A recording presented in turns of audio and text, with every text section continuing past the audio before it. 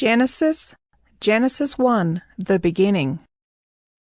In the beginning, God created the heavens and the earth. The earth was without form and void, and darkness was over the face of the deep.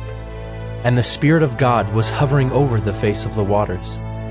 And God said, "Let there be light."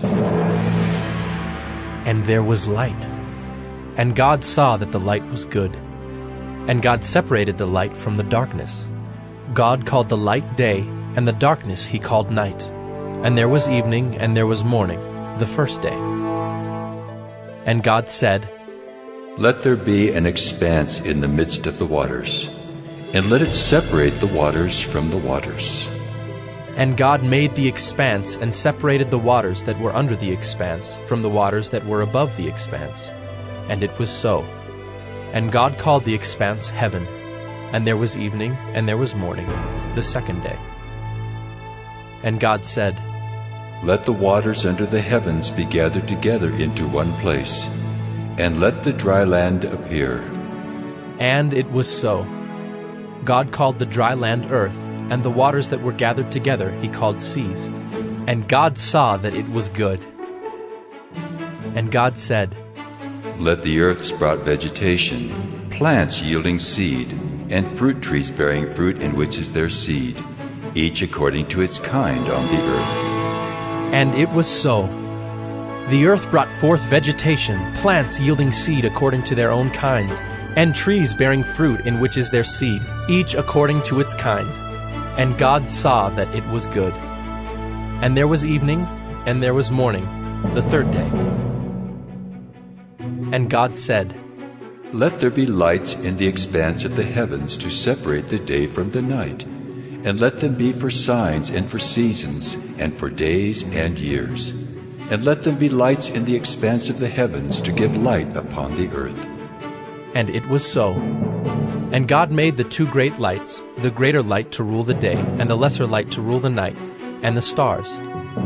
And God set them in the expanse of the heavens to give light on the earth, to rule over the day and over the night, and to separate the light from the darkness. And God saw that it was good. And there was evening, and there was morning, the fourth day. And God said, "Let the waters swarm with swarms of living creatures, and let birds fly above the earth across the expanse of the heavens."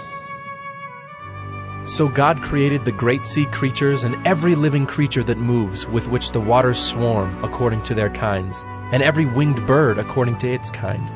And God saw that it was good.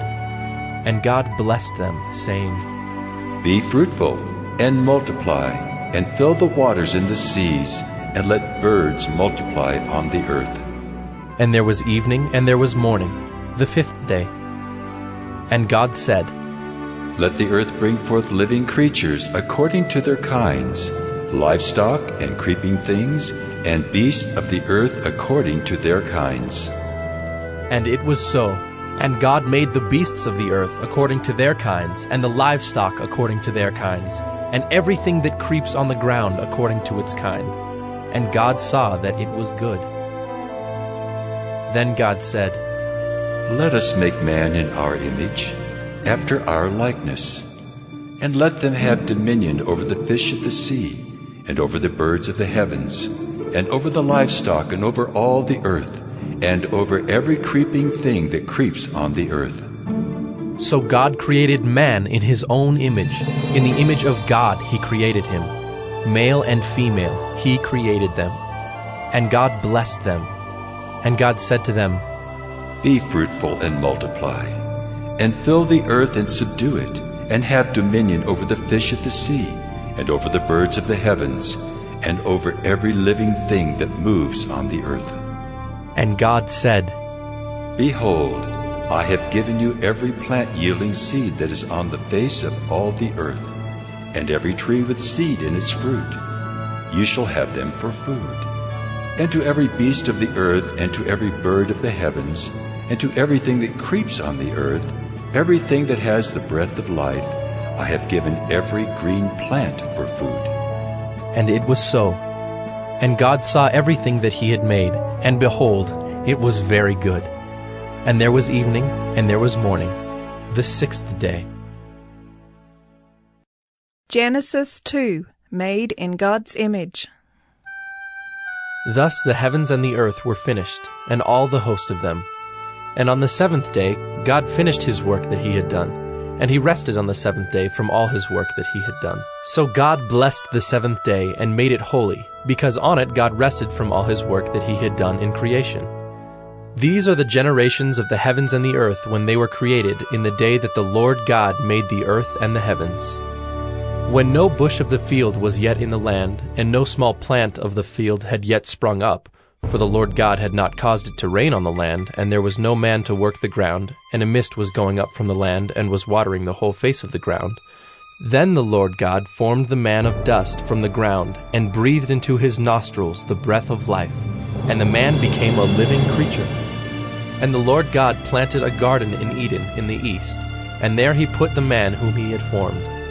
And out of the ground the Lord God made to spring up every tree that is pleasant to the sight, and good for food. The tree of life was in the midst of the garden, and the tree of the knowledge of good and evil. A river flowed out of Eden to water the garden, and there it divided and became 4 rivers.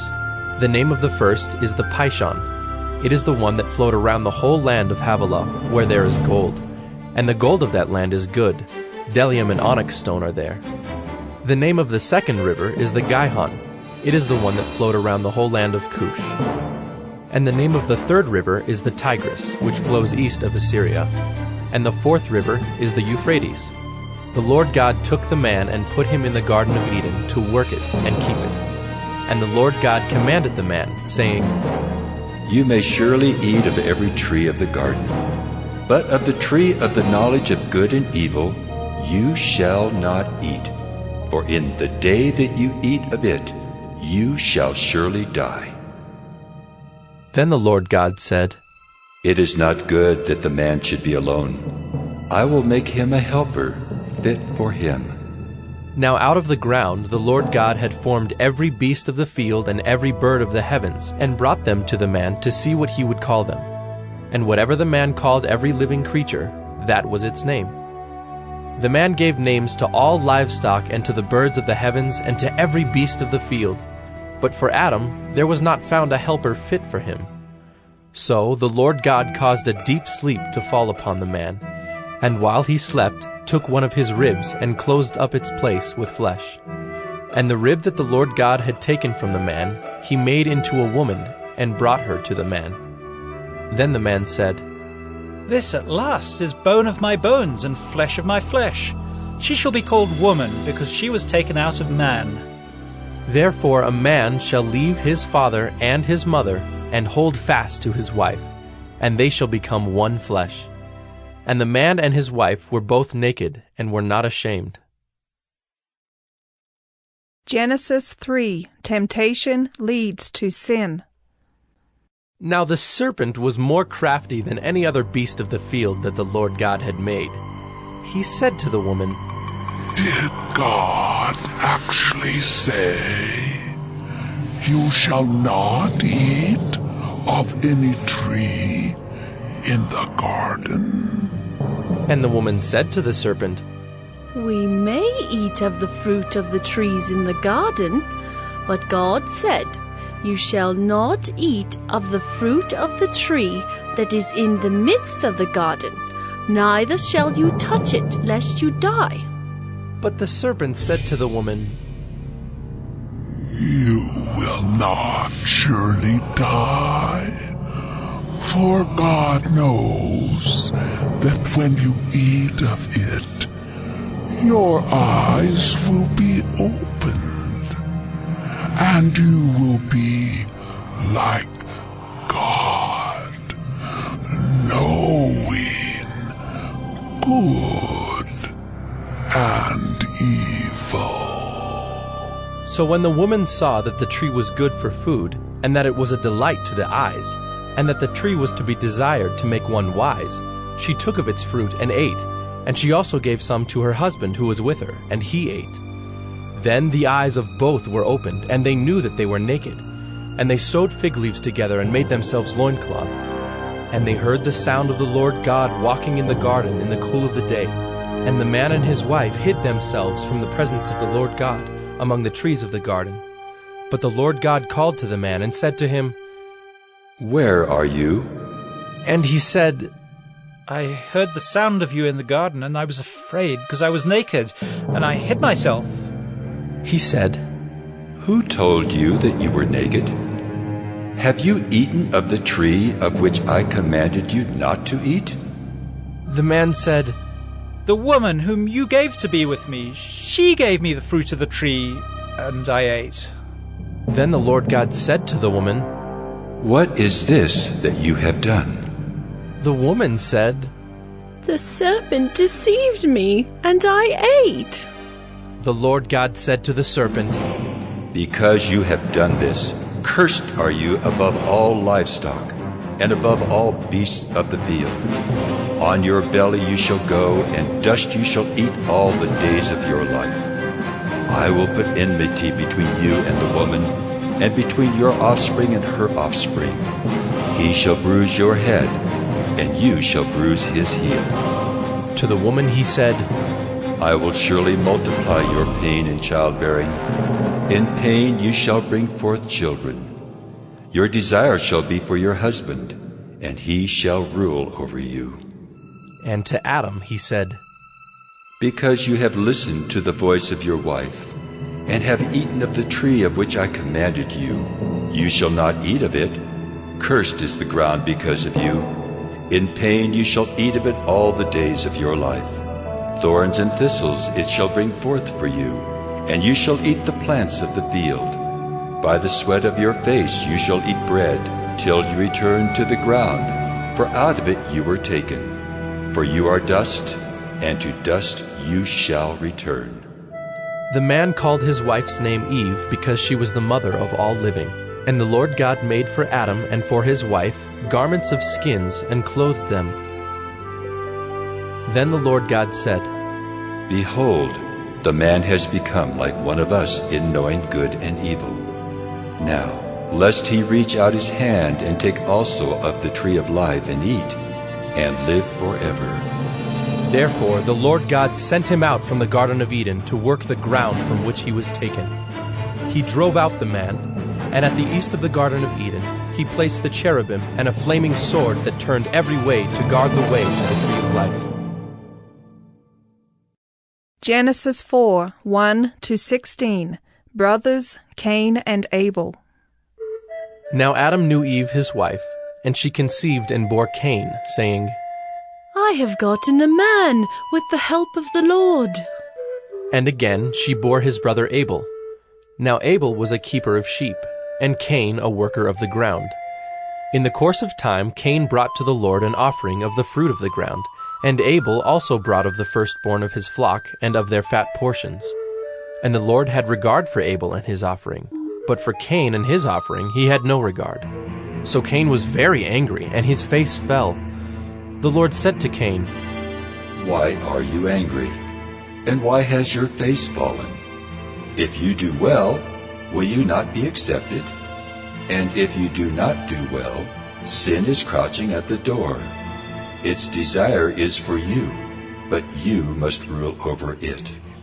Cain spoke to Abel his brother, and when they were in the field, Cain rose up against his brother Abel and killed him. Then the Lord said to Cain, Where is Abel, your brother? He said, I do not know. Am I my brother's keeper?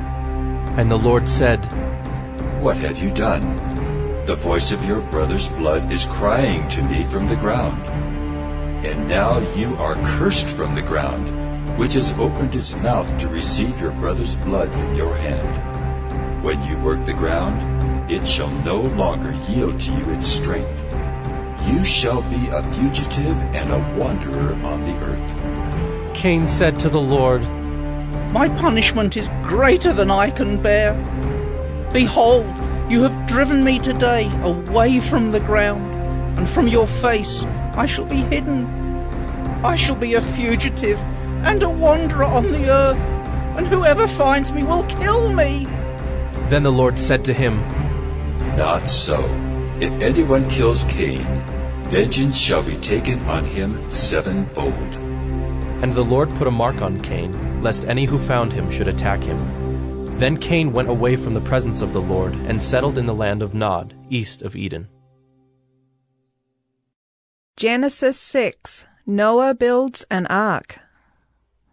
When man began to multiply on the face of the land, and daughters were born to them, the sons of God saw that the daughters of man were attractive, and they took as their wives any they chose. Then the Lord said, My spirit shall not abide in man forever, for he is flesh. His days shall be 120 years. The Nephilim were on the earth in those days, and also afterward, when the sons of God came into the daughters of man, and they bore children to them. These were the mighty men who were of old, the men of renown. The Lord saw that the wickedness of man was great in the earth, and that every intention of the thoughts of his heart was only evil continually. And the Lord was sorry that he had made man on the earth, and it grieved him to his heart. So the Lord said, I will blot out man whom I have created from the face of the land, man and animals and creeping things and birds of the heavens, for I am sorry that I have made them. But Noah found favor in the eyes of the Lord. These are the generations of Noah. Noah was a righteous man, blameless in his generation. Noah walked with God. And Noah had 3 sons, Shem, Ham, and Japheth. Now the earth was corrupt in God's sight, and the earth was filled with violence. And God saw the earth, and behold, it was corrupt, for all flesh had corrupted their way on the earth. And God said to Noah, I have determined to make an end of all flesh, for the earth is filled with violence through them. Behold, I will destroy them with the earth. Make yourself an ark of gopher wood. Make rooms in the ark, and cover it inside and out with pitch. This is how you are to make it. The length of the ark, 300 cubits. Its breadth, 50 cubits. And its height, 30 cubits. Make a roof of the ark, and finish it to a cubit above, and set the door of the ark in its side. Make it with lower, second, and third decks. For behold, I will bring a flood of waters upon the earth, to destroy all flesh in which is the breath of life under heaven. Everything that is on the earth shall die. But I will establish my covenant with you, and you shall come into the ark, you, your sons, your wife, and your sons' wives with you. And of every living thing of all flesh, you shall bring 2 of every sort into the ark to keep them alive with you. They shall be male and female, of the birds according to their kinds, and of the animals according to their kinds, of every creeping thing of the ground according to its kind. 2 of every sort shall come in to you to keep them alive. Also take with you every sort of food that is eaten, and store it up. It shall serve as food for you and for them. Noah did this. He did all that God commanded him. Genesis 7. The flood. Then the Lord said to Noah, Go into the ark, you and all your household, for I have seen that you are righteous before me in this generation. Take with you 7 pairs of all clean animals, the male and his mate, and a pair of the animals that are not clean, the male and his mate, and 7 pairs of the birds of the heavens also, male and female, to keep their offspring alive on the face of all the earth. For in 7 days I will send rain on the earth 40 days and 40 nights, and every living thing that I have made I will blot out from the face of the ground. And Noah did all that the Lord had commanded him. Noah was 600 years old when the flood of waters came upon the earth. And Noah and his sons, and his wife, and his sons' wives with him went into the ark to escape the waters of the flood. Of clean animals, and of animals that are not clean, and of birds, and of everything that creeps on the ground, 2 and 2, male and female, went into the ark with Noah, as God had commanded Noah. And after 7 days the waters of the flood came upon the earth. In the 600th year of Noah's life, in the 2nd month, on the 17th day of the month, on that day all the fountains of the great deep burst forth, and the windows of the heavens were opened, and rain fell upon the earth 40 days and 40 nights. On the very same day Noah and his sons, Shem and Ham and Japheth, and Noah's wife, and the 3 wives of his sons with them entered the ark, they and every beast according to its kind, and all the livestock according to their kinds, and every creeping thing that creeps on the earth according to its kind, and every bird according to its kind, every winged creature. They went into the ark with Noah, 2 and 2 of all flesh in which there was the breath of life. And those that entered, male and female of all flesh, went in as God had commanded him, and the Lord shut him in. The flood continued 40 days on the earth. The waters increased and bore up the ark, and it rose high above the earth. The waters prevailed and increased greatly on the earth, and the ark floated on the face of the waters. And the waters prevailed so mightily on the earth that all the high mountains under the whole heaven were covered. The waters prevailed above the mountains, covering them 15 cubits deep. And all flesh died that moved on the earth, birds, livestock, beasts, all swarming creatures that swarm on the earth, and all mankind. Everything on the dry land, in whose nostrils was the breath of life, died. He blotted out every living thing that was on the face of the ground, man and animals and creeping things and birds of the heavens. They were blotted out from the earth. Only Noah was left, and those who were with him in the ark. And the waters prevailed on the earth 150 days. Genesis 8. Noah leaves the ark. But God remembered Noah and all the beasts, and all the livestock that were with him in the ark. And God made a wind blow over the earth, and the waters subsided. The fountains of the deep and the windows of the heavens were closed. The rain from the heavens was restrained, and the waters receded from the earth continually. At the end of 150 days the waters had abated, and in the 7th month, on the 17th day of the month, the ark came to rest on the mountains of Ararat. And the waters continued to abate until the 10th month. In the 10th month, on the 1st day of the month, the tops of the mountains were seen. At the end of 40 days Noah opened the window of the ark that he had made, and sent forth a raven. It went to and fro until the waters were dried up from the earth. Then he sent forth a dove from him, to see if the waters had subsided from the face of the ground. But the dove found no place to set her foot. And she returned to him to the ark, for the waters were still on the face of the whole earth. So he put out his hand and took her, and brought her into the ark with him. He waited another 7 days, and again he sent forth the dove out of the ark. And the dove came back to him in the evening, and behold, in her mouth was a freshly plucked olive leaf. So Noah knew that the waters had subsided from the earth. Then he waited another 7 days and sent forth the dove, and she did not return to him any more. In the 601st year, in the 1st month, the 1st day of the month, the waters were dried from off the earth. And Noah removed the covering of the ark and looked, and behold, the face of the ground was dry. In the 2nd month, on the 27th day of the month, the earth had dried out. Then God said to Noah, Go out from the ark, you and your wife and your sons and your sons' wives with you. Bring out with you every living thing that is with you of all flesh, birds and animals, and every creeping thing that creeps on the earth, that they may swarm on the earth and be fruitful and multiply on the earth. So Noah went out, and his sons and his wife and his sons' wives with him, every beast, every creeping thing, and every bird, everything that moves on the earth, went out by families from the ark. Then Noah built an altar to the Lord, and took some of every clean animal and some of every clean bird, and offered burnt offerings on the altar. And when the Lord smelled the pleasing aroma, the Lord said in his heart, I will never again curse the ground because of man, for the intention of man's heart is evil from his youth. Neither will I ever again strike down every living creature as I have done. While the earth remains, Seedtime and harvest, cold and heat, summer and winter, day and night shall not cease. Genesis 9, 1-17, the covenant with Noah.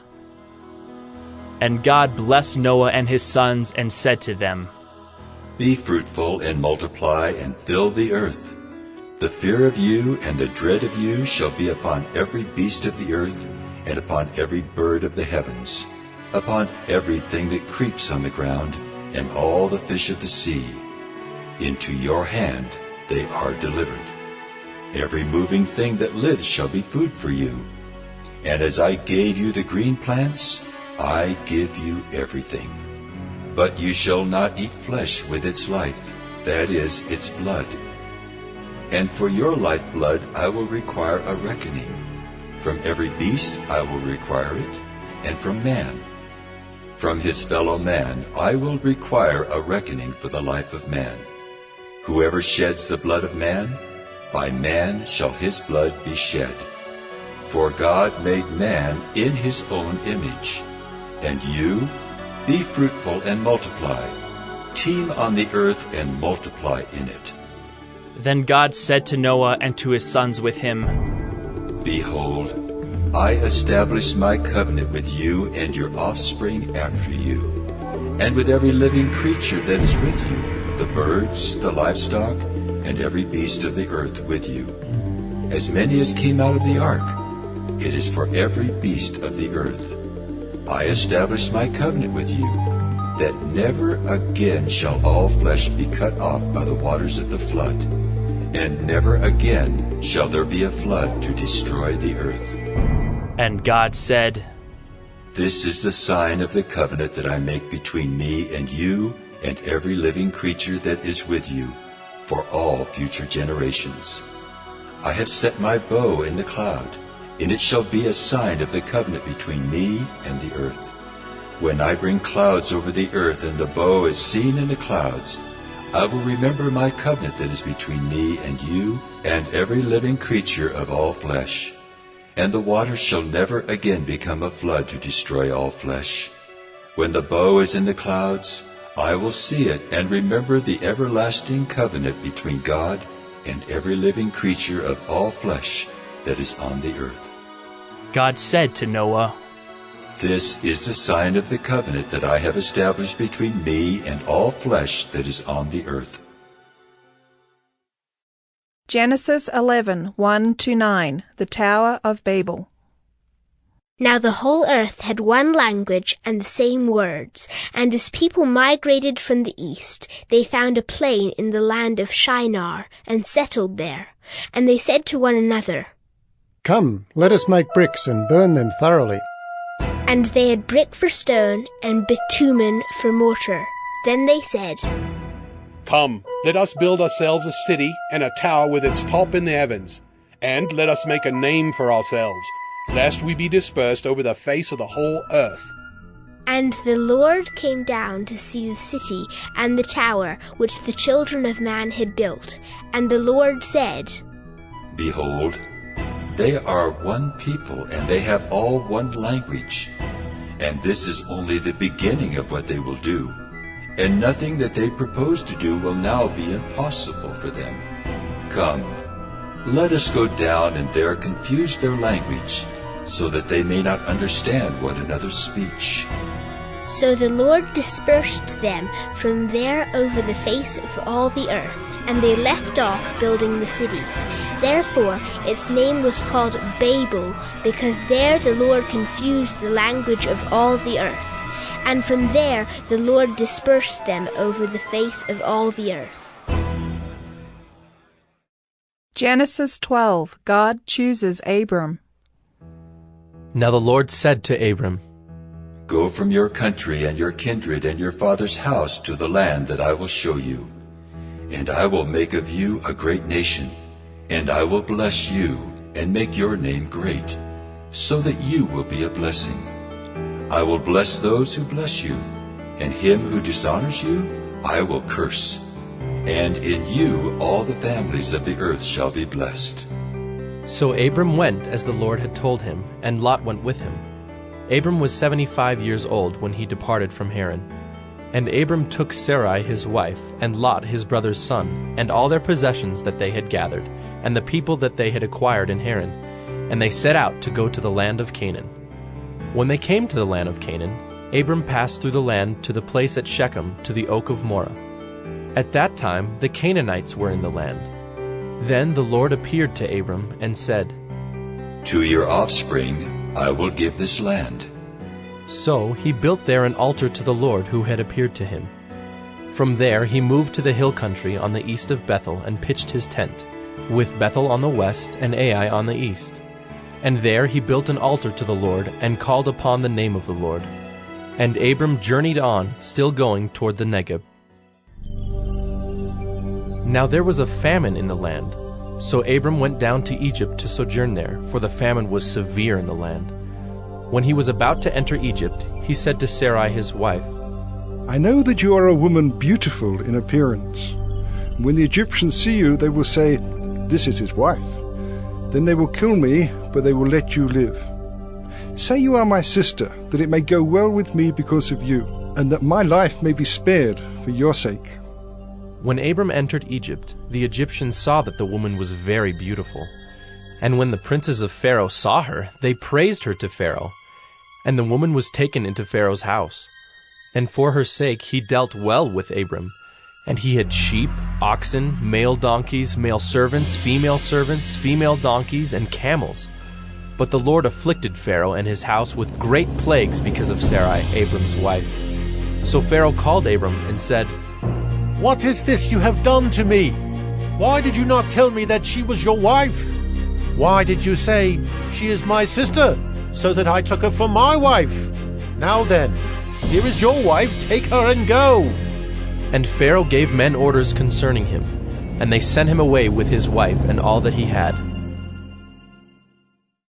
Genesis 15, 1-17. God's covenant with Abram.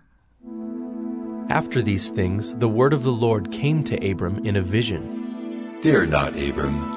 I am your shield. Your reward shall be very great. But Abram said, O Lord God, what will you give me? For I continue childless, and the heir of my house is Eliezer of Damascus. And Abram said, Behold, you have given me no offspring, and a member of my household will be my heir. And behold, the word of the Lord came to him. This man shall not be your heir. Your very own son shall be your heir. And he brought him outside and said, Look toward heaven, and number the stars, if you are able to number them. Then he said to him, So shall your offspring be. And he believed the Lord, and he counted it to him as righteousness. And he said to him, I am the Lord who brought you out from Ur of the Chaldeans, to give you this land to possess. But he said, O Lord God, how am I to know that I shall possess it? He said to him, Bring me a heifer 3 years old, a female goat 3 years old, a ram 3 years old, a turtle dove, and a young pigeon. And he brought him all these, cut them in half, and laid each half over against the other. But he did not cut the birds in half. And when birds of prey came down on the carcasses, Abram drove them away. As the sun was going down, a deep sleep fell on Abram. And behold, dreadful and great darkness fell upon him. Then the Lord said to Abram, Know for certain that your offspring will be sojourners in a land that is not theirs, and will be servants there, and they will be afflicted for 400 years. But I will bring judgment on the nation that they serve, and afterward they shall come out with great possessions. As for yourself, you shall go to your fathers in peace. You shall be buried in a good old age. And they shall come back here in the 4th generation, for the iniquity of the Amorites is not yet complete. When the sun had gone down and it was dark, behold, a smoking firepot and a flaming torch passed between these pieces. Genesis 18. Holy ones visit Abram. And the Lord appeared to him by the oaks of Mamre, as he sat at the door of his tent in the heat of the day. he lifted up his eyes and looked, and behold, 3 men were standing in front of him. When he saw them, he ran from the tent door to meet them, and bowed himself to the earth, and said, O Lord, if I have found favor in your sight, do not pass by your servant.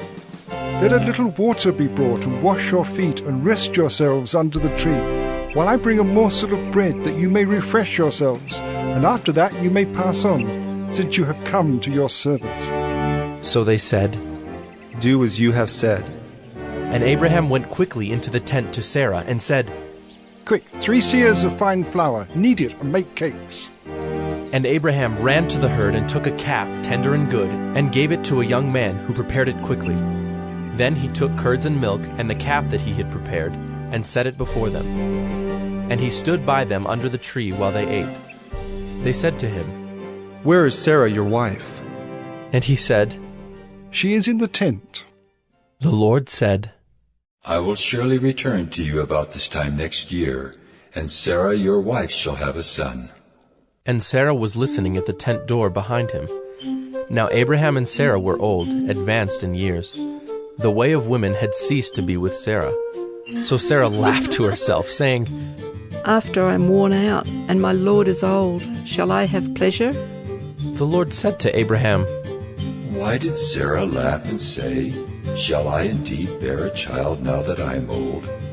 Is anything too hard for the Lord? At the appointed time I will return to you, about this time next year, and Sarah shall have a son.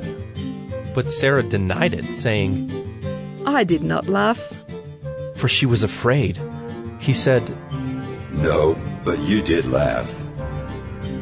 Then the men set out from there, and they looked down toward Sodom. And Abraham went with them to set them on their way. The Lord said, Shall I hide from Abraham what I am about to do, seeing that Abraham shall surely become a great and mighty nation, and all the nations of the earth shall be blessed in him? For I have chosen him that he may command his children and his household after him, to keep the way of the Lord by doing righteousness and justice, so that the Lord may bring to Abraham what he has promised him. Then the Lord said, Because the outcry against Sodom and Gomorrah is great, and their sin is very grave, I will go down to see whether they have done altogether according to the outcry that has come to me. And if not, I will know. So the men turned from there and went toward Sodom. But Abraham still stood before the Lord. Then Abraham drew near and said, Will you indeed sweep away the righteous with the wicked? Suppose there are 50 righteous within the city. Will you then sweep away the place and not spare it for the 50 righteous who are in it? Far be it from you to do such a thing, to put the righteous to death with the wicked, so that the righteous fare as the wicked. Far be that from you. Shall not the judge of all the earth do what is just? And the Lord said, If I find in Sodom 50 righteous in the city, I will spare the whole place for their sake. Abraham answered and said, Behold, I have undertaken to speak to the Lord, I who am but dust and ashes. Suppose 5 of the 50 righteous are lacking. Will you destroy the whole city for lack of 5? And he said, I will not destroy it if I find 45 there. Again he spoke to him and said, Suppose 40 are found there. He answered, For the sake of 40 I will not do it. Then he said, O let not the Lord be angry, and I will speak. Suppose 30 are found there. He answered, I will not do it if I find 30 there. He said, Behold, I have undertaken to speak to the Lord. Suppose 20 are found there. He answered, For the sake of 20 I will not destroy it. Then he said, O let not the Lord be angry, and I will speak again but this once. Suppose 10 are found there. He answered, For the sake of 10 I will not destroy it. And the Lord went his way when he had finished speaking to Abraham, and Abraham returned to his place. Genesis 21, 1 to 21. Isaac is born. The Lord visited Sarah as he had said, and the Lord did to Sarah as he had promised. And Sarah conceived and bore Abraham a son in his old age, at the time of which God had spoken to him. Abraham called the name of his son who was born to him, whom Sarah bore him, Isaac. And Abraham circumcised his son Isaac when he was 8 days old, as God had commanded him. Abraham was 100 years old when his son Isaac was born to him. And Sarah said, God has made laughter for me. Everyone who hears will laugh over me. And she said, Who would have said to Abraham that Sarah would nurse children? Yet I have borne him a son in his old age. And the child grew and was weaned. And Abraham made a great feast on the day that Isaac was weaned. But Sarah saw the son of Hagar the Egyptian, whom she had borne to Abraham, laughing. So she said to Abraham, Cast out this slave woman with her son, for the son of this slave woman shall not be heir with my son Isaac. And the thing was very displeasing to Abraham on account of his son. But God said to Abraham, Be not displeased because of the boy and because of your slave woman. Whatever Sarah says to you, do as she tells you, for through Isaac shall your offspring be named. And I will make a nation of the son of the slave woman also, because he is your offspring. So Abraham rose early in the morning, and took bread and a skin of water and gave it to Hagar, putting it on her shoulder, along with the child, and sent her away. And she departed and wandered in the wilderness of Beersheba. When the water in the skin was gone, she put the child under one of the bushes. Then she went and sat down opposite him a good way off, about the distance of a bowshot, for she said, Let me not look on the death of the child. And as she sat opposite him, she lifted up her voice and wept. And God heard the voice of the boy, and the angel of God called to Hagar from heaven and said to her, What troubles you, Hagar? Fear not, for God has heard the voice of the boy where he is. Up, lift up the boy, and hold him fast with your hand, for I will make him into a great nation. Then God opened her eyes, and she saw a well of water. And she went and filled the skin with water, and gave the boy a drink. And God was with the boy, and he grew up. He lived in the wilderness and became an expert with the bow. He lived in the wilderness of Paran, and his mother took a wife for him from the land of Egypt. Genesis 24, 1-27, and 54-67, a wife for Isaac. Now Abraham was old, well advanced in years, and the Lord had blessed Abraham in all things. And Abraham said to his servant, the oldest of his household, who had charge of all that he had, Put your hand under my thigh, that I may make you swear by the Lord, the God of heaven and God of the earth, that you will not take a wife for my son from the daughters of the Canaanites among whom I dwell, but will go to my country and to my kindred, and take a wife for my son Isaac. The servant said to him, Perhaps the woman may not be willing to follow me to this land. Must I then take your son back to the land from which you came? Abraham said to him, See to it that you do not take my son back there. The Lord, the God of heaven, who took me from my father's house and from the land of my kindred, and who spoke to me and swore to me, To your offspring I will give this land, he will send his angel before you, and you shall take a wife for my son from there. But if the woman is not willing to follow you, then you will be free from this oath of mine. Only you must not take my son back there. So the servant put his hand under the thigh of Abraham his master, and swore to him concerning this matter. Then the servant took 10 of his master's camels and departed, taking all sorts of choice gifts from his master. And he arose and went to Mesopotamia, to the city of Nahor. And he made the camels kneel down outside the city, by the well of water, at the time of evening, the time when women go out to draw water. And he said, O Lord, God of my master Abraham, please grant me success today, and show steadfast love to my master Abraham. Behold, I am standing by the spring of water, and the daughters of the men of the city are coming out to draw water. Let the young woman to whom I shall say, Please let down your jar that I may drink, and who shall say, "Drink, and I will water your camels." Let her be the one whom you have appointed for your servant Isaac. By this I shall know that you have shown steadfast love to my master. Before he had finished speaking, behold, Rebekah, who was born to Bethuel, the son of Milcah, the wife of Nahor, Abraham's brother, came out with her water jar on her shoulder. The young woman was very attractive in appearance, a maiden whom no man had known. She went down to the spring and filled her jar and came up. Then the servant ran to meet her and said, "Please, give me a little water to drink from your jar." She said, "Drink, my lord." And she quickly let down her jar upon her hand, and gave him a drink. When she had finished giving him a drink, she said, "I will draw water for your camels also, until they have finished drinking." So she quickly emptied her jar into the trough, and ran again to the well to draw water, and she drew for all his camels. The man gazed at her in silence, to learn whether the Lord had prospered his journey or not. When the camels had finished drinking, the man took a gold ring weighing a half shekel, and 2 bracelets for her arms weighing 10 gold shekels, and said, "Please, tell me whose daughter you are. Is there room in your father's house for us to spend the night?"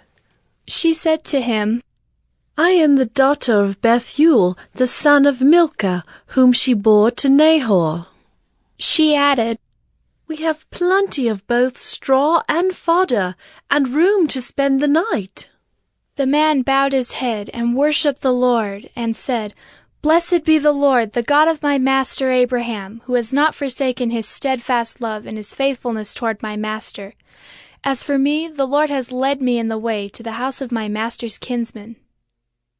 And he and the men who were with him ate and drank, and they spent the night there. When they arose in the morning, he said, "Send me away to my master." Her brother and her mother said, "Let the young woman remain with us a while, at least 10 days. After that she may go." But he said to them, "Do not delay me, since the Lord has prospered my way. Send me away that I may go to my master." They said, "Let us call the young woman and ask her." And they called Rebekah and said to her, "Will you go with this man?" She said, "I will go." So they sent away Rebekah their sister and her nurse, and Abraham's servant and his men. And they blessed Rebekah and said to her, "Our sister, may you become thousands of 10,000s, and may your offspring possess the gate of those who hate him." Then Rebekah and her young women arose and rode on the camels and followed the man. Thus the servant took Rebekah and went his way. Now Isaac had returned from Beer Lahairoi and was dwelling in the Negeb. And Isaac went out to meditate in the field toward evening. And he lifted up his eyes and saw, and behold, there were camels coming. And Rebekah lifted up her eyes, and when she saw Isaac, she dismounted from the camel and said to the servant, "Who is that man walking in the field to meet us?" The servant said, "It is my master." So she took her veil and covered herself. And the servant told Isaac all the things that he had done. Then Isaac brought her into the tent of Sarah, his mother, and took Rebekah, and she became his wife, and he loved her. So Isaac was comforted after his mother's death. Genesis 25, 19 to 34. Isaac and Rebekah, 2 sons. These are the generations of Isaac, Abraham's son. Abraham fathered Isaac, and Isaac was 40 years old when he took Rebekah, the daughter of Bethuel the Aramean of Paddan Aram, the sister of Laban the Aramean, to be his wife. And Isaac prayed to the Lord for his wife, because she was barren. And the Lord granted his prayer, and Rebekah his wife conceived. The children struggled together within her, and she said, "If it is thus, why is this happening to me?" So she went to inquire of the Lord, and the Lord said to her, 2 nations are in your womb, and 2 peoples from within you shall be divided. The one shall be stronger than the other. The older shall serve the younger. When her days to give birth were completed, behold, there were twins in her womb. The first came out red, all his body like a hairy cloak, so they called his name Esau. Afterward, his brother came out with his hand holding Esau's heel, so his name was called Jacob. Isaac was 60 years old when she bore them. When the boys grew up, Esau was a skillful hunter, a man of the field, while Jacob was a quiet man, dwelling in tents. Isaac loved Esau because he ate of his game, but Rebekah loved Jacob. Once when Jacob was cooking stew, Esau came in from the field and he was exhausted. And Esau said to Jacob, "Let me eat some of that red stew, for I am exhausted." Therefore his name was called Edom. Jacob said, "Sell me your birthright now." Esau said, "I am about to die. Of what use is a birthright to me?"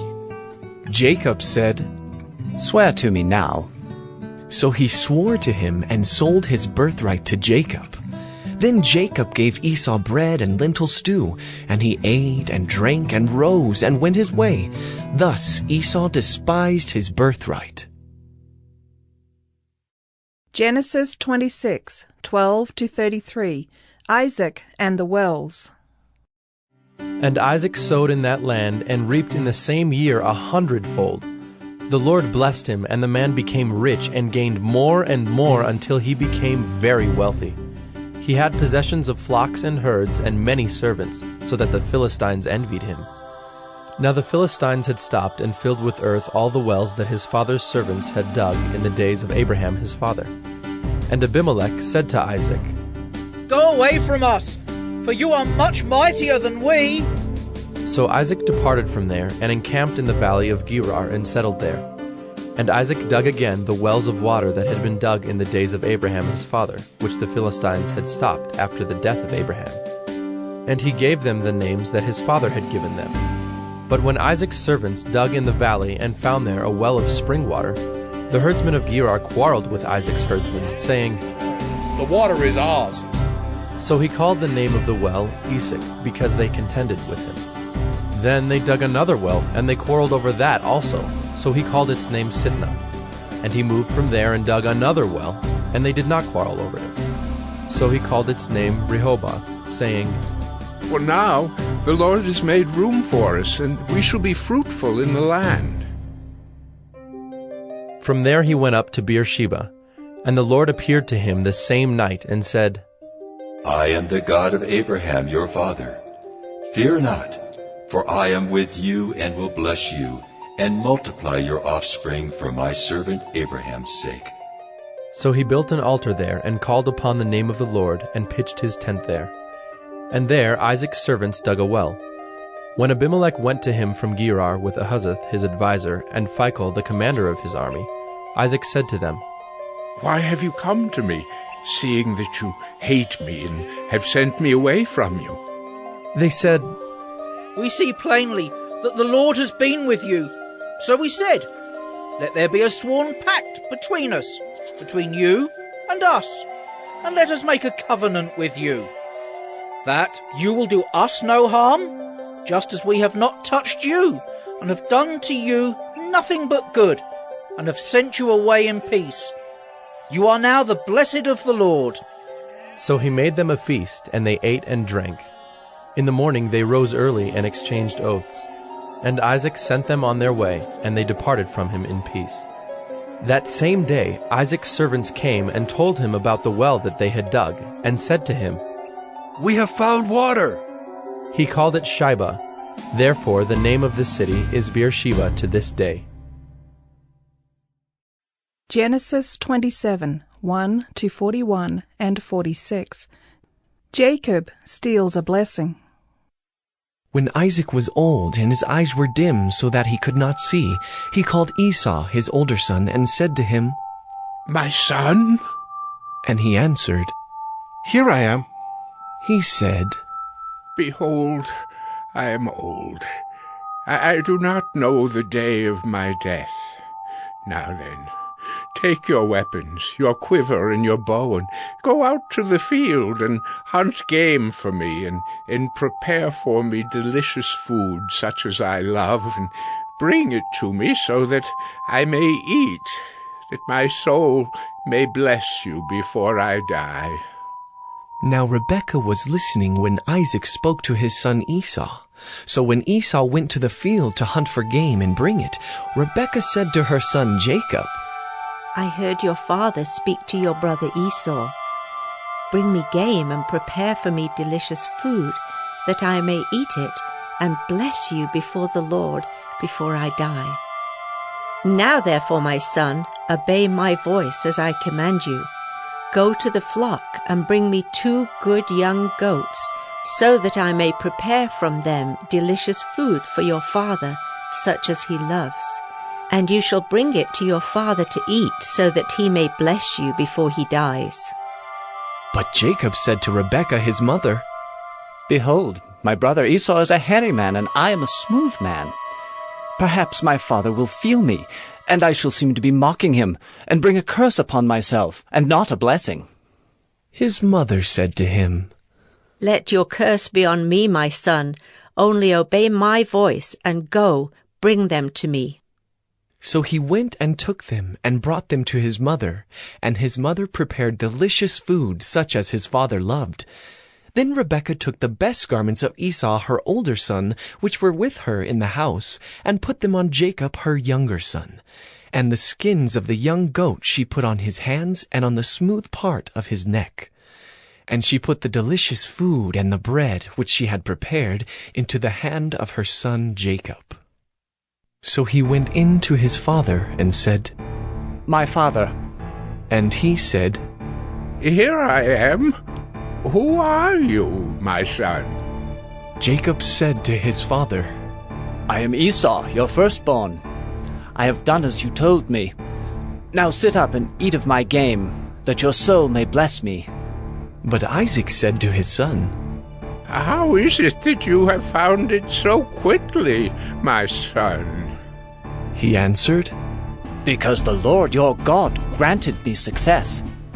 Then Isaac said to Jacob, "Please come near, that I may feel you, my son, to know whether you are really my son Esau or not."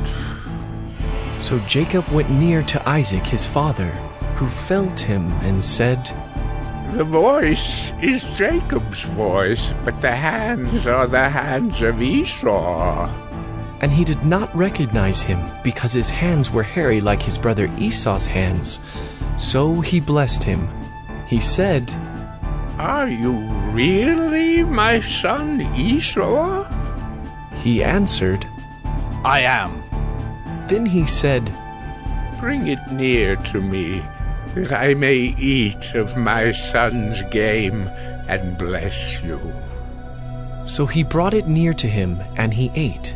And he brought him wine, and he drank. Then his father Isaac said to him, "Come near and kiss me, my son." So he came near and kissed him. And Isaac smelled the smell of his garments and blessed him and said, "See, the smell of my son is as the smell of a field that the Lord has blessed. May God give you of the dew of heaven and of the fatness of the earth and plenty of grain and wine. Let people serve you and nations bow down to you. Be Lord over your brothers, and may your mother's sons bow down to you. Cursed be everyone who curses you, and blessed be everyone who blesses you." As soon as Isaac had finished blessing Jacob, when Jacob had scarcely gone out from the presence of Isaac his father, Esau his brother came in from his hunting. He also prepared delicious food and brought it to his father. And he said to his father, "Let my father arise, and eat of his son's game, that you may bless me." His father Isaac said to him, "Who are you?" He answered, "I am your son, your firstborn, Esau." Then Isaac trembled very violently and said, "Who was it then that hunted game and brought it to me, and I ate it all before you came, and I have blessed him?" Yes, and he shall be blessed. As soon as Esau heard the words of his father, he cried out with an exceedingly great and bitter cry and said to his father, Bless me, even me also, oh my father. But he said, Your brother came deceitfully, and he has taken away your blessing. Esau said, Is he not rightly named Jacob? For he has cheated me these 2 times. He took away my birthright, and behold, now he has taken away my blessing? Then he said, Have you not reserved a blessing for me? Isaac answered and said to Esau, Behold, I have made him lord over you, and all his brothers I have given to him for servants, and with grain and wine I have sustained him. What then can I do for you, my son?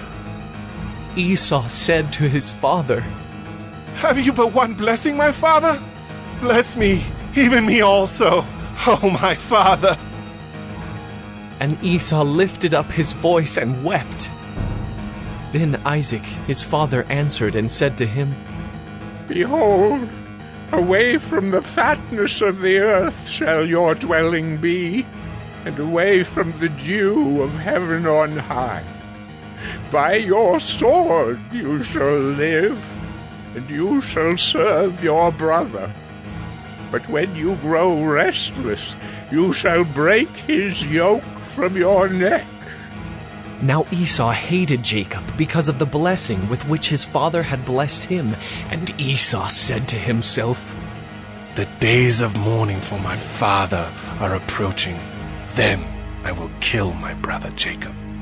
Then Rebekah said to Isaac, I loathe my life because of the Hittite women. If Jacob marries one of the Hittite women, like these, one of the women of the land, what good will my life be to me? Genesis 28, 1-7 and 10-22. Jacob leaves home to find a wife. Then Isaac called Jacob and blessed him and directed him, You must not take a wife from the Canaanite women. Arise, go to Paddan Aram, to the house of Bethuel, your mother's father, and take as your wife from there one of the daughters of Laban, your mother's brother.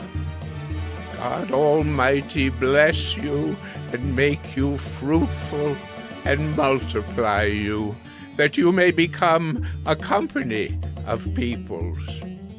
May he give the blessing of Abraham to you and to your offspring with you, that you may take possession of the land of your sojournings that God gave to Abraham. Thus Isaac sent Jacob away, and he went to Paddan Aram, to Laban, the son of Bethuel the Aramean, the brother of Rebekah, Jacob's and Esau's mother. Now Esau saw that Isaac had blessed Jacob, and sent him away to Paddan Aram to take a wife from there, and that as he blessed him, he directed him, You must not take a wife from the Canaanite women, and that Jacob had obeyed his father and his mother, and gone to Paddan Aram. Jacob left Beersheba and went toward Haran, and he came to a certain place and stayed there that night, because the sun had set. Taking one of the stones of the place, he put it under his head and lay down in that place to sleep. And he dreamed, and behold, there was a ladder set up on the earth, and the top of it reached to heaven. And behold, the angels of God were ascending and descending on it. And behold, the Lord stood above it and said, I am the Lord, the God of Abraham your father, and the God of Isaac. The land on which you lie I will give to you and to your offspring. Your offspring shall be like the dust of the earth, and you shall spread abroad to the west, and to the east, and to the north, and to the south. And in you and your offspring shall all the families of the earth be blessed. Behold, I am with you, and will keep you wherever you go, and will bring you back to this land. For I will not leave you until I have done what I have promised you. Then Jacob awoke from his sleep and said, "Surely the Lord is in this place, and I did not know it." And he was afraid and said, "How awesome is this place! This is none other than the house of God, and this is the gate of heaven." So early in the morning, Jacob took the stone that he had put under his head and set it up for a pillar and poured oil on the top of it. He called the name of that place Bethel, but the name of the city was Luz at the first. Then Jacob made a vow, saying, "If God will be with me and will keep me in this way that I go, and will give me bread to eat and clothing to wear, so that I come again to my father's house in peace, then the Lord shall be my God, and this stone which I have set up for a pillar shall be God's house. And of all that you give me, I will give a full tenth to you." Genesis 29, 1-30. Jacob finds a wife.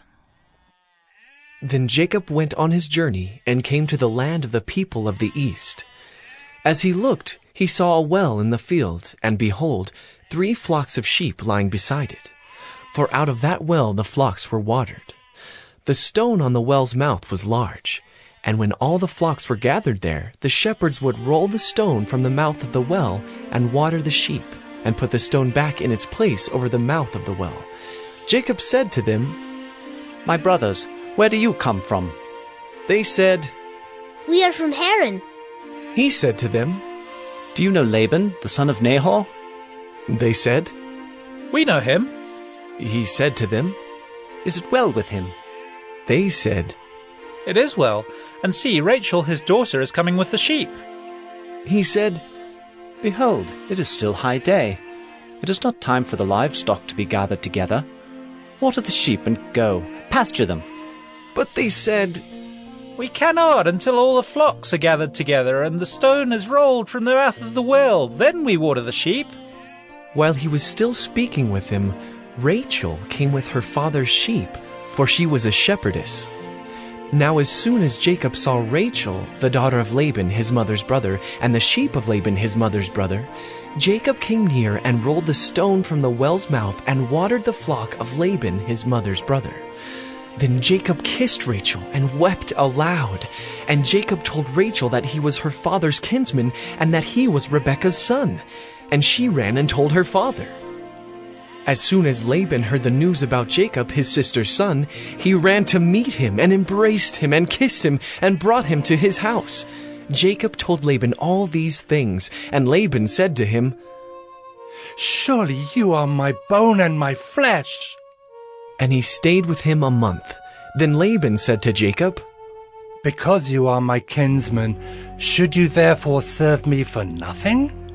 Tell me, what shall your wages be?" Now Laban had 2 daughters. The name of the older was Leah, and the name of the younger was Rachel. Leah's eyes were weak, but Rachel was beautiful in form and appearance. Jacob loved Rachel, and he said, "I will serve you 7 years for your younger daughter Rachel." Laban said, "It is better that I give her to you than that I should give her to any other man. Stay with me." So Jacob served 7 years for Rachel, and they seemed to him but a few days because of the love he had for her. Then Jacob said to Laban, "Give me my wife, that I may go in to her, for my time is completed." So Laban gathered together all the people of the place and made a feast. But in the evening he took his daughter Leah and brought her to Jacob, and he went into her. Laban gave his female servant Zilpah to his daughter Leah to be her servant.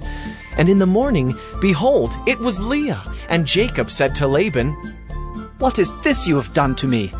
Did I not serve with you for Rachel? Why then have you deceived me?"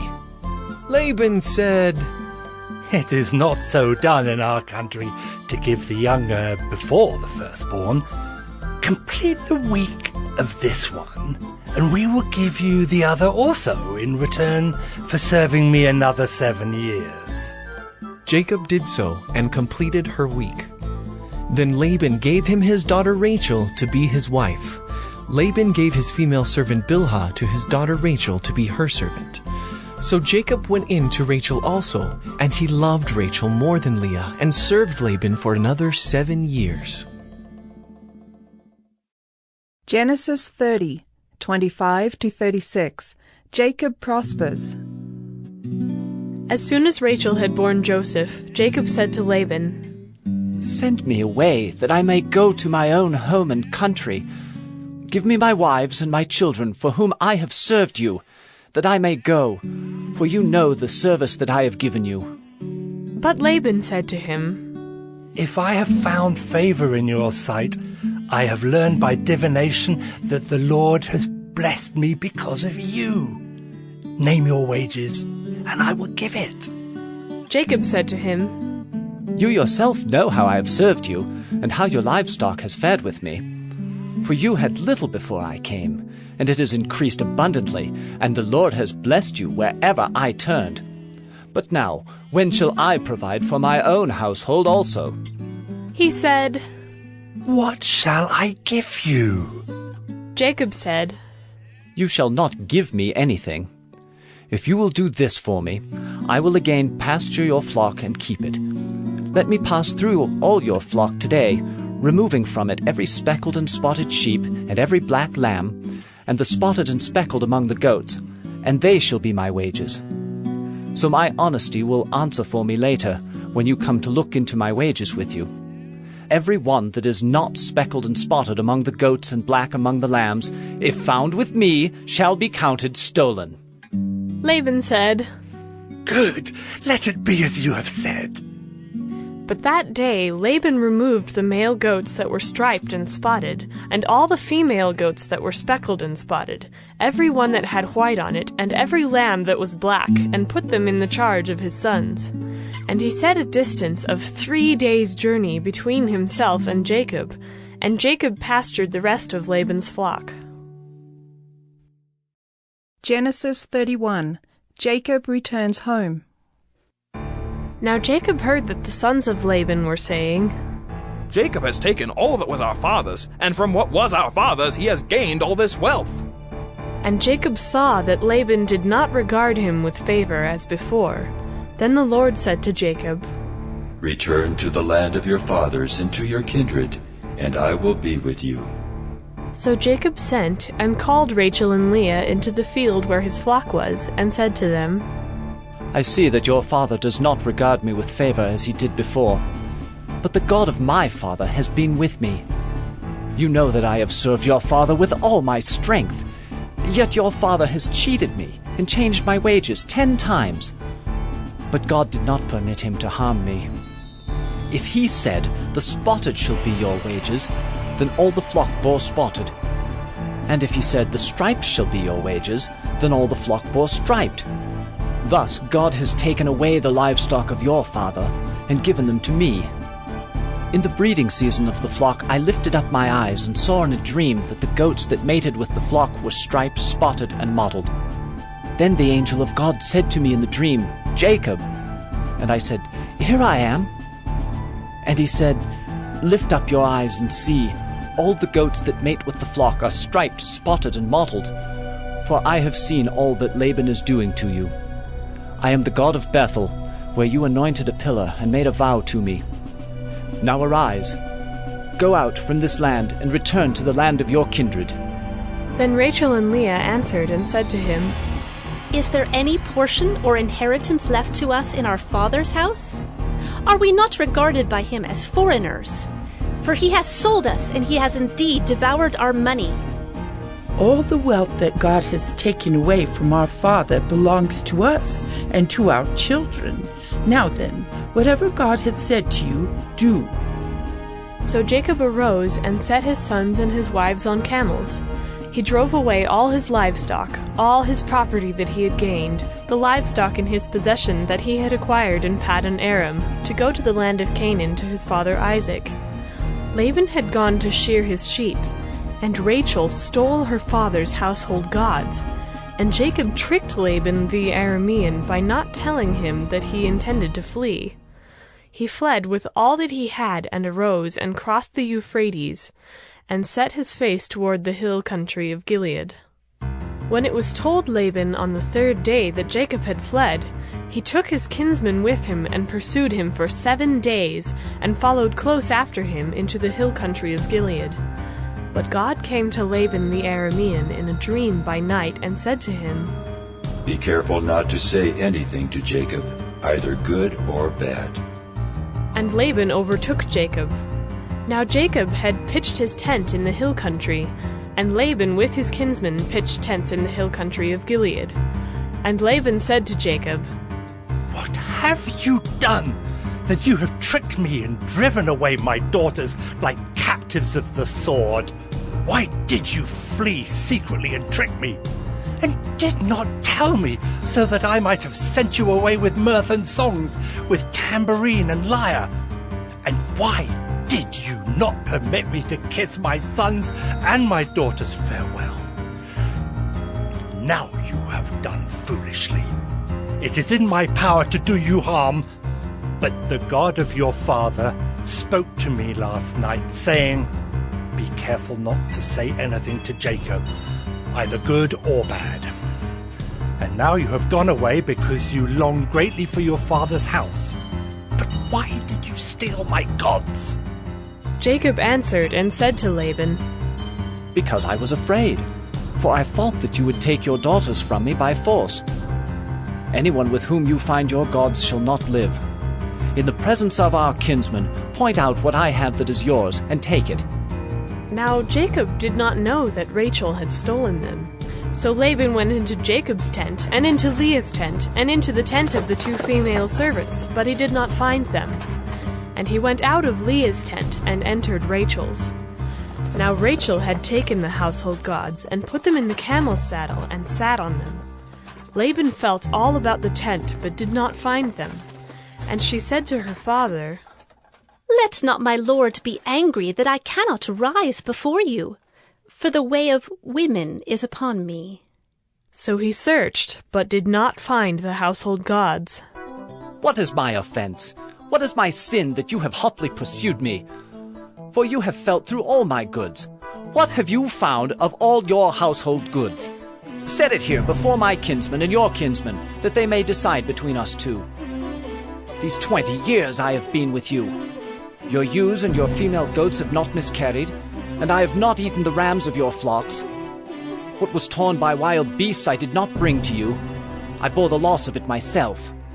From my hand you required it, whether stolen by day or stolen by night. There I was. By day the heat consumed me, and the cold by night, and my sleep fled from my eyes. These 20 years I have been in your house. I served you 14 years for your 2 daughters, and 6 years for your flock. And you have changed my wages 10 times. If the God of my father, the God of Abraham and the fear of Isaac had not been on my side, surely now you would have sent me away empty-handed. God saw my affliction and the labor of my hands, and rebuked you last night. Then Laban answered and said to Jacob, The daughters are my daughters, the children are my children, the flocks are my flocks, and all that you see is mine. But what can I do this day for these my daughters, or for their children whom they have borne? Come now, let us make a covenant, you and I, and let it be a witness between you and me. So Jacob took a stone and set it up as a pillar, and Jacob said to his kinsmen, Gather stones. And they took stones and made a heap, and they ate there by the heap. Laban called it Jegar-sahadutha, but Jacob called it Galeed. Laban said, This heap is a witness between you and me today. Therefore he named it Galeed and Mizpah, for he said, The Lord watch between you and me when we are out of one another's sight. If you oppress my daughters, or if you take wives besides my daughters, although no one is with us, see, God is witness between you and me. Then Laban said to Jacob, See this heap and the pillar, which I have set between you and me. This heap is a witness, and the pillar is a witness, that I will not pass over this heap to you, and you will not pass over this heap and this pillar to me to do harm. The God of Abraham and the God of Nahor, the God of their father, judge between us." So Jacob swore by the fear of his father Isaac, and Jacob offered a sacrifice in the hill country, and called his kinsmen to eat bread. They ate bread and spent the night in the hill country.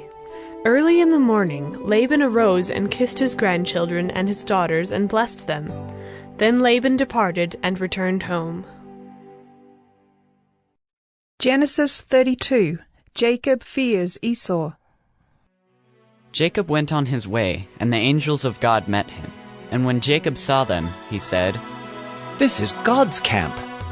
So he called the name of that place Mahanaim.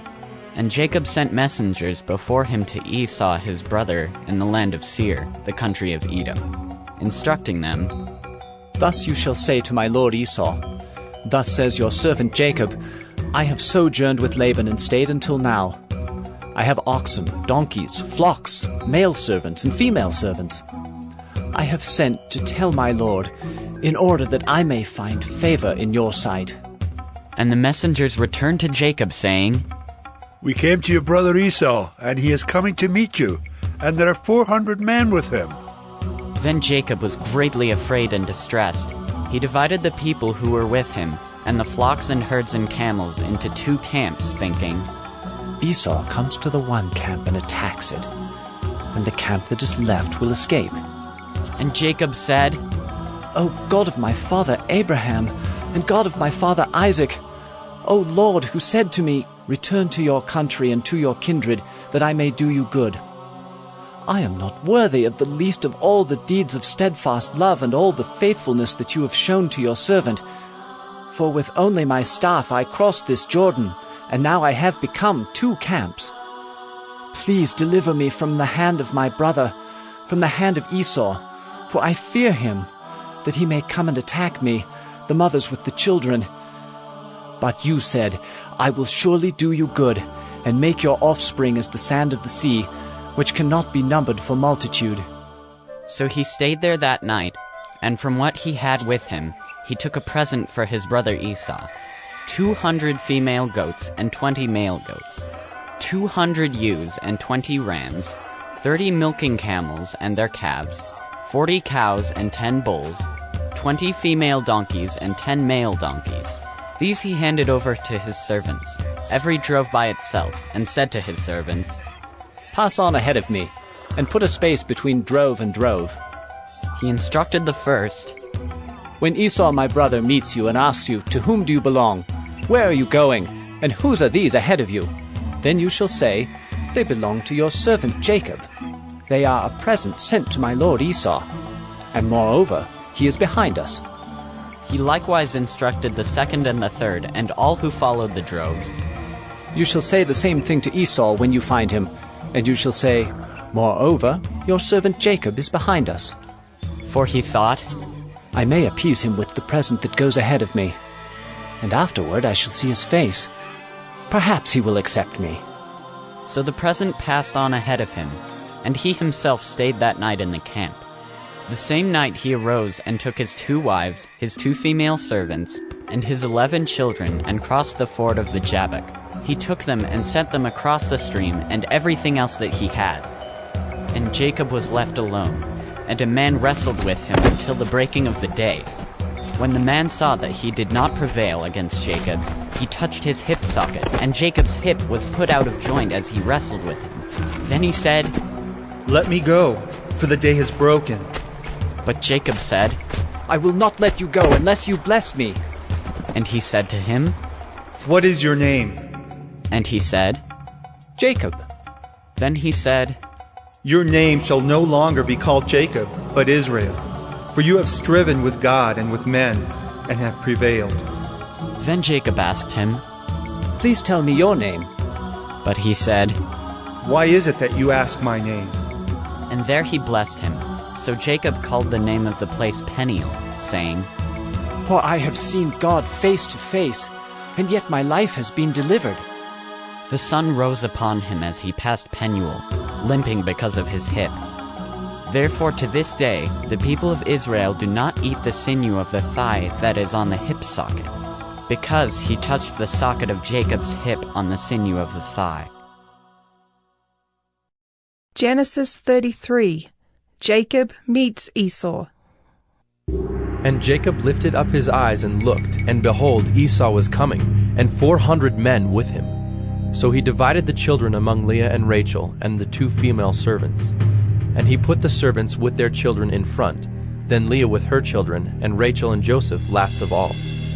He himself went on before them, bowing himself to the ground 7 times, until he came near to his brother.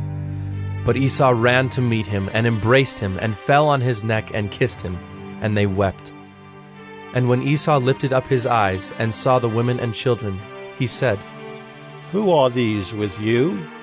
Jacob said, "The children whom God has graciously given your servant." Then the servants drew near, they and their children, and bowed down. Leah likewise and her children drew near and bowed down. And last Joseph and Rachel drew near, and they bowed down. Esau said, "What do you mean by all this company that I met?" Jacob answered, "To find favor in the sight of my lord." But Esau said, "I have enough, my brother. Keep what you have for yourself." Jacob said, "No, please. If I have found favor in your sight, then accept my present from my hand. For I have seen your face, which is like seeing the face of God, and you have accepted me. Please accept my blessing that is brought to you, because God has dealt graciously with me, and because I have enough." Thus he urged him, and he took it. Then Esau said, "Let us journey on our way, and I will go ahead of you." But Jacob said to him, "My lord knows that the children are frail, and that the nursing flocks and herds are a care to me. If they are driven hard for 1 day, all the flocks will die. Let my lord pass on ahead of his servant, and I will lead on slowly, at the pace of the livestock that are ahead of me, and at the pace of the children, until I come to my lord in Seir." So Esau said, "Let me leave with you some of the people who are with me." But he said, "What need is there? Let me find favor in the sight of my lord." So Esau returned that day on his way to Seir, but Jacob journeyed to Succoth. Genesis 35, 1-21. Jacob settles at Bethel. God said to Jacob, "Arise, go up to Bethel and dwell there.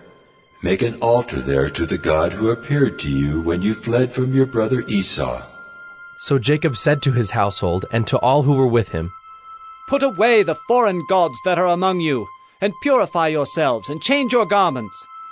Then let us arise and go up to Bethel, so that I may make there an altar to the God who answers me in the day of my distress, and has been with me wherever I have gone." So they gave to Jacob all the foreign gods that they had, and the rings that were in their ears. Jacob hid them under the terebinth tree that was near Shechem. And as they journeyed, a terror from God fell upon the cities that were around them, so that they did not pursue the sons of Jacob. And Jacob came to Luz, that is Bethel, which is in the land of Canaan, he and all the people who were with him. And there he built an altar and called the place El Bethel, because there God had revealed himself to him when he fled from his brother. And Deborah, Rebekah's nurse, died, and she was buried under an oak below Bethel. So he called its name Alon-Bacuth. God appeared to Jacob again when he came from Paddan Aram, and blessed him. And God said to him, "Your name is Jacob. No longer shall your name be called Jacob, but Israel shall be your name." So he called his name Israel. And God said to him, "I am God Almighty. Be fruitful and multiply. A nation and a company of nations shall come from you, and kings shall come from your own body. The land that I gave to Abraham and Isaac I will give to you, and I will give the land to your offspring after you." Then God went up from him in the place where he had spoken with him. And Jacob set up a pillar in the place where he had spoken with him, a pillar of stone. He poured out a drink offering on it, and poured oil on it. So Jacob called the name of the place where God had spoken with him, Bethel. Then they journeyed from Bethel. When they were still some distance from Ephrath, Rachel went into labor, and she had hard labor. And when her labor was at its hardest, the midwife said to her, "Do not fear, for you have another son." And as her soul was departing, for she was dying, she called his name Ben-Oni, but his father called him Benjamin. So Rachel died, and she was buried on the way to Ephrath, that is Bethlehem. And Jacob set up a pillar over her tomb. It is the pillar of Rachel's tomb, which is there to this day. Israel journeyed on and pitched his tent beyond the tower of Eder. Genesis 37. Joseph's dreams. Jacob lived in the land of his father's sojournings, in the land of Canaan. These are the generations of Jacob. Joseph, being 17 years old, was pasturing the flock with his brothers. He was a boy with the sons of Bilhah and Zilpah, his father's wives. And Joseph brought a bad report of them to their father. Now Israel loved Joseph more than any other of his sons, because he was the son of his old age. And he made him a robe of many colors. But when his brothers saw that their father loved him more than all his brothers, they hated him and could not speak peacefully to him. Now Joseph had a dream, and when he told it to his brothers, they hated him even more. He said to them, "Hear this dream that I have dreamed. Behold, we were binding sheaves in the field, and behold, my sheaf arose and stood upright. And behold, your sheaves gathered around it, and bowed down to my sheaf." His brothers said to him, "Are you indeed to reign over us, or are you indeed to rule over us?" So they hated him even more for his dreams and for his words. Then he dreamed another dream, and told it to his brothers, and said, "Behold, I have dreamed another dream. Behold, the sun, the moon, and 11 stars were bowing down to me." But when he told it to his father and to his brothers, his father rebuked him and said to him, "What is this dream that you have dreamed? Shall I and your mother and your brothers indeed come to bow ourselves to the ground before you?" And his brothers were jealous of him, but his father kept the saying in mind. Now his brothers went to pasture their father's flock near Shechem. And Israel said to Joseph, "Are not your brothers pasturing the flock at Shechem? Come, I will send you to them."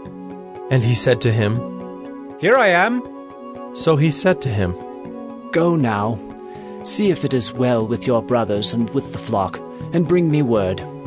So he sent him from the valley of Hebron, and he came to Shechem. And a man found him wandering in the fields. And the man asked him, "What are you seeking?" "I am seeking my brothers. Tell me, please, where they are pasturing the flock." And the man said, "They have gone away, for I heard them say, 'Let us go to Dothan.'" So Joseph went after his brothers, and found them at Dothan. They saw him from afar, and before he came near to them, they conspired against him to kill him. They said to one another, Here comes this dreamer. Come now, let us kill him and throw him into one of the pits. Then we will say that a fierce animal has devoured him. And we will see what will become of his dreams." But when Reuben heard it, he rescued him out of their hands, saying, "Let us not take his life." And Reuben said to them, "Shed no blood. Throw him into his pits here in the wilderness, but do not lay a hand on him," that he might rescue him out of their hand to restore him to his father. So when Joseph came to his brothers, they stripped him of his robe, the robe of many colors that he wore. And they took him and threw him into a pit. The pit was empty, there was no water in it. Then they sat down to eat. And looking up, they saw a caravan of Ishmaelites coming from Gilead, with their camels bearing gum, balm, and myrrh, on their way to carry it down to Egypt. Then Judah said to his brothers, "What profit is it if we kill our brother and conceal his blood? Come, let us sell him to the Ishmaelites, and let not our hand be upon him, for he is our brother, our own flesh." And his brothers listened to him. Then Midianite traders passed by, and they drew Joseph up and lifted him out of the pit and sold him to the Ishmaelites for 20 shekels of silver. They took Joseph to Egypt.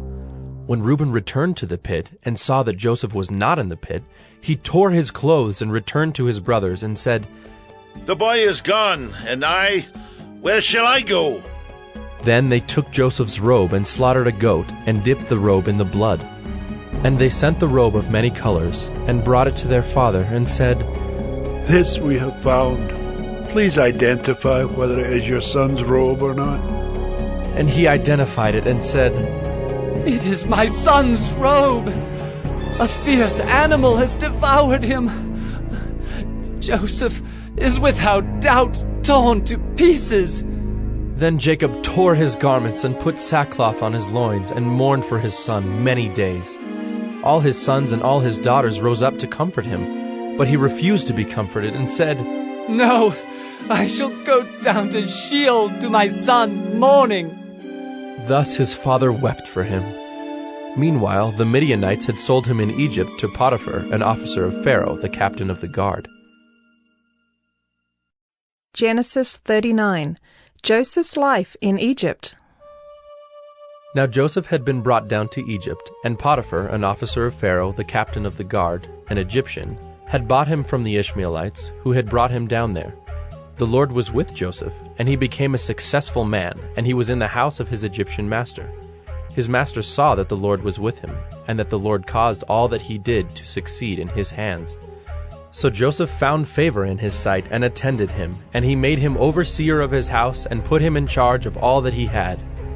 From the time that he made him overseer in his house and over all that he had, the Lord blessed the Egyptian's house for Joseph's sake. The blessing of the Lord was on all that he had, in house and field.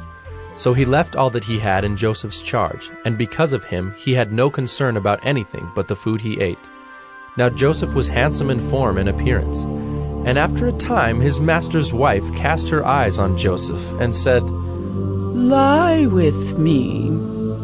But he refused and said to his master's wife, Behold, because of me my master has no concern about anything in the house, and he has put everything that he has in my charge. He is not greater in this house than I am, nor has he kept back anything from me except yourself, because you are his wife. How then can I do this great wickedness and sin against God? And as she spoke to Joseph day after day, he would not listen to her, to lie beside her, or to be with her. But one day, when he went into the house to do his work, and none of the men of the house was there in the house, she caught him by his garment, saying, Lie with me. But he left his garment in her hand and fled, and got out of the house. And as soon as she saw that he had left his garment in her hand and had fled out of the house, she called to the men of her household, and said to them, See, he has brought among us a Hebrew to laugh at us. He came in to me to lie with me, and I cried out with a loud voice. And as soon as he heard that I lifted up my voice and cried out, he left his garment beside me and fled and got out of the house. Then she laid up his garment by her until his master came home. And she told him the same story, saying, The Hebrew servant whom you have brought among us came in to me to laugh at me. But as soon as I lifted up my voice and cried, he left his garment beside me and fled out of the house. As soon as his master heard the words that his wife spoke to him, This is the way your servant treated me, his anger was kindled. And Joseph's master took him and put him into the prison, the place where the king's prisoners were confined, and he was there in prison. But the Lord was with Joseph and showed him steadfast love, and gave him favor in the sight of the keeper of the prison. And the keeper of the prison put Joseph in charge of all the prisoners who were in the prison. Whatever was done there, he was the one who did it. The keeper of the prison paid no attention to anything that was in Joseph's charge, because the Lord was with him. And whatever he did, the Lord made it succeed. Genesis 40. Joseph in prison. Some time after this, the cupbearer of the king of Egypt and his baker committed an offense against their lord, the king of Egypt. And Pharaoh was angry with his two officers, the chief cupbearer and the chief baker, and he put them in custody in the house of the captain of the guard, in the prison where Joseph was confined. The captain of the guard appointed Joseph to be with them, and he attended them. They continued for some time in custody, and one night they both dreamed, the cupbearer and the baker of the king of Egypt who were confined in the prison, each his own dream, and each dream with its own interpretation. When Joseph came to them in the morning, he saw that they were troubled. So he asked Pharaoh's officers who were with him in custody in his master's house. "Why, your face is downcast today?" They said to him, "We have had dreams, and there is no one to interpret them." And Joseph said to them, "Do not interpretations belong to God? Please tell them to me." So the chief cupbearer told his dream to Joseph and said to him, "In my dream there was a vine before me, and on the vine there were 3 branches.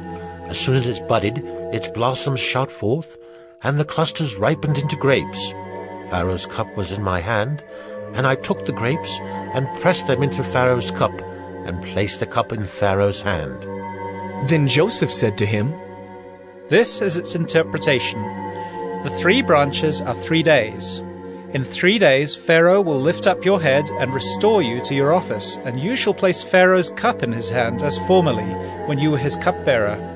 Only remember me when it is well with you, and please do me the kindness to mention me to Pharaoh, and so get me out of this house. For I was indeed stolen out of the land of the Hebrews, and here also I have done nothing that they should put me into the pit." When the chief baker saw that the interpretation was favorable, he said to Joseph, "I also had a dream. There were 3 cake baskets on my head, and the uppermost basket there were all sorts of baked food for Pharaoh, but the birds were eating it out of the basket on my head." And Joseph answered and said, "This is its interpretation. The 3 baskets are 3 days. In 3 days Pharaoh will lift up your head from you and hang you on a tree, and the birds will eat the flesh from you." On the 3rd day, which was Pharaoh's birthday, he made a feast for all his servants and lifted up the head of the chief cupbearer and the head of the chief baker among his servants. He restored the chief cupbearer to his position, and he placed the cup in Pharaoh's hand. But he hanged the chief baker, as Joseph had interpreted to them. Yet the chief cupbearer did not remember Joseph, but forgot him. Genesis 41. Pharaoh's dreams. After 2 whole years, Pharaoh dreamed that he was standing by the Nile, and behold, there came up out of the Nile 7 cows, attractive and plump, and they fed in the reed grass. And behold, 7 other cows, ugly and thin, came up out of the Nile after them, and stood by the other cows on the bank of the Nile. And the ugly thin cows ate up the 7 attractive plump cows. And Pharaoh awoke. And he fell asleep and dreamed a second time. And behold, 7 ears of grain, plump and good, were growing on one stalk. And behold, after them sprouted 7 ears, thin and blighted by the east wind. And the thin ears swallowed up the 7 plump full ears. And Pharaoh awoke, and behold, it was a dream. So in the morning his spirit was troubled, and he sent and called for all the magicians of Egypt and all its wise men. Pharaoh told them his dreams, but there was none who could interpret them to Pharaoh. Then the chief cupbearer said to Pharaoh, "I remember my offenses today. When Pharaoh was angry with his servants, and put me and the chief baker in custody in the house of the captain of the guard, we dreamed on the same night, he and I, each having a dream with its own interpretation. A young Hebrew was there with us, a servant of the captain of the guard. When we told him, he interpreted our dreams to us, giving an interpretation to each man according to his dream. And as he interpreted to us, so it came about. I was restored to my office, and the baker was hanged." Then Pharaoh sent and called Joseph, and they quickly brought him out of the pit. And when he had shaved himself and changed his clothes, he came in before Pharaoh. And Pharaoh said to Joseph, "I have had a dream, and there is no one who can interpret it. I have heard it said of you that when you hear a dream, you can interpret it." Joseph answered Pharaoh, "It is not in me. God will give Pharaoh a favorable answer." Then Pharaoh said to Joseph, "Behold, in my dream I was standing on the banks of the Nile. 7 cows, plump and attractive, came up out of the Nile and fed in the reed grass. 7 other cows came up after them, poor and very ugly and thin, such as I had never seen in all the land of Egypt. And the thin, ugly cows ate up the first 7 plump cows. But when they had eaten them, no one would have known that they had eaten them, for they were still as ugly as at the beginning. Then I awoke. I also saw in my dream 7 ears growing on one stalk, full and good. 7 ears, withered, thin, and blighted by the east wind, sprouted after them. And the thin ears swallowed up the 7 good ears. And I told it to the magicians, but there was no one who could explain it to me. Then Joseph said to Pharaoh, The dreams of Pharaoh are one. God has revealed to Pharaoh what he is about to do. The 7 good cows are 7 years, and the 7 good ears are 7 years. The dreams are one. The 7 lean and ugly cows that came up after them are 7 years, and the 7 empty ears blighted by the east wind are also 7 years of famine. It is as I told Pharaoh. God has shown to Pharaoh what he is about to do. There will come 7 years of great plenty throughout all the land of Egypt. But after them there will arise 7 years of famine, and all the plenty will be forgotten in the land of Egypt. The famine will consume the land, and the plenty will be unknown in the land by reason of the famine that will follow, for it will be very severe. And the doubling of Pharaoh's dream means that the thing is fixed by God, and God will shortly bring it about. Now, therefore, let Pharaoh select a discerning and wise man and set him over the land of Egypt. Let Pharaoh proceed to appoint overseers over the land, and take 1/5 of the produce of the land of Egypt during the 7 plentiful years. And let them gather all the food of these good years that are coming, and store up grain under the authority of Pharaoh for food in the cities, and let them keep it. That food shall be a reserve for the land against the 7 years of famine that are to occur in the land of Egypt, so that the land may not perish through the famine. This proposal pleased Pharaoh and all his servants. And Pharaoh said to his servants, Can we find a man like this, in whom is the Spirit of God? Then Pharaoh said to Joseph, Since God has shown you all this, there is none so discerning and wise as you are. You shall be over my house, and all my people shall order themselves as you command. Only as regards the throne will I be greater than you. And Pharaoh said to Joseph, See, I have set you over all the land of Egypt. Then Pharaoh took his signet ring from his hand and put it on Joseph's hand, and clothed him in garments of fine linen, and put a gold chain about his neck. And he made him ride in his 2nd chariot. And they called out before him, Bow the knee! Thus he set him over all the land of Egypt. Moreover, Pharaoh said to Joseph, I am Pharaoh, and without your consent, no one shall lift up hand or foot in all the land of Egypt. And Pharaoh called Joseph's name Zaphanath-Paneah, and he gave him in marriage Asenath, the daughter of Potipherah, priest of On. So Joseph went out over the land of Egypt. Joseph was 30 years old when he entered the service of Pharaoh, king of Egypt. And Joseph went out from the presence of Pharaoh, and went through all the land of Egypt. During the 7 plentiful years, the earth produced abundantly, and he gathered up all the food of these 7 years, which occurred in the land of Egypt, and put the food in the cities. He put in every city the food from the fields around it. And Joseph stored up grain in great abundance, like the sand of the sea, until he ceased to measure it, for it could not be measured. Before the year of famine came, 2 sons were born to Joseph. Asenath, the daughter of Potipherah, priest of On, bore them to him. Joseph called the name of the firstborn Manasseh. For God has made me forget all my hardship, and all my father's house. The name of the second he called Ephraim. For God has made me fruitful in the land of my affliction. The 7 years of plenty that occurred in the land of Egypt came to an end, and the 7 years of famine began to come, as Joseph had said. There was famine in all lands, but in all the land of Egypt there was bread. When all the land of Egypt was famished, the people cried to Pharaoh for bread. Pharaoh said to all the Egyptians, Go to Joseph. What he says to you, do. So when the famine had spread over all the land, Joseph opened all the storehouses and sold to the Egyptians, for the famine was severe in the land of Egypt. Moreover, all the earth came to Egypt to Joseph to buy grain, because the famine was severe over all the earth. Genesis 42. Brothers go to Egypt. When Jacob learned that there was grain for sale in Egypt, he said to his sons, "Why do you look at one another?" And he said, "Behold, I have heard that there is grain for sale in Egypt. Go down and buy grain for us there, that we may live and not die." So 10 of Joseph's brothers went down to buy grain in Egypt. But Jacob did not send Benjamin, Joseph's brother, with his brothers, for he feared that harm might happen to him.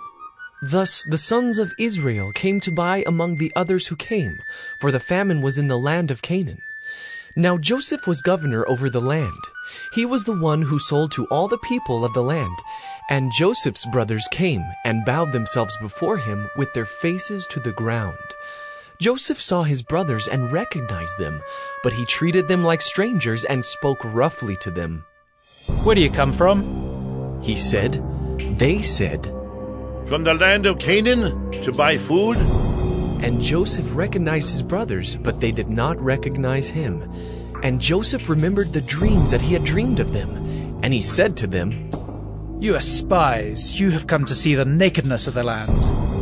They said to him, "No, my lord, your servants have come to buy food. We are all sons of one man. We are honest men. Your servants have never been spies." He said to them, "No, it is the nakedness of the land that you have come to see." And they said, "We as servants are 12 brothers, the sons of one man in the land of Canaan. And behold, the youngest is this day with our father, and one is no more." But Joseph said to them, "It is as I said to you, you are spies. By this you shall be tested. By the life of Pharaoh, you shall not go from this place unless your youngest brother comes here. Send one of you, and let him bring your brother while you remain confined, that your words may be tested whether there is truth in you. Or else, by the life of Pharaoh, surely you are spies." And he put them all together in custody for 3 days. On the 3rd day, Joseph said to them, "Do this, and you will live, for I fear God. If you are honest men, let one of your brothers remain confined where you are in custody, and let the rest go and carry grain for the famine of your households, and bring your youngest brother to me. So your words will be verified, and you shall not die." And they did so. Then they said to one another, "In truth we are guilty concerning our brother, in that we saw the distress of his soul when he begged us and we did not listen. That is why this distress has come upon us." And Reuben answered them, "Did I not tell you not to sin against the boy? But you did not listen. So now there comes a reckoning for his blood." They did not know that Joseph understood them, for there was an interpreter between them. Then he turned away from them and wept. And he returned to them and spoke to them. And he took Simeon from them and bound him before their eyes. And Joseph gave orders to fill their bags with grain, and to replace every man's money in his sack, and to give them provisions for the journey. This was done for them. Then they loaded their donkeys with their grain and departed. And as one of them opened his sack to give his donkey fodder at the lodging place, he saw his money in the mouth of his sack. He said to his brothers, "My money has been put back. Here it is in the mouth of my sack." At this their hearts failed them, and they turned trembling to one another, saying, "What is this that God has done to us?" When they came to Jacob their father in the land of Canaan, they told him all that had happened to them, saying, "The man, the lord of the land, spoke roughly to us and took us to be spies of the land. But we said to him, 'We are honest men. We have never been spies. We are 12 brothers, sons of our father. One is no more, and the youngest is this day with our father in the land of Canaan.' Then the man, the lord of the land, said to us, 'By this I shall know that you are honest men. Leave one of your brothers with me, and take grain for the famine of your households, and go your way. Bring your youngest brother to me. Then I shall know that you are not spies, but honest men, and I will deliver your brother to you, and you shall trade in the land.' As they emptied their sacks, behold, every man's bundle of money was in his sack. And when they and their father saw their bundles of money, they were afraid. And Jacob their father said to them, You have bereaved me of my children. Joseph is no more, and Simeon is no more. And now you would take Benjamin. All this has come against me. Then Reuben said to his father, Kill my 2 sons if I do not bring him back to you. Put him in my hands, and I will bring him back to you. But he said, My son shall not go down with you, for his brother is dead, and he is the only one left. If harm should happen to him on the journey that you are to make, you would bring down my gray hairs with sorrow to Sheol. Genesis 43, the second trip to Egypt. Now the famine was severe in the land, and when they had eaten the grain that they had brought from Egypt, their father said to them, Go again, buy us a little food. But Judah said to him, The man solemnly warned us, saying, You shall not see my face unless your brother is with you. If you will send our brother with us, we will go down and buy you food. But if you will not send him, we will not go down. For the man said to us, You shall not see my face unless your brother is with you. Israel said, Why did you treat me so badly as to tell the man that you had another brother? They replied, The man questioned us carefully about ourselves and our kindred, saying, Is your father still alive? Do you have another brother? What we told him was in answer to these questions. Could we in any way know that he would say, Bring your brother down? And Judah said to Israel his father, Send the boy with me, and we will arise and go, that we may live and not die, both we and you, and also our little ones. I will be a pledge of his safety. From my hand you shall require him. If I do not bring him back to you and set him before you, then let me bear the blame forever. If we had not delayed, we would now have returned twice. Then their father Israel said to them, If it must be so, then do this. Take some of the choice fruits of the land in your bags, and carry a present down to the man, a little balm, and a little honey, gum, myrrh, pistachio nuts, and almonds. Take double the money with you. Carry back with you the money that was returned in the mouth of your sacks. Perhaps it was an oversight. Take also your brother, and arise, go again to the man. May God Almighty grant you mercy before the man, and may he send back your other brother and Benjamin. And as for me, if I am bereaved of my children, I am bereaved. So the men took this present, and they took double the money with them, and Benjamin. They arose and went down to Egypt and stood before Joseph. When Joseph saw Benjamin with them, he said to the steward of his house, Bring the men into the house, and slaughter an animal and make ready, for the men are to dine with me at noon. The man did as Joseph told him, and brought the men to Joseph's house.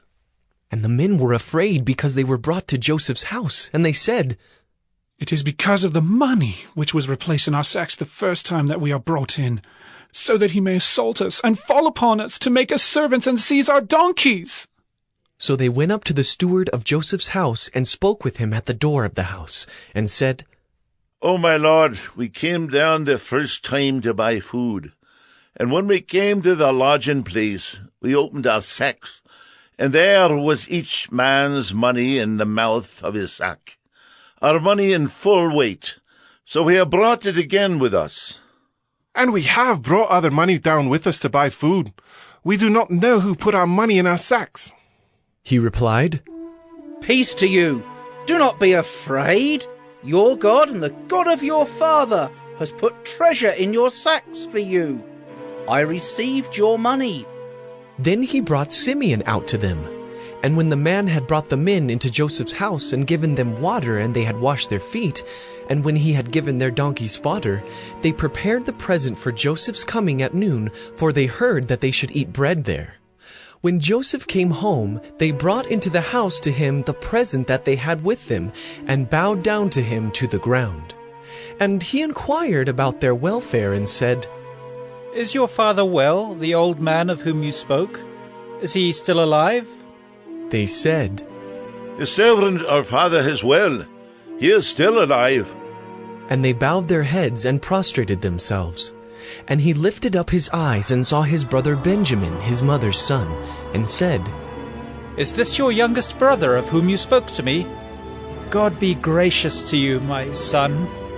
Then Joseph hurried out, for his compassion grew warm for his brother. And he sought a place to weep, and he entered his chamber and wept there.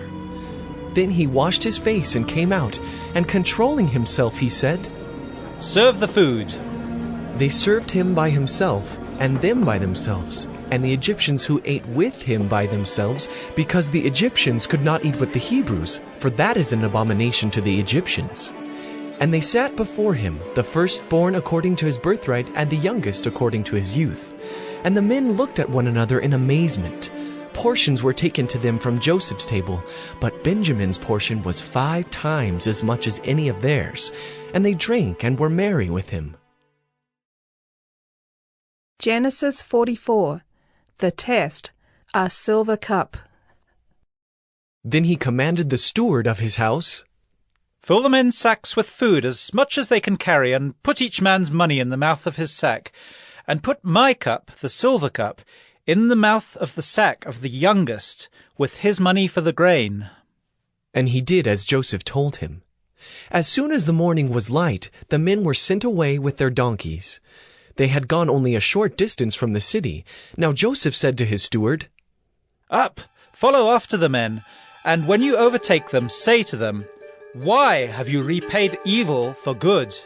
Is it not from this that my lord drinks, and by this that he practices divination? You have done evil in doing this. When he overtook them, he spoke to them these words. They said to him, What does my lord speak such words as these? Far be it from your servants to do such a thing. Behold, the money that we found in the mouths of our sacks we brought back to you from the land of Canaan. How then could we steal silver or gold from your lord's house? Whichever of your servants is found with it shall die, and we also will be my lord's servants. He said, Let it be as you say. He who is found with it shall be my servant, and the rest of you shall be innocent. Then each man quickly lowered his sack to the ground, and each man opened his sack. And he searched, beginning with the eldest and ending with the youngest. And the cup was found in Benjamin's sack. Then they tore their clothes, and every man loaded his donkey, and they returned to the city. When Judah and his brothers came to Joseph's house, he was still there. They fell before him to the ground. Joseph said to them, What deed is this that you have done? Do you not know that a man like me can indeed practice divination? And Judah said, What shall we say to my lord? What shall we speak? Or how can we clear ourselves? God has found out the guilt of your servants. Behold, we are my lord's servants, both we and he, also in whose hand the cup has been found. But he said, Far be it from me that I should do so. Only the man in whose hand the cup was found shall be my servant. But as for you, go up in peace to your father. Then Judah went up to him and said, Oh, my lord, please let your servant speak a word in my lord's ears, and let not your anger burn against your servant, for you are like Pharaoh himself. My lord asked his servant, saying, Have you a father or a brother? And we said to my lord, We have a father, an old man, and a young brother, the child of his old age. His brother is dead, and he alone is left of his mother's children, and his father loves him. Then you said to your servants, Bring him down to me, that I may set my eyes on him. We said to my lord, The boy cannot leave his father, for if he should leave his father would die. Then you said to your servants, unless your youngest brother comes down with you, you shall not see my face again. When we went back to your servant, my father, we told him the words of my lord. And when our father said, go again, buy us a little food, we said, we cannot go down. If our youngest brother goes with us, then we will go down, for we cannot see the man's face unless our youngest brother is with us. Then your servant, my father, said to us, you know that my wife bore me 2 sons. One left me, and I said, surely he has been torn to pieces, and I have never seen him since. If you take this one also from me, and harm happens to him, you will bring down my gray hairs in evil to Sheol. Now therefore, as soon as I come to your servant my father, and the boy is not with us, then, as his life is bound up in the boy's life, as soon as he sees that the boy is not with us, he will die, and your servants will bring down the gray hairs of your servant our father with sorrow to Sheol. For your servant became a pledge of safety for the boy to my father, saying, if I do not bring him back to you, then I shall bear the blame before my father all my life. Now therefore, please let your servant remain instead of the boy as a servant to my lord, and let the boy go back with his brothers. For how can I go back to my father if the boy is not with me? I fear to see the evil that would find my father. Genesis 45. Joseph forgives. Then Joseph could not control himself before those who stood by him. He cried, make everyone go out from me. So no one stayed with him when Joseph made himself known to his brothers. And he wept aloud, so that the Egyptians heard it, and the household of Pharaoh heard it. And Joseph said to his brothers, I am Joseph. Is my father still alive? But his brothers could not answer him, for they were dismayed at his presence. So Joseph said to his brothers, come near to me, please. And they came near, and he said, I am your brother Joseph, whom you sold into Egypt. And now do not be distressed or angry with yourselves because you sold me here, for God sent me before you to preserve life. For the famine has been in the land these 2 years, and there are yet 5 years in which there will be neither ploughing nor harvest. And God sent me before you to preserve for you a remnant on earth, and to keep alive for you many survivors. So it was not you who sent me here, but God. He has made me a father to Pharaoh, and lord of all his house, and ruler over all the land of Egypt. Hurry, and go up to my father, and say to him, thus says your son Joseph, God has made me lord of all Egypt. Come down to me, do not tarry. You shall dwell in the land of Goshen, and you shall be near me, you and your children and your children's children, and your flocks, your herds, and all that you have. There I will provide for you, for there are yet 5 years of famine to come, so that you and your household and all that you have do not come to poverty. And now your eyes see, and the eyes of my brother Benjamin see, that it is my mouth that speaks to you. You must tell my father of all my honor in Egypt, and of all that you have seen. Hurry, and bring my father down here. Then he fell upon his brother Benjamin's neck and wept, and Benjamin wept upon his neck. And he kissed all his brothers and wept upon them.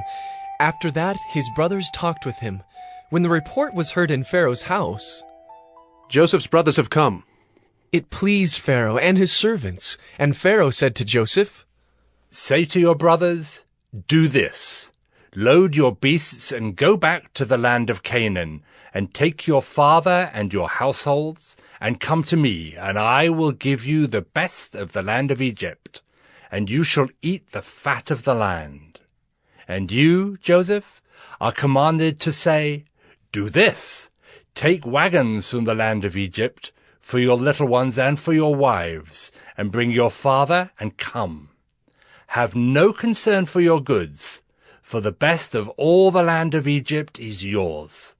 The sons of Israel did so, and Joseph gave them wagons according to the command of Pharaoh, and gave them provisions for the journey.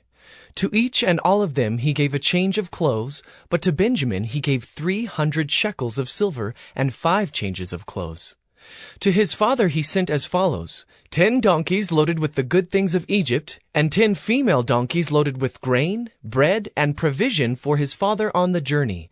Then he sent his brothers away, and as they departed, he said to them, "Do not quarrel on the way."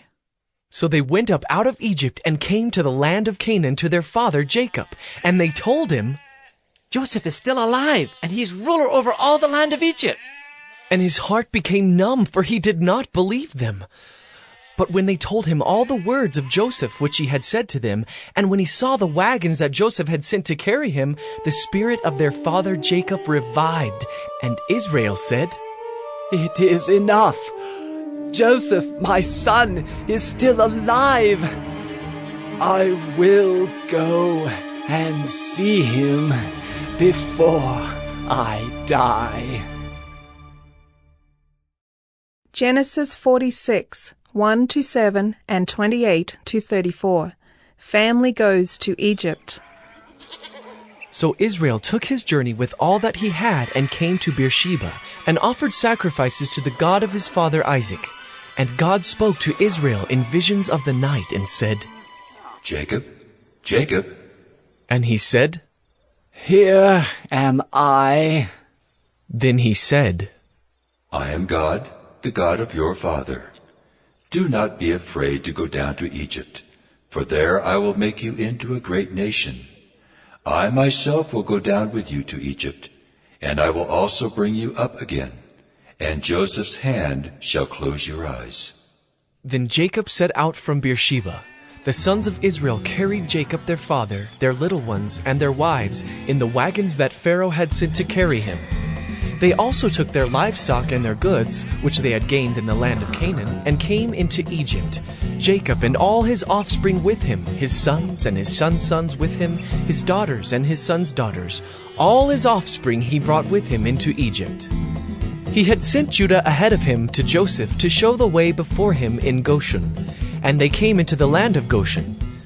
Then Joseph prepared his chariot and went up to meet Israel his father in Goshen. He presented himself to him and fell on his neck and wept on his neck a good while. Israel said to Joseph, "Now let me die, since I have seen your face, and know that you are still alive." Joseph said to his brothers and to his father's household, "I will go up and tell Pharaoh, and will say to him, 'My brothers and my father's household who are in the land of Canaan have come to me. And the men are shepherds, for they have been keepers of livestock, and they have brought their flocks and their herds and all that they have.' When Pharaoh calls you and says, 'What is your occupation?' you shall say, 'Your servants have been keepers of livestock from our youth, even until now, both we and our fathers, in order that you may dwell in the land of Goshen, for every shepherd is an abomination to the Egyptians.'"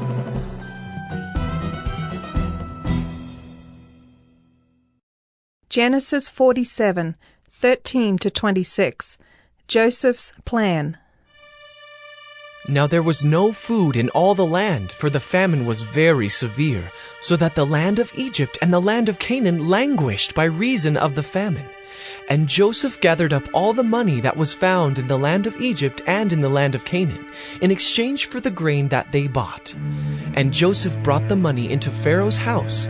And when the money was all spent in the land of Egypt and in the land of Canaan, all the Egyptians came to Joseph and said, "Give us food. Why should we die before your eyes? For our money is gone." And Joseph answered, "Give your livestock, and I will give you food in exchange for your livestock, if your money is gone." So they brought their livestock to Joseph, and Joseph gave them food in exchange for the horses, the flocks, the herds, and the donkeys. He supplied them with food in exchange for all their livestock that year. And when that year was ended, they came to him the following year and said to him, "We will not hide from my lord that our money is all spent. The herds of livestock are my lord's. There is nothing left in the sight of my lord but our bodies and our land." "Why should we die before your eyes, both we and our land?" "Buy us and our land for food, and we with our land will be servants to Pharaoh. and give us seed that we may live and not die, and that the land may not be desolate. So Joseph bought all the land of Egypt for Pharaoh, for all the Egyptians sold their fields because the famine was severe on them. The land became Pharaoh's. As for the people, he made servants of them from one end of Egypt to the other. Only the land of the priests he did not buy, for the priests had a fixed allowance from Pharaoh and lived on the allowance that Pharaoh gave them. Therefore they did not sell their land. Then Joseph said to the people, Behold, I have this day bought you and your land for Pharaoh. Now, here is seed for you, and you shall sow the land. And at the harvests you shall give 1/5 to Pharaoh, and 4/5 shall be your own, as seed for the field, and as food for yourselves and your households, and as food for your little ones. And they said, You have saved our lives! May it please my lord, we will be servants to Pharaoh! So Joseph made it a statute concerning the land of Egypt, and it stands to this day, that Pharaoh should have the 5th. The land of the priests alone did not become Pharaoh's. Genesis 48, 1a and 8 to 11. Jacob is ill. After this, Joseph was told, Behold, your father is ill. So he took with him his 2 sons, Manasseh and Ephraim. When Israel saw Joseph's sons, he said, Who are these? Joseph said to his father, They are my sons, whom God has given me here. And he said, Bring them to me, please, that I may bless them. Now the eyes of Israel were dim with age, so that he could not see. So Joseph brought them near him, and he kissed them and embraced them. And Israel said to Joseph, I never expected to see your face. And behold, God has let me see your offspring also. Genesis 49, 29 to 33. Jacob dies. Then he commanded them and said to them, I am to be gathered to my people. Bury me with my fathers in the cave that is in the field of Ephron the Hittite, in the cave that is in the field at Machpelah, to the east of Mamre, in the land of Canaan, which Abraham bought with the field from Ephron the Hittite, to possess as a burying place. There they buried Abraham and Sarah his wife. There they buried Isaac and Rebekah his wife. And there I buried Leah.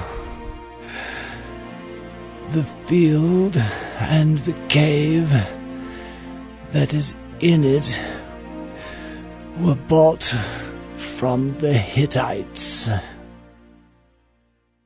When Jacob finished commanding his sons, he drew up his feet into the bed and breathed his last and was gathered to his people.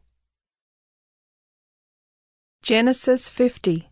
Joseph mourns. Then Joseph fell on his father's face and wept over him and kissed him. And Joseph commanded his servants, the physicians, to embalm his father. So the physicians embalmed Israel. 40 days were required for it, for that is how many are required for embalming. And the Egyptians wept for him 70 days.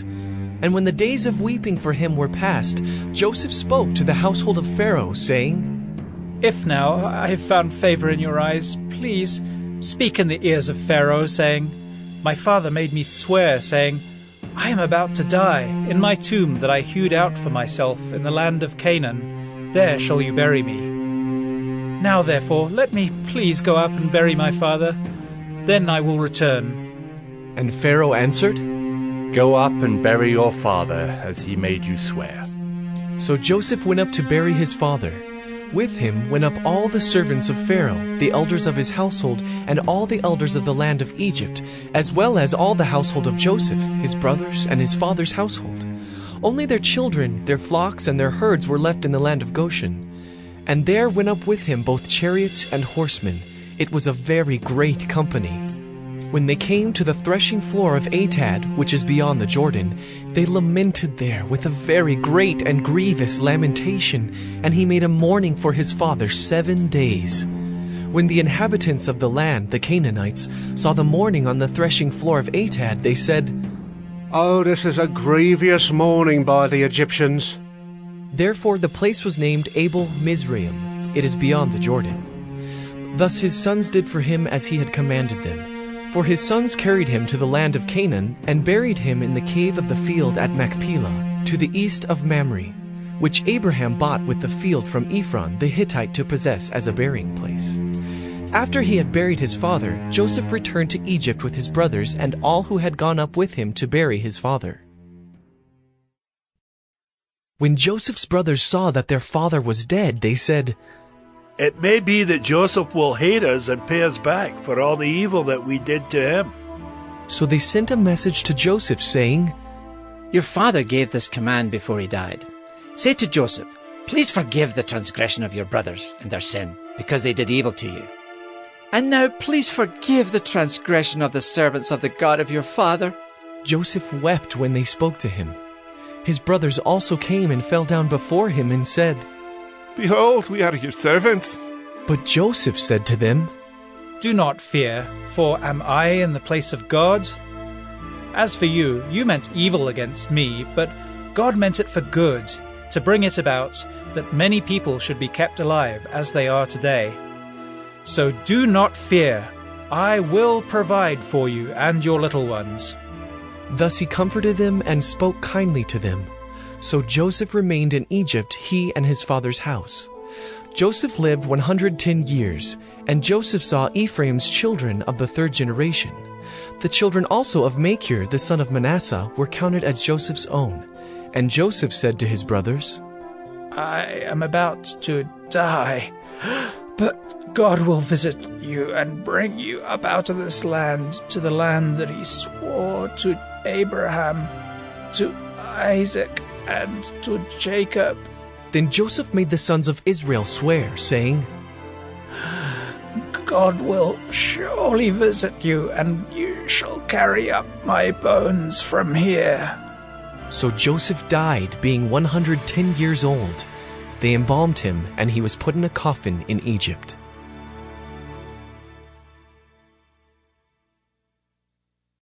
Exodus 1. Slaves in Egypt. These are the names of the sons of Israel who came to Egypt with Jacob, each with his household: Reuben, Simeon, Levi and Judah, Issachar, Zebulun and Benjamin, Dan and Naphtali, Gad and Asher. All the descendants of Jacob were 70 persons. Joseph was already in Egypt. Then Joseph died, and all his brothers, and all that generation. But the people of Israel were fruitful and increased greatly. They multiplied and grew exceedingly strong, so that the land was filled with them. Now there arose a new king over Egypt, who did not know Joseph. And he said to his people, Behold, the people of Israel are too many and too mighty for us. Come, let us deal shrewdly with them, lest they multiply, and, if war breaks out, they join our enemies, and fight against us, and escape from the land. Therefore they set taskmasters over them to afflict them with heavy burdens. They built for Pharaoh store cities, Pithom and Raamses. But the more they were oppressed, the more they multiplied, and the more they spread abroad. And the Egyptians were in dread of the people of Israel.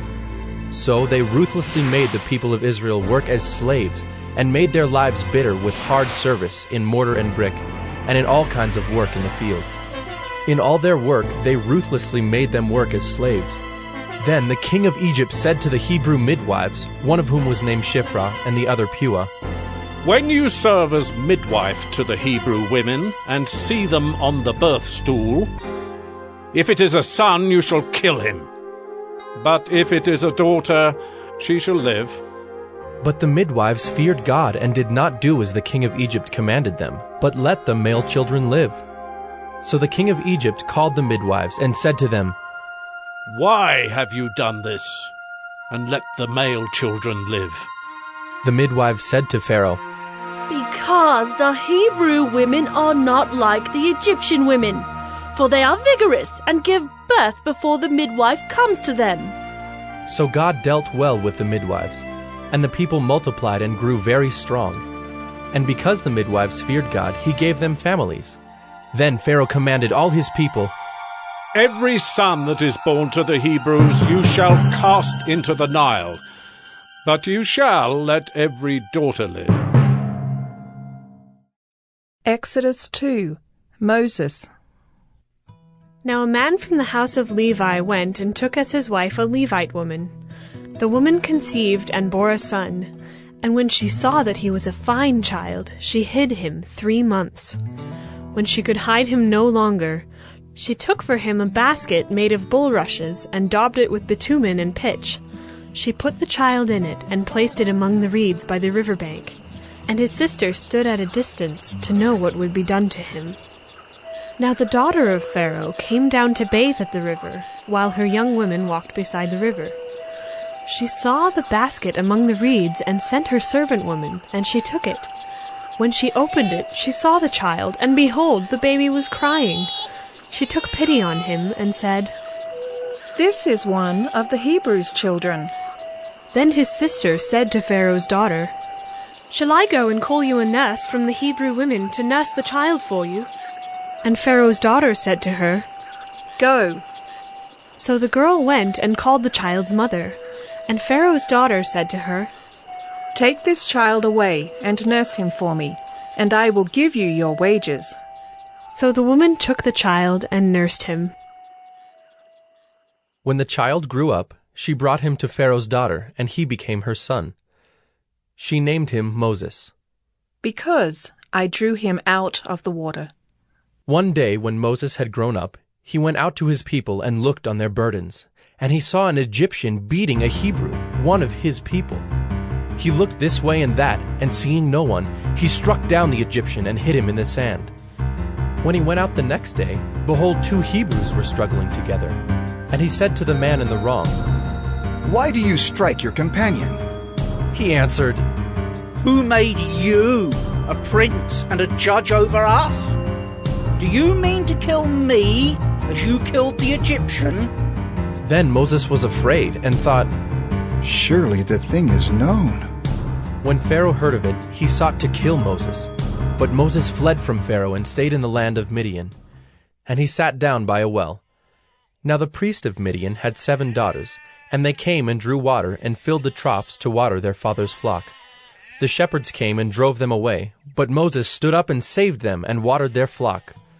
When they came home to their father Reuel, he said, How is it that you have come home so soon today? They said, An Egyptian delivered us out of the hand of the shepherds, and even drew water for us and watered the flock. He said to his daughters, Then where is he? Why have you left the man? Call him, that he may eat bread. And Moses was content to dwell with the man, and he gave Moses his daughter Zipporah. She gave birth to a son, and he called his name Gershom, for he said, I have been a sojourner in a foreign land. During those many days the king of Egypt died, and the people of Israel groaned because of their slavery and cried out for help. Their cry for rescue from slavery came up to God, and God heard their groaning, and God remembered his covenant with Abraham, with Isaac, and with Jacob. God saw the people of Israel, and God knew. Exodus 3. God sends Moses. Now Moses was keeping the flock of his father-in-law, Jethro, the priest of Midian, and he led his flock to the west side of the wilderness and came to Horeb, the mountain of God. And the angel of the Lord appeared to him in a flame of fire out of the midst of a bush. He looked, and behold, the bush was burning, yet it was not consumed. And Moses said, I will turn aside to see this great sight, why the bush is not burned. When the Lord saw that he turned aside to see, God called to him out of the bush. Moses, Moses. And he said, Here I am. Then he said, Do not come near. Take your sandals off your feet, for the place on which you are standing is holy ground. And he said, I am the God of your father, the God of Abraham, the God of Isaac, and the God of Jacob. And Moses hid his face, for he was afraid to look at God. Then the Lord said, I have surely seen the affliction of my people who are in Egypt, and have heard their cry because of their taskmasters. I know their sufferings, and I have come down to deliver them out of the hand of the Egyptians, and to bring them up out of that land to a good and broad land, a land flowing with milk and honey, to the place of the Canaanites, the Hittites, the Amorites, the Perizzites, the Hivites, and the Jebusites. And now, behold, the cry of the people of Israel has come to me, and I have also seen the oppression with which the Egyptians oppress them. Come, I will send you to Pharaoh, that you may bring my people, the children of Israel, out of Egypt. But Moses said to God, Who am I that I should go to Pharaoh and bring the children of Israel out of Egypt? He said, But I will be with you, and this shall be the sign for you that I have sent you.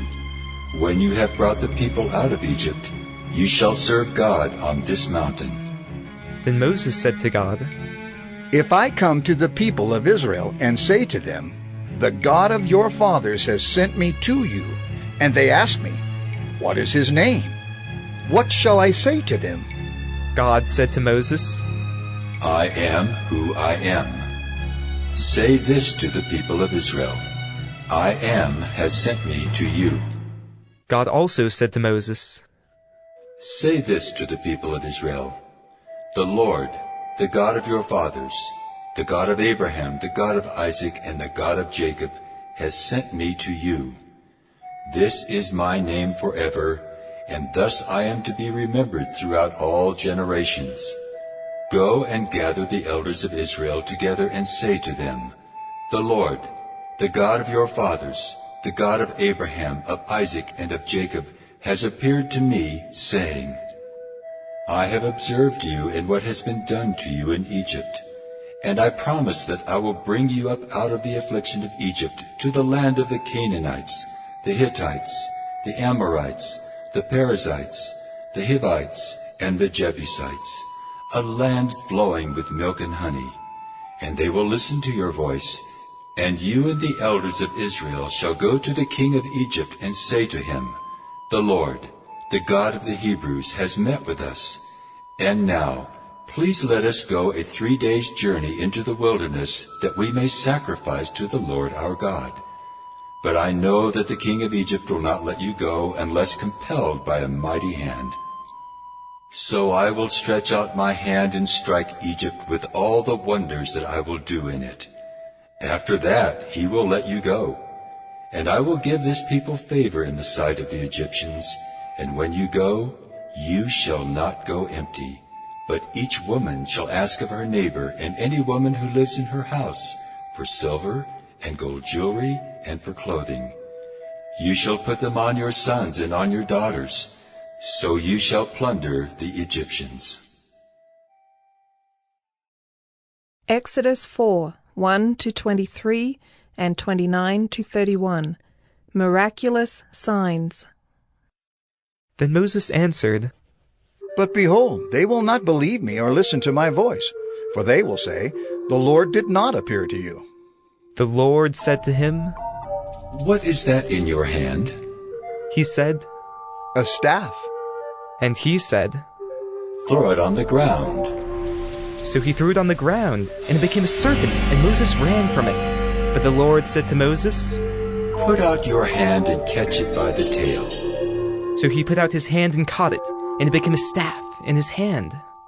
That they may believe that the Lord, the God of their fathers, the God of Abraham, the God of Isaac, and the God of Jacob has appeared to you. Again the Lord said to him, Put your hand inside your cloak. And he put his hand inside his cloak, and when he took it out, behold, his hand was leprous like snow. Then God said, Put your hand back inside your cloak. So he put his hand back inside his cloak, and when he took it out, behold, it was restored like the rest of his flesh. If they will not believe you or listen to the first sign, they may believe the latter sign. If they will not believe even these two signs or listen to your voice, you shall take some water from the Nile and pour it on the dry ground, and the water that you shall take from the Nile will become blood on the dry ground. But Moses said to the Lord, Oh, my Lord, I am not eloquent, either in the past or since you have spoken to your servant, but I am slow of speech and of tongue. Then the Lord said to him, Who has made man's mouth?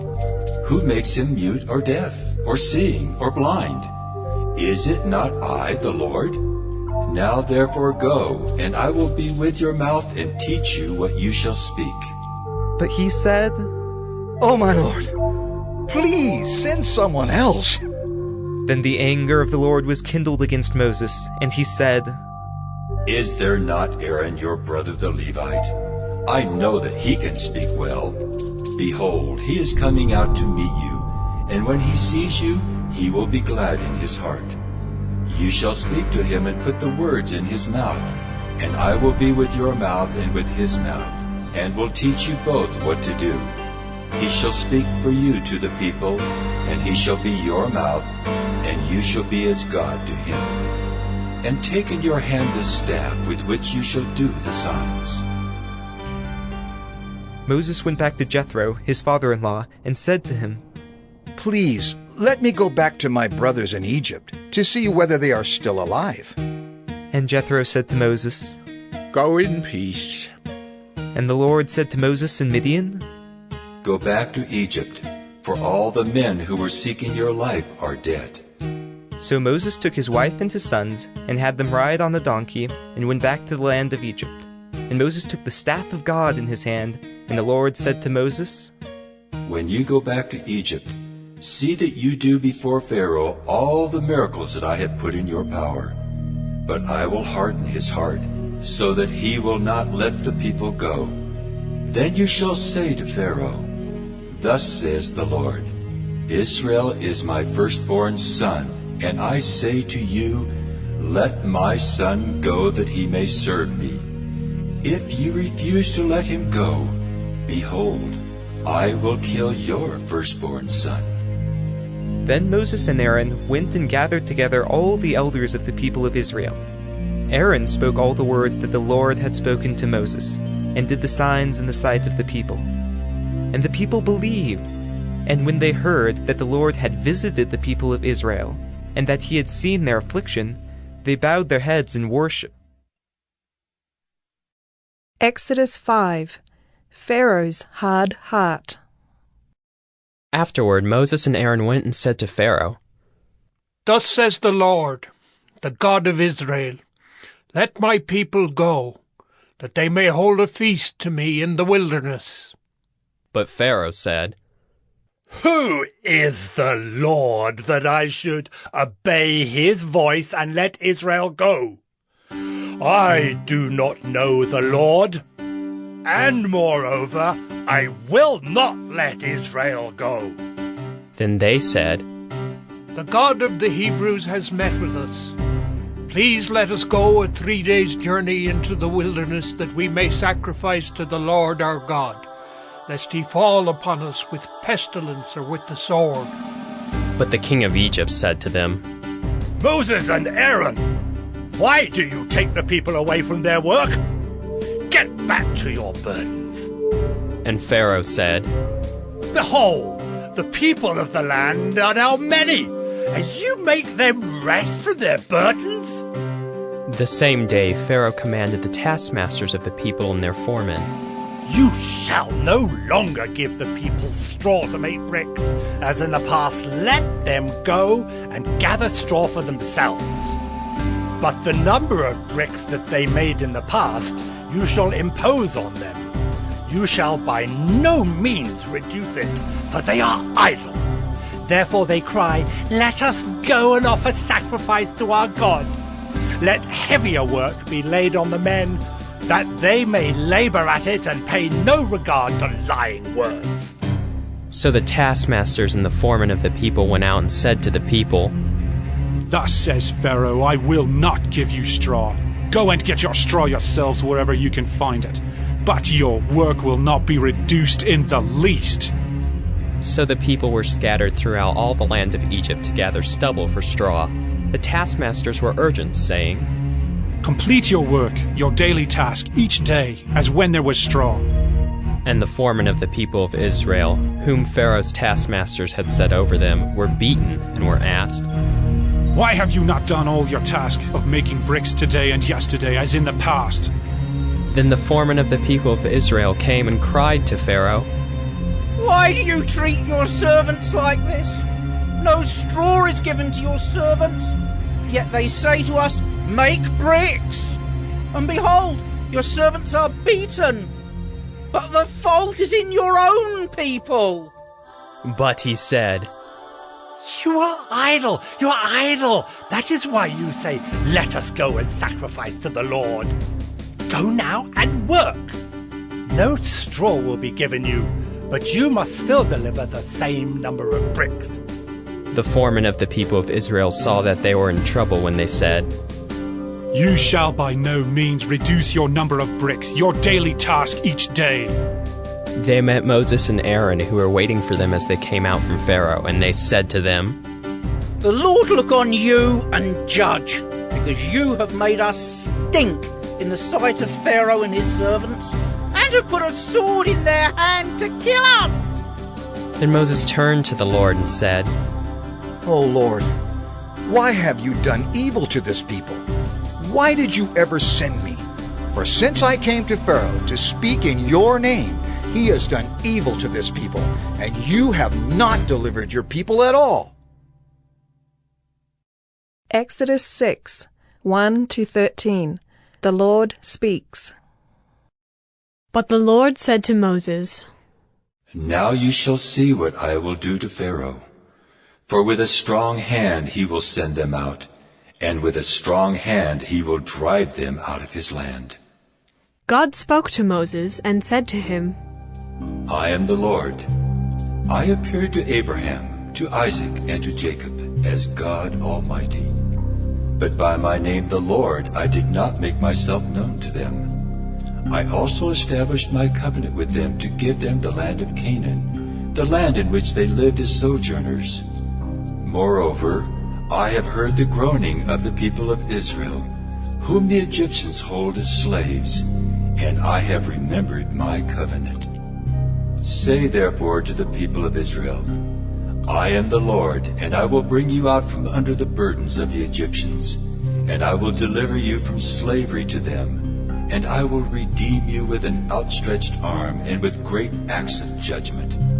I will take you to be my people, and I will be your God.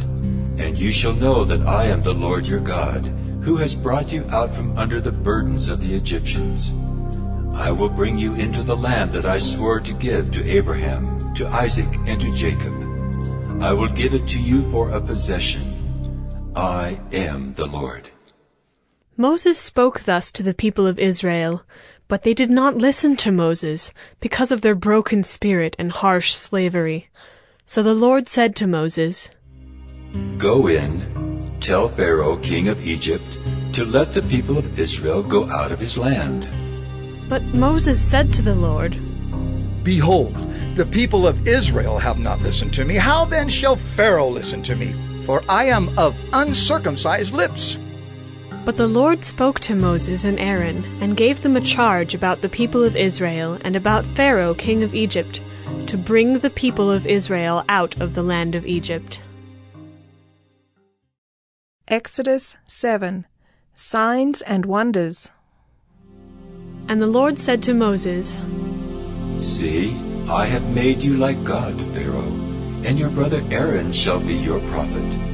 You shall speak all that I command you, And your brother Aaron shall tell Pharaoh to let the people of Israel go out of his land. But I will harden Pharaoh's heart, and though I multiply my signs and wonders in the land of Egypt, Pharaoh will not listen to you.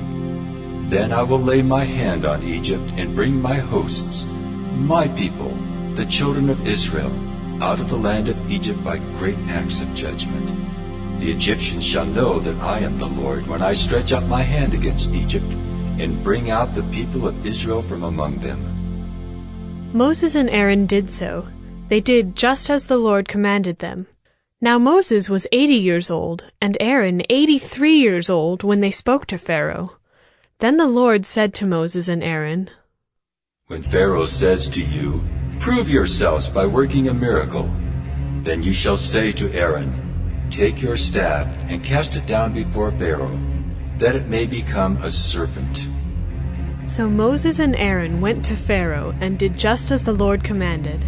Aaron cast down his staff before Pharaoh and his servants, and it became a serpent. Then Pharaoh summoned the wise men and the sorcerers, and they, the magicians of Egypt, also did the same by their secret arts. For each man cast down his staff, and they became serpents. But Aaron's staff swallowed up their staffs. Still, Pharaoh's heart was hardened, and he would not listen to them as the Lord had said. Then the Lord said to Moses, Pharaoh's heart is hardened. He refuses to let the people go. Go to Pharaoh in the morning as he is going out to the water. Stand on the bank of the Nile to meet him, and take in your hand the staff that turned into a serpent. And you shall say to him, The Lord, the God of the Hebrews, sent me to you, saying, Let my people go, that they may serve me in the wilderness. But so far you have not obeyed. Thus says the Lord, By this you shall know that I am the Lord. Behold, with the staff that is in my hand, I will strike the water that is in the Nile, and it shall turn into blood. The fish in the Nile shall die, and the Nile will stink, and the Egyptians will grow weary of drinking water from the Nile. And the Lord said to Moses, Say to Aaron, Take your staff and stretch out your hand over the waters of Egypt, over their rivers, their canals, and their ponds, and all their pools of water, so that they may become blood, and there shall be blood throughout all the land of Egypt, even in vessels of wood and in vessels of stone. Moses and Aaron did as the Lord commanded.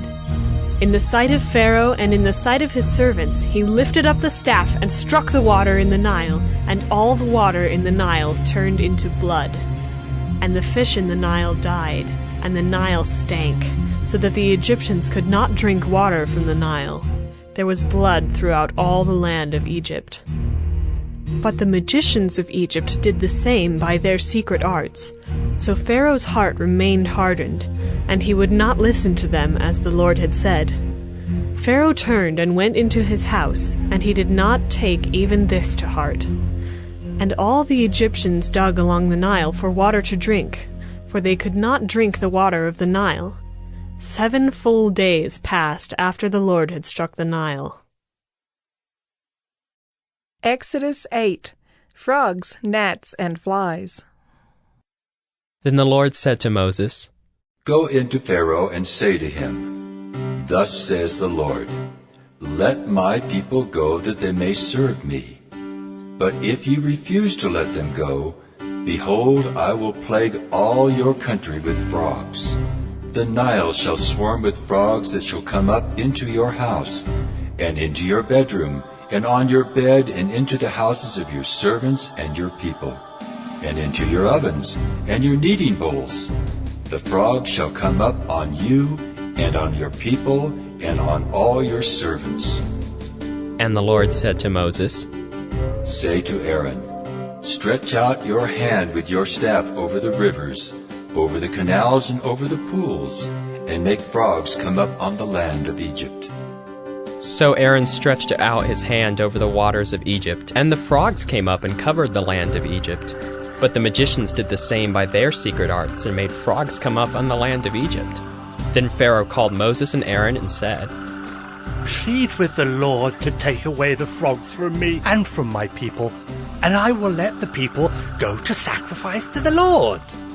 Moses said to Pharaoh, "Be pleased to command me when I am to plead for you, and for your servants, and for your people, that the frogs be cut off from you and your houses, and be left only in the Nile." And he said, "Tomorrow." Moses said, "Be it as you say, so that you may know that there is no one like the Lord our God. The frogs shall go away from you and your houses, and your servants and your people. They shall be left only in the Nile." So Moses and Aaron went out from Pharaoh, and Moses cried to the Lord about the frogs, as he had agreed with Pharaoh. And the Lord did according to the word of Moses. The frogs died out in the houses, the courtyards, and the fields, and they gathered them together in heaps, and the land stank. But when Pharaoh saw that there was a respite, he hardened his heart and would not listen to them as the Lord had said. Then the Lord said to Moses, "Say to Aaron, stretch out your staff and strike the dust of the earth, so that it may become gnats in all the land of Egypt." And they did so. Aaron stretched out his hand with his staff and struck the dust of the earth, and there were gnats on man and beast. All the dust of the earth became gnats in all the land of Egypt. The magicians tried by their secret arts to produce gnats, but they could not. So there were gnats on man and beast. Then the magicians said to Pharaoh, "This is the finger of God." But Pharaoh's heart was hardened, and he would not listen to them as the Lord had said. Then the Lord said to Moses, "Rise up early in the morning and present yourself to Pharaoh as he goes out to the water, and say to him, 'Thus says the Lord, let my people go that they may serve me. Or else, if you will not let my people go, behold, I will send swarms of flies on you and your servants and your people, and into your houses. And the houses of the Egyptians shall be filled with swarms of flies, and also the ground on which they stand. But on that day I will set apart the land of Goshen where my people dwell, so that no swarms of flies shall be there, that you may know that I am the Lord in the midst of the earth. Thus I will put a division between my people and your people. Tomorrow this sign shall happen." And the Lord did so. There came great swarms of flies into the house of Pharaoh and into his servants' houses. Throughout all the land of Egypt the land was ruined by the swarms of flies. Then Pharaoh called Moses and Aaron and said, "Go, sacrifice to your God within the land." But Moses said, "It would not be right to do so, for the offerings we shall sacrifice to the Lord our God are an abomination to the Egyptians. If we sacrifice offerings abominable to the Egyptians before their eyes, will they not stone us? We must go 3 days' journey into the wilderness and sacrifice to the Lord our God, as he tells us." So Pharaoh said, "I will let you go to sacrifice to the Lord your God in the wilderness. Only you must not go very far away. Plead for me."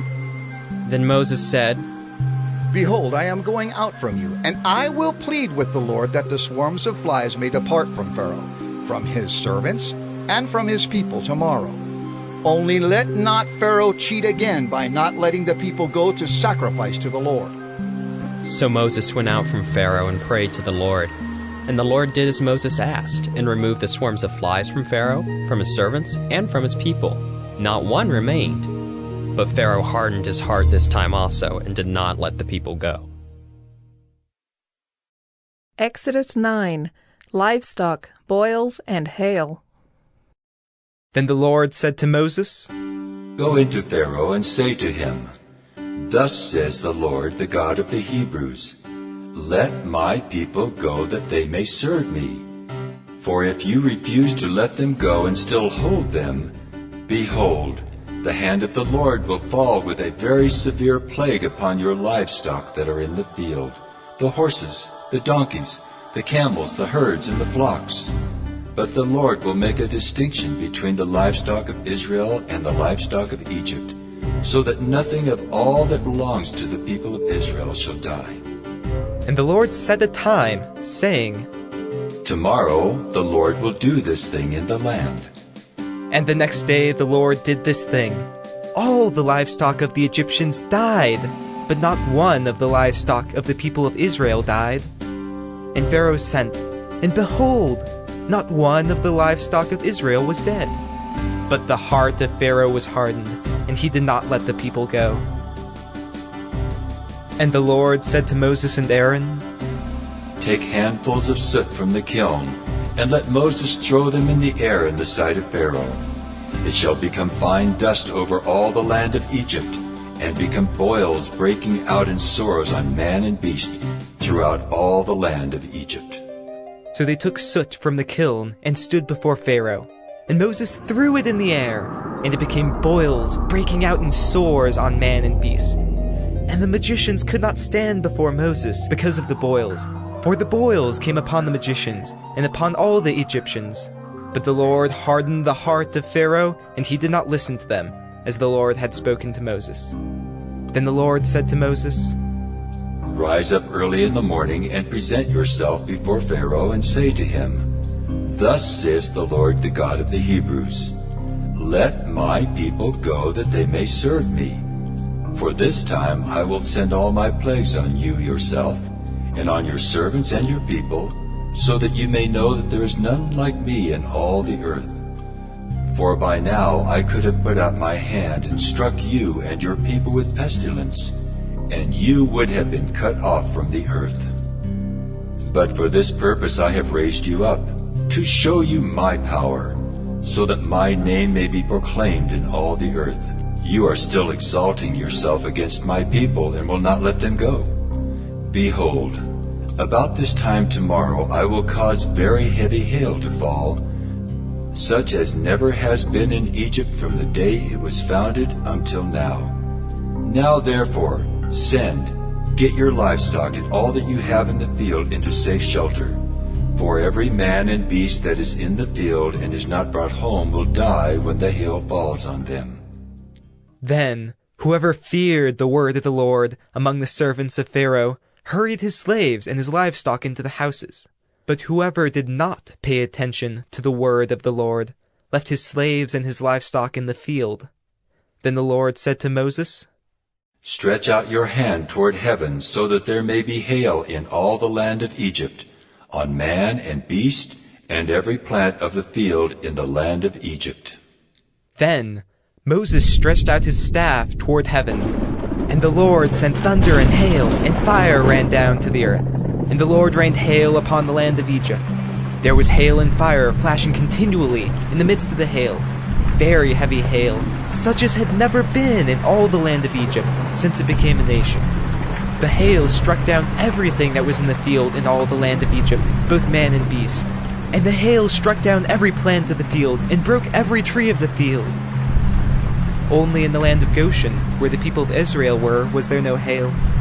Then Pharaoh sent and called Moses and Aaron and said to them, This time I have sinned, and the Lord is in the right, and I and my people are in the wrong. Plead with the Lord, for there has been enough of God's thunder and hail. I will let you go, and you shall stay no longer. Moses said to him, As soon as I have gone out of the city, I will stretch out my hands to the Lord. The thunder will cease, and there will be no more hail, so that you may know that the earth is the Lord's. But as for you and your servants, I know that you do not yet fear the Lord God. The flax and the barley were struck down, for the barley was in the ear and the flax was in bud. But the wheat and the emmer were not struck down, for they are late in coming up. So Moses went out of the city from Pharaoh, and stretched out his hands to the Lord. And the thunder and the hail ceased, and the rain no longer poured upon the earth. But when Pharaoh saw that the rain and the hail and the thunder had ceased, he sinned yet again, and hardened his heart, he and his servants. So the heart of Pharaoh was hardened, and he did not let the people of Israel go, just as the Lord had spoken through Moses. Exodus 10. Locusts and darkness.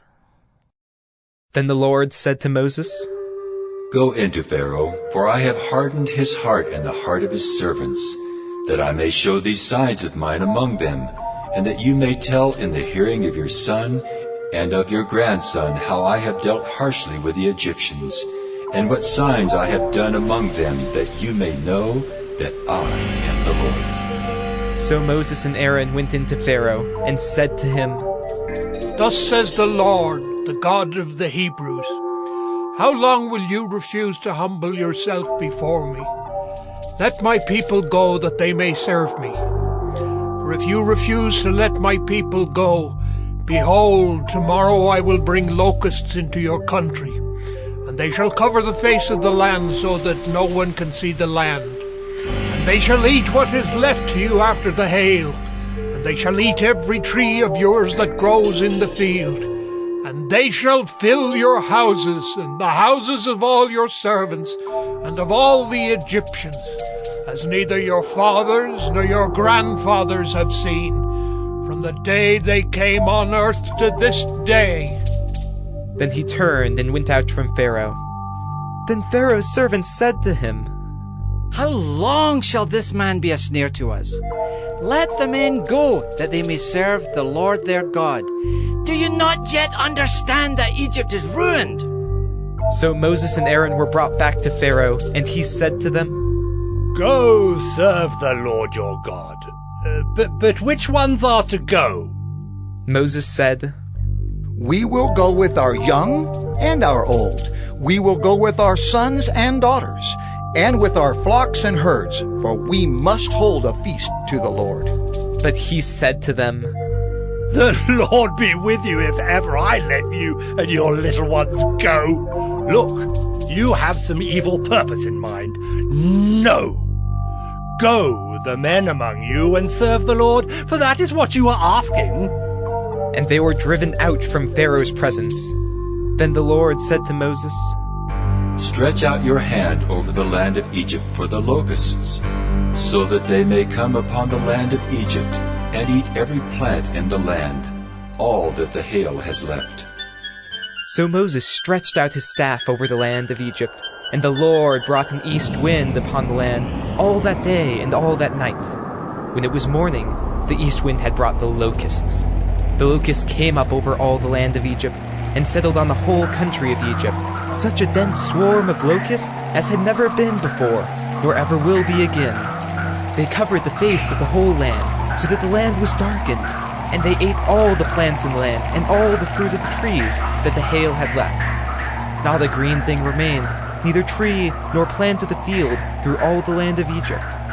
Then Pharaoh hastily called Moses and Aaron, and said, I have sinned against the Lord your God and against you. Now therefore, forgive my sin, please, only this once, and plead with the Lord your God only to remove this death from me. So he went out from Pharaoh and pleaded with the Lord. And the Lord turned the wind into a very strong west wind, which lifted the locusts and drove them into the Red Sea. Not a single locust was left in all the country of Egypt. But the Lord hardened Pharaoh's heart, and he did not let the people of Israel go. Then the Lord said to Moses, Stretch out your hand toward heaven, that there may be darkness over the land of Egypt, a darkness to be felt. So Moses stretched out his hand toward heaven, and there was pitch darkness in all the land of Egypt 3 days. They did not see one another, nor did anyone rise from his place for 3 days. But all the people of Israel had light where they lived. Then Pharaoh called Moses and said, Go serve the Lord. Your little ones also may go with you. Only let your flocks and your herds remain behind. But Moses said, You must also let us have sacrifices and burnt offerings, that we may sacrifice to the Lord our God. Our livestock also must go with us. Not a hoof shall be left behind, for we must take of them to serve the Lord our God. And we do not know with what we must serve the Lord until we arrive there. But the Lord hardened Pharaoh's heart, and he would not let them go. Then Pharaoh said to him, Get away from me! Take care never to see my face again, for on the day you see my face, you shall die. Moses said, As you say, I will not see your face again. Exodus 11. The 10th plague, death. The Lord said to Moses, Yet one plague more I will bring upon Pharaoh and upon Egypt. Afterward he will let you go from here. When he lets you go, he will drive you away completely. Speak now in the hearing of the people, that they ask every man of his neighbor and every woman of her neighbor for silver and gold jewelry. And the Lord gave the people favor in the sight of the Egyptians. Moreover, the man Moses was very great in the land of Egypt, in the sight of Pharaoh's servants, and in the sight of the people.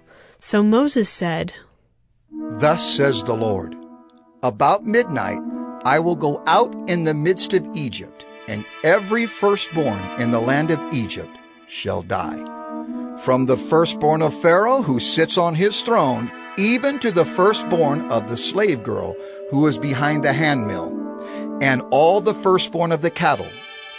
There shall be a great cry throughout all the land of Egypt, such as there has never been nor ever will be again. But not a dog shall growl against any of the people of Israel, either man or beast, that you may know that the Lord makes a distinction between Egypt and Israel. And all these, your servants, shall come down to me and bow down to me, saying, Get out, you and all the people who follow you, and after that I will go out. And he went out from Pharaoh in hot anger.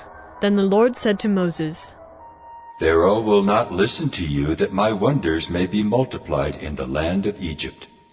Moses and Aaron did all these wonders before Pharaoh, and the Lord hardened Pharaoh's heart, and he did not let the people of Israel go out of his land. Exodus 12:21-36. The Passover Lamb. Then Moses called all the elders of Israel and said to them, Go and select lambs for yourselves according to your clans, and kill the Passover lamb. Take a bunch of hyssop and dip it in the blood that is in the basin, and touch the lintel and the 2 doorposts with the blood that is in the basin. None of you shall go out of the door of his house until the morning, for the Lord will pass through to strike the Egyptians. And when he sees the blood on the lintel and on the 2 doorposts, the Lord will pass over the door and will not allow the destroyer to enter your houses to strike you. You shall observe this rite as a statute for you and for your sons forever. And when you come to the land that the Lord will give you, as he has promised, you shall keep this service. And when your children say to you, What do you mean by this service? You shall say, It is the sacrifice of the Lord's Passover, for he passed over the houses of the people of Israel in Egypt, when he struck the Egyptians, but spared our houses. And the people bowed their heads and worshipped. Then the people of Israel went and did so. As the Lord had commanded Moses and Aaron, so they did. At midnight, the Lord struck down all the firstborn in the land of Egypt, from the firstborn of Pharaoh who sat on his throne, to the firstborn of the captive who was in the dungeon, and all the firstborn of the livestock. And Pharaoh rose up in the night, he and all his servants, and all the Egyptians, and there was a great cry in Egypt, for there was not a house where someone was not dead. Then he summoned Moses and Aaron by night and said, Up, go out from among my people, both you and the people of Israel, and go, serve the Lord as you have said. Take your flocks and your herds as you have said, and be gone, and bless me also. The Egyptians were urgent with the people to send them out of the land in haste, for they said, We shall all be dead. So the people took their dough before it was leavened, their kneading bowls being bound up in their cloaks on their shoulders. The people of Israel had also done as Moses told them, for they had asked the Egyptians for silver and gold jewelry and for clothing. And the Lord had given the people favor in the sight of the Egyptians, so that they let them have what they asked. Thus they plundered the Egyptians. Exodus 13:17-22. Pillar of fire. When Pharaoh let the people go, God did not lead them by way of the land of the Philistines, although that was near. For God said, Lest the people change their minds when they see war and return to Egypt. But God led the people around by the way of the wilderness toward the Red Sea. And the people of Israel went up out of the land of Egypt, equipped for battle. Moses took the bones of Joseph with him, for Joseph had made the sons of Israel solemnly swear, saying, God will surely visit you, and you shall carry up my bones with you from here. And they moved on from Succoth and encamped at Etham on the edge of the wilderness. And the Lord went before them by day in a pillar of cloud to lead them along the way, and by night in a pillar of fire to give them light, that they might travel by day and by night. The pillar of cloud by day and the pillar of fire by night did not depart from before the people. Exodus 14. Through the Red Sea. Then the Lord said to Moses, Tell the people of Israel to turn back and encamp in front of Pi-hahiroth, between Migdol and the sea in front of Baal-zephon. You shall encamp facing it by the sea. For Pharaoh will say of the people of Israel, They are wandering in the land, the wilderness has shut them in. And I will harden Pharaoh's heart, and he will pursue them, and I will get glory over Pharaoh and all his host. And the Egyptians shall know that I am the Lord. And they did so. When the king of Egypt was told that the people had fled, the mind of Pharaoh and his servants was changed toward the people, and they said, What is this we have done, that we have let Israel go from serving us? So he made ready his chariot and took his army with him, and took 600 chosen chariots and all the other chariots of Egypt, with officers over all of them. And the Lord hardened the heart of Pharaoh king of Egypt, and he pursued the people of Israel, while the people of Israel were going out defiantly.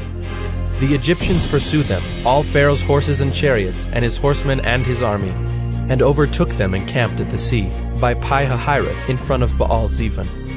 When Pharaoh drew near, the people of Israel lifted up their eyes, and behold, the Egyptians were marching after them, and they feared greatly. And the people of Israel cried out to the Lord. They said to Moses, Is it because there are no graves in Egypt that you have taken us away to die in the wilderness? What have you done to us in bringing us out of Egypt? Is not this what we said to you in Egypt? Leave us alone, that we may serve the Egyptians. For it would have been better for us to serve the Egyptians than to die in the wilderness. And Moses said to the people, Fear not, stand firm, and see the salvation of the Lord, which he will work for you today. For the Egyptians whom you see today, you shall never see again. The Lord will fight for you, and you have only to be silent. The Lord said to Moses, Why do you cry to me? Tell the people of Israel to go forward. Lift up your staff and stretch out your hand over the sea and divide it, that the people of Israel may go through the sea on dry ground. And I will harden the hearts of the Egyptians so that they shall go in after them. And I will get glory over Pharaoh and all his host, his chariots and his horsemen. And the Egyptians shall know that I am the Lord when I have gotten glory over Pharaoh, his chariots and his horsemen. Then the angel of God, who was going before the host of Israel, moved and went behind them. And the pillar of cloud moved from before them and stood behind them, coming between the host of Egypt and the host of Israel. And there was the cloud and the darkness, and it lit up the night without one coming near the other all night. Then Moses stretched out his hand over the sea, and the Lord drove the sea back by a strong east wind all night, and made the sea dry land, and the waters were divided. And the people of Israel went into the midst of the sea on dry ground, the waters being a wall to them on their right hand and on their left. The Egyptians pursued and went in after them into the midst of the sea, all Pharaoh's horses, his chariots, and his horsemen. And in the morning watch, the Lord in the pillar of fire and of cloud looked down on the Egyptian forces, and threw the Egyptian forces into a panic, clogging their chariot wheels so that they drove heavily. And the Egyptians said, Let us flee from before Israel, for the Lord fights for them against the Egyptians. Then the Lord said to Moses, Stretch out your hand over the sea, that the water may come back upon the Egyptians, upon their chariots and upon their horsemen. So Moses stretched out his hand over the sea, and the sea returned to its normal course when the morning appeared. And as the Egyptians fled into it, the Lord threw the Egyptians into the midst of the sea.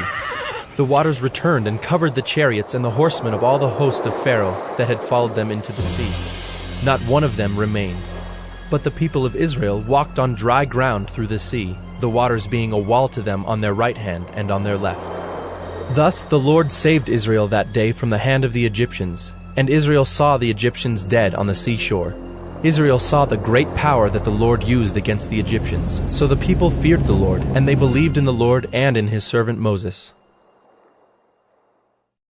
Exodus 15, 22-27. Bitter water made sweet. Then Moses made Israel set out from the Red Sea, and they went into the wilderness of Shur. They went 3 days in the wilderness and found no water. When they came to Marah, they could not drink the water of Marah because it was bitter. Therefore it was named Marah. And the people grumbled against Moses, saying, What shall we drink? And he cried to the Lord, and the Lord showed him a log. And he threw it into the water, and the water became sweet. There the Lord made for them a statute and a rule. And there he tested them, saying, If you will diligently listen to the voice of the Lord your God, and do that which is right in his eyes, and give ear to his commandments, and keep all his statutes, I will put none of the diseases on you that I put on the Egyptians. For I am the Lord your healer. Then they came to Elim, where there were 12 springs of water and 70 palm trees, and they encamped there by the water. Exodus 16, 1-35. Food for every day. They set out from Elim, and all the congregation of the people of Israel came to the wilderness of Sin, which is between Elim and Sinai, on the 15th day of the 2nd month after they had departed from the land of Egypt. And the whole congregation of the people of Israel grumbled against Moses and Aaron in the wilderness. And the people of Israel said to them, Would that we had died by the hand of the Lord in the land of Egypt, when we sat by the meat pots and ate bread to the full. For you have brought us out into this wilderness to kill this whole assembly with hunger. Then the Lord said to Moses, Behold, I am about to rain bread from heaven for you, and the people shall go out and gather a day's portion every day, that I may test them, whether they will walk in my law or not. On the 6th day, when they prepare what they bring in, it will be twice as much as they gather daily. So Moses and Aaron said to all the people of Israel, At evening you shall know that it was the Lord who brought you out of the land of Egypt. And in the morning you shall see the glory of the Lord, because he has heard your grumbling against the Lord. For what are we that you grumble against us? And Moses said, When the Lord gives you in the evening meat to eat, and in the morning bread to the full, because the Lord has heard your grumbling, that you grumble against him. What are we? Your grumbling is not against us, but against the Lord. Then Moses said to Aaron, Say to the whole congregation of the people of Israel, Come near before the Lord, for he has heard your grumbling. And as soon as Aaron spoke to the whole congregation of the people of Israel, they looked toward the wilderness, and behold, the glory of the Lord appeared in the cloud. And the Lord said to Moses, I have heard the grumbling of the people of Israel. Say to them, At twilight you shall eat meat, and in the morning you shall be filled with bread. Then you shall know that I am the Lord your God. In the evening quail came up and covered the camp, and in the morning dew lay around the camp. And when the dew had gone up, there was on the face of the wilderness a fine flake-like thing, fine as frost on the ground. When the people of Israel saw it, they said to one another, What is it? For they did not know what it was. And Moses said to them, It is the bread that the Lord has given you to eat. This is what the Lord has commanded. Gather of it, each one of you, as much as he can eat. You shall each take an omer, according to the number of the persons that each of you has in his tent. And the people of Israel did so. They gathered, some more, some less. But when they measured it with an omer, whoever gathered much had nothing left over, and whoever gathered little had no lack. Each of them gathered as much as he could eat. And Moses said to them, Let no one leave any of it over till the morning. But they did not listen to Moses. Some left part of it till the morning, and it bred worms and stank. And Moses was angry with them. Morning by morning they gathered it, each as much as he could eat. but when the sun grew hot, it melted. On the 6th day, they gathered twice as much bread, 2 omers each. And when all the leaders of the congregation came and told Moses, he said to them, "This is what the Lord has commanded. Tomorrow is a day of solemn rest, a holy Sabbath to the Lord. Bake what you will bake and boil what you will boil, and all that is left over lay aside to be kept till the morning." So they laid it aside till the morning, as Moses commanded them, and it did not stink, and there were no worms in it. Moses said, "Eat it today, for today is a Sabbath to the Lord. Today you will not find it in the field. 6 days you shall gather it, but on the 7th day, which is a Sabbath, there will be none." On the 7th day, some of the people went out to gather, but they found none. And the Lord said to Moses, "How long will you refuse to keep my commandments and my laws?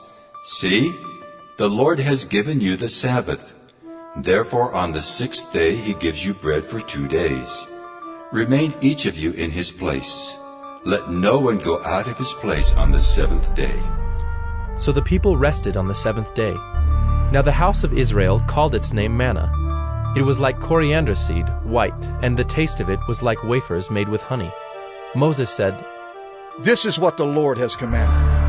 Let an omer of it be kept throughout your generations, so that they may see the bread with which I fed you in the wilderness, when I brought you out of the land of Egypt." And Moses said to Aaron, "Take a jar and put an omer of manna in it, and place it before the Lord to be kept throughout your generations." As the Lord commanded Moses, so Aaron placed it before the testimony to be kept. The people of Israel ate the manna 40 years till they came to a habitable land. They ate the manna till they came to the border of the land of Canaan. Exodus 19. Mount Sinai, the Lord. On the 3rd new moon after the people of Israel had gone out of the land of Egypt, on that day they came into the wilderness of Sinai. They set out from Rephidim and came into the wilderness of Sinai, and they encamped in the wilderness. There Israel encamped before the mountain, while Moses went up to God. The Lord called to him out of the mountain, saying, "Thus you shall say to the house of Jacob and tell the people of Israel, You yourselves have seen what I did to the Egyptians, and how I bore you on eagle's wings and brought you to myself. Now, therefore, if you will indeed obey my voice and keep my covenant, you shall be my treasured possession among all peoples. For all the earth is mine, and you shall be to me a kingdom of priests and a holy nation. These are the words that you shall speak to the people of Israel." So Moses came and called the elders of the people, and set before them all these words that the Lord had commanded him. All the people answered together and said, "All that the Lord has spoken, we will do." And Moses reported the words of the people to the Lord. And the Lord said to Moses, "Behold, I am coming to you in a thick cloud, that the people may hear when I speak with you, and may also believe you forever." When Moses told the words of the people to the Lord said to Moses, "Go to the people and consecrate them today and tomorrow, and let them wash their garments and be ready for the 3rd day. For on the 3rd day the Lord will come down on Mount Sinai in the sight of all the people. And you shall set limits for the people all around, saying, Take care not to go up into the mountain or touch the edge of it. Whoever touches the mountain shall be put to death. No hand shall touch him, but he shall be stoned or shot, whether beast or man, he shall not live. When the trumpet sounds a long blast, they shall come up to the mountain." So Moses went down from the mountain to the people and consecrated the people, and they washed their garments. And he said to the people, "Be ready for the 3rd day. Do not go near a woman." On the morning of the 3rd day there were thunders and lightnings and a thick cloud on the mountain, and a very loud trumpet blast, so that all the people in the camp trembled. Then Moses brought the people out of the camp to meet God, and they took their stand at the foot of the mountain. Now Mount Sinai was wrapped in smoke, because the Lord had descended on it in fire. The smoke of it went up like the smoke of a kiln, and the whole mountain trembled greatly. And as the sound of the trumpet grew louder and louder, Moses spoke, and God answered him in thunder. The Lord came down on Mount Sinai to the top of the mountain. And the Lord called Moses to the top of the mountain, and Moses went up. And the Lord said to Moses, Go down and warn the people, lest they break through to the Lord to look and many of them perish. Also let the priests who come near to the Lord consecrate themselves, lest the Lord break out against them. And Moses said to the Lord, The people cannot come up to Mount Sinai, for you yourself warned us, saying, Set limits around the mountain and consecrate it. And the Lord said to him, Go down and come up bringing Aaron with you. But do not let the priests and the people break through to come up to the Lord, lest he break out against them. So Moses went down to the people and told them. Exodus 20, 1-23, 10 Commandments.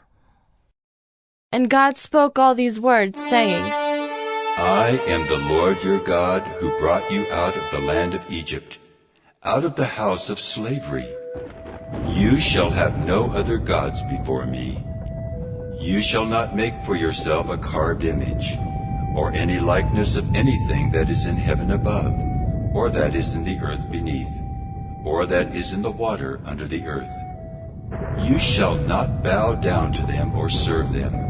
For I, the Lord your God, am a jealous God, visiting the iniquity of the fathers on the children to the third and the fourth generation of those who hate me, but showing steadfast love to thousands of those who love me and keep my commandments.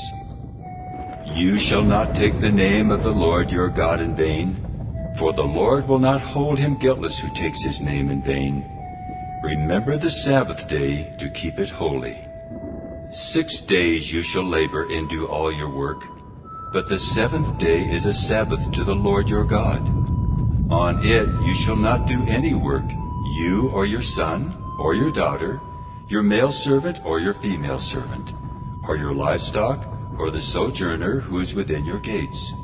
For in 6 days the Lord made heaven and earth, the sea, and all that is in them, and rested on the seventh day. Therefore the Lord blessed the Sabbath day and made it holy. Honor your father and your mother, that your days may be long in the land that the Lord your God is giving you. You shall not murder. You shall not commit adultery. You shall not steal. You shall not bear false witness against your neighbor. You shall not covet your neighbor's house. You shall not covet your neighbor's wife, or his male servant, or his female servant, or his ox, or his donkey, or anything that is your neighbor's.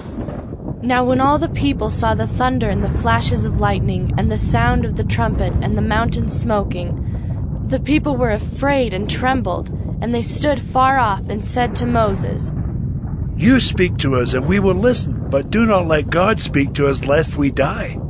Moses said to the people, Do not fear, for God has come to test you, that the fear of him may be before you, that you may not sin.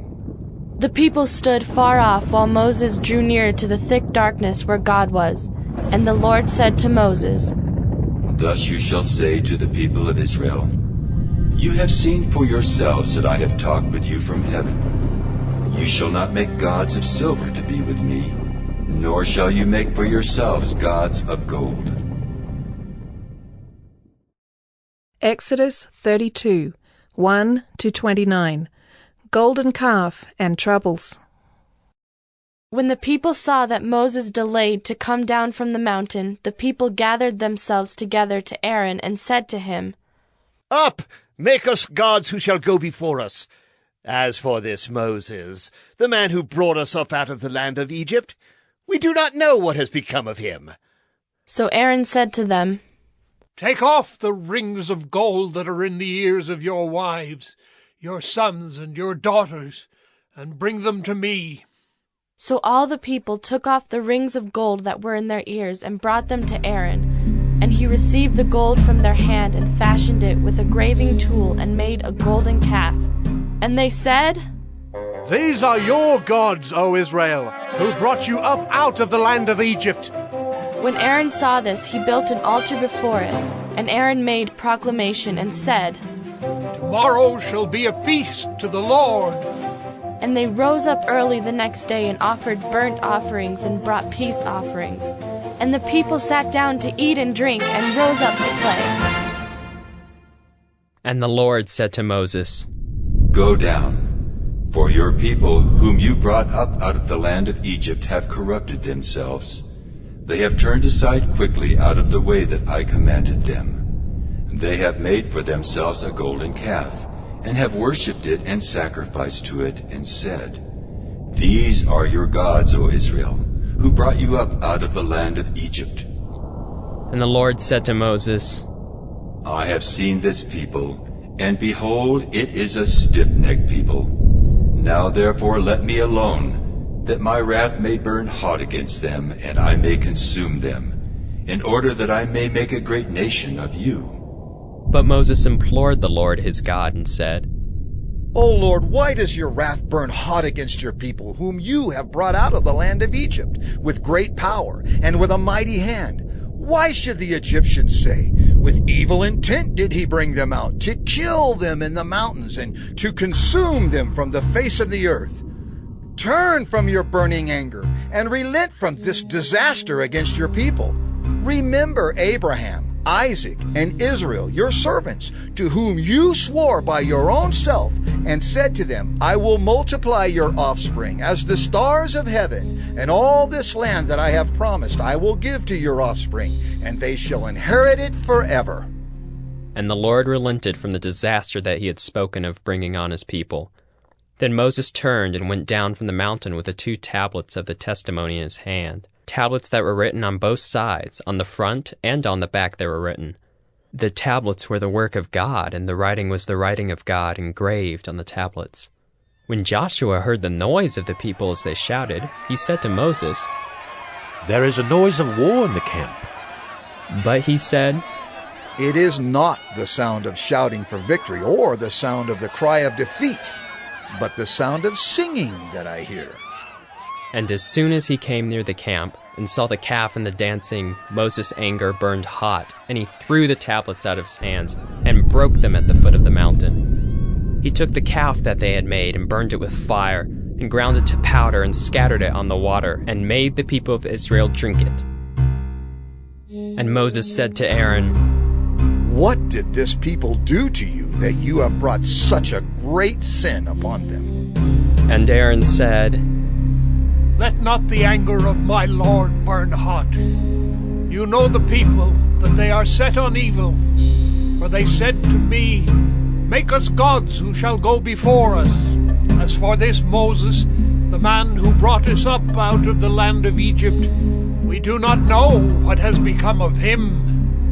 So I said to them, Let any who have gold take it off. So they gave it to me, and I threw it into the fire, and out came this calf. And when Moses saw that the people had broken loose, for Aaron had let them break loose to the derision of their enemies, then Moses stood in the gate of the camp and said, Who is on the Lord's side? Come to me. And all the sons of Levi gathered around him, and he said to them, Thus says the Lord God of Israel, Put your sword on your side, each of you, and go to and fro from gate to gate throughout the camp, and each of you kill his brother and his companion and his neighbor. And the sons of Levi did according to the word of Moses, and that day about 3,000 men of the people fell. And Moses said, Today you have been ordained for the service of the Lord, each one at the cost of his son and of his brother, so that he might bestow a blessing upon you this day. Exodus 34, 1 to 11a. New stone tablets. The Lord said to Moses, Cut for yourself 2 tablets of stone like the first, and I will write on the tablets the words that were on the first tablets which you broke. Be ready by the morning, and come up in the morning to Mount Sinai, and present yourself there to me on the top of the mountain. No one shall come up with you, and let no one be seen throughout all the mountain. Let no flocks or herds graze opposite that mountain. So Moses cut 2 tablets of stone like the first, and he rose early in the morning and went up on Mount Sinai as the Lord had commanded him, and took in his hand 2 tablets of stone. The Lord descended in the cloud and stood with him there, and proclaimed the name of the Lord. The Lord passed before him and proclaimed, The Lord, a God merciful and gracious, slow to anger, and abounding in steadfast love and faithfulness, keeping steadfast love for thousands, forgiving iniquity and transgression and sin, but who will by no means clear the guilty, visiting the iniquity of the fathers on the children and the children's children to the 3rd and the 4th generation.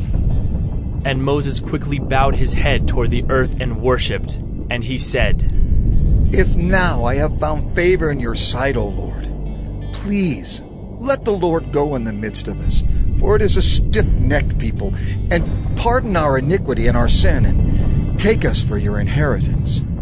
And he said, Behold, I am making a covenant. Before all your people I will do marvels, such as have not been created in all the earth or in any nation. And all the people among whom you are shall see the work of the Lord, for it is an awesome thing that I will do with you. Observe what I command you this day.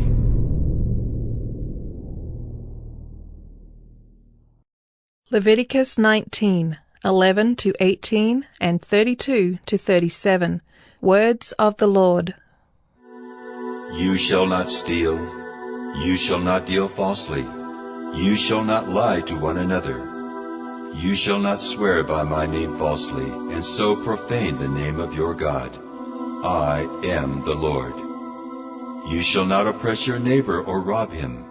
The wages of a hired servant shall not remain with you all night until the morning. You shall not curse the deaf or put a stumbling block before the blind, but you shall fear your God. You shall do no injustice in court. You shall not be partial to the poor or defer to the great, but in righteousness shall you judge your neighbor. You shall not go around as a slanderer among your people, and you shall not stand up against the life of your neighbor. You shall not hate your brother in your heart, but you shall reason frankly with your neighbor, lest you incur sin because of him. You shall not take vengeance or bear a grudge against the sons of your own people, but you shall love your neighbor as yourself. You shall stand up before the gray head and honor the face of an old man, and you shall fear your God. When a stranger sojourns with you in your land, you shall not do him wrong. You shall treat the stranger who sojourns with you as a native among you, and you shall love him as yourself, for you are strangers in the land of Egypt. I am the Lord your God. You shall do no wrong in judgment, in measures of length or weight or quantity. You shall have just balances, just weights, a just ephah, and a just hin. I am the Lord your God who brought you out of the land of Egypt. And you shall observe all my statutes and all my rules and do them. I am the Lord. Portions of Numbers, chapter 13. Check out the land. And portions of Deuteronomy, chapters 1 and 2. Wandering 40 years. The Lord spoke to Moses, saying, Send men to spy out the land of Canaan, which I am giving to the people of Israel. From each tribe of their fathers you shall send a man, every one a chief among them. So Moses sent them from the wilderness of Paran, according to the command of the Lord, all of them men who were heads of the people of Israel. Moses sent them to spy out the land of Canaan, and said to them, Go up into the Negeb, and go up into the hill country, and see what the land is, and whether the people who dwell in it are strong or weak, whether they are few or many, and whether the land that they dwell in is good or bad, and whether the cities that they dwell in are camps or strongholds, and whether the land is rich or poor, and whether there are trees in it or not. Be of good courage, and bring some of the fruit of the land. Now the time was the season of the first ripe grapes. So they went up and spied out the land from the wilderness of Zin to Rehob, near Lebo-hamath. They went up into the Negeb and came to Hebron. Ahiman, Sheshai, and Talmai, the descendants of Anak, were there.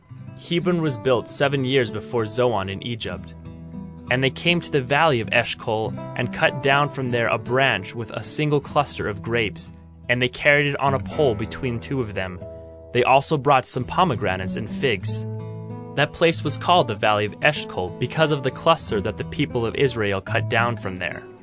At the end of 40 days they returned from spying out the land, and they came to Moses and Aaron, and to all the congregation of the people of Israel in the wilderness of Paran at Kadesh. They brought back word to them and to all the congregation, and showed them the fruit of the land. And they told him, "We came to the land to which you sent us. It flows with milk and honey, and this is its fruit." However, the people who dwell in the land are strong, and the cities are fortified and very large. And besides, we saw the descendants of Anak there. The Amalekites dwell in the land of the Negeb. The Hittites, the Jebusites, and the Amorites dwell in the hill country. And the Canaanites dwell by the sea and along the Jordan. But Caleb quieted the people before Moses and said, "Let us go up at once and occupy it, for we are well able to overcome it." Then the men who had gone up with him said, "We are not able to go up against the people, for they are stronger than we are." So they brought to the people of Israel a bad report of the land that they had spied out, saying, "The land through which we have gone to spy it out is a land that devours its inhabitants, and all the people that we saw in it are of great height." And there we saw the Nephilim, the sons of Anak, who come from the Nephilim. And we seem to ourselves like grasshoppers, and so we seem to them. And the Lord heard your words, and was angered, and he swore, "Not one of these men of this evil generation shall see the good land that I swore to give to your fathers, except Caleb, the son of Jephunneh. He shall see it, and to him and to his children I will give the land on which he has trodden, because he has wholly followed the Lord. Even with me the Lord was angry on your account, and said, You also shall not go in there. Joshua the son of Nun, who stands before you, he shall enter. Encourage him, for he shall cause Israel to inherit it. And as for your little ones, who you said would become a prey, and your children, who today have no knowledge of good or evil, they shall go in there. And to them I will give it, and they shall possess it. But as for you, turn and journey into the wilderness in the direction of the Red Sea." Then you answered me, "We have sinned against the Lord. We ourselves will go up and fight, just as the Lord our God commanded us." And every one of you fastened on his weapons of war, and thought it easy to go up into the hill country. And the Lord said to me, "Say to them, Do not go up or fight, for I am not in your midst, lest you be defeated before your enemies." So I spoke to you, and you would not listen. But you rebelled against the command of the Lord, and presumptuously went up into the hill country.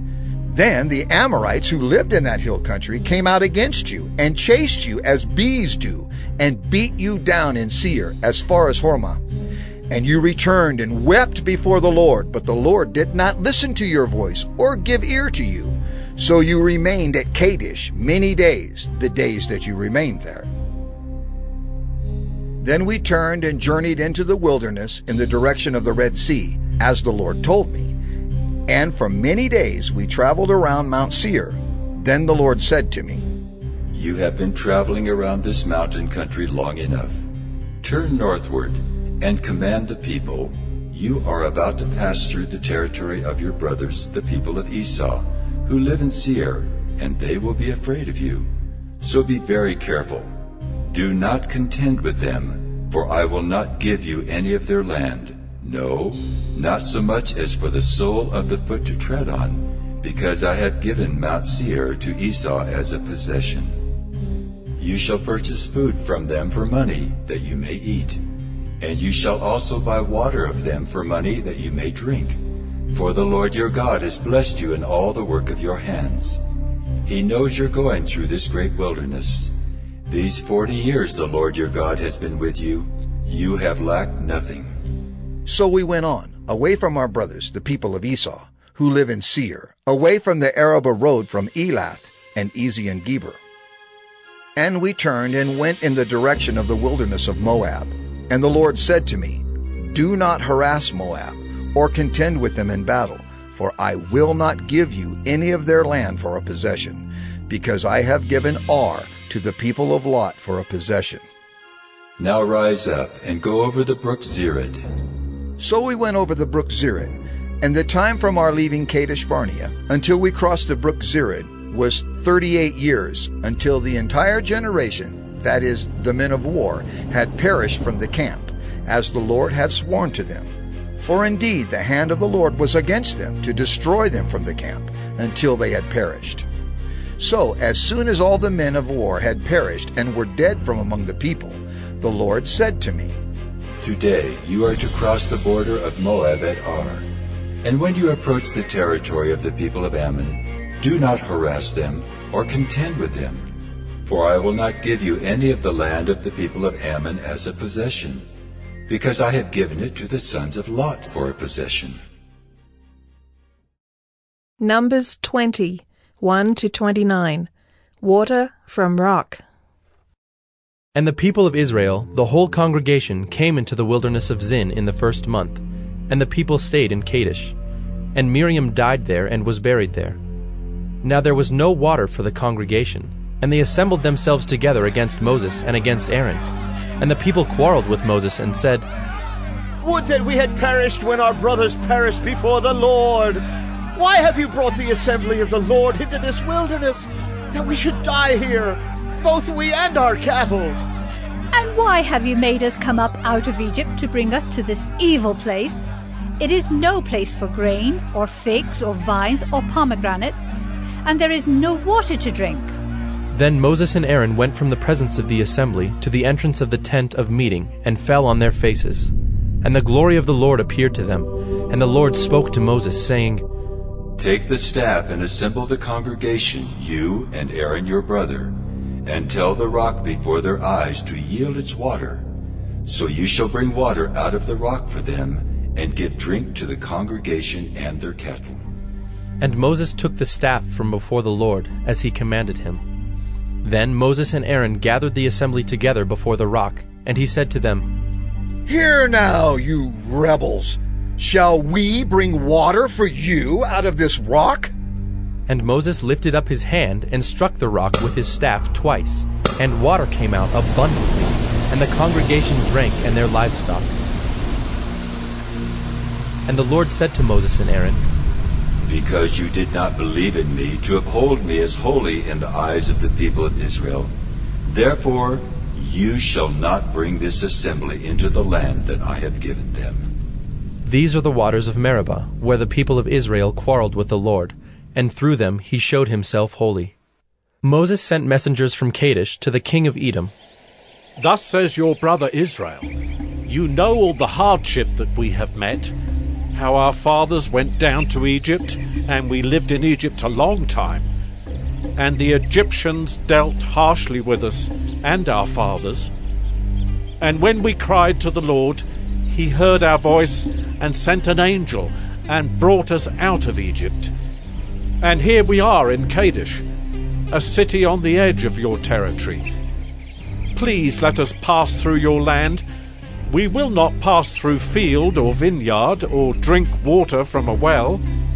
We will go along the king's highway.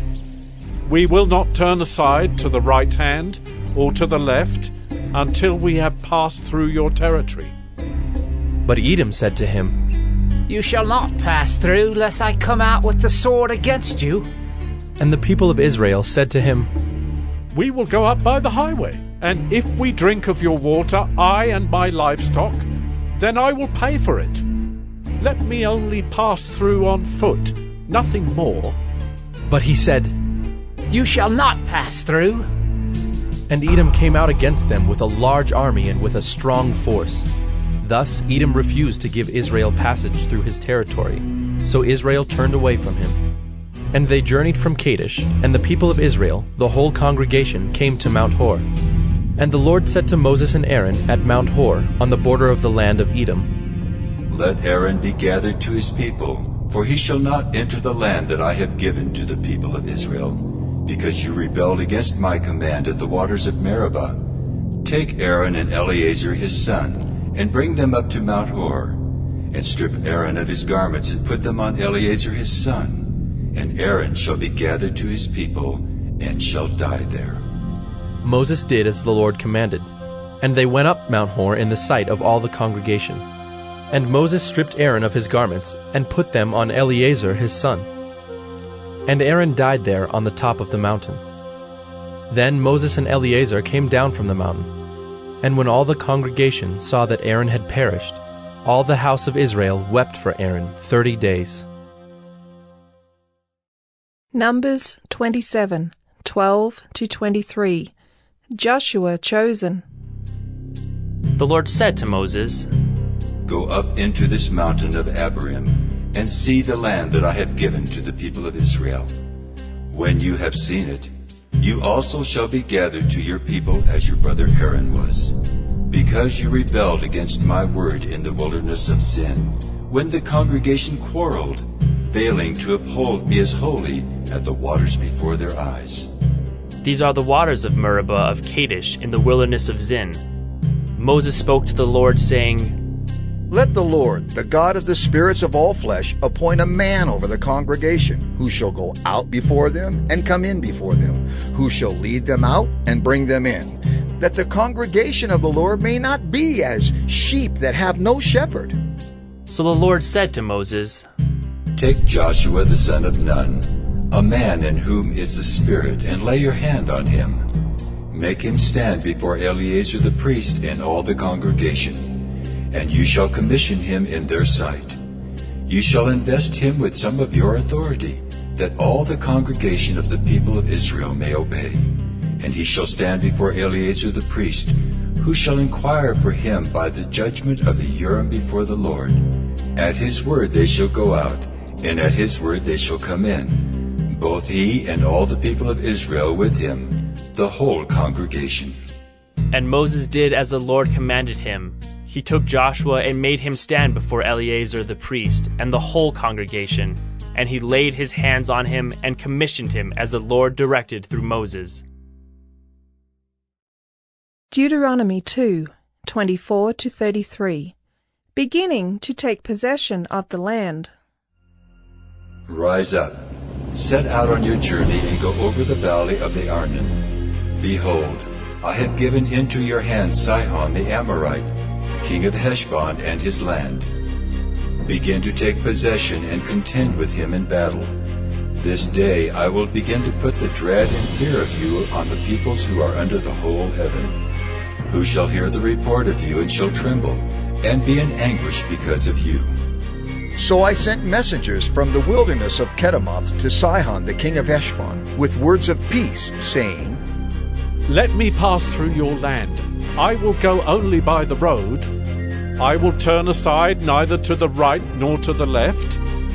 You shall sell me food for money, that I may eat, and give me water for money, that I may drink. Only let me pass through on foot, as the sons of Esau who live in Seir, and the Moabites who live in Ar did for me, until I go over the Jordan into the land that the Lord our God is giving to us.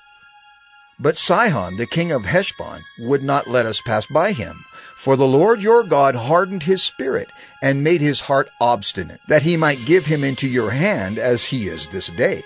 And the Lord said to me, Behold, I have begun to give Sihon and his land over to you.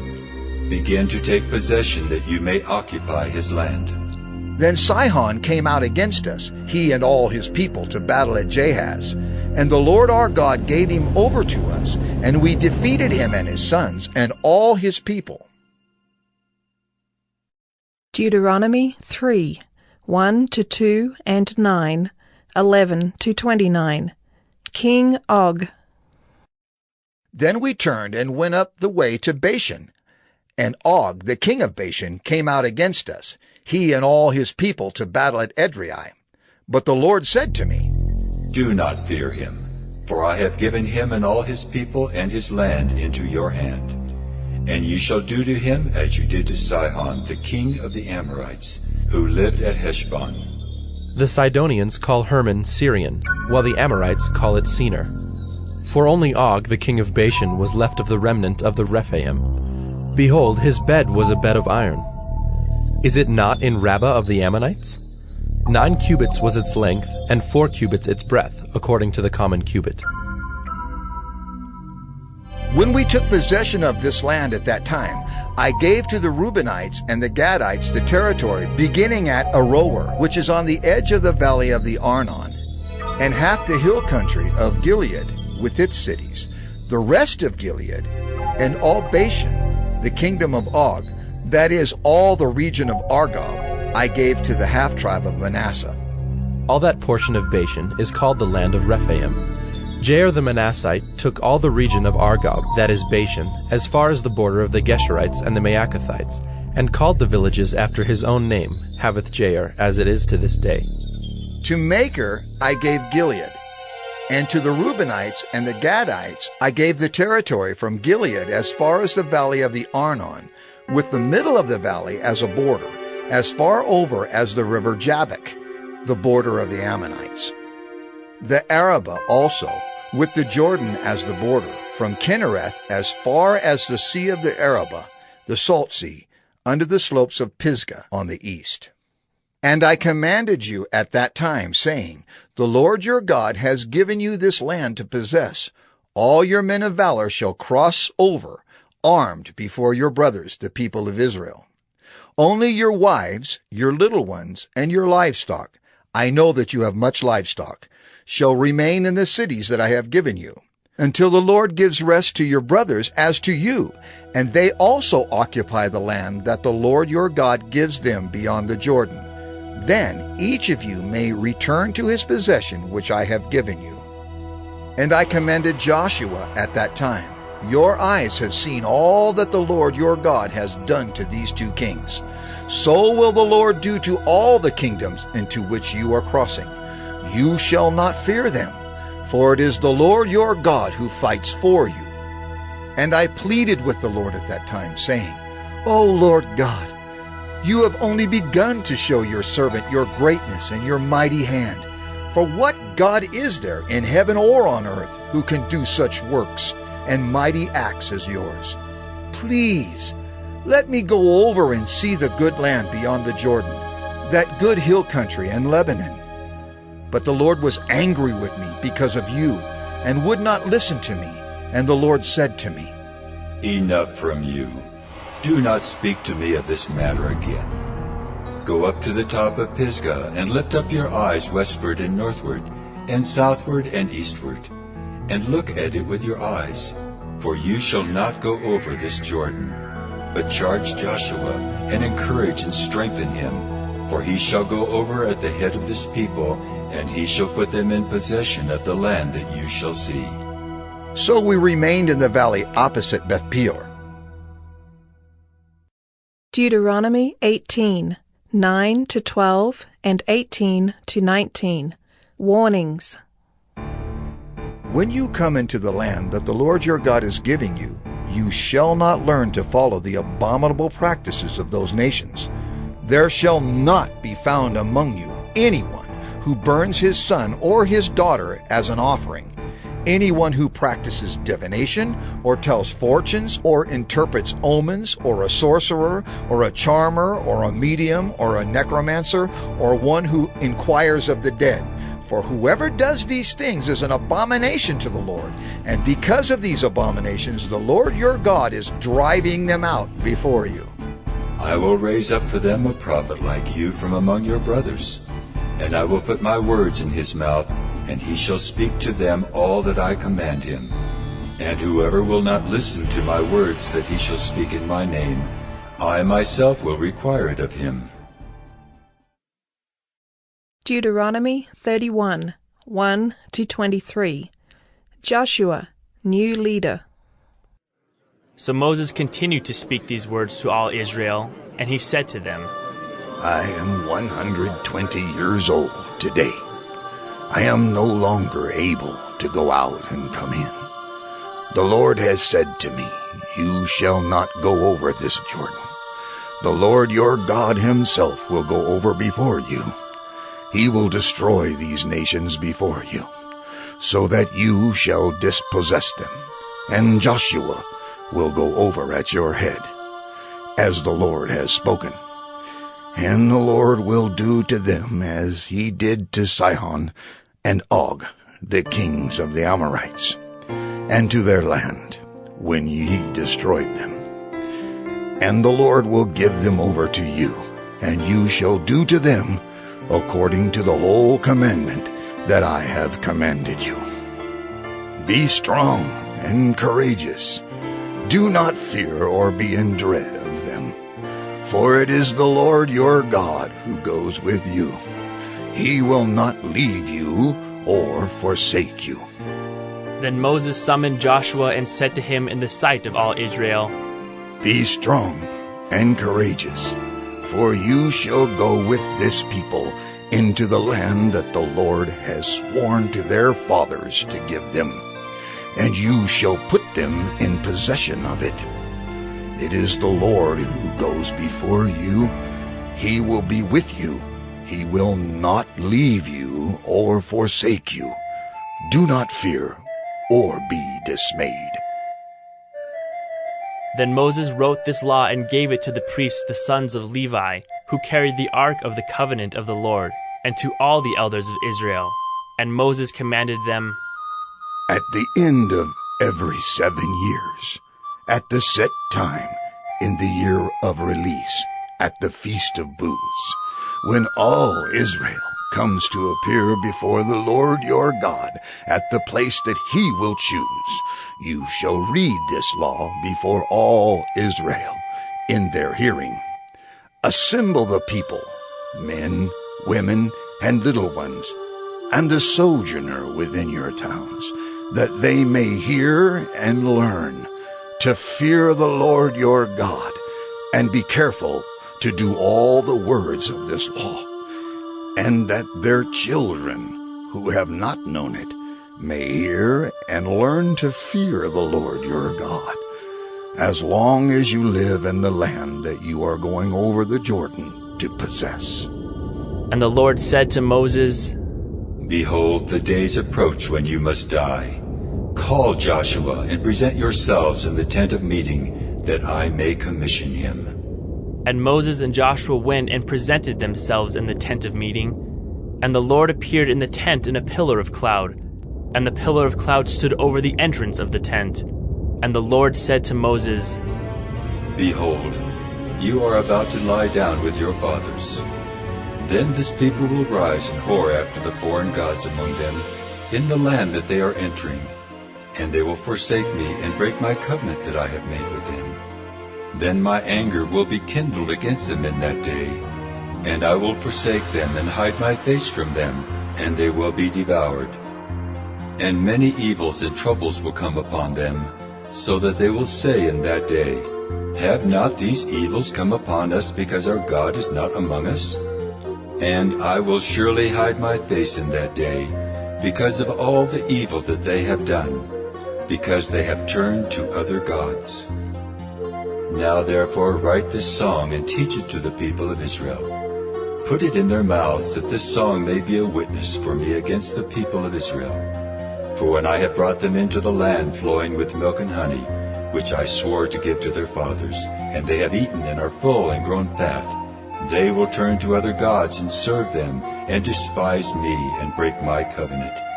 And when many evils and troubles have come upon them, this song shall confront them as a witness. For it will live unforgotten in the mouths of their offspring.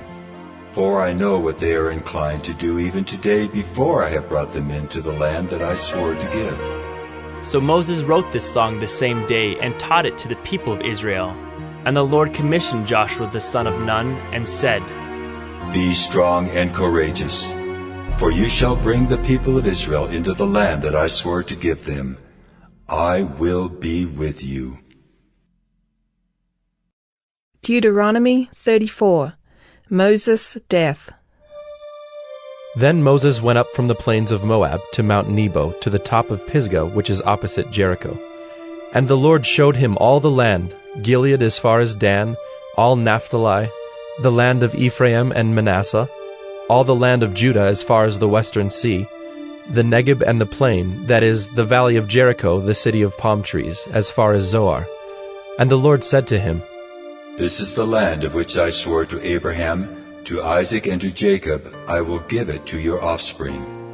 I have let you see it with your eyes, but you shall not go over there. So Moses, the servant of the Lord, died there in the land of Moab, according to the word of the Lord. And he buried him in the valley, in the land of Moab, opposite Beth-peor. But no one knows the place of his burial to this day.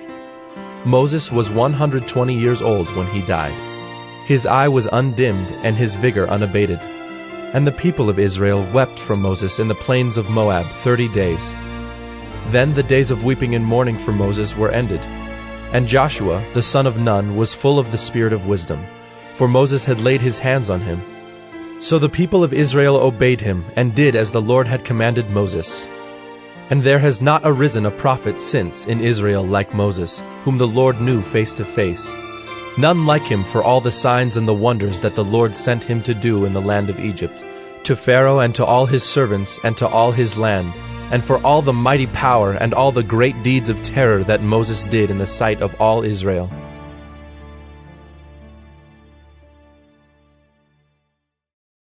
Joshua 1. God speaks to Joshua. After the death of Moses, the servant of the Lord said to Joshua the son of Nun, Moses' assistant, Moses, my servant, is dead. Now therefore arise. Go over this Jordan, you and all this people, into the land that I am giving to them, to the people of Israel. Every place that the sole of your foot will tread upon, I have given to you, just as I promised to Moses. From the wilderness and this Lebanon, as far as the great river, the river Euphrates, all the land of the Hittites to the great sea, toward the going down of the sun shall be your territory. No man shall be able to stand before you all the days of your life. Just as I was with Moses, so I will be with you. I will not leave you or forsake you. Be strong and courageous, for you shall cause this people to inherit the land that I swore to their fathers to give them. Only be strong and very courageous, being careful to do according to all the law that Moses my servant commanded you. Do not turn from it to the right hand or to the left, that you may have good success wherever you go. This book of the law shall not depart from your mouth, but you shall meditate on it day and night, so that you may be careful to do according to all that is written in it. For then you will make your way prosperous, and then you will have good success. Have I not commanded you? Be strong and courageous. Do not be frightened, and do not be dismayed, for the Lord your God is with you wherever you go. And Joshua commanded the officers of the people, Pass through the midst of the camp, and command the people, Prepare your provisions, for within 3 days you are to pass over this Jordan, to go in to take possession of the land that the Lord your God is giving you to possess. And to the Reubenites, the Gadites, and the half-tribe of Manasseh, Joshua said, Remember the word that Moses the servant of the Lord commanded you, saying, The Lord your God is providing you a place of rest, and will give you this land.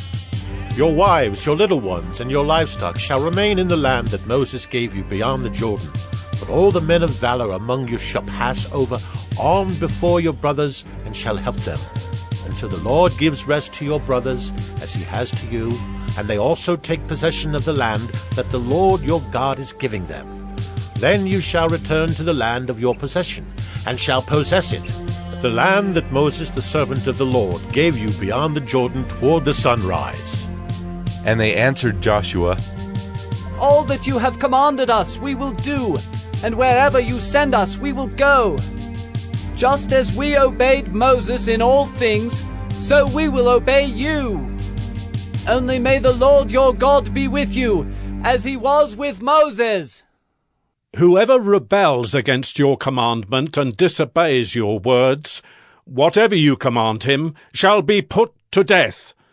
Only be strong and courageous. Joshua 2. Rahab helps the spies. And Joshua the son of Nun sent 2 men secretly from Shittim as spies, saying, Go, view the land, especially Jericho. And they went and came into the house of a prostitute whose name was Rahab, and lodged there. And it was told to the king of Jericho, Behold, men of Israel have come here tonight to search out the land. Then the king of Jericho sent to Rahab, saying, Bring out the men who have come to you, who entered your house, for they have come to search out all the land. But the woman had taken the 2 men and hidden them. And she said, True, the men came to me, but I did not know where they were from. And when the gate was about to be closed at dark, the men went out. I do not know where the men went. Pursue them quickly, for you will overtake them. But she had brought them up to the roof, and hid them with the stalks of flax that she had laid in order on the roof. So the men pursued after them on the way to the Jordan as far as the fords. And the gate was shut as soon as the pursuers had gone out. Before the men lay down, she came up to them on the roof and said to the men, I know that the Lord has given you the land, and that the fear of you has fallen upon us, and that all the inhabitants of the land melt away before you. For we have heard how the Lord dried up the water of the Red Sea before you when you came out of Egypt, and what you did to the 2 kings of the Amorites who were beyond the Jordan, to Sihon and Og, whom you devoted to destruction. And as soon as we heard it, our hearts melted, and there was no spirit left in any man because of you. For the Lord your God, he is God in the heavens above and on the earth beneath. Now then, please swear to me by the Lord, that as I have dealt kindly with you, you also will deal kindly with my father's house, and give me a sure sign that you will save alive my father and mother, my brothers and sisters, and all who belong to them, and deliver our lives from death. And the men said to her, Our life for yours, even to death? If you do not tell this business of ours, then when the Lord gives us the land, we will deal kindly and faithfully with you. Then she let them down by a rope through the window, for her house was built into the city wall, so that she lived in the wall. And she said to them, Go into the hills, or the pursuers will encounter you, and hide there 3 days until the pursuers have returned. Then afterward you may go your way. The men said to her, We will be guiltless with respect to this oath of yours that you have made us swear. Behold, when we come into the land, you shall tie this scarlet cord in the window through which you let us down, and you shall gather into your house your father and mother, your brothers, and all your father's household. Then if anyone goes out of the doors of your house into the street, his blood shall be on his own head, and we shall be guiltless. But if a hand is laid on anyone who is with you in the house, his blood shall be on our head. But if you tell this business of ours, then we shall be guiltless with respect to your oath that you have made us swear. And she said, According to your word, so be it. Then she sent them away, and they departed, and she tied the scarlet cord in the window. They departed and went into the hills and remained there 3 days until the pursuers returned. And the pursuers searched all along the way and found nothing. Then the 2 men returned. They came down from the hills and passed over and came to Joshua the son of Nun. And they told him all that had happened to them. And they said to Joshua, Truly the Lord has given all the land into our hands, and also all the inhabitants of the land melt away because of us. Joshua 3. Crossing the Jordan River. Then Joshua rose early in the morning, and they set out from Shittim. And they came to the Jordan, he and all the people of Israel, and lodged there before they passed over. At the end of 3 days the officers went through the camp and commanded the people, As soon as you see the ark of the covenant of the Lord your God being carried by the Levitical priests, then you shall set out from your place and follow it. Yet there shall be a distance between you and it, about 2,000 cubits in length. Do not come near it, in order that you may know the way you shall go, for you have not passed this way before. Then Joshua said to the people, Consecrate yourselves, for tomorrow the Lord will do wonders among you. And Joshua said to the priests, "Take up the ark of the covenant and pass on before the people." So they took up the ark of the covenant and went before the people. The Lord said to Joshua, "Today I will begin to exalt you in the sight of all Israel, that they may know that as I was with Moses, so I will be with you. And as for you, command the priests who bear the ark of the covenant, when you come to the brink of the waters of the Jordan, you shall stand still in the Jordan." And Joshua said to the people of Israel, "Come here and listen to the words of the Lord your God."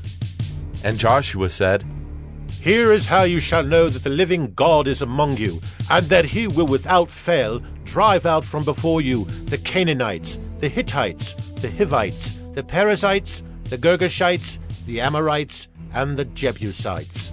Behold, the ark of the covenant of the Lord of all the earth is passing over before you into the Jordan. Now therefore take 12 men from the tribes of Israel, from each tribe a man. And when the soles of the feet of the priests bearing the ark of the Lord of all the earth, shall rest in the waters of the Jordan waters of the Jordan shall be cut off from flowing, and the waters coming down from above shall stand in one heap." So when the people set out from their tents to pass over the Jordan with the priests bearing the ark of the covenant before the people, and as soon as those bearing the ark had come as far as the Jordan, and the feet of the priests bearing the ark were dipped in the brink of the water, now the Jordan overflows all its banks throughout the time of harvest. The waters coming down from above stood and rose up in a heap very far away, at Adam, the city that is beside Zarethan, and those flowing down toward the sea of the Arabah, the salt sea, were completely cut off. And the people passed over opposite Jericho. Now the priests bearing the ark of the covenant of the Lord stood firmly on dry ground in the midst of the Jordan. And all Israel was passing over on dry ground, until all the nation finished passing over the Jordan. Joshua 4. 12 stones in the river. When all the nation had finished passing over the Jordan, the Lord said to Joshua, "Take 12 men from the people, from each tribe a man, and command them, saying, Take 12 stones from here out of the midst of the Jordan, from the very place where the priest's feet stood firmly, and bring them over with you and lay them down in the place where you lodge tonight." Then Joshua called the 12 men from the people of Israel, whom he had appointed, a man from each tribe.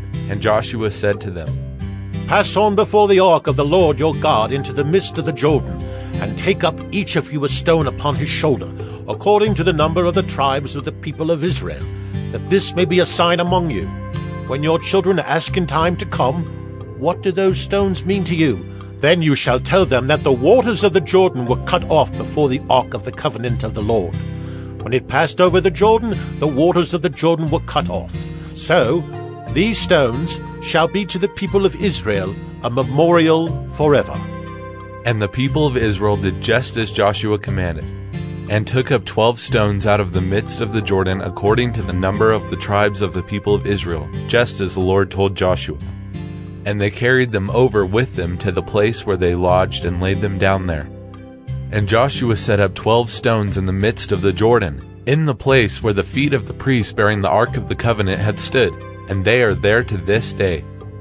For the priests bearing the ark stood in the midst of the Jordan until everything was finished that the Lord commanded Joshua to tell the people, according to all that Moses had commanded Joshua. The people passed over in haste, and when all the people had finished passing over, the ark of the Lord and the priests passed over before the people. The sons of Reuben and the sons of Gad and the half-tribe of Manasseh passed over armed before the people of Israel, as Moses had told them. About 40,000 ready for war passed over before the Lord for battle, to the plains of Jericho.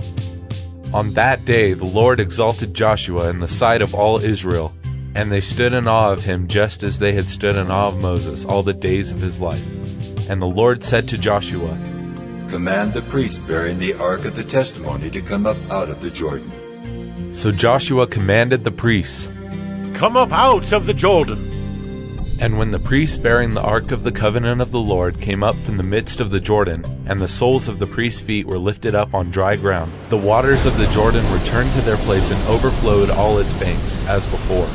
The people came up out of the Jordan on the 10th day of the first month, and they encamped at Gilgal on the east border of Jericho. And those 12 stones which they took out of the Jordan, Joshua set up at Gilgal. And he said to the people of Israel, When your children ask their fathers in times to come, What do these stones mean? Then you shall let your children know, Israel passed over this Jordan on dry ground. For the Lord your God dried up the waters of the Jordan for you until you passed over, as the Lord your God did to the Red Sea, which he dried up for us until we passed over, so that all the peoples of the earth may know that the hand of the Lord is mighty, that you may fear the Lord your God forever. Joshua 6. The Battle of Jericho. Now Jericho was shut up inside and outside because of the people of Israel. None went out, and none came in. And the Lord said to Joshua, See, I have given Jericho into your hand, with its king and mighty men of valor. You shall march around the city, all the men of war going around the city once. Thus shall you do for 6 days. 7 priests shall bear 7 trumpets of ram's horns before the ark. On the 7th day you shall march around the city 7 times, and the priests shall blow the trumpets. And when they make a long blast with the ram's horn, when you hear the sound of the trumpet, then all the people shall shout with a great shout, and the wall of the city will fall down flat, and the people shall go up, everyone straight before him.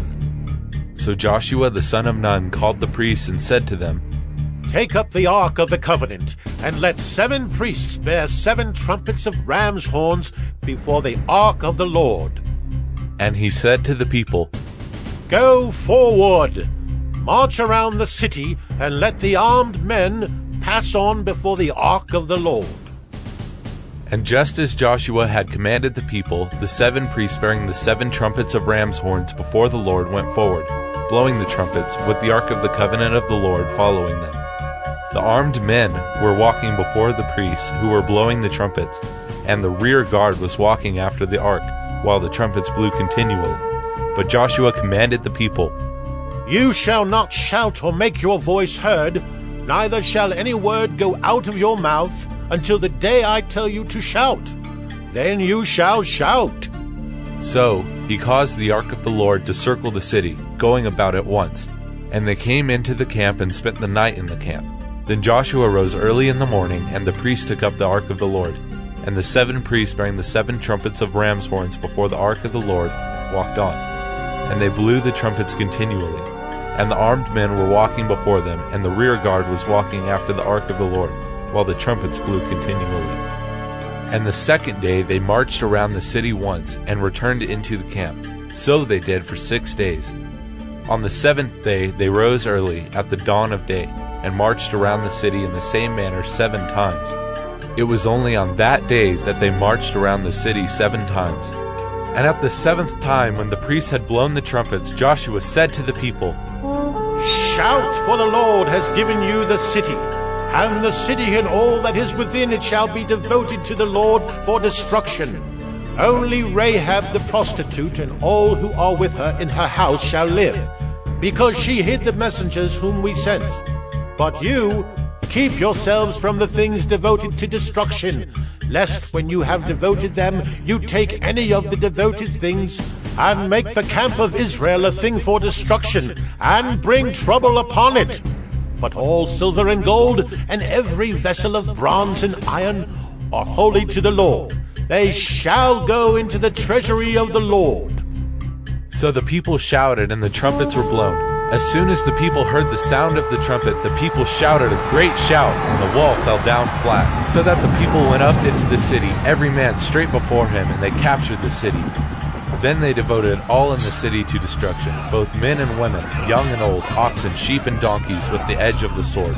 But to the 2 men who had spied out the land, Joshua said, Go into the prostitute's house, and bring out from there the woman and all who belong to her, as you swore to her. So the young men who had been spies went in and brought out Rahab, and her father and brother, and brothers and all who belonged to her. And they brought all her relatives and put them outside the camp of Israel, and they burned the city with fire and everything in it. Only the silver and gold and the vessels of bronze and of iron they put into the treasury of the house of the Lord. But Rahab the prostitute and her father's household and all who belonged to her Joshua saved alive. And she has lived in Israel to this day, because she hid the messengers whom Joshua sent to spy out Jericho. Joshua laid an oath on them at that time, saying, Cursed before the Lord be the man who rises up and rebuilds the city Jericho. At the cost of his firstborn shall he lay its foundation, and at the cost of his youngest son shall he set up its gates. So the Lord was with Joshua, and his fame was in all the land. Joshua 7. Achan steals from God. But the people of Israel broke faith in regard to the devoted things, for Achan the son of Carmi, son of Zabdi, son of Zerah of the tribe of Judah, took some of the devoted things. And the anger of the Lord burned against the people of Israel. Joshua sent men from Jericho to Ai, which is near Bethaven, east of Bethel, and said to them, Go up and spy out the land. And the men went up and spied out Ai. And they returned to Joshua and said to him, Do not have all the people go up, but let about 2,000 or 3,000 men go up and attack Ai. Do not make the whole people toil up there, for they are few. So about 3,000 men went up there from the people, and they fled before the men of Ai. And the men of Ai killed about 36 of their men and chased them before the gate, as far as Shebarim, and struck them at the descent. And the hearts of the people melted and became as water. Then Joshua tore his clothes, and fell to the earth on his face before the ark of the Lord until the evening, he and the elders of Israel. And they put dust on their heads, and Joshua said, Alas, O Lord God, why have you brought this people over the Jordan at all, to give us into the hands of the Amorites to destroy us? Would that we had been content to dwell beyond the Jordan. O Lord, what can I say when Israel has turned their backs before their enemies? For the Canaanites and all the inhabitants of the land will hear of it, and will surround us and cut off our name from the earth. And what will you do for your great name? The Lord said to Joshua, Get up. Why have you fallen on your face? Israel has sinned. They have transgressed my covenant that I commanded them. They have taken some of the devoted things. They have stolen and lied, and put them among their own belongings. Therefore the people of Israel cannot stand before their enemies. They turn their backs before their enemies because they have become devoted for destruction. I will be with you no more unless you destroy the devoted things from among you. Get up, consecrate the people, and say, Consecrate yourselves for tomorrow, for thus says the Lord God of Israel. There are devoted things in your midst, O Israel. You cannot stand before your enemies until you take away the devoted things from among you. In the morning, therefore, you shall be brought near by your tribes. And the tribe that the Lord takes by lot shall come near by clans. And the clan that the Lord takes shall come near by households. And the household that the Lord takes shall come near man by man. And he who is taken with the devoted things shall be burned with fire, he and all that he has, because he has transgressed the covenant of the Lord, and because he has done an outrageous thing in Israel. So Joshua rose early in the morning and brought Israel near, tribe by tribe, and the tribe of Judah was taken. And he brought near the clans of Judah, and the clan of the Zerahites was taken. And he brought near the clan of the Zerahites man by man, and Zabdi was taken. And he brought near his household man by man, and Achan the son of Carmi, son of Zabdi, son of Zerah, of the tribe of Judah was taken. Then Joshua said to Achan, My son, give glory to the Lord God of Israel, and give praise to him. And tell me now what you have done. Do not hide it from me. And Achan answered Joshua, Truly, I have sinned against the Lord God of Israel, and this is what I did. When I saw among the spoil a beautiful cloak from Shinar, and 200 shekels of silver, and a bar of gold weighing 50 shekels, then I coveted them and took them. And see, they are hidden in the earth inside my tent, with the silver underneath. So Joshua sent messengers, and they ran to the tent, and behold, it was hidden in his tent with the silver underneath. And they took them out of the tent and brought them to Joshua and to all the people of Israel, and they laid them down before the Lord. And Joshua and all Israel with him took Achan the son of Zerah, and the silver and the cloak and the bar of gold, and his sons and daughters, and his oxen and donkeys and sheep, and his tent and all that he had. And they brought them up to the valley of Achor. And Joshua said, Why did you bring trouble on us? The Lord brings trouble on you today. And all Israel stoned him with stones. They burned them with fire and stoned them with stones. And they raised over him a great heap of stones that remains to this day. Then the Lord turned from his burning anger. Therefore, to this day the name of that place is called the Valley of Achor. Joshua 8, 1-23. Ai destroyed. And the Lord said to Joshua, Do not fear and do not be dismayed. Take all the fighting men with you and arise. Go up to Ai. See, I have given into your hand the king of Ai, and his people, his city, and his land. And you shall do to Ai and its king as you did to Jericho and its king. Only its spoil and its livestock you shall take as plunder for yourselves. Lay an ambush against the city behind it. So Joshua and all the fighting men arose to go up to Ai. And Joshua chose 30,000 mighty men of valor and sent them out by night. And he commanded them, Behold, you shall lie in ambush against the city behind it. Do not go very far from the city, but all of you remain ready. And I and all the people who are with me will approach the city. And when they come out against us, just as before, we shall flee before them. And they will come out after us until we have drawn them away from the city. For they will say, They are fleeing from us, just as before. So we will flee before them. Then you shall rise up from the ambush and seize the city, for the Lord your God will give it into your hand. And as soon as you have taken the city, you shall set the city on fire. You shall do according to the word of the Lord. See, I have commanded you. So Joshua sent them out, and they went to the place of ambush and lay between Bethel and Ai, to the west of Ai. But Joshua spent that night among the people. Joshua arose early in the morning and mustered the people and went up, he and the elders of Israel, before the people to Ai. And all the fighting men who were with him went up and drew near before the city and encamped on the north side of Ai, with a ravine between them and Ai. He took about 5,000 men and set them in ambush between Bethel and Ai, to the west of the city. So they stationed the forces, the main encampment that was north of the city and its rear guard west of the city. But Joshua spent that night in the valley. And as soon as the king of Ai saw this, he and all his people, the men of the city, hurried and went out early to the appointed place toward the Arabah to meet Israel in battle. But he did not know that there was an ambush against him behind the city. And Joshua and all Israel pretended to be beaten before them and fled in the direction of the wilderness. So all the people who were in the city were called together to pursue them. And as they pursued Joshua, they were drawn away from the city. Not a man was left in Ai or Bethel who did not go out after Israel. They left the city open and pursued Israel. Then the Lord said to Joshua, Stretch out the javelin that is in your hand toward Ai, for I will give it into your hand. And Joshua stretched out the javelin that was in his hand toward the city. And the men in the ambush rose quickly out of their place. And as soon as he stretched out his hand, they ran and entered the city and captured it. And they hurried to set the city on fire. So when the men of Ai looked back, behold, the smoke of the city went up to heaven. And they had no power to flee this way or that, for the people who fled to the wilderness turned back against the pursuers. And when Joshua and all Israel saw that the ambush had captured the city, and that the smoke of the city went up, then they turned back and struck down the men of Ai. And the others came out from the city against them. So they were in the midst of Israel, some on this side and some on that side. And Israel struck them down, until there was left none that survived or escaped.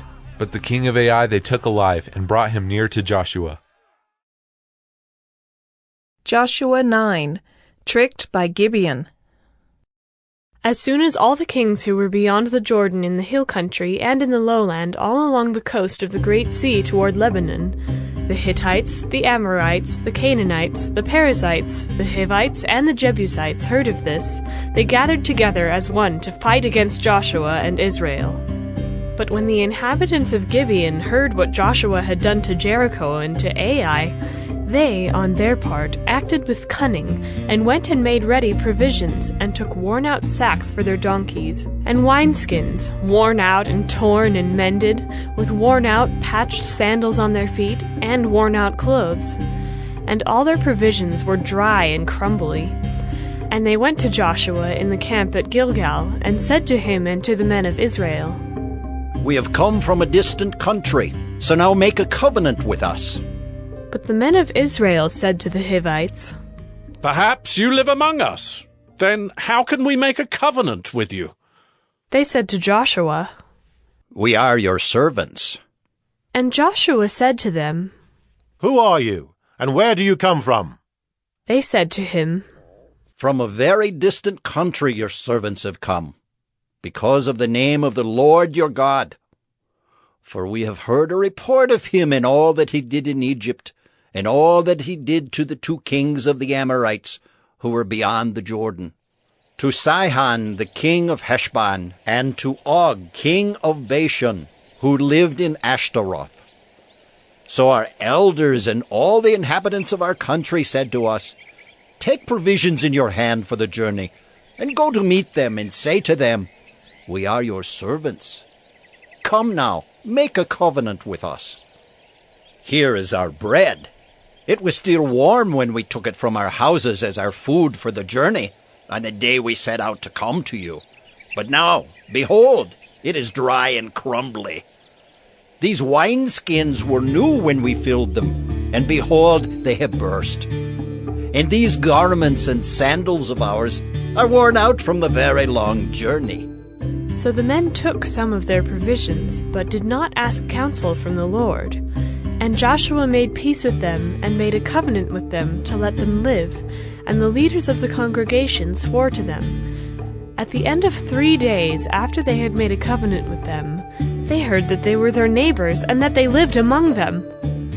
And the people of Israel set out and reached their cities on the 3rd day. Now their cities were Gibeon, Kephirah, Beeroth, and Kiriath-Jearim. But the people of Israel did not attack them, because the leaders of the congregation had sworn to them by the Lord, the God of Israel.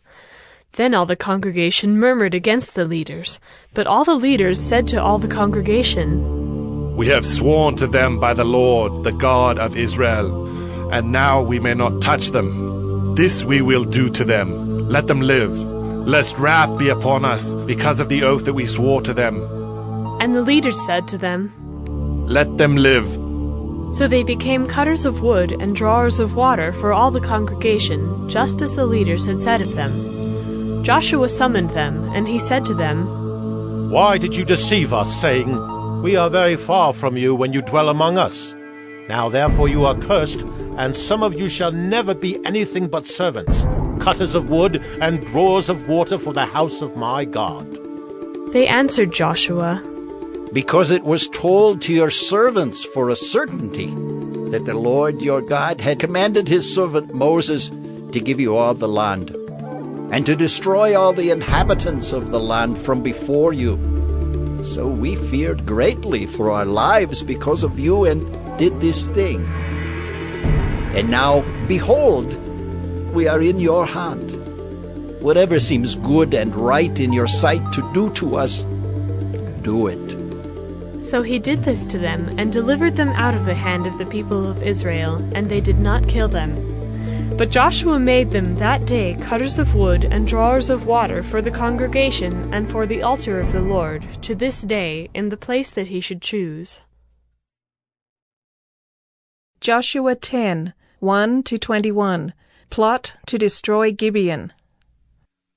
As soon as Adoni-Zedek, king of Jerusalem, heard how Joshua had captured Ai and had devoted it to destruction, doing to Ai and its king as he had done to Jericho and its king, and how the inhabitants of Gibeon had made peace with Israel and were among them, he feared greatly, because Gibeon was a great city, like one of the royal cities, and because it was greater than Ai, and all its men were warriors. So Adoni-Zedek, king of Jerusalem, sent to Hoham, king of Hebron, to Piram, king of Jarmuth, to Japhiah, king of Lachish, and to Deber, king of Eglon, saying, "Come up to me and help me, and let us strike Gibeon, for it has made peace with Joshua and with the people of Israel." Then the 5 kings of the Amorites, the king of Jerusalem, the king of Hebron, the king of Jarmuth, the king of Lachish, and the king of Eglon, gathered their forces and went up with all their armies and encamped against Gibeon and made war against it. And the men of Gibeon sent to Joshua at the camp in Gilgal, saying, Do not relax your hand from your servants. Come up to us quickly and save us and help us. For all the kings of the Amorites who dwell in the hill country are gathered against us. So Joshua went up from Gilgal, he and all the people of war with him, and all the mighty men of valor. And the Lord said to Joshua, Do not fear them, for I have given them into your hands. Not a man of them shall stand before you. So Joshua came upon them suddenly, having marched up all night from Gilgal. And the Lord threw them into a panic before Israel, who struck them with a great blow at Gibeon, and chased them by the way of the ascent of Beth-horon, and struck them as far as Azekah and Makkedah. And as they fled before Israel, while they were going down the ascent of Beth-horon, the Lord threw down large stones from heaven on them, as far as Azekah, and they died. There were more who died because of the hailstones than the sons of Israel killed with the sword. At that time Joshua spoke to the Lord in the day when the Lord gave the Amorites over to the sons of Israel. And he said in the sight of Israel, Sun, stand still at Gibeon, and moon in the valley of Ajalon. And the sun stood still, and the moon stopped, until the nation took vengeance on their enemies. Is this not written in the book of Jasher? The sun stopped in the midst of heaven, and did not hurry to set for about a whole day. There has been no day like it before or since, when the Lord heeded the voice of a man, for the Lord fought for Israel. So Joshua returned, and all Israel with him, to the camp at Gilgal. These 5 kings fled and hid themselves in the cave at Makkedah. And it was told to Joshua, The 5 kings have been found, hidden in the cave in Makkedah. And Joshua said, Roll large stones against the mouth of the cave, and set men by it to guard them. But do not stay there yourselves. Pursue your enemies. Attack their rear guard. Do not let them enter their cities, for the Lord your God has given them into your hand. When Joshua and the sons of Israel had finished striking them with a great blow, until they were wiped out, and when the remnant that remained of them had entered into the fortified cities, then all the people returned safe to Joshua in the camp at Makkedah. Not a man moved his tongue against any of the people of Israel. Joshua 22. The tribes return home. At that time Joshua summoned the Reubenites and the Gadites and the half-tribe of Manasseh, and said to them, You have kept all that Moses the servant of the Lord commanded you, and have obeyed my voice in all that I have commanded you.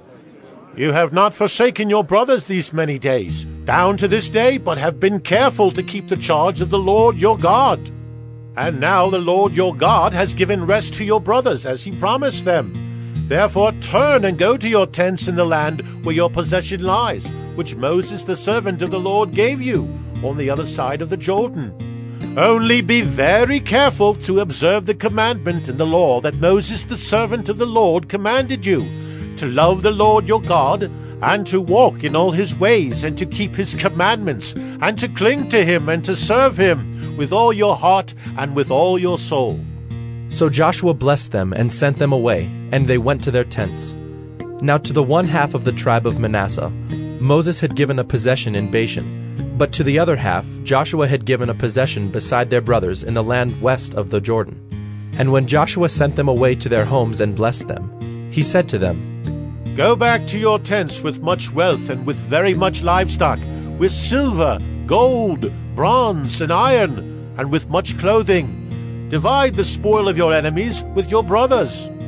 So the people of Reuben and the people of Gad and the half-tribe of Manasseh returned home, parting from the people of Israel at Shiloh, which is in the land of Canaan, to go to the land of Gilead, their own land of which they had possessed themselves by command of the Lord through Moses.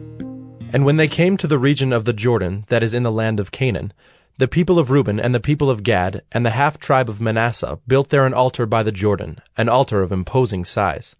And the people of Israel heard it said, Behold, the people of Reuben and the people of Gad and the half-tribe of Manasseh have built the altar at the frontier of the land of Canaan, in the region about the Jordan, on the side that belongs to the people of Israel. And when the people of Israel heard of it, The whole assembly of the people of Israel gathered at Shiloh to make war against them. Then the people of Israel sent to the people of Reuben and the people of Gad and the half-tribe of Manasseh in the land of Gilead, Phinehas the son of Eleazar the priest, and with him 10 chiefs, one from each of the tribal families of Israel, every one of them the head of a family among the clans of Israel. And they came to the people of Reuben, the people of Gad, and the half-tribe of Manasseh in the land of Gilead. And they said to them, Thus says the whole congregation of the Lord, What is this breach of faith that you have committed against the God of Israel in turning away this day from following the Lord by building yourselves an altar this day in rebellion against the Lord? Have we not had enough of the sin at Peor, from which even yet we have not cleansed ourselves, and for which there came a plague upon the congregation of the Lord, that you too must turn away this day from following the Lord?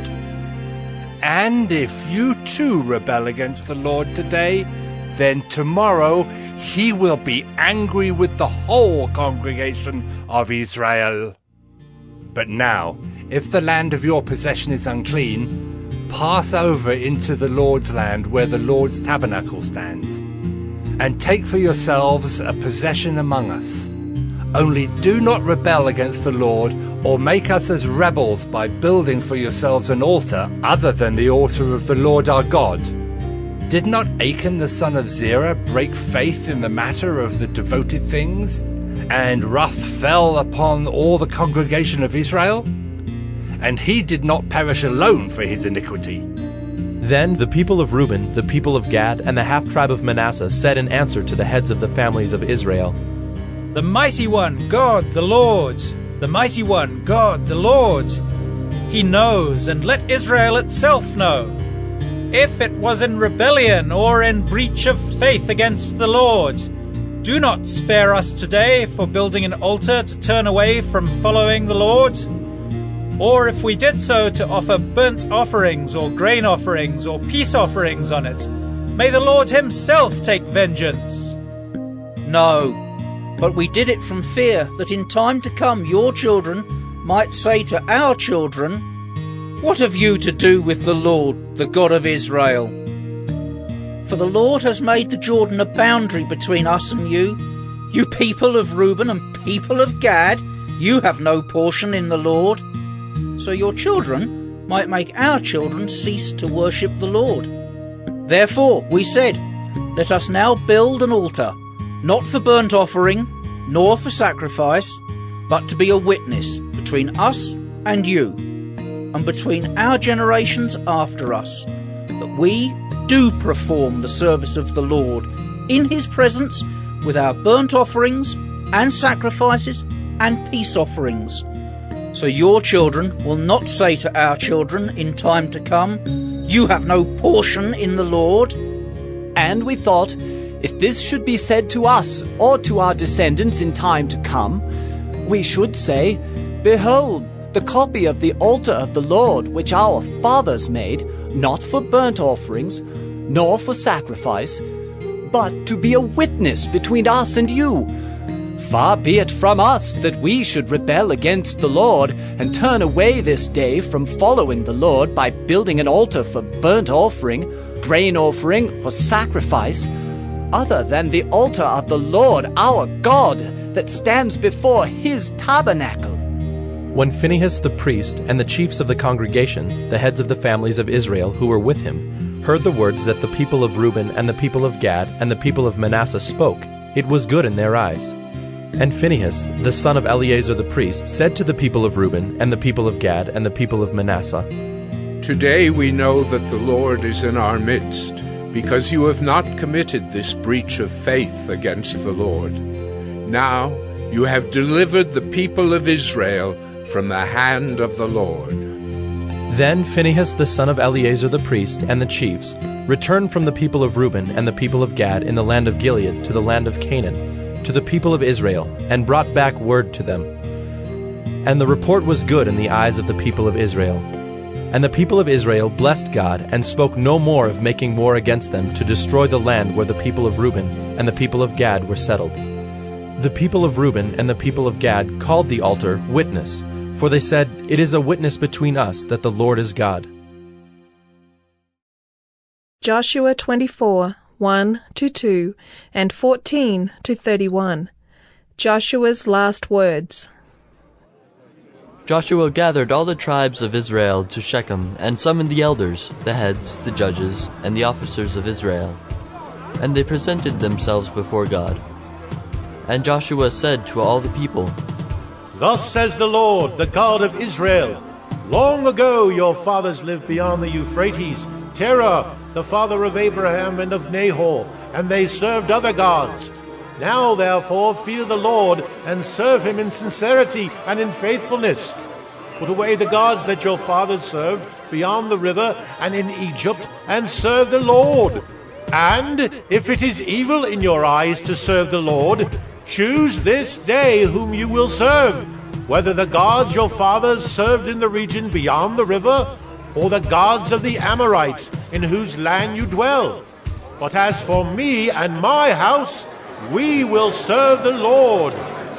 Then the people answered, Far be it from us that we should forsake the Lord to serve other gods. For it is the Lord our God who brought us and our fathers up from the land of Egypt, out of the house of slavery, and who did those great signs in our sight and preserved us in all the way that we went, and among all the peoples through whom we passed. And the Lord drove out before us all the peoples, the Amorites who lived in the land. Therefore, we also will serve the Lord, for he is our God.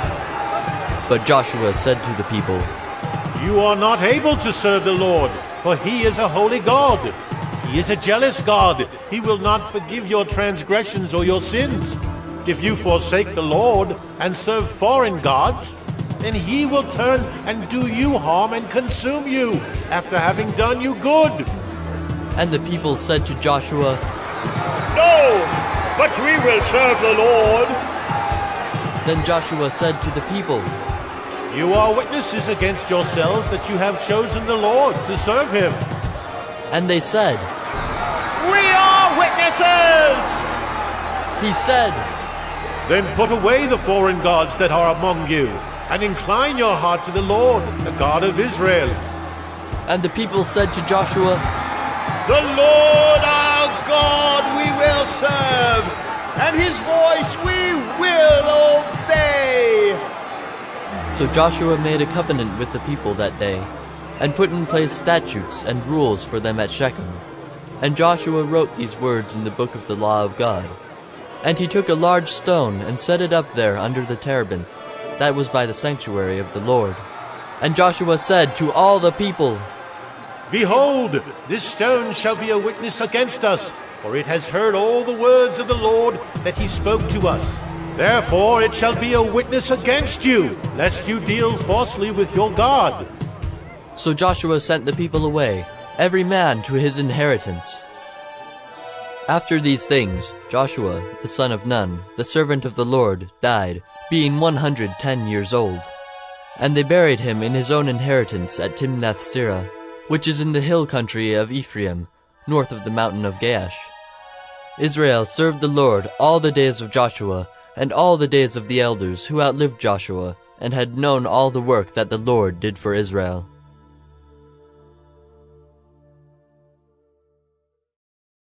Judges 4. Deborah, a judge. And the people of Israel again did what was evil in the sight of the Lord after Ehud died. And the Lord sold them into the hand of Jabin, king of Canaan, who reigned in Hazor. The commander of his army was Sisera, who lived in Harosheth-Hagoyim. Then the people of Israel cried out to the Lord for help, for he had 900 chariots of iron, and he oppressed the people of Israel cruelly for 20 years. Now Deborah, a prophetess, the wife of Lapideth, was judging Israel at that time. She used to sit under the palm of Deborah, between Ramah and Bethel, in the hill country of Ephraim, and the people of Israel came up to her for judgment. She sent and summoned Barak the son of Abinoam from Kedesh Naphtali, and said to him, Has not the Lord, the God of Israel, commanded you? Go, gather your men at Mount Tabor, taking 10,000 from the people of Naphtali and the people of Zebulun. And I will draw out Sisera, the general of Jabin's army, to meet you by the river Kishon with his chariots and his troops, and I will give him into your hand. Barak said to her, If you will go with me, I will go. But if you will not go with me, I will not go. And she said, I will surely go with you. Nevertheless, the road on which you are going will not lead to your glory, for the Lord will sell Sisera into the hand of a woman. Then Deborah arose and went with Barak to Kedesh. And Barak called out Zebulun and Naphtali to Kedesh. And 10,000 men went up at his heels, and Deborah went up with him. Now Heber the Kenite had separated from the Kenites, the descendants of Hobab the father-in-law of Moses, and had pitched his tent as far away as the oak in Zaanannim, which is near Kedesh, when Sisera was told that Barak the son of Abinoam had gone up to Mount Tabor. Sisera called out all his chariots, 900 chariots of iron, and all the men who were with him, from Harosheth-Hagoyim to the river Kishon. And Deborah said to Barak, Up, for this is the day in which the Lord has given Sisera into your hand. Does not the Lord go out before you? So Barak went down from Mount Tabor with 10,000 men following him. And the Lord routed Sisera and all his chariots and all his army before Barak by the edge of the sword. And Sisera got down from his chariot and fled away on foot. And Barak pursued the chariots and the army to Harosheth-Hagoyim. And all the army of Sisera fell by the edge of the sword. Not a man was left. But Sisera fled away on foot to the tent of Jael, the wife of Heber the Kenite. For there was peace between Jabin the king of Hazor and the house of Heber the Kenite. And Jael came out to meet Sisera and said to him, Turn aside, me lord. Turn aside to me. Do not be afraid. So he turned aside to her into the tent, and she covered him with a rug. And he said to her, Please give me a little water to drink, for I am thirsty. So she opened a skin of milk and gave him a drink and covered him. And he said to her, Stand at the opening of the tent, and if any man comes and asks you, Is anyone here? Say no. But Jael, the wife of Heber, took a tent peg and took a hammer in her hand. Then she went softly to him and drove the peg into his temple until it went down into the ground while he was lying fast asleep from weariness. So he died. And behold, as Barak was pursuing Sisera, Jael went out to meet him and said to him, Come, and I will show you the man whom you are seeking. So he went into her tent, and there lay Sisera dead, with a tent peg in his temple. So on that day God subdued Jabin the king of Canaan before the people of Israel. And the hand of the people of Israel pressed harder and harder against Jabin the king of Canaan, until they destroyed Jabin king of Canaan. Judges 6. Gideon's story. The people of Israel did what was evil in the sight of the Lord, and the Lord gave them into the hand of Midian 7 years. And the hand of Midian overpowered Israel. And because of Midian, the people of Israel made for themselves the dens that are in the mountains, and the caves, and the strongholds. For whenever the Israelites planted crops, the Midianites and the Amalekites and the people of the east would come up against them. They would encamp against them and devour the produce of the land as far as Gaza, and leave no sustenance in Israel, and no sheep or ox or donkey. For they would come up with their livestock in their tents. They would come like locusts in number. Both they and their camels could not be counted, so that they laid waste the land as they came in. And Israel was brought very low because of Midian. And the people of Israel cried out for help to the Lord.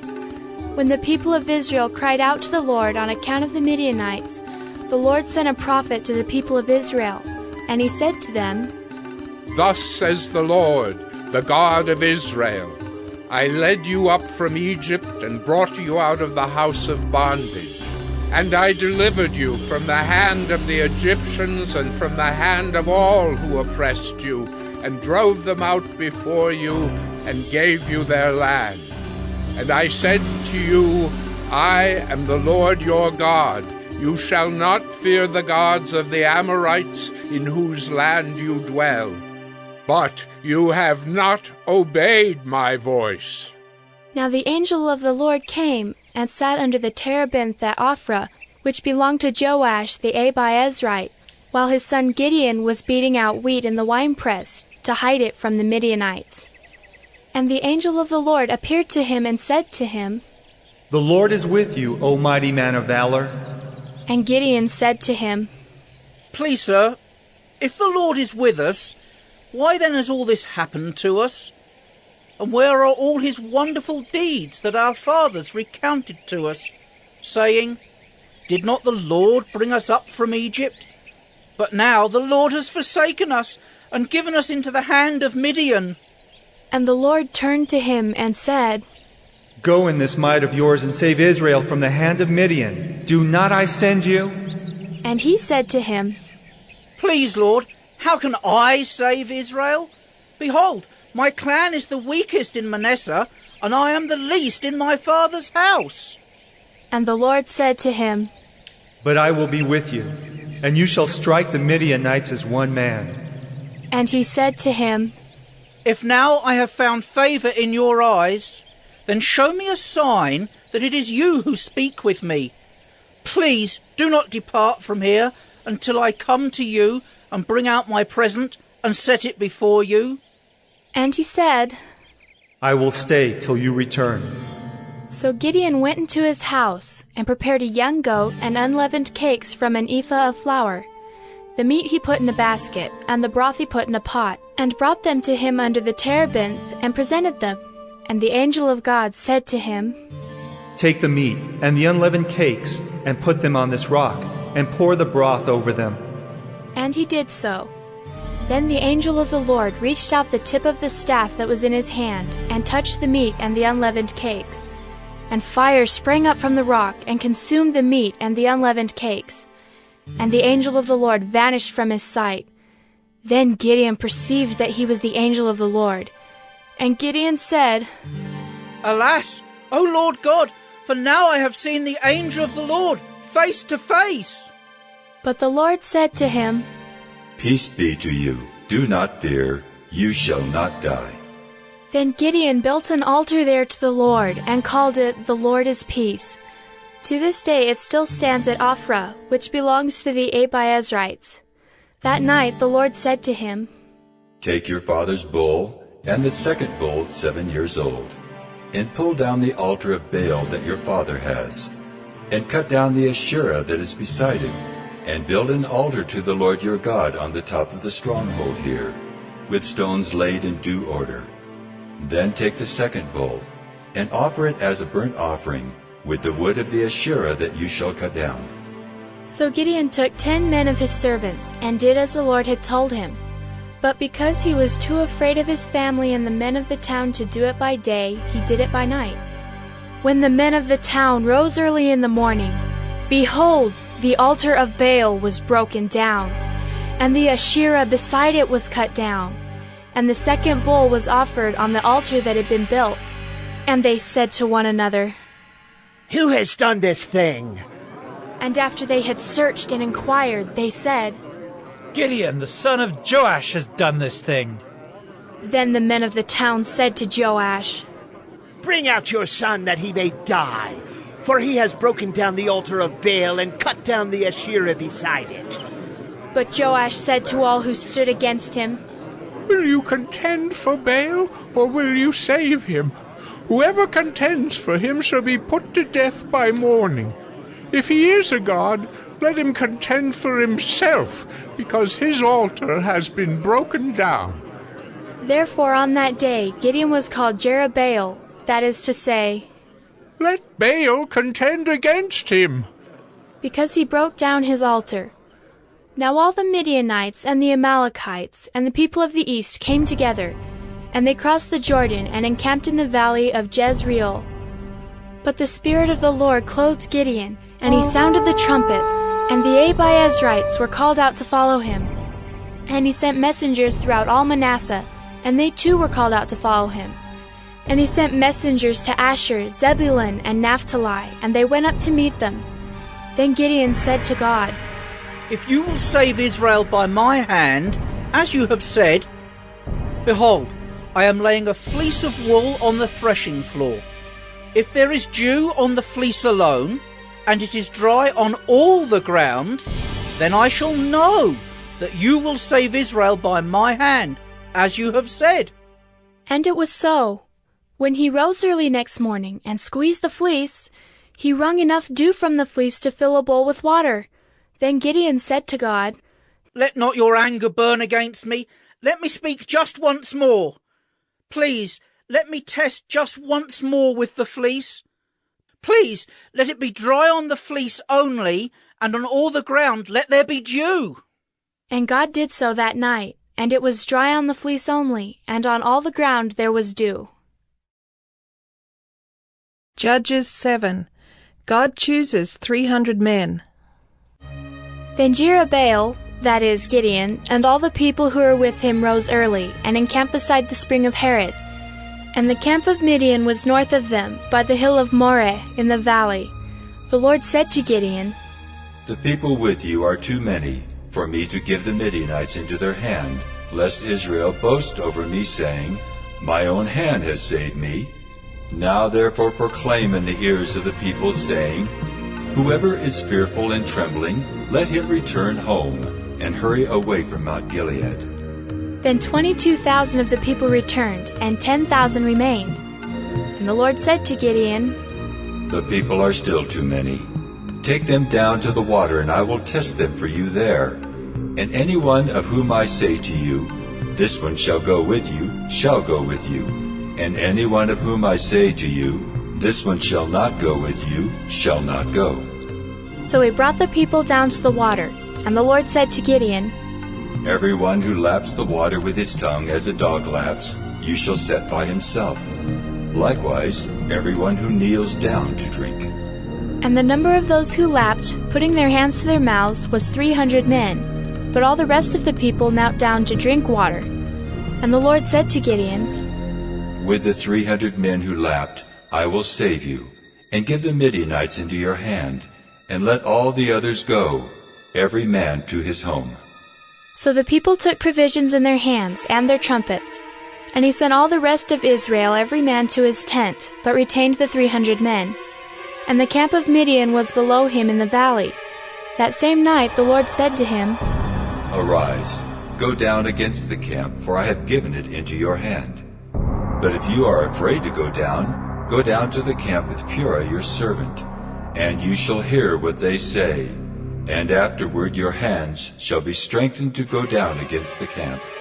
Then he went down with Purah his servant to the outposts of the armed men who were in the camp. And the Midianites and the Amalekites and all the people of the east lay along the valley like locusts in abundance, and their camels were without number as the sand that is on the seashore in abundance. When Gideon came, behold, a man was telling a dream to his comrade. And he said, "Behold, I dreamed a dream, and behold, a cake of barley bread tumbled into the camp of Midian, and came to the tent, and struck it so that it fell, and turned it upside down so that the tent lay flat." And his comrade answered, "This is no other than the sword of Gideon, the son of Joash, a man of Israel. God has given into his hand Midian and all the camp." As soon as Gideon heard the telling of the dream and its interpretation, he worshipped. And he returned to the camp of Israel and said, "Arise, for the Lord has given the host of Midian into your hand." And he divided the 300 men into 3 companies, and put trumpets into the hands of all of them, and empty jars with torches inside the jars. And he said to them, "Look at me, and do likewise. When I come to the outskirts of the camp, do as I do. When I blow the trumpet, I and all who are with me, then blow the trumpets also on every side of all the camp, and shout, 'For the Lord, and for Gideon!'" So Gideon and the 100 men who were with him came to the outskirts of the camp at the beginning of the middle watch, when they had just set the watch. And they blew the trumpets and smashed the jars that were in their hands. Then the 3 companies blew the trumpets and broke the jars. They held in their left hands the torches, and in their right hands the trumpets to blow. And they cried out, "A sword for the Lord and for Gideon!" Every man stood in his place around the camp, and all the army ran. They cried out and fled. When they blew the 300 trumpets, the Lord set every man's sword against his comrade, and against all the army. And the army fled as far as Bethshittah, toward Zererah, as far as the border of Abel-Meholah, by Tabbath. And the men of Israel were called out from Naphtali, and from Asher, and from all Manasseh, and they pursued after Midian.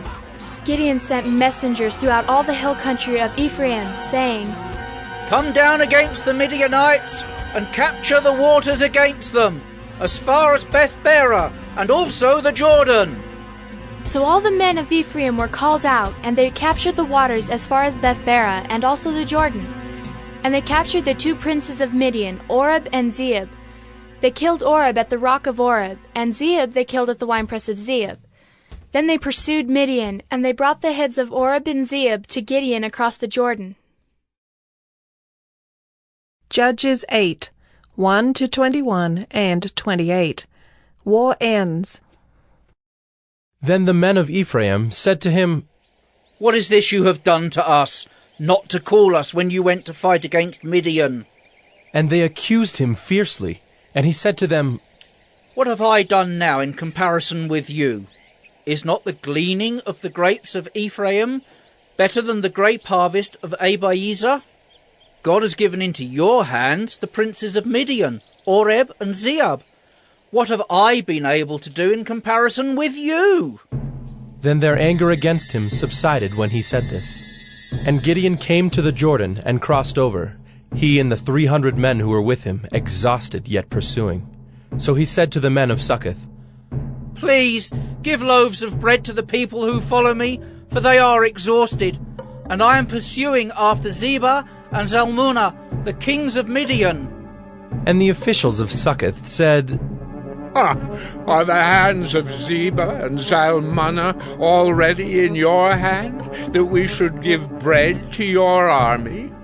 So Gideon said, Well then, when the Lord has given Zebah and Zalmunna into my hand, I will flail your flesh with the thorns of the wilderness, and with briars. And from there he went up to Penuel, and spoke to them in the same way. And the men of Penuel answered him as the men of Succoth had answered. And he said to the men of Penuel, When I come again in peace, I will break down this tower. Now Zebah and Zalmunna were in Karkor with their army, about 15,000 men, all who were left of all the army of the people of the east, for there had fallen 120,000 men who drew the sword. And Gideon went up by the way of the tent dwellers, east of Nobah and Jogbehah, and attacked the army, for the army felt secure. And Zebah and Zalmunna fled, and he pursued them, and captured the 2 kings of Midian, Zebah and Zalmunna, and he threw all the army into a panic. Then Gideon, the son of Joash, returned from the battle by the ascent of Heres. And he captured a young man of Succoth, and questioned him. And he wrote down for him the officials and elders of Succoth, 77 men. And he came to the men of Succoth, and said, Behold Zebah and Zalmunna, about whom you taunted me, saying, Are the hands of Zebah and Zalmunna already in your hand, that we should give bread to your men who are exhausted? And he took the elders of the city, and he took thorns of the wilderness and briars, and with them taught the men of Succoth a lesson. And he broke down the tower of Penuel, and killed the men of the city. Then he said to Zebah and Zalmunna, Where are the men whom you killed at Tabor? They answered, As you are, so were they. Every one of them resembled the son of a king. And he said, They were my brothers, the sons of my mother. As the Lord lives, if you had saved them alive, I would not kill you. So he said to Jether his firstborn, Rise and kill them! But the young man did not draw his sword, for he was afraid, because he was still a young man. Then Zebah and Zalmunna said, Rise yourself and fall upon us, for as the man is, so is his strength. And Gideon arose and killed Zebah and Zalmunna, and he took the crescent ornaments that were on the necks of their camels. Judges 8:28. So Midian was subdued before the people of Israel, and they raised their heads no more. And the land had rest 40 years in the days of Gideon. Ruth 1. Ruth and Naomi leave. In the days when the judges ruled, there was a famine in the land, and a man of Bethlehem in Judah went to sojourn in the country of Moab, he and his wife and his 2 sons.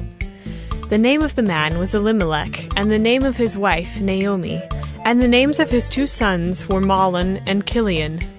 They were Ephrathites from Bethlehem in Judah. They went into the country of Moab and remained there. But Elimelech, the husband of Naomi, died, and she was left with her 2 sons. These took Moabite wives. The name of the one was Orpah, and the name of the other Ruth. They lived there about 10 years, and both Mahlon and Chilion died, so that the woman was left without her 2 sons and her husband. Then she arose with her daughters-in-law to return from the country of Moab, for she had heard in the fields of Moab that the Lord had visited his people and given them food. So she set out from the place where she was with her 2 daughters-in-law, and they went on the way to return to the land of Judah. But Naomi said to her 2 daughters-in-law, "Oh, go, return each of you to her mother's house. May the Lord deal kindly with you, as you have dealt with the dead and with me. The Lord grant that you may find rest, each of you, in the house of her husband." Then she kissed them, and they lifted up their voices and wept, and they said to her, "No, we will return with you to your people." But Naomi said, "Turn back, my daughters. Why will you go with me? Have I yet sons in my womb, that they may become your husbands? Turn back, my daughters. Go your way, for I am too old to have a husband. If I should say I have hope, even if I should have a husband this night and should bear sons, would you therefore wait till they were grown? Would you therefore refrain from marrying? No, my daughters, for it is exceedingly bitter to me for your sake that the hand of the Lord has gone out against me." Then they lifted up their voices and wept again. And Orpah kissed her mother-in-law, but Ruth clung to her. And she said, "See, your sister-in-law has gone back to her people and to her gods. Return after your sister-in-law." But Ruth said, "Do not urge me to leave you, or to return from following you. For where you go, I will go, and where you lodge, I will lodge. Your people shall be my people, and your God my God. Where you die, I will die, and there will I be buried. May the Lord do so to me, and more also, if anything but death parts me from you." And when Naomi saw that she was determined to go with her, she said no more. So the 2 of them went on until they came to Bethlehem. And when they came to Bethlehem, the whole town was stirred because of them. And the women said, "Is this Naomi?" She said to them, "Do not call me Naomi. Call me Mara, for the Almighty has dealt very bitterly with me. I went away full, and the Lord has brought me back empty. Why call me Naomi when the Lord has testified against me, and the Almighty has brought calamity upon me?" So Naomi returned, and Ruth the Moabite, her daughter-in-law, with her, who returned from the country of Moab. And they came to Bethlehem at the beginning of barley harvest. Ruth 2. Ruth meets Boaz. Now Naomi had a relative of her husband's, a worthy man of the clan of Elimelech, whose name was Boaz. And Ruth the Moabite said to Naomi, "Let me go to the field and glean among the ears of grain after him in whose sight I shall find favor." And she said to her, "Go, my daughter." So she set out and went and gleaned in the field after the reapers. And she happened to come to the part of the field belonging to Boaz, who was of the clan of Elimelech. And behold, Boaz came from Bethlehem, and he said to the reapers, "The Lord be with you." And they answered, "The Lord bless you." Then Boaz said to his young man who was in charge of the reapers, "Whose young woman is this?" And the servant who was in charge of the reapers answered, She is the young Moabite woman who came back with Naomi from the country of Moab. She said, Please let me glean and gather among the sheaves after the reapers. So she came, and she has continued from early morning until now, except for a short rest. Then Boaz said to Ruth, Now listen, my daughter. Do not go to glean in another field or leave this one, but keep close to my young women. Let your eyes be on the field that they are reaping, and go after them. Have I not charged the young men not to touch you? And when you are thirsty, go to the vessels and drink what the young men have drawn. Then she fell on her face, bowing to the ground, and said to him, Why have I found favor in your eyes, that you should take notice of me, since I am a foreigner? But Boaz answered her, All that you have done for your mother-in-law since the death of your husband has been fully told to me, and how you left your father and mother and your native land, and came to a people that you did not know before. The Lord repay you for what you have done, and a full reward be given you by the Lord, the God of Israel, under whose wings you have come to take refuge. Then she said, I have found favor in your eyes, my lord, for you have comforted me and spoken kindly to your servant, though I am not one of your servants. And at mealtime Boaz said to her, Come here and eat some bread and dip your morsel in the wine. So she sat beside the reapers, and he passed to her roasted grain, and she ate until she was satisfied, and she had some left over. When she rose to glean, Boaz instructed his young men, saying, Let her glean even among the sheaves, and do not reproach her. And also pull out some from the bundles for her, and leave it for her to glean, and do not rebuke her. So she gleaned in the field until evening. Then she beat out what she had gleaned, and it was about an ephah of barley. And she took it up and went into the city. Her mother-in-law saw what she had gleaned. She also brought out and gave her what food she had left over after being satisfied. And her mother-in-law said to her, Where did you glean today, and where have you worked? Blessed be the man who took notice of you. So she told her mother-in-law with whom she had worked, and said, The man's name with whom I worked today is Boaz.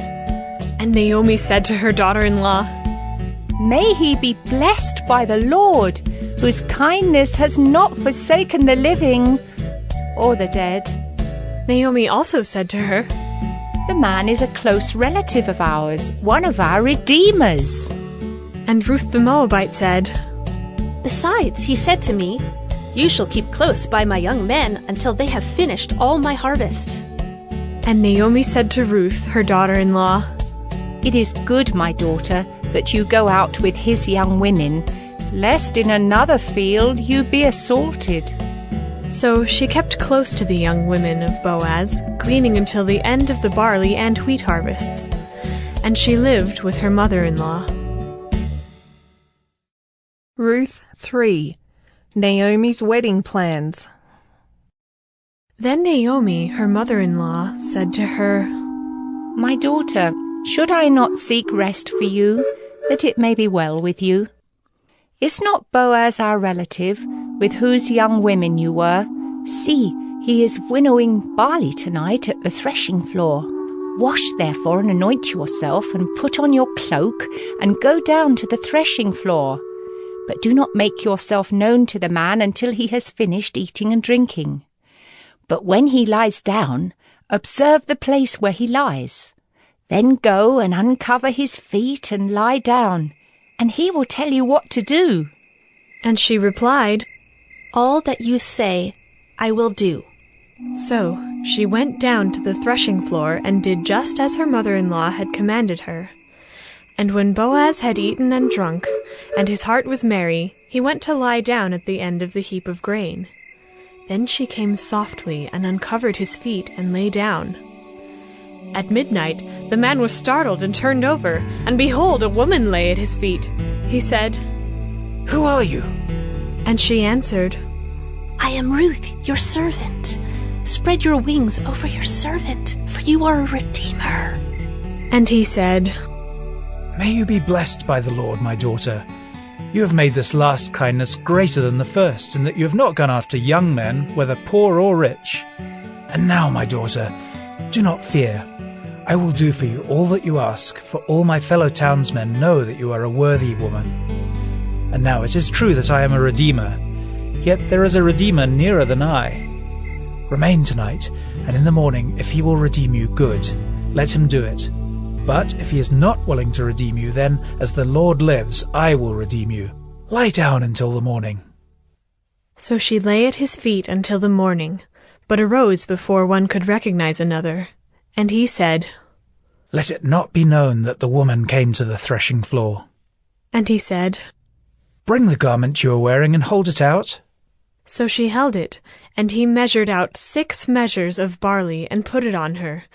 Then she went into the city. And when she came to her mother-in-law, she said, How did you fare, my daughter?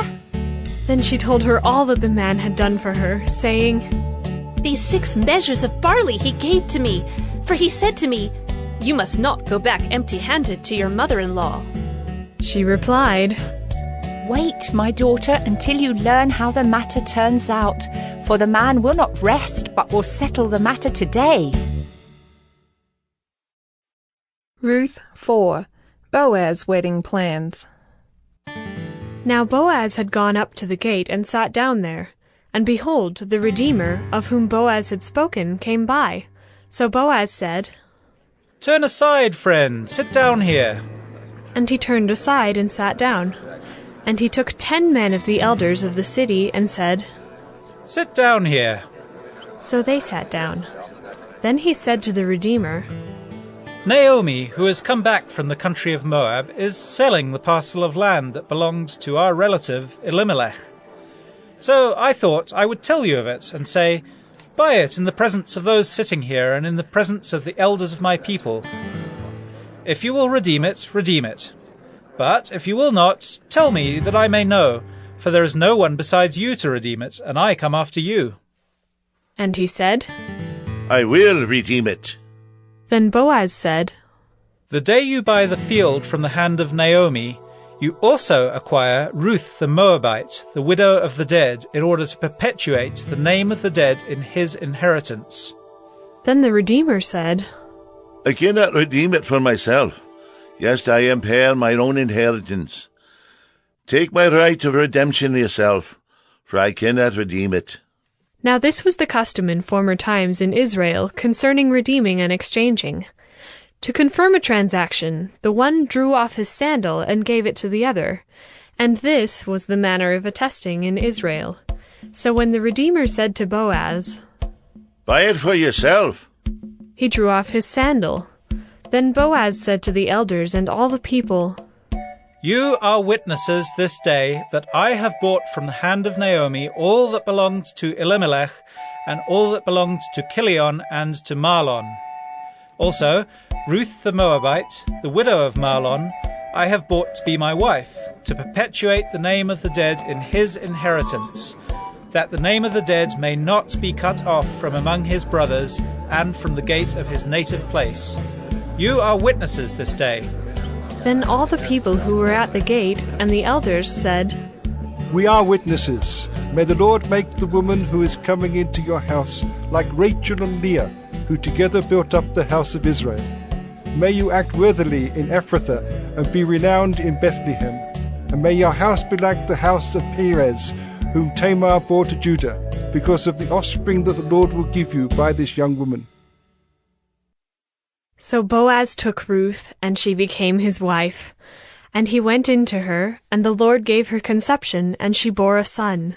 Then the women said to Naomi, Blessed be the Lord, who has not left you this day without a redeemer, and may his name be renowned in Israel. He shall be to you a restorer of life and a nourisher of your old age. For your daughter-in-law who loves you, who is more to you than 7 sons, has given birth to him. Then Naomi took the child and laid him on her lap and became his nurse.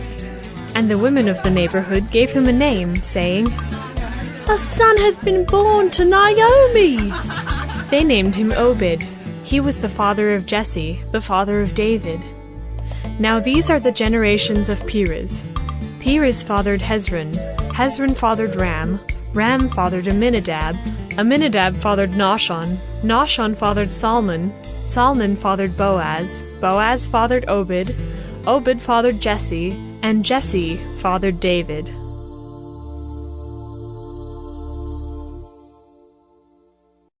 First Samuel. 1 Samuel 1. Hannah's prayer. There was a certain man of Ramathaim Zophim, of the hill country of Ephraim, whose name was Elkanah, the son of Jeroham, son of Elihu, son of Tohu, son of Zoph, an Ephrathite. He had 2 wives. The name of the one was Hannah, and the name of the other Peninnah.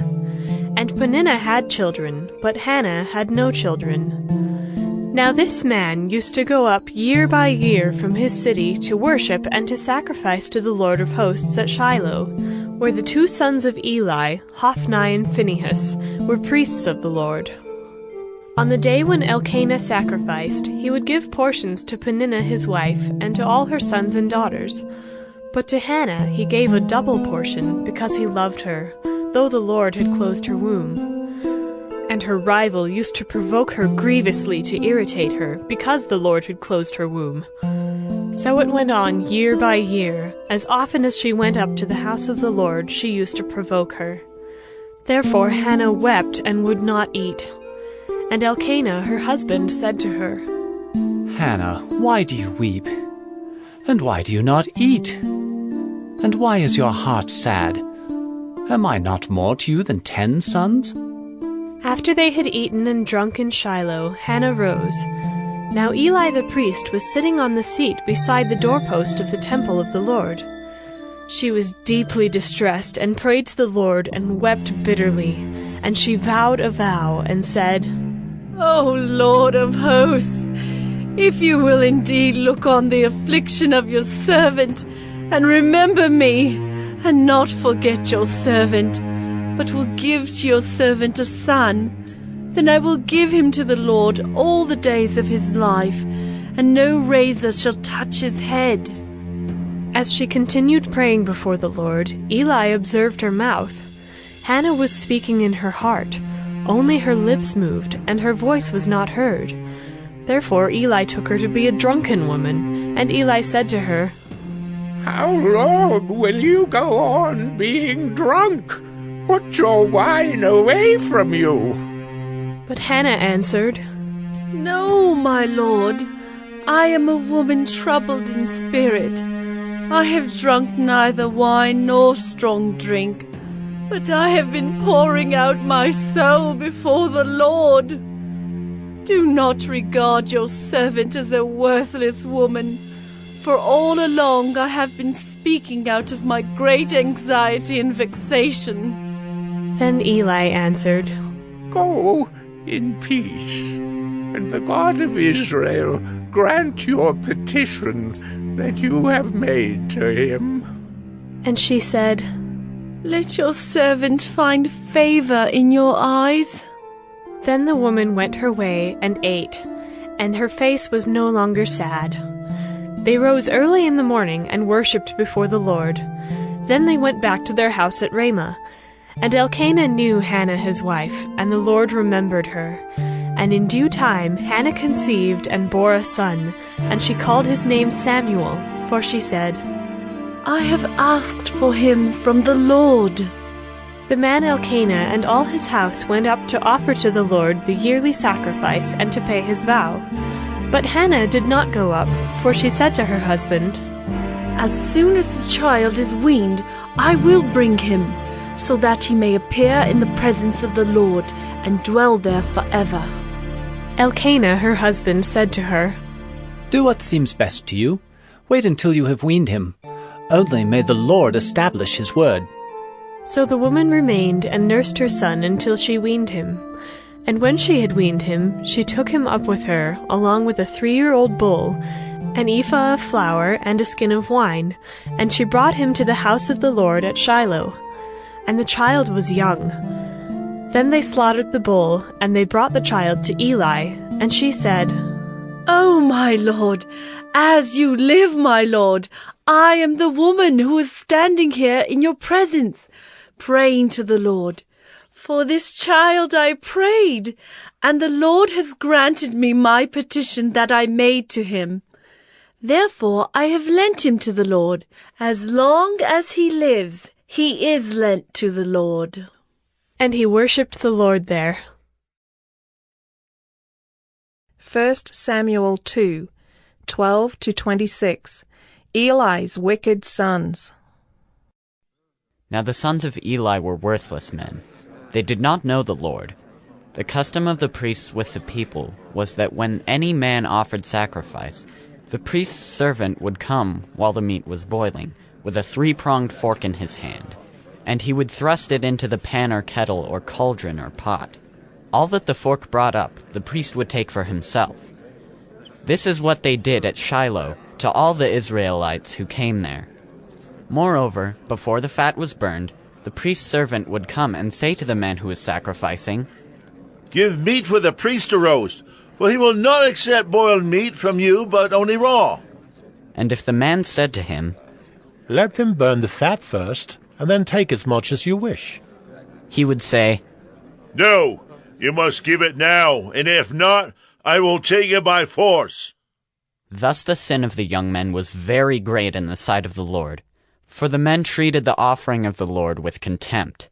Samuel was ministering before the Lord, a boy clothed with a linen ephod, and his mother used to make for him a little robe and take it to him each year when she went up with her husband to offer the yearly sacrifice. Then Eli would bless Elkanah and his wife and say, "May the Lord give you children by this woman, for the petition she asked of the Lord." So then they would return to their home. Indeed, the Lord visited Hannah, and she conceived and bore 3 sons and 2 daughters. And the young man Samuel grew in the presence of the Lord. Now Eli was very old, and he kept hearing all that his sons were doing to all Israel, and how they lay with the women who were serving at the entrance to the tent of meeting. And he said to them, "Why do you do such things? For I hear of your evil dealings from all the people. No, my sons, it is no good report that I hear the people of the Lord spreading abroad. If someone sins against a man, God will mediate for him. But if someone sins against the Lord, who can intercede for him?" But they would not listen to the voice of their father, for it was the will of the Lord to put them to death. Now the young man Samuel continued to grow both in stature and in favor with the Lord, and also with man. 1 Samuel 3. Samuel is chosen by God. Now the young man Samuel was ministering to the Lord under Eli. And the word of the Lord was rare in those days. There was no frequent vision. At that time Eli, whose eyesight had begun to grow dim so that he could not see, was lying down in his own place. The lamp of God had not yet gone out, and Samuel was lying down in the temple of the Lord, where the ark of God was. Then the Lord called Samuel, and he said, "Here I am." And ran to Eli and said, "Here I am, for you called me." But he said, "I did not call. Lie down again." So he went and lay down. And the Lord called again, "Samuel." And Samuel arose and went to Eli and said, "Here I am, for you called me." But he said, "I did not call, my son. Lie down again." Now Samuel did not yet know the Lord, and the word of the Lord had not yet been revealed to him.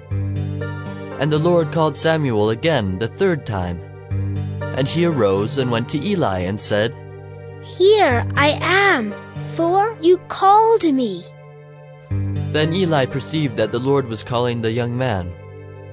Therefore Eli said to Samuel, "Go lie down, and if he calls you, you shall say, 'Speak, Lord, for your servant hears.'" So Samuel went and lay down in his place.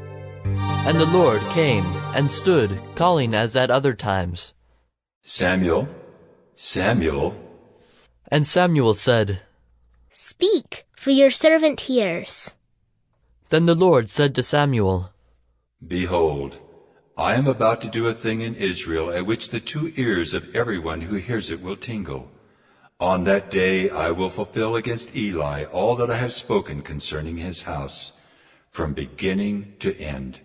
And I declare to him that I am about to punish his house forever for the iniquity that he knew, because his sons were blaspheming God, and he did not restrain them. Therefore I swear to the house of Eli that the iniquity of Eli's house shall not be atoned for by sacrifice or offering forever. Samuel lay until morning. Then he opened the doors of the house of the Lord. And Samuel was afraid to tell the vision to Eli. But Eli called Samuel and said, Samuel, my son. And he said, Here I am. And Eli said, What was it that he told you? Do not hide it from me. May God do so to you, and more also, if you hide anything from me of all that he told you.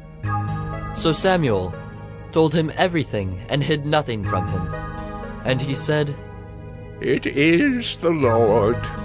Let him do what seems good to him.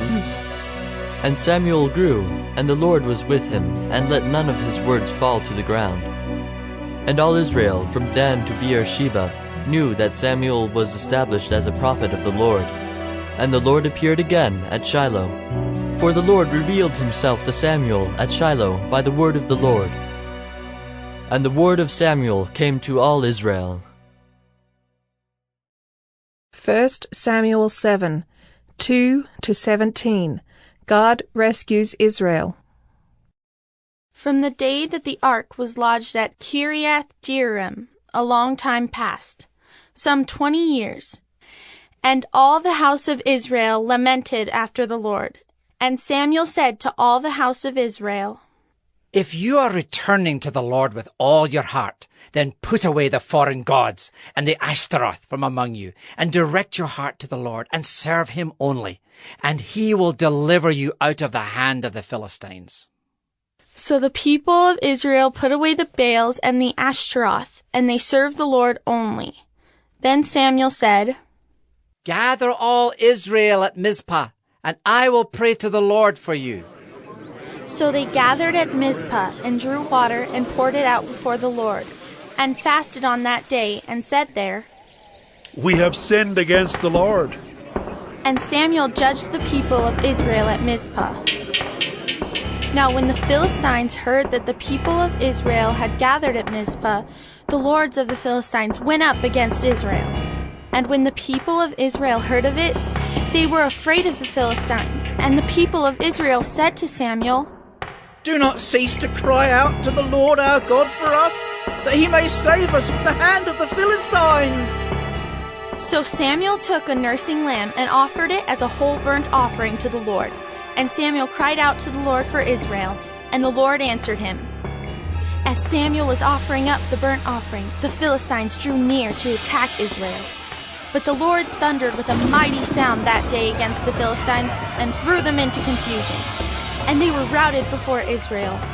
And the men of Israel went out from Mizpah, and pursued the Philistines, and struck them as far as below Bethkar. Then Samuel took a stone and set it up between Mizpah and Shen, and called its name Ebenezer, for he said, Till now the Lord has helped us. So the Philistines were subdued, and did not again enter the territory of Israel. And the hand of the Lord was against the Philistines all the days of Samuel. The cities that the Philistines had taken from Israel were restored to Israel, from Ekron to Gath. And Israel delivered their territory from the hand of the Philistines. There was peace also between Israel and the Amorites. Samuel judged Israel all the days of his life, and he went on a circuit year by year to Bethel, Gilgal, and Mizpah. And he judged Israel in all these places. Then he would return to Ramah, for his home was there. And there also he judged Israel, and he built there an altar to the Lord. 1 Samuel 8, Israel asks for a king. When Samuel became old, he made his sons judges over Israel. The name of his firstborn son was Joel, and the name of his second Abijah. They were judges in Beersheba. Yet his sons did not walk in his ways, but turned aside after gain. They took bribes and perverted justice. Then all the elders of Israel gathered together and came to Samuel at Ramah and said to him, Behold, you are old, and your sons do not walk in your ways. Now appoint for us a king to judge us like all the nations. But the thing displeased Samuel when they said, Give us a king to judge us. And Samuel prayed to the Lord, and the Lord said to Samuel, Obey the voice of the people in all that they say to you, for they have not rejected you, but they have rejected me from being king over them, according to all the deeds that they have done, from the day I brought them up out of Egypt even to this day, forsaking me and serving other gods, so they are also doing to you. Now then obey their voice. Only you shall solemnly warn them and show them the ways of the king who shall reign over them. So Samuel told all the words of the Lord to the people who were asking for a king from him. He said, These will be the ways of the king who will reign over you. He will take your sons and appoint them to his chariots and to be his horsemen and to run before his chariots. And he will appoint for himself commanders of thousands and commanders of 50s, and some to plough his ground and to reap his harvest, and to make his implements of war and the equipment of his chariots. He will take your daughters to be perfumers and cooks and bakers. He will take the best of your fields and vineyards and olive orchards and give them to his servants. He will take the tenth of your grain and of your vineyards and give it to his officers and to his servants. He will take your male servants and female servants and the best of your young men and your donkeys and put them to his work. He will take the tenth of your flocks, and you shall be his slaves. And in that day you will cry out because of your king, whom you have chosen for yourselves. But the Lord will not answer you in that day. But the people refused to obey the voice of Samuel, and they said, No, but there shall be a king over us, that we also may be like all the nations, and that our king may judge us and go out before us and fight our battles. And when Samuel had heard all the words of the people, he repeated them in the ears of the Lord. And the Lord said to Samuel, Obey their voice and make them a king. Samuel then said to the men of Israel, Go, every man to his city. 1 Samuel 9, 1-21. The lost donkeys. There was a man of Benjamin, whose name was Kish, the son of Abiel, son of Zeror, son of Bechorath, son of Aphiah, a Benjaminite, a man of wealth. And he had a son whose name was Saul, a handsome young man. There was not a man among the people of Israel more handsome than he. From his shoulders upward he was taller than any of the people. Now the donkeys of Kish, Saul's father, were lost. So Kish said to Saul his son, Take one of the young men with you, and arise. Go and look for the donkeys. And he passed through the hill country of Ephraim, and passed through the land of Shalisha, but they did not find them.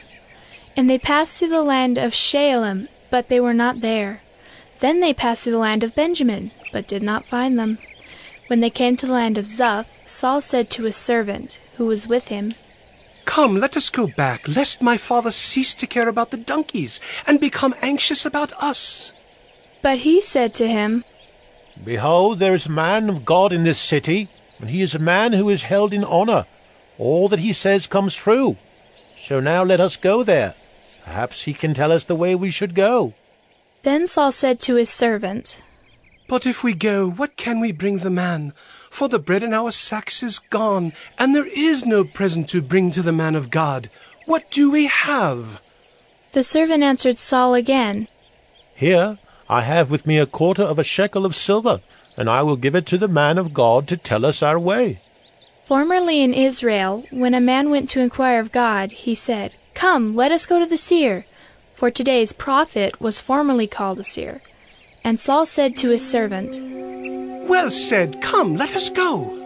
So they went to the city where the man of God was. As they went up the hill to the city, they met young women coming out to draw water, and said to them, Is the seer here? They answered, He is! Behold, he's just ahead of you! Hurry! He has come just now to the city, because the people have a sacrifice today on the high place. As soon as you enter the city, you will find him, before he goes up to the high place to eat. For the people will not eat till he comes, since he must bless the sacrifice. Afterward, those who are invited will eat. Now go up, for you will meet him immediately. So they went up to the city. As they were entering the city, they saw Samuel coming out toward them on his way up to the high place. Now the day before Saul came, the Lord had revealed to Samuel, Tomorrow, about this time, I will send to you a man from the land of Benjamin, and you shall anoint him to be prince over my people Israel. He shall save my people from the hand of the Philistines. For I have seen my people, because their cry has come to me. When Samuel saw Saul, the Lord told him, Here is the man of whom I spoke to you. He it is who shall restrain my people. Then Saul approached Samuel in the gate and said, Tell me, where is the house of the seer? Samuel answered Saul, I am the seer. Go up before me to the high place, for today you shall eat with me, and in the morning I will let you go and will tell you all that is on your mind. As for your donkeys that were lost 3 days ago, do not set your mind on them, for they have been found. And for whom is all that is desirable in Israel? Is it not for you and for all your father's house?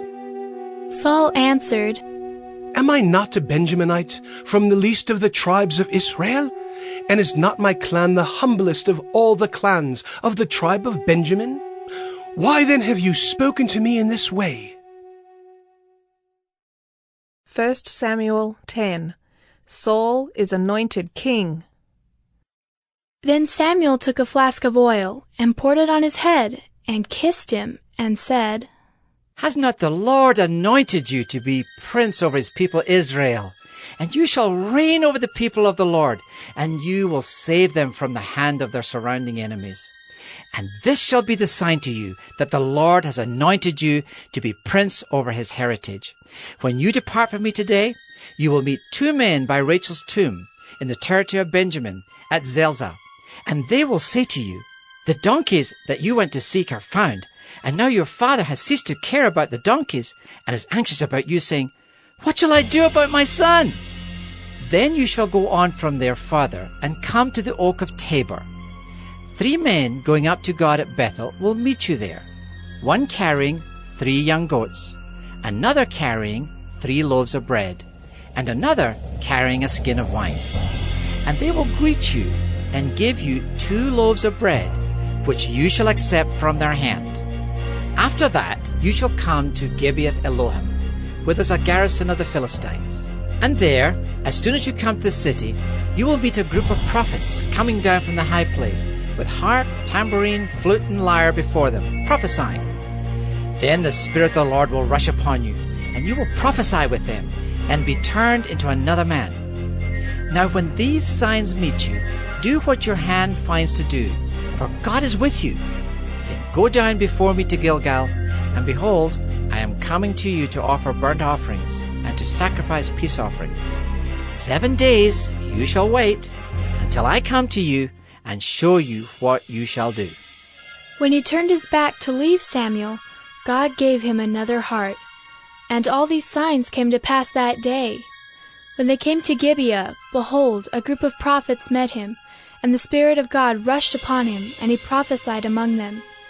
And when all who knew him previously saw how he prophesied with the prophets, the people said to one another, What has come over the son of Kish? Is Saul also among the prophets? And a man of the place answered, And who is their father? Therefore it became a proverb. Is Saul also among the prophets? When he had finished prophesying, he came to the high place. Saul's uncle said to him and to his servant, Where did you go? And he said, To seek the donkeys. And when we saw they were not to be found, we went to Samuel. And Saul's uncle said, Please tell me what Samuel said to you. And Saul said to his uncle, He told us plainly that the donkeys had been found. But about the matter of the kingdom, of which Samuel had spoken, he did not tell him anything. Now Samuel called the people together to the Lord at Mizpah, and he said to the people of Israel, Thus says the Lord, the God of Israel, I brought up Israel out of Egypt, and I delivered you from the hand of the Egyptians and from the hand of all the kingdoms that were oppressing you. But today you have rejected your God, who saves you from all your calamities and your distresses. And you have said to him, Set a king over us. Now therefore present yourselves before the Lord by your tribes and by your thousands. Then Samuel brought all the tribes of Israel near, and the tribe of Benjamin was taken by lot. He brought the tribe of Benjamin near by its clans, and the clan of the Matrites was taken by lot. And Saul the son of Kish was taken by lot. But when they sought him, he could not be found. So they inquired again of the Lord. Is there a man still to come? And the Lord said, Behold, he has hidden himself among the baggage. Then they ran and took him from there. And when he stood among the people, he was taller than any of the people from his shoulders upward. And Samuel said to all the people, Do you see him whom the Lord has chosen? There is none like him among all the people. And all the people shouted, Long live the king! Long live the king! Long live the king! Then Samuel told the people the rights and duties of the kingship, and he wrote them in a book and laid it up before the Lord. Then Samuel sent all the people away, each one to his home. Saul also went to his home at Gibeah, and with him went men of valor whose hearts God had touched. But some worthless fellows said, How can this man save us?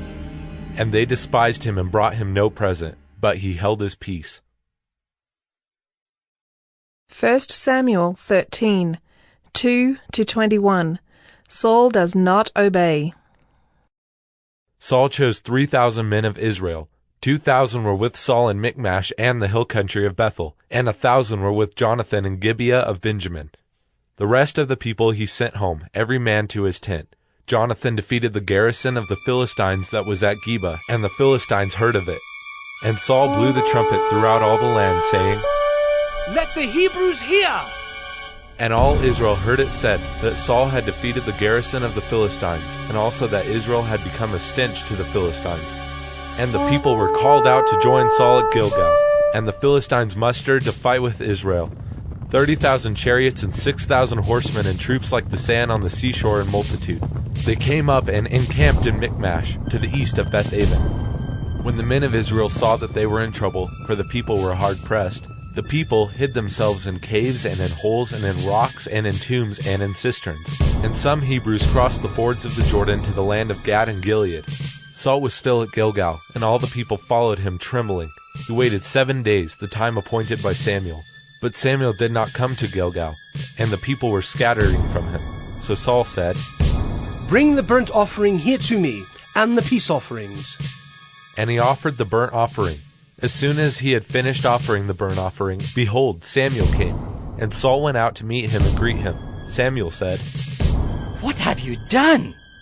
And Saul said, When I saw that the people were scattering from me, and that you did not come within the days appointed, and that the Philistines had mustered at Michmash, I said, Now the Philistines will come down against me at Gilgal, and I have not sought the favor of the Lord. So I forced myself and offered the burnt offering.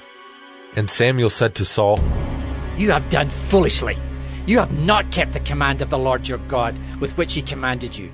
For then the Lord would have established your kingdom over Israel forever.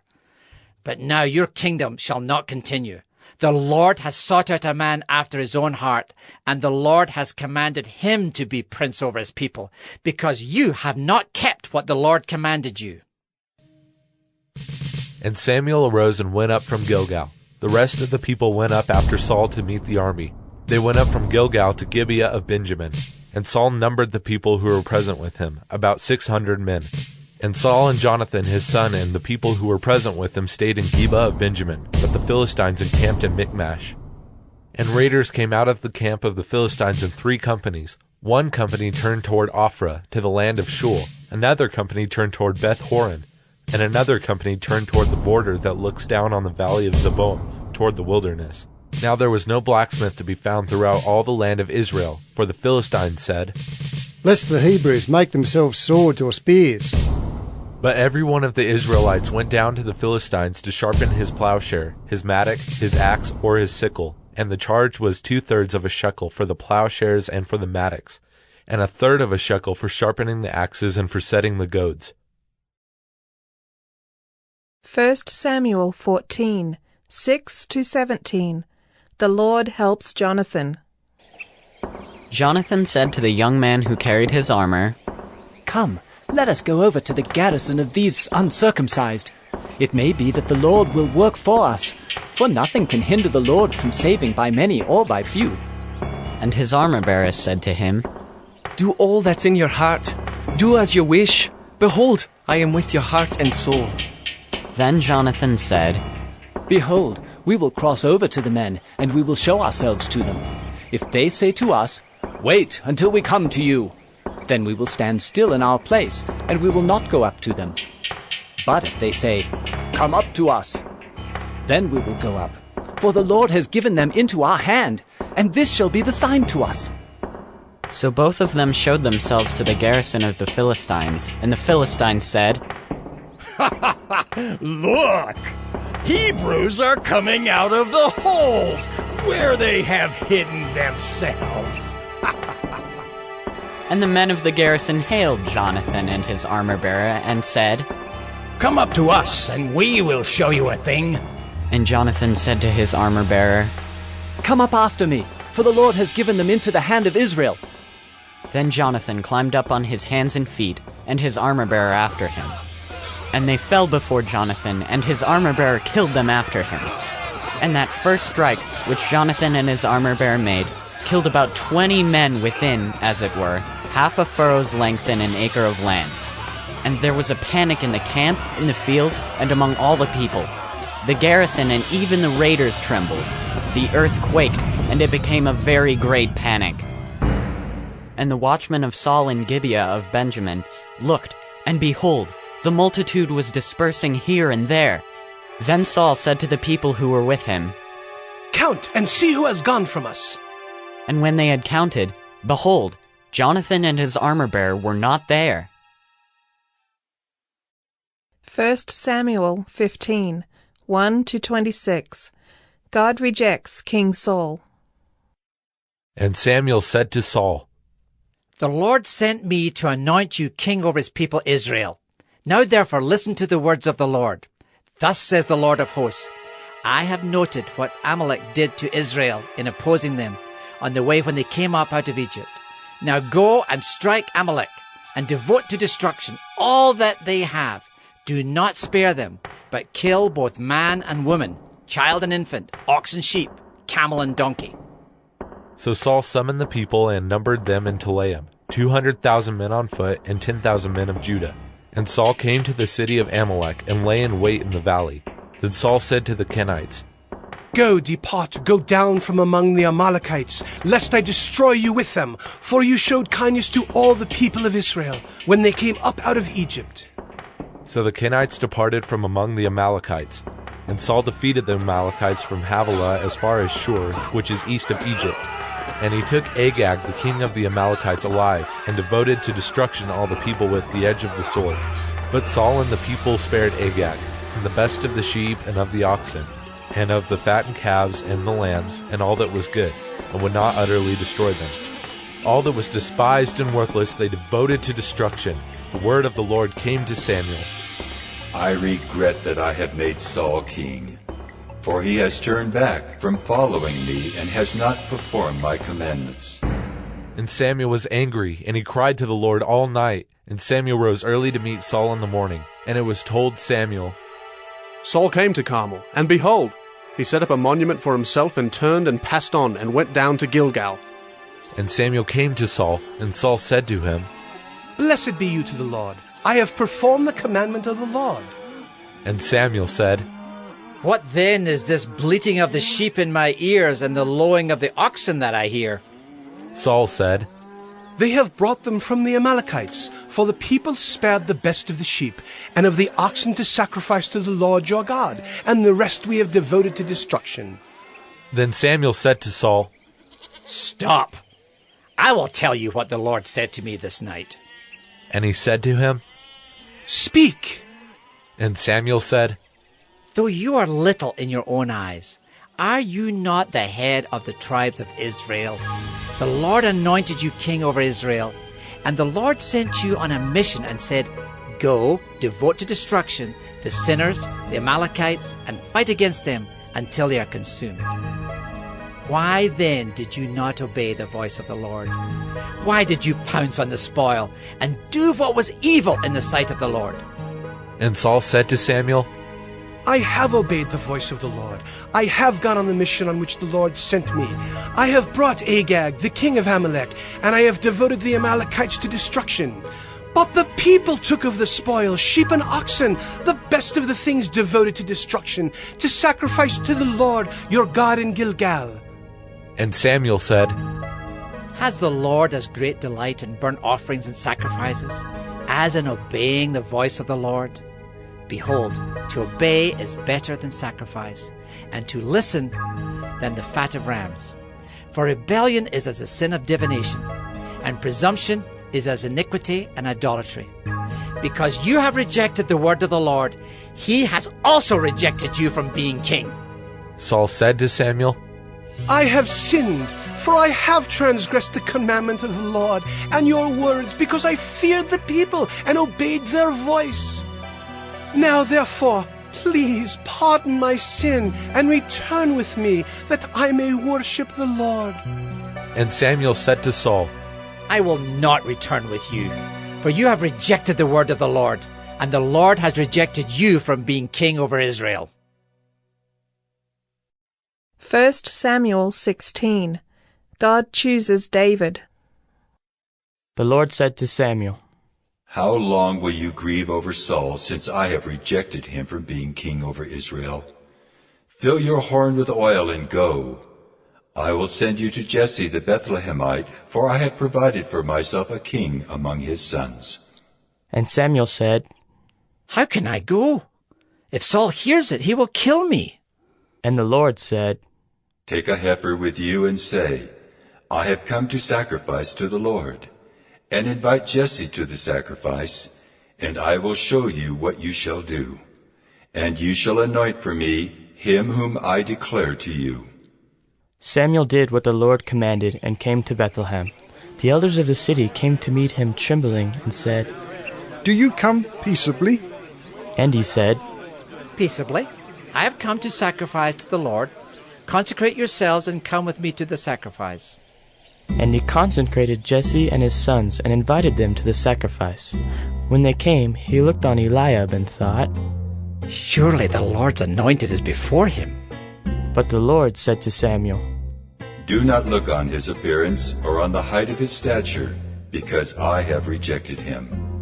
For the Lord sees not as man sees.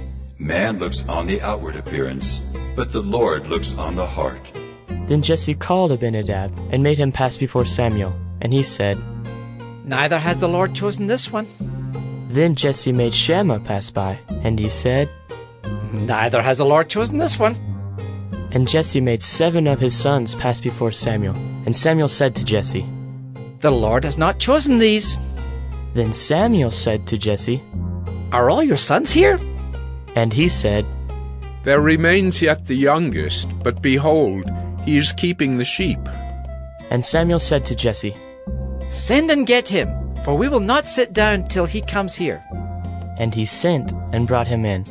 Now he was ruddy and had beautiful eyes and was handsome. And the Lord said, Arise, anoint him, for this is he. Then Samuel took the horn of oil and anointed him in the midst of his brothers. And the Spirit of the Lord rushed upon David from that day forward. And Samuel rose up and went to Ramah. Now the Spirit of the Lord departed from Saul, and a harmful spirit from the Lord tormented him. And Saul's servants said to him, Behold now, a harmful spirit from God is tormenting you.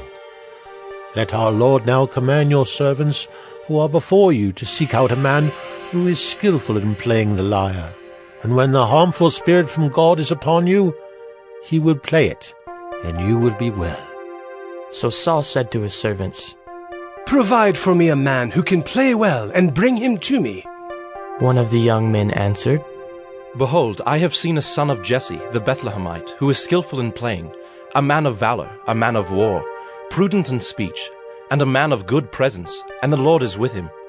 Therefore Saul sent messengers to Jesse and said, "Send me David your son, who is with the sheep." And Jesse took a donkey laden with bread, and a skin of wine, and a young goat, and sent them by David his son to Saul. And David came to Saul and entered his service. And Saul loved him greatly, and he became his armor-bearer. And Saul sent to Jesse, saying, "Let David remain in my service, for he has found favor in my sight." And whenever the harmful spirit from God was upon Saul, David took the lyre and played it with his hand.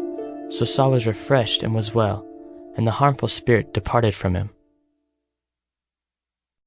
1 Samuel 17. David and Goliath.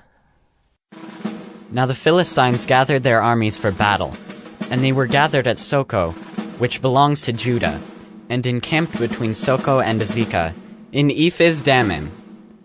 And Saul and the men of Israel were gathered, and encamped in the valley of Elah, and drew up in line of battle against the Philistines. And the Philistines stood on the mountain on the one side, and Israel stood on the mountain on the other side, with a valley between them.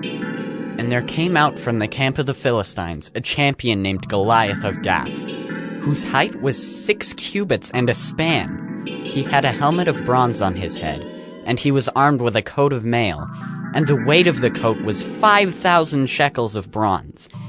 And he had bronze armor on his legs, and a javelin of bronze slung between his shoulders.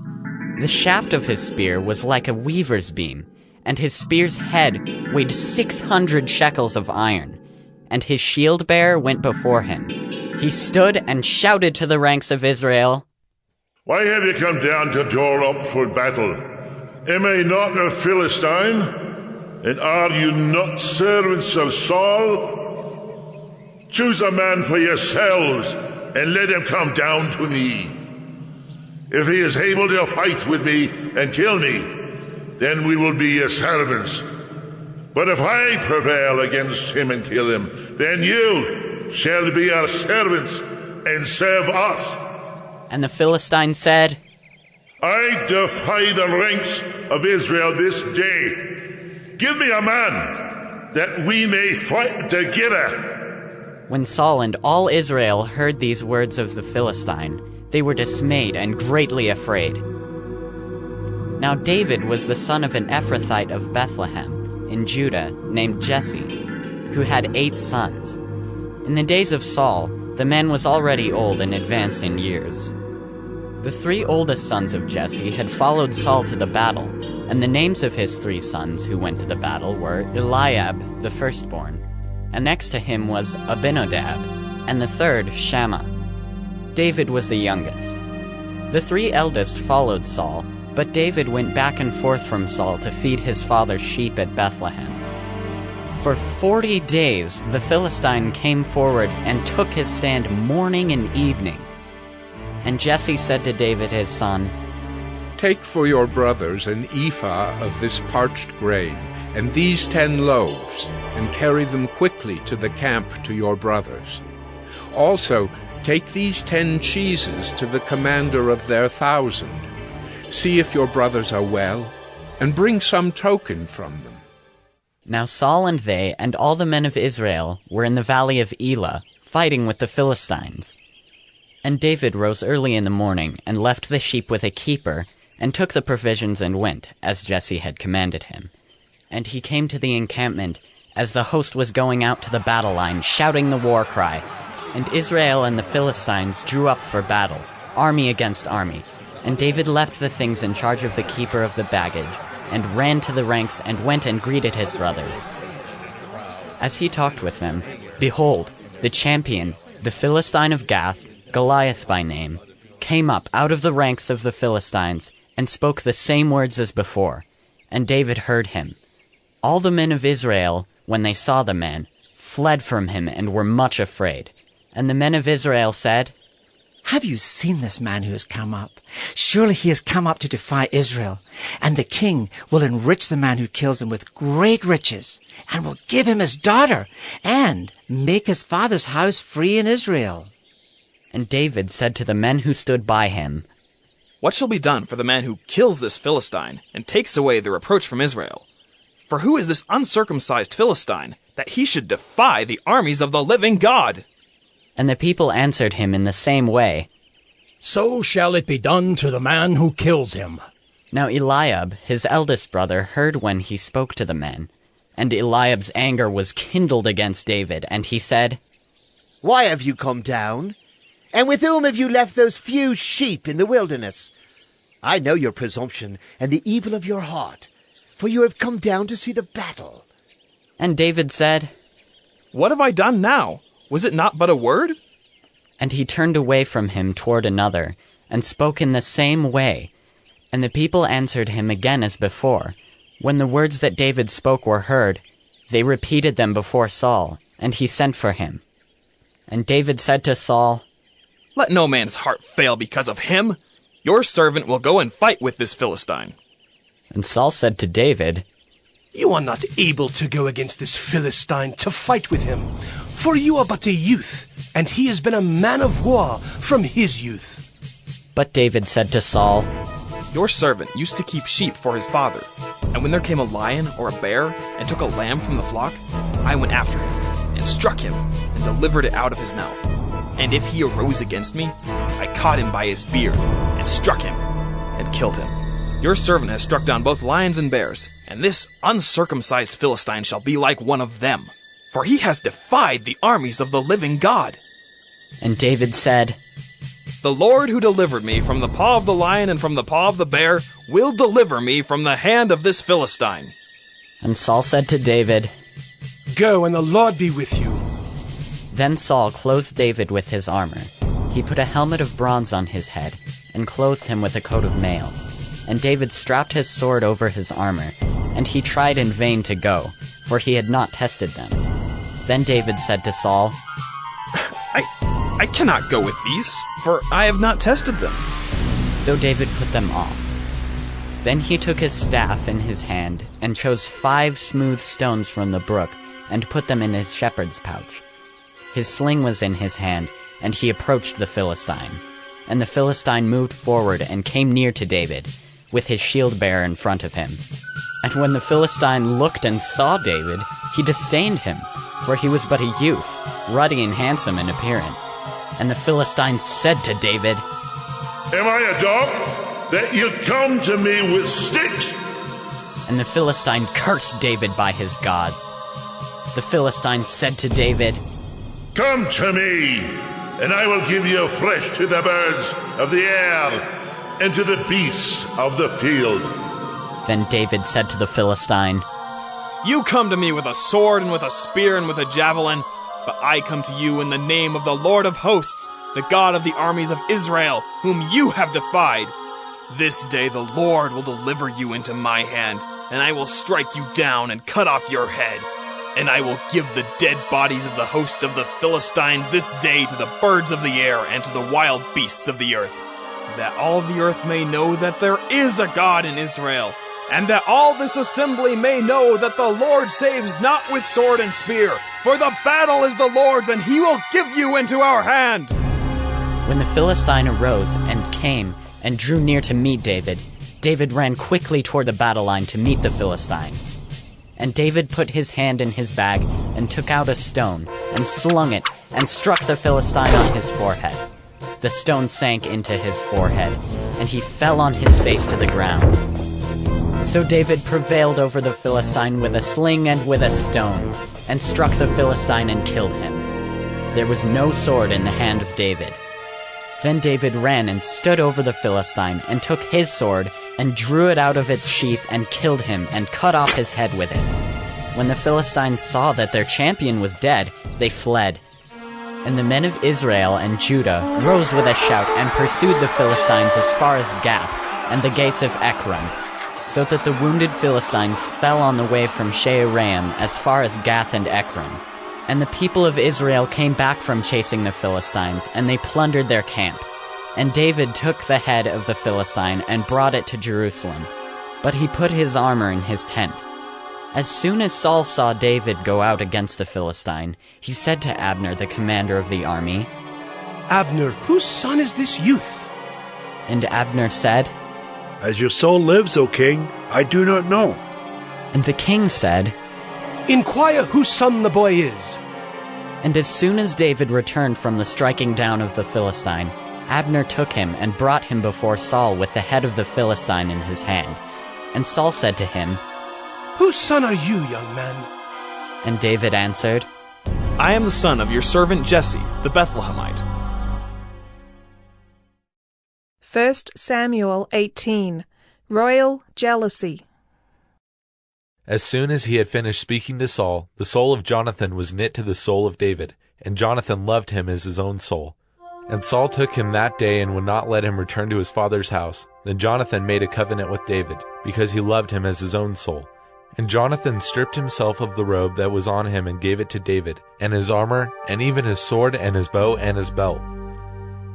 And David went out and was successful wherever Saul sent him, so that Saul set him over the men of war.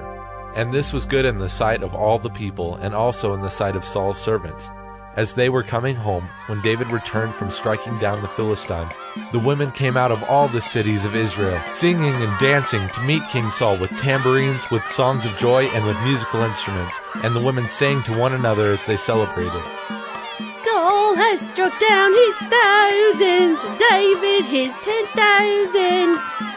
And Saul was very angry, and this saying displeased him. He said, They have ascribed to David 10,000s, and to me they have ascribed thousands. And what more can he have but the kingdom? And Saul eyed David from that day on. The next day a harmful spirit from God rushed upon Saul, and he raved within his house, while David was playing the lyre as he did day by day.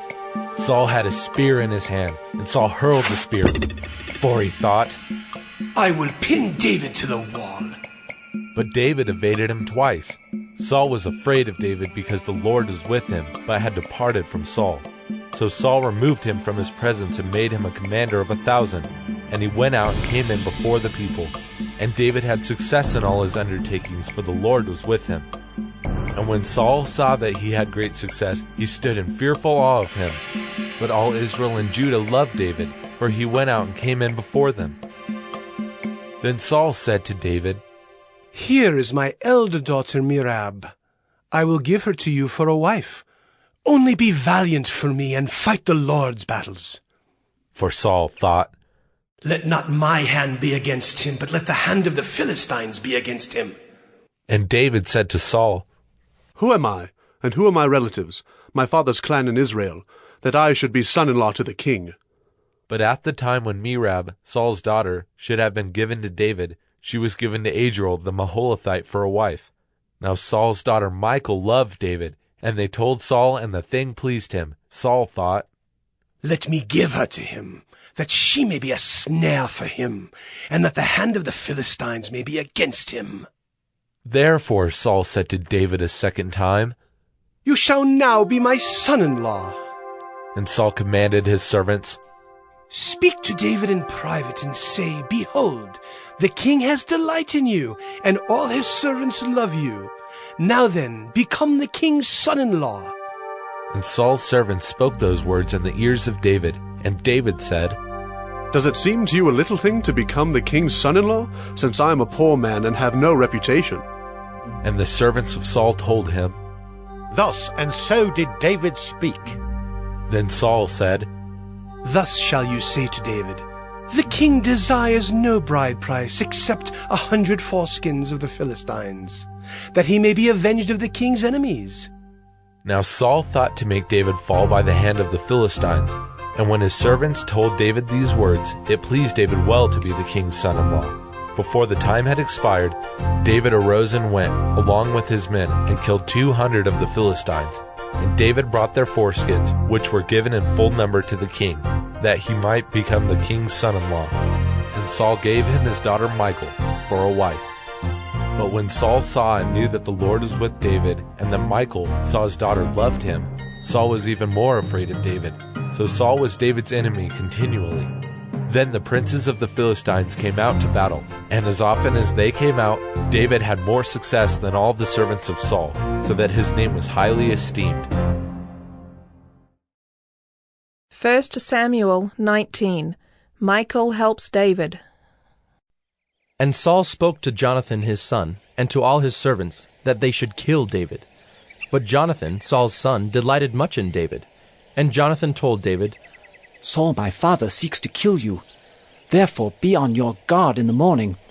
Stay in a secret place and hide yourself. And I will go out and stand beside my father in the field where you are. And I will speak to my father about you.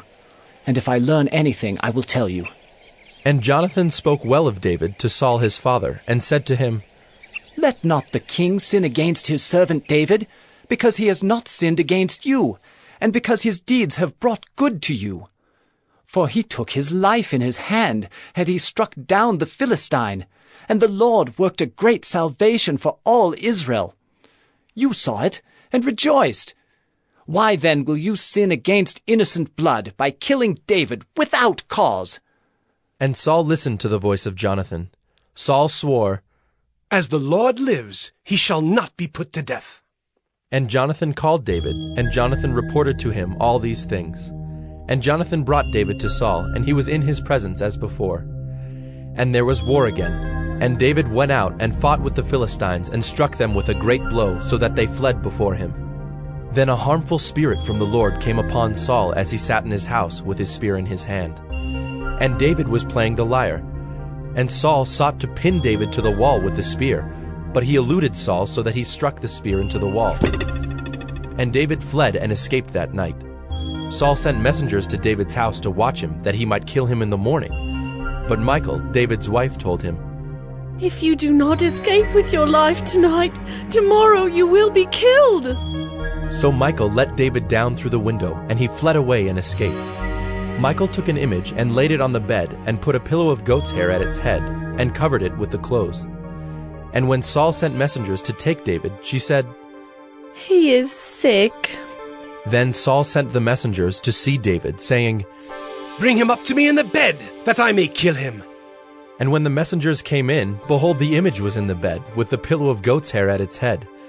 Saul said to Michal, Why have you deceived me thus, and let my enemy go so that he has escaped? And Michal answered Saul, He said to me, Let me go. Why should I kill you? Now David fled and escaped, and he came to Samuel at Ramah, and told him all that Saul had done to him. And he and Samuel went and lived at Naioth. And it was told Saul, Behold, David is at Naioth in Ramah. Then Saul sent messengers to take David, and when they saw the company of the prophets prophesying, and Samuel standing his head over them, the Spirit of God came upon the messengers of Saul, and they also prophesied. When it was told Saul, he sent other messengers, and they also prophesied. And Saul sent messengers again the third time, and they also prophesied. Then he himself went to Ramah, and came to the great well that is in Secu, and he asked, Where are Samuel and David? And one said, Behold, they are at Naioth in Ramah. And he went there to Naioth in Ramah. And the Spirit of God came upon him also, and as he went, he prophesied until he came to Naioth in Ramah. And he too stripped off his clothes, and he too prophesied before Samuel, and lay naked all that day and all that night. Thus it is said, Is Saul also among the prophets? 1 Samuel 20. Jonathan helps David.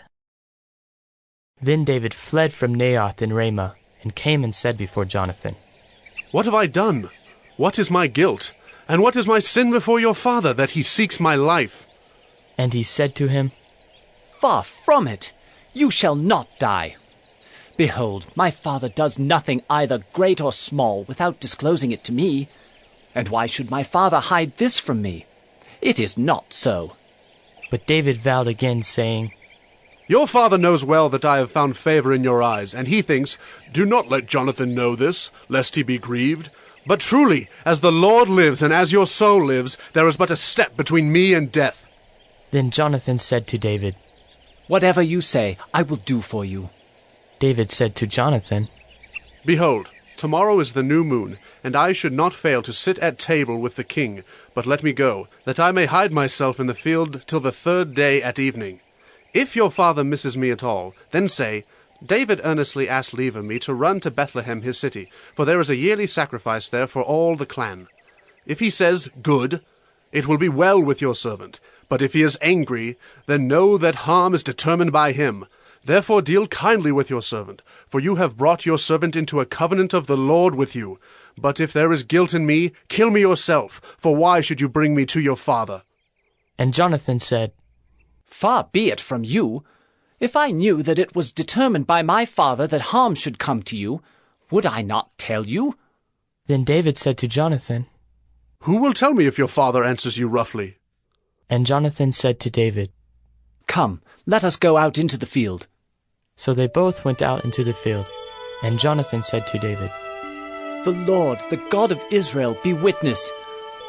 When I have sounded out my father about this time tomorrow, or the 3rd day, behold, if he is well disposed toward David, shall I not then send and disclose it to you?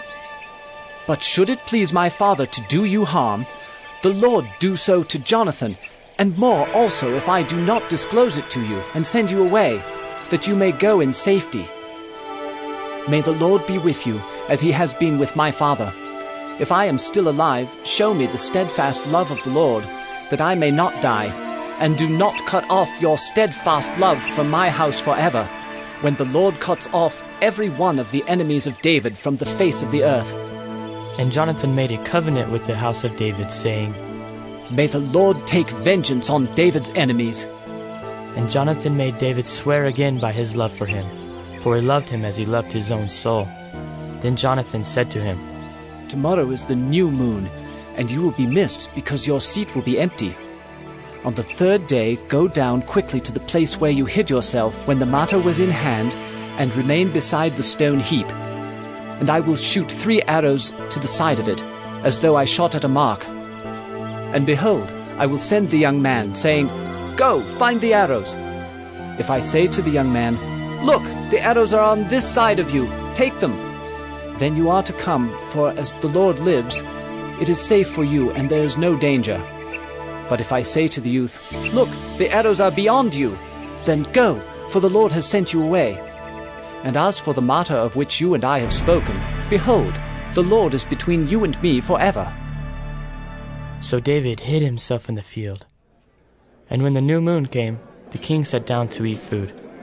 The king sat on his seat, as at other times, in the seat by the wall. Jonathan sat opposite, and Abner sat by Saul's side.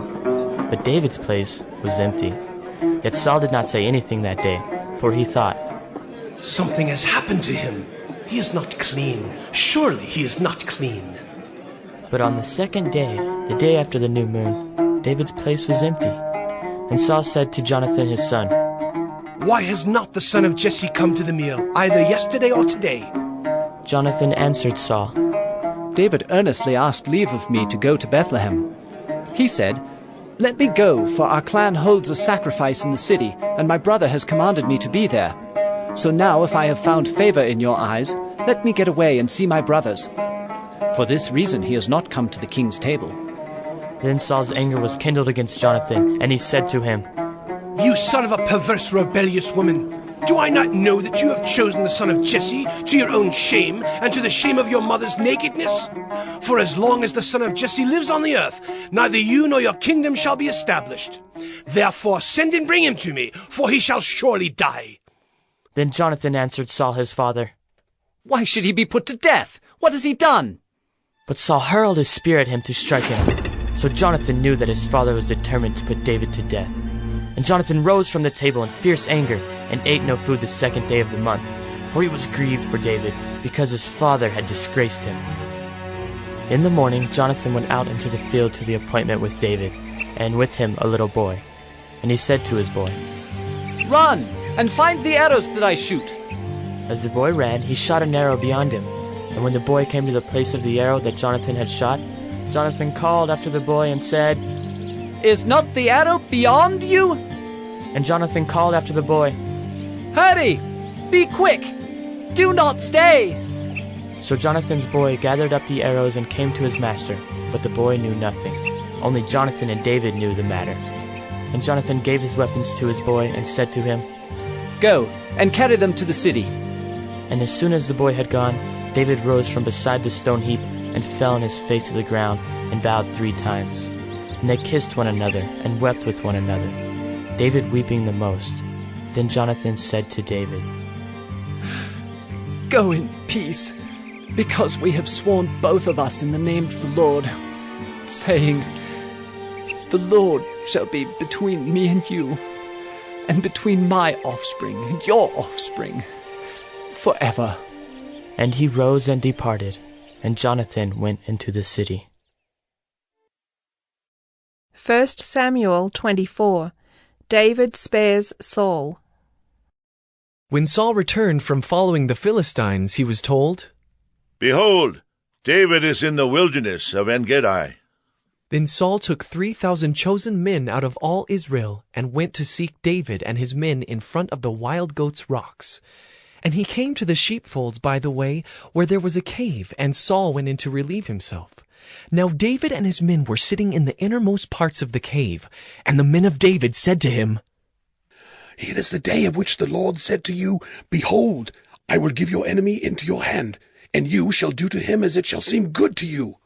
Then David arose and stealthily cut off a corner of Saul's robe, and afterward David's heart struck him, because he had cut off a corner of Saul's robe. He said to his men, "The Lord forbid that I should do this thing to my Lord, the Lord's anointed, to put out my hand against him, seeing he is the Lord's anointed." So David persuaded his men with these words and did not permit them to attack Saul. And Saul rose up and left the cave and went on his way. Afterward, David also arose and went out of the cave and called after Saul, "My Lord, the king!" And when Saul looked behind him, David bowed with his face to the earth and paid homage. And David said to Saul, "Why do you listen to the words of men who say, 'Behold, David seeks your harm'? Behold, this day your eyes have seen how the Lord gave you today into my hand in the cave. And some told me to kill you, but I spared you. I said, 'I will not put out my hand against my Lord, for he is the Lord's anointed.' See, my father, see the corner of your robe in my hand. For by the fact that I cut off the corner of your robe and did not kill you, you may know and see that there is no wrong or treason in my hands. I have not sinned against you, though you hunt my life to take it. May the Lord judge between me and you. May the Lord avenge me against you. But my hand shall not be against you. As the proverb of the ancients says, 'Out of the wicked comes wickedness, but my hand shall not be against you.' After whom has the King of Israel come out? After whom do you pursue? After a dead dog? After a flea? May the Lord therefore be judge and give sentence between me and you, and see to it and plead my cause and deliver me from your hand." As soon as David had finished speaking these words to Saul, Saul said, "Is this your voice, my son David?" And Saul lifted up his voice and wept. He said to David, "You are more righteous than I, for you have repaid me good, whereas I have repaid you evil. And you have declared this day how you have dealt well with me, in that you did not kill me when the Lord put me into your hands. For if a man finds his enemy, will he let him go away safe? So may the Lord reward you with good for what you have done to me this day.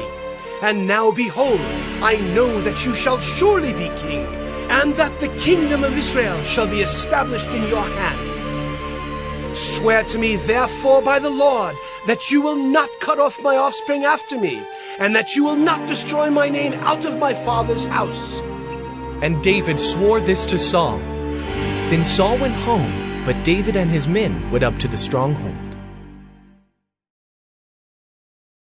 1 Samuel 25, 1-42. David marries Abigail. Now Samuel died, and all Israel assembled and mourned for him, and they buried him in his house at Ramah. Then David rose and went down to the wilderness of Paran. And there was a man in Maon whose business was in Carmel. The man was very rich. He had 3,000 sheep and 1,000 goats. He was shearing his sheep in Carmel. Now the name of the man was Nabal, and the name of his wife Abigail. The woman was discerning and beautiful, but the man was harsh and badly behaved. He was a Calebite. David heard in the wilderness that Nabal was shearing his sheep. So David sent 10 young men, and David said to the young men, Go up to Carmel, and go to Nabal and greet him in my name. And thus you shall greet him. Peace be to you, and peace be to your house, and peace be to all that you have. I hear that you have shearers. Now your shepherds have been with us, and we did them no harm, and they missed nothing all the time they were in Carmel. Ask your young men, and they will tell you. Therefore, let my young men find favor in your eyes, for we come on a feast day. Please, give whatever you have at hand to your servants, and to your son David. When David's young men came, they said all this to Nabal in the name of David, and then they waited. And Nabal answered David's servants, Who is David? Who is the son of Jesse? There are many servants these days who are breaking away from their masters. Shall I take my bread and my water and my meat that I have killed for my shearers and give it to men who come from I do not know where? So David's young men turned away and came back and told him all this. And David said to his men, Every man strap on his sword. And every man of them strapped on his sword. David also strapped on his sword. And about 400 men went up after David, while 200 remained with the baggage. But one of the young men told Abigail, Nabal's wife, Behold, David sent messengers out of the wilderness to greet our master, and he railed at them. Yet the men were very good to us, and we suffered no harm, and we did not miss anything when we were in the fields, as long as we went with them. They were a wall to us both by night and by day. All the while we were with them keeping the sheep. Now therefore know this and consider what you should do. For harm is determined against our master and against all his house, and he is such a worthless man that one cannot speak to him. Then Abigail made haste, and took 200 loaves and 2 skins of wine, and 5 sheep already prepared, and 5 seahs of parched grain, and 100 clusters of raisins, and 200 cakes of figs, and laid them on donkeys. And she said to her young men, Go on before me, behold, I come after you. But she did not tell her husband Nabal. And as she rode on the donkey and came down under cover of the mountain, behold, David and his men came down toward her, and she met them. Now David had said, Surely in vain have I guarded all that this fellow has in the wilderness, so that nothing was missed of all that belonged to him, and he has returned me evil for good. God do so to the enemies of David, and more also, if by morning I leave so much as one male of all who belong to him. When Abigail saw David, she hurried and got down from the donkey and fell before David on her face and bowed to the ground. She fell at his feet and said, On me alone, my lord, be the guilt. Please let your servant speak in your ears, and hear the words of your servant. Let not my lord regard this worthless fellow Nabal, for as his name is, so is he. Nabal is his name, and folly is with him. But I, your servant, did not see the young men of my lord, whom you sent. Now then, my lord, as the Lord lives, and as your soul lives, because the Lord has restrained you from blood guilt, and from saving with your own hand, now then, let your enemies and those who seek to do evil to my lord be as Nabal. And now, let this present that your servant has brought to my lord be given to the young men who follow my lord.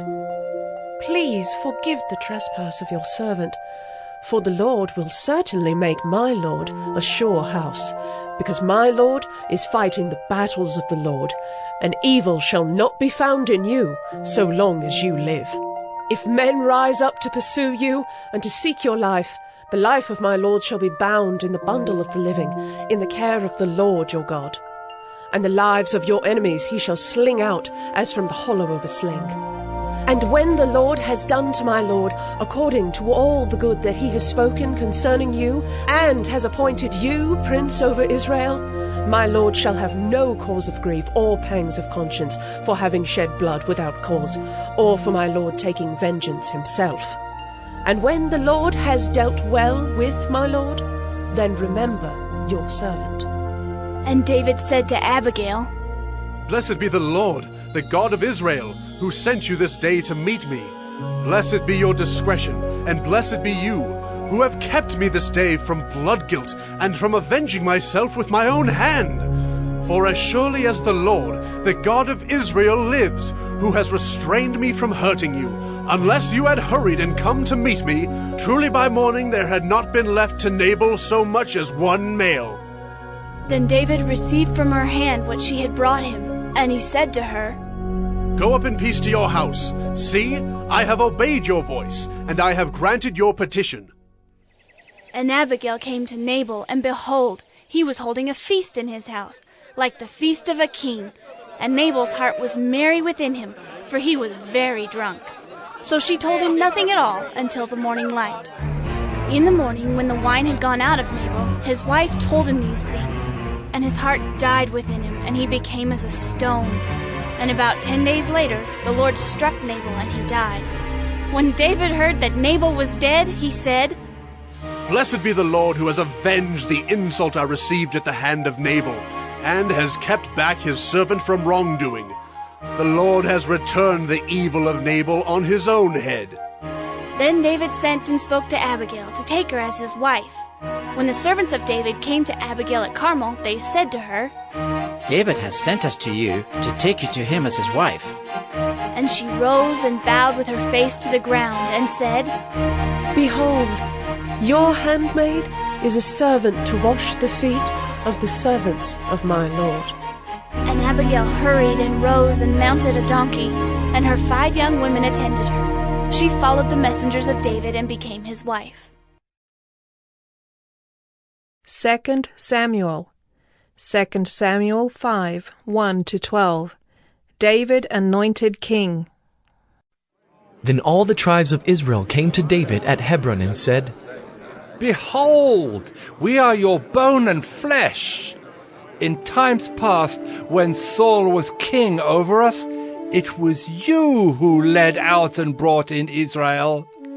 And the Lord said to you, You shall be shepherd of my people Israel, and you shall be prince over Israel. So all the elders of Israel came to the king at Hebron, and King David made a covenant with them at Hebron before the Lord. David was 30 years old when he began to reign, and he reigned 40 years. At Hebron he reigned over Judah 7 years and 6 months, and at Jerusalem he reigned over all Israel and Judah 33 years. And the king and his men went to Jerusalem against the Jebusites, the inhabitants of the land, who said to David, You will not come in here, but the blind and the lame will ward you off. Thinking, David cannot come in here. Nevertheless, David took the stronghold of Zion, that is the city of David. And David said on that day, Whoever would strike the Jebusites, let him get up the water shaft to attack the lame and the blind, who are hated by David's soul. Therefore it is said, The blind and the lame shall not come into the house. And David lived in the stronghold and called it the city of David. And David built the city all around from the Millo inward.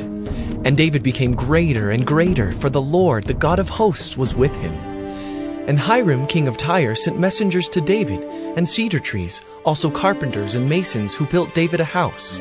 And David knew that the Lord had established him king over Israel, and that he had exalted his kingdom for the sake of his people Israel.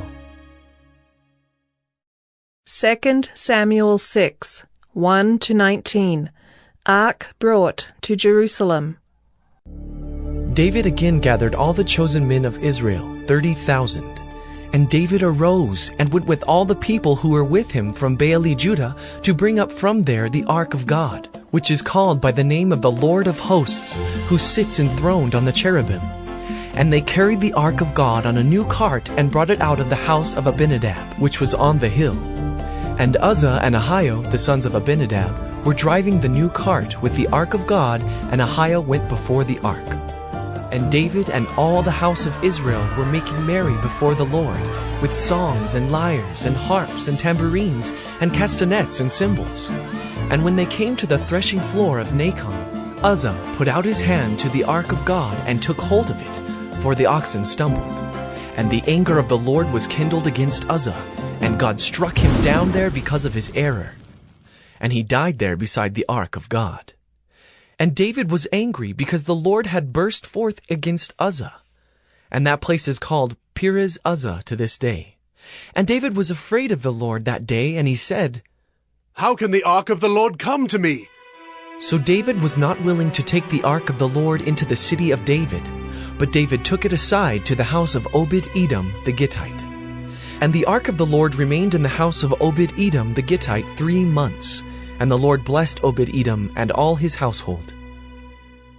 And it was told King David, "The Lord has blessed the household of Obed-Edom and all that belongs to him because of the ark of God." So David went and brought up the ark of God from the house of Obed-Edom to the city of David with rejoicing. And when those who bore the ark of the Lord had gone 6 steps, he sacrificed an ox and a fattened animal. And David danced before the Lord with all his might. And David was wearing a linen ephod. So David and all the house of Israel brought up the ark of the Lord with shouting and with the sound of the horn. As the ark of the Lord came into the city of David, Michal, the daughter of Saul, looked out of the window and saw King David leaping and dancing before the Lord, and she despised him in her heart. And they brought in the ark of the Lord and set it in its place inside the tent that David had pitched for it. And David offered burnt offerings and peace offerings before the Lord. And when David had finished offering the burnt offerings and the peace offerings, he blessed the people in the name of the Lord of hosts, and distributed among all the people, the whole multitude of Israel, both men and women, a cake of bread, a portion of meat, and a cake of raisins to each one. Then all the people departed, each to his house. 2 Samuel 12, 1-24. David dishonors God. And the Lord sent Nathan to David. He came to him and said to him, "There were 2 men in a certain city, the one rich and the other poor. The rich man had very many flocks and herds, but the poor man had nothing but one little ewe lamb which he had bought.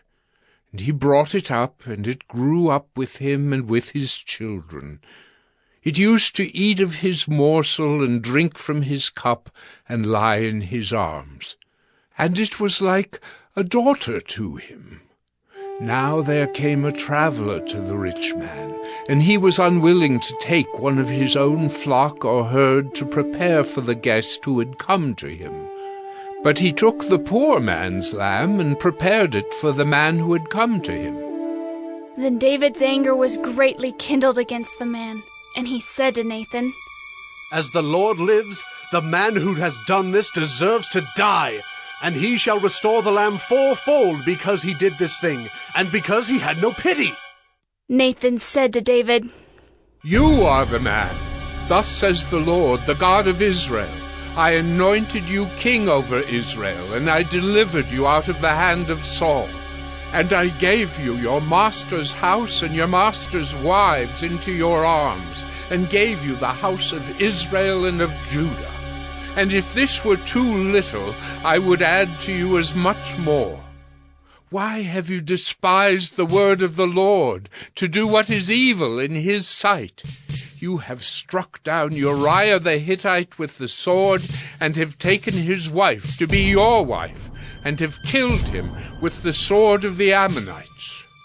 Now therefore the sword shall never depart from your house, because you have despised me, and have taken the wife of Uriah the Hittite to be your wife. Thus says the Lord, Behold, I will raise up evil against you out of your own house, and I will take your wives before your eyes, and give them to your neighbor, and he shall lie with your wives in the sight of this sun. For you did it secretly, but I will do this thing before all Israel and before the sun." David said to Nathan, "I have sinned against the Lord." And Nathan said to David, The Lord also has put away your sin. You shall not die. Nevertheless, because by this deed you have utterly scorned the Lord, the child who is born to you shall die." Then Nathan went to his house. And the Lord afflicted the child that Uriah's wife bore to David, and he became sick. David therefore sought God on behalf of the child, and David fasted and went in and lay all night on the ground. And the elders of his house stood beside him, to raise him from the ground, but he would not, nor did he eat food with them. On the 7th day the child died. And the servants of David were afraid to tell him that the child was dead, for they said, "Behold, while the child was yet alive, we spoke to him, and he did not listen to us. How then can we say to him, 'The child is dead'? He may do himself some harm." But when David saw that his servants were whispering together, David understood that the child was dead. And David said to his servants, "Is the child dead?" They said, "He is dead."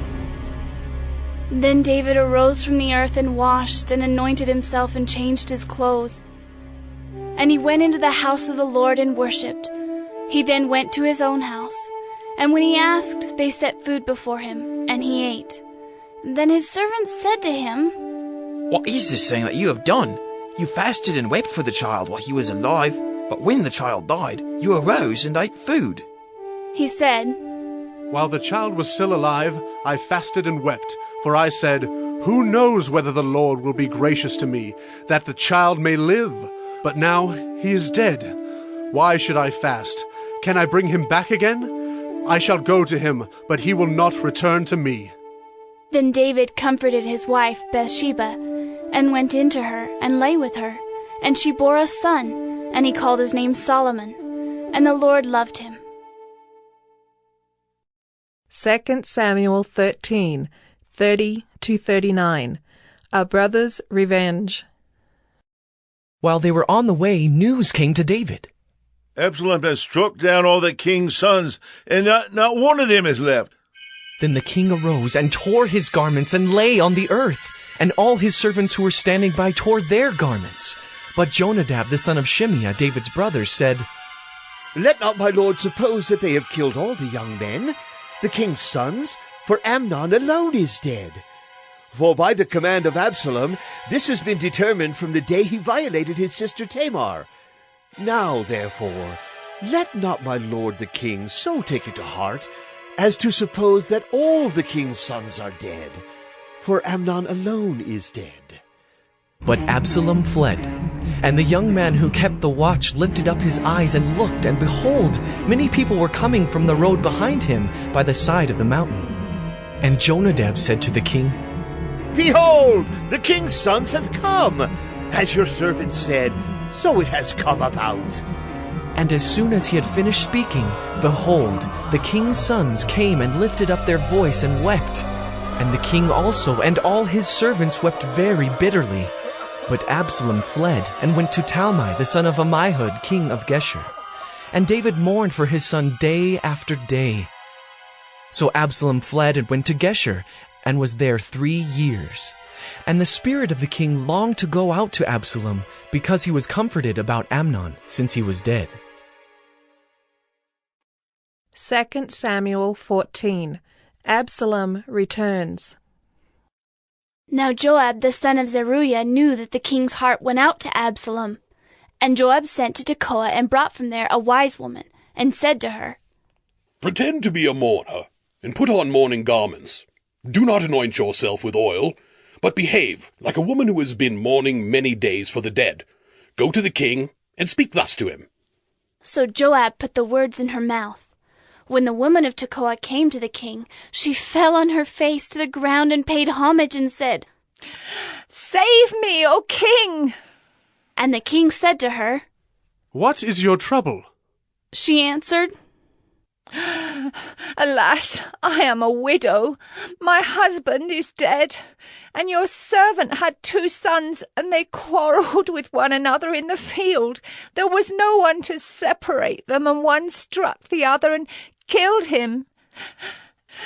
And now the whole clan has risen against your servant, and they say, give up the man who struck his brother, that we may put him to death for the life of his brother whom he killed. And so they would destroy the heir also. Thus they would quench my coal that is left, and leave to my husband neither name nor remnant on the face of the earth. Then the king said to the woman, Go to your house, and I will give orders concerning you. And the woman of Tekoa said to the king, On me be the guilt, my lord the king, and on my father's house. Let the king and his throne be guiltless. The king said, If anyone says anything to you, bring him to me, and he shall never touch you again. Then she said, Please let the king invoke the Lord your God, that the avenger of blood kill no more, and my son be not destroyed. He said, As the Lord lives, not one hair of your son shall fall to the ground. Then the woman said, Please let your servant speak a word to my lord the king. He said, Speak.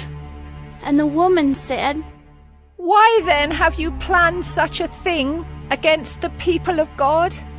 For in giving this decision the king convicts himself, inasmuch as the king does not bring his banished one home again.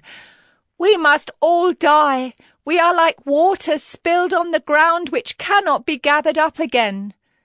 But God will not take away life, and he devises means so that the banished one will not remain an outcast. Now I have come to say this to my lord the king, because the people have made me afraid. And your servant thought, I will speak to the king. It may be that the king will perform the request of his servant. For the king will hear and deliver his servant from the hand of the man who would destroy me and my son together from the heritage of God. And your servant thought, the word of my lord the king will set me at rest. For my lord the king is like the angel of God to discern good and evil. The Lord your God be with you. Then the king answered the woman, Do not hide from me anything I ask you. And the woman said, Let my lord the king speak.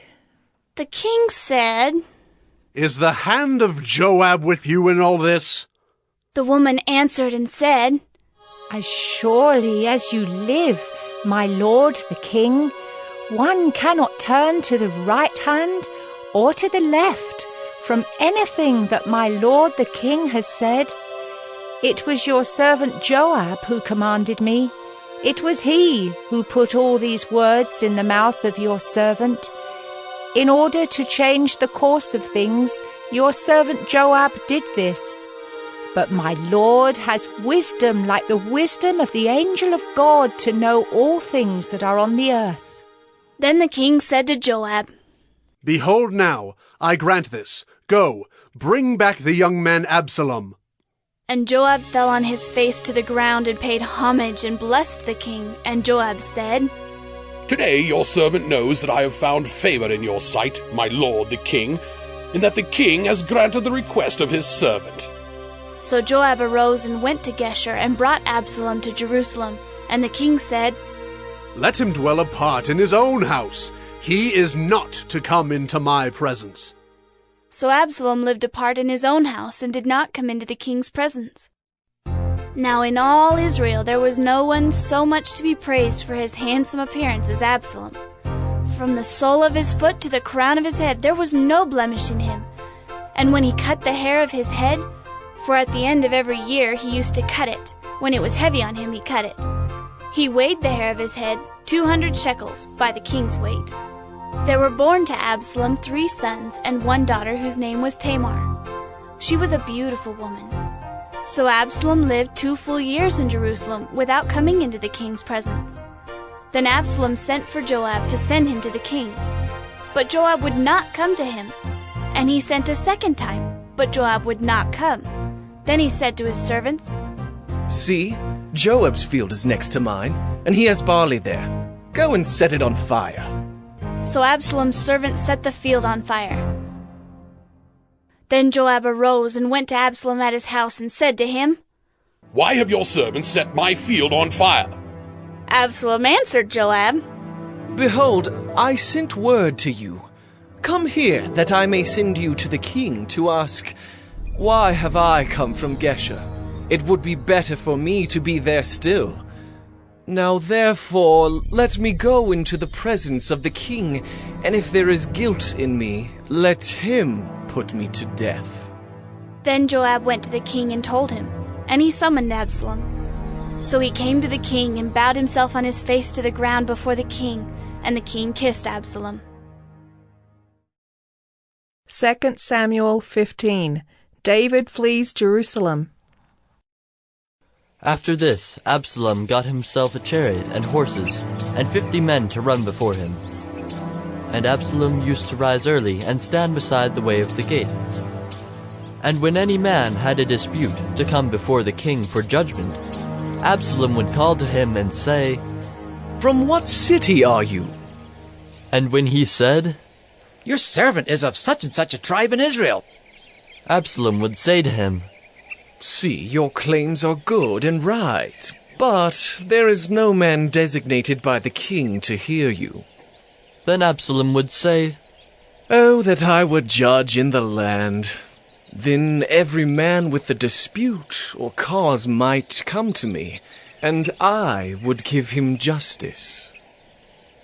And whenever a man came near to pay homage to him, he would put out his hand and take hold of him and kiss him. Thus Absalom did to all of Israel who came to the king for judgment. So Absalom stole the hearts of the men of Israel. And at the end of 4 years, Absalom said to the king, Please, let me go and pay my vow, which I have vowed to the Lord in Hebron. For your servant vowed a vow while I lived at Geshur in Aram, saying, If the Lord will indeed bring me back to Jerusalem, then I will offer worship to the Lord. The king said to him, Go in peace. So he arose and went to Hebron. But Absalom sent secret messengers throughout all the tribes of Israel, saying, As soon as you hear the sound of the trumpet, then say, Absalom is king at Hebron. With Absalom went 200 men from Jerusalem who were invited guests, and they went in their innocence and knew nothing. And while Absalom was offering the sacrifices, he sent for Ahithophel the Gilonite, David's counselor from his city Gilo. And the conspiracy grew strong, and the people with Absalom kept increasing. And a messenger came to David, saying, The hearts of the men of Israel have gone after Absalom. Then David said to all his servants who were with him at Jerusalem, Arise, and let us flee, or else there will be no escape for us from Absalom. Go quickly, lest he overtake us quickly and bring down ruin on us and strike the city with the edge of the sword. And the king's servants said to the king, Behold, your servants are ready to do whatever my lord the king decides. So the king went out, and all his household after him. And the king left 10 concubines to keep the house. And the king went out, and all the people after him, and they halted at the last house. And all his servants passed by him, and all the Kerethites, and all the Pelethites, and all the 600 Gittites who had followed him from Gath, passed on before the king. Then the king said to Ittai the Gittite, Why do you also go with us? Go back and stay with the king, for you are a foreigner, and also an exile from your home. You came only yesterday, and shall I today make you wander about with us? Since I go, I know not where. Go back, and take your brothers with you, and may the Lord show steadfast love and faithfulness to you. But Ittai answered the king, As the Lord lives, and as my lord the king lives, wherever my lord the king shall be, whether for death or for life, there also will your servant be. And David said to Ittai, Go then, pass on. So Ittai the Gittite passed on with all his men, and all the little ones who were with him. And all the land wept aloud as all the people passed by, and the king crossed the brook Kidron, and all the people passed on toward the wilderness. And Abiathar came up, And behold, Zadok came also with all the Levites, bearing the ark of the covenant of God. And they set down the ark of God until the people had all passed out of the city. Then the king said to Zadok, Carry the ark of God back into the city. If I find favor in the eyes of the Lord, he will bring me back and let me see both it and his dwelling place. But if he says, I have no pleasure in you, behold, here I am. Let him do to me what seems good to him. The king also said to Zadok the priest, Are you not a seer? Go back to the city in peace with your 2 sons, Ahimaaz your son, and Jonathan the son of Abiathar. See, I will wait at the fords of the wilderness until word comes from you to inform me. So Zadok and Abiathar carried the ark of God back to Jerusalem, and they remained there. But David went up the ascent of the Mount of Olives, weeping as he went, barefoot and with his head covered. And all the people who were with him covered their heads, and they went up, weeping as they went. And it was told David, Ahithophel is among the conspirators with Absalom. And David said, O Lord, please turn the counsel of Ahithophel into foolishness.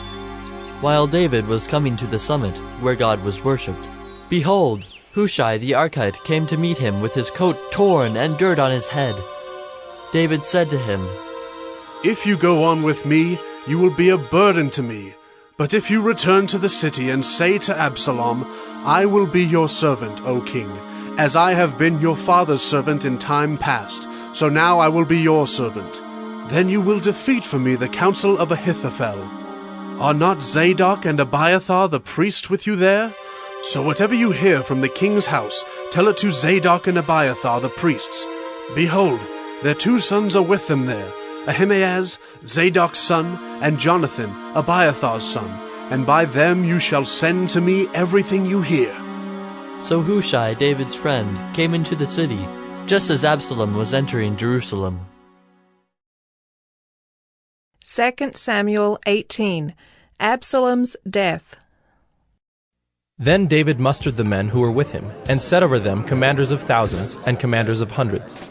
And David sent out the army, 1/3 under the command of Joab, 1/3 under the command of Abishai the son of Zeruiah, Joab's brother, and 1/3 under the command of Ittai the Gittite. And the king said to the men, I myself will also go out with you.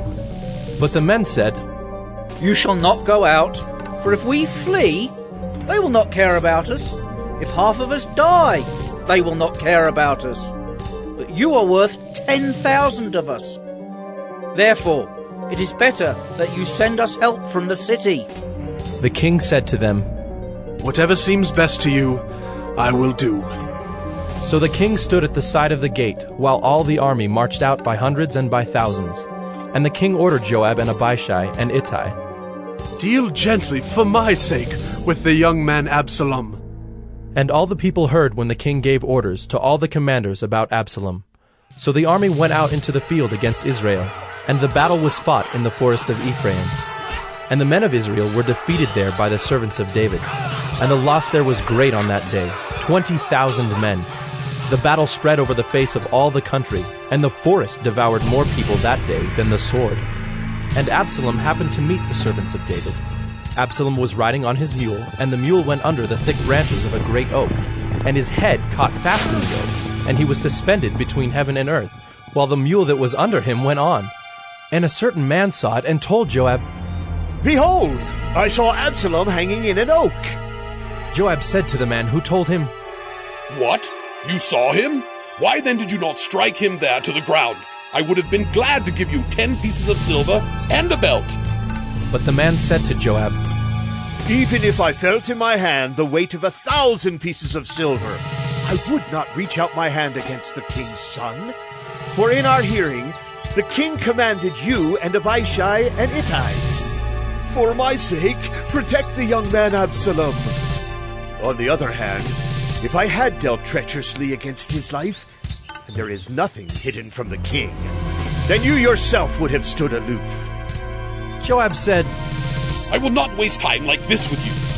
And he took 3 javelins in his hand and thrust them into the heart of Absalom while he was still alive in the oak. And 10 young men, Joab's armor-bearers, surrounded Absalom and struck him and killed him. Then Joab blew the trumpet, and the troops came back from pursuing Israel, for Joab restrained them. And they took Absalom and threw him into a great pit in the forest, and raised over him a very great heap of stones. And all Israel fled, every one to his own home. Now Absalom in his lifetime had taken and set up for himself the pillar that is in the king's valley. For he said, I have no son to keep my name in remembrance. He called the pillar after his own name, and it is called Absalom's monument to this day. Then Ahimaaz the son of Zadok said, Let me run and carry news to the king that the Lord has delivered him from the hand of his enemies. And Joab said to him, You're not to carry news today. You may carry news another day, but today you shall carry no news, because the king's son is dead. Then Joab said to the Cushite, Go, tell the king what you have seen. The Cushite bowed before Joab and ran.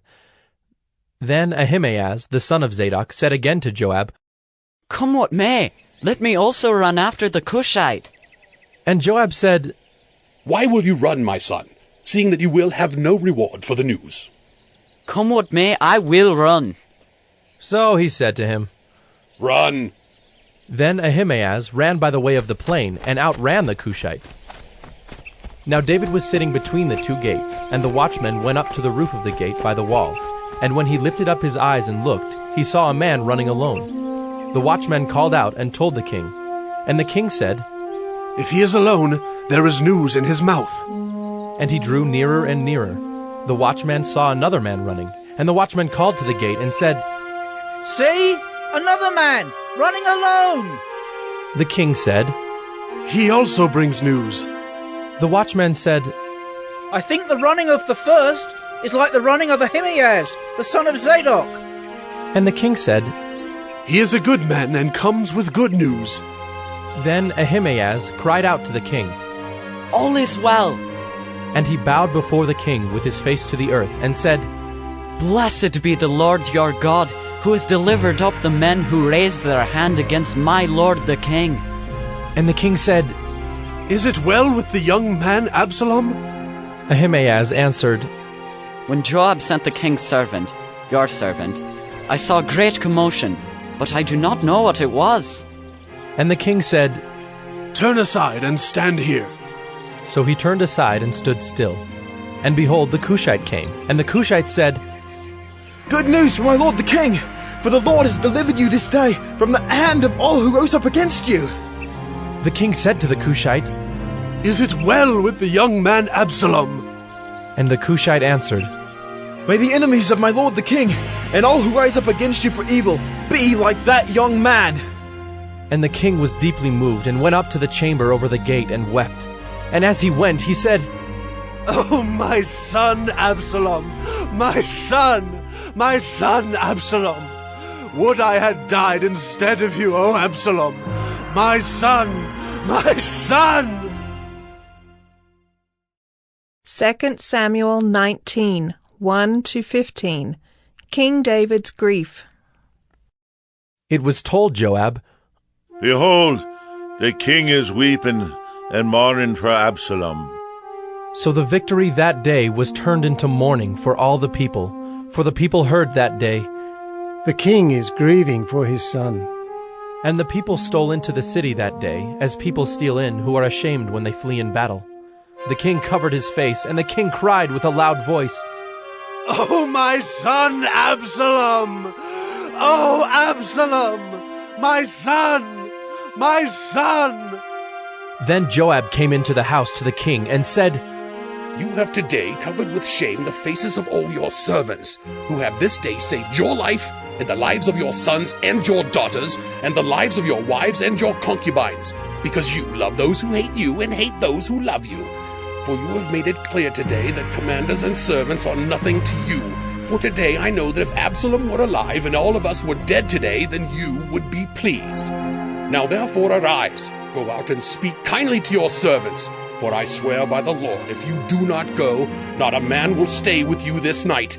And this will be worse for you than all the evil that has come upon you from your youth until now. Then the king arose and took his seat in the gate. And the people were all told, Behold, the king is sitting in the gate. And all the people came before the king. Now Israel had fled, every man to his own home. And all the people were arguing throughout all the tribes of Israel, saying, The king delivered us from the hand of our enemies and saved us from the hand of the Philistines. And now he has fled out of the land from Absalom. But Absalom, whom we anointed over us, is dead in battle. Now, therefore, why do you say nothing about bringing the king back?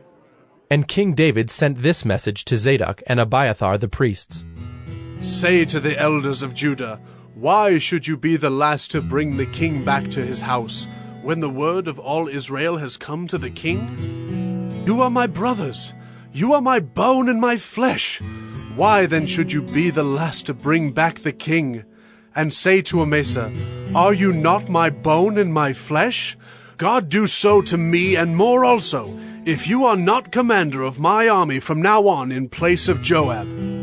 And he swayed the heart of all the men of Judah as one man, so that they sent word to the king. Return, both you and all your servants. So the king came back to the Jordan, and Judah came to Gilgal to meet the king, and to bring the king over the Jordan. 1 Kings. 1 Kings 1, 5-53. Solomon to be king.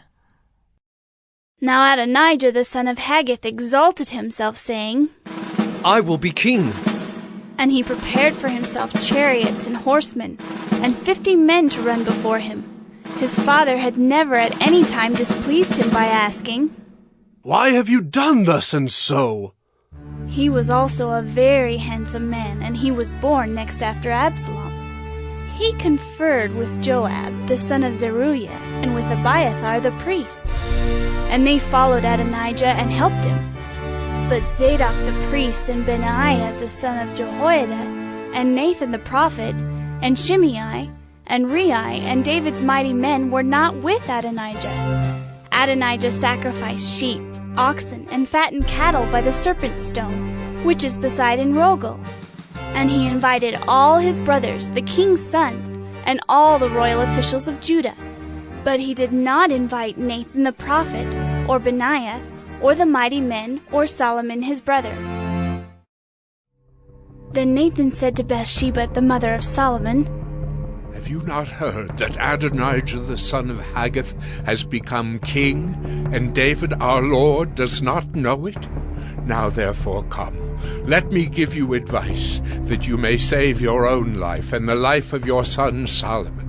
Go in at once to King David, and say to him, Did you not, my lord the king, swear to your servant, saying, Solomon your son shall reign after me, and he shall sit on my throne? Why then is Adonijah king?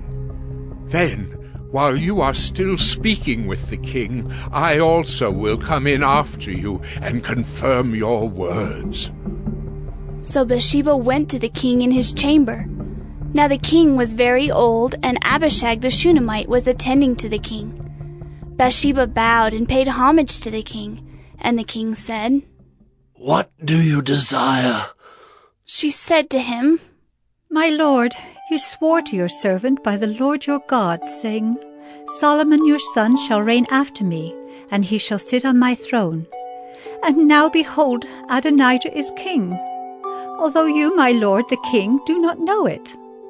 He has sacrificed oxen, fattened cattle, and sheep in abundance, and has invited all the sons of the king, Abiathar the priest, and Joab the commander of the army. But Solomon your servant he has not invited. And now, my lord the king, the eyes of all Israel are on you, to tell them who shall sit on the throne of my lord the king after him. Otherwise it will come to pass, when my lord the king sleeps with his fathers, that I and my son Solomon will be counted offenders. While she was still speaking with the king, Nathan the prophet came in, and they told the king, Here is Nathan the prophet. And when he came in before the king, he bowed before the king with his face to the ground. And Nathan said, My lord the king, have you said Adonijah shall reign after me, and he shall sit on my throne? For he has gone down this day and has sacrificed oxen, fattened cattle, and sheep in abundance, and has invited all the king's sons, the commanders of the army, and Abiathar the priest. And behold, they are eating and drinking before him, and saying, Long live King Adonijah! But me, your servant, and Zadok the priest, and Benaiah the son of Jehoiada, and your servant Solomon he has not invited. Has this thing been brought about by my lord the king, and you have not told your servants who should sit on the throne of my lord the king after him? Then King David answered, Call Bathsheba to me. So she came into the king's presence and stood before the king. And the king swore, saying, As the Lord lives, who has redeemed my soul out of every adversity, as I swore to you by the Lord, the God of Israel, saying, Solomon, your son shall reign after me, and he shall sit on my throne in my place. Even so will I do this day. Then Bathsheba bowed with her face to the ground and paid homage to the king, and said, May my lord King David live forever. King David said, Call to me Zadok the priest, Nathan the prophet, and Benaiah the son of Jehoiada. So they came before the king. And the king said to them, Take with you the servants of your lord, and have Solomon my son ride on my own mule, and bring him down to Gihon. And let Zadok the priest, and Nathan the prophet, there anoint him king over Israel. Then blow the trumpet, and say, Long live King Solomon. You shall then come up after him, and he shall come and sit on my throne, for he shall be king in my place. And I have appointed him to be ruler over Israel and over Judah. And Benaiah the son of Jehoiada answered the king, Amen. May the Lord, the God of my lord the king, say so.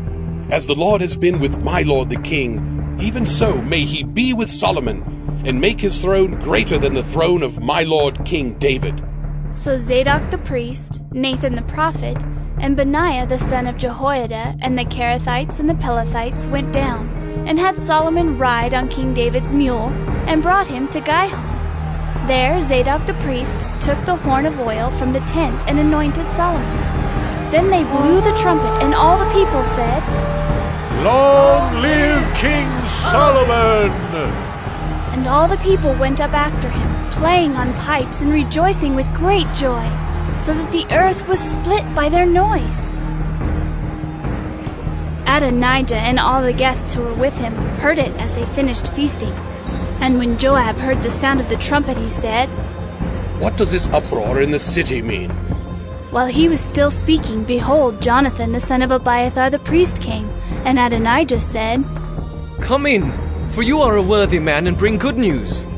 Jonathan answered Adonijah, No, for our lord King David has made Solomon king, and the king has sent with him Zadok the priest, Nathan the prophet, and Benaiah the son of Jehoiada, and the Kerethites and the Pelethites, and they had him ride on the king's mule. And Zadok the priest and Nathan the prophet have anointed him king at Gihon. And they have gone up from there rejoicing, so that the city is in an uproar. This is the noise that you have heard.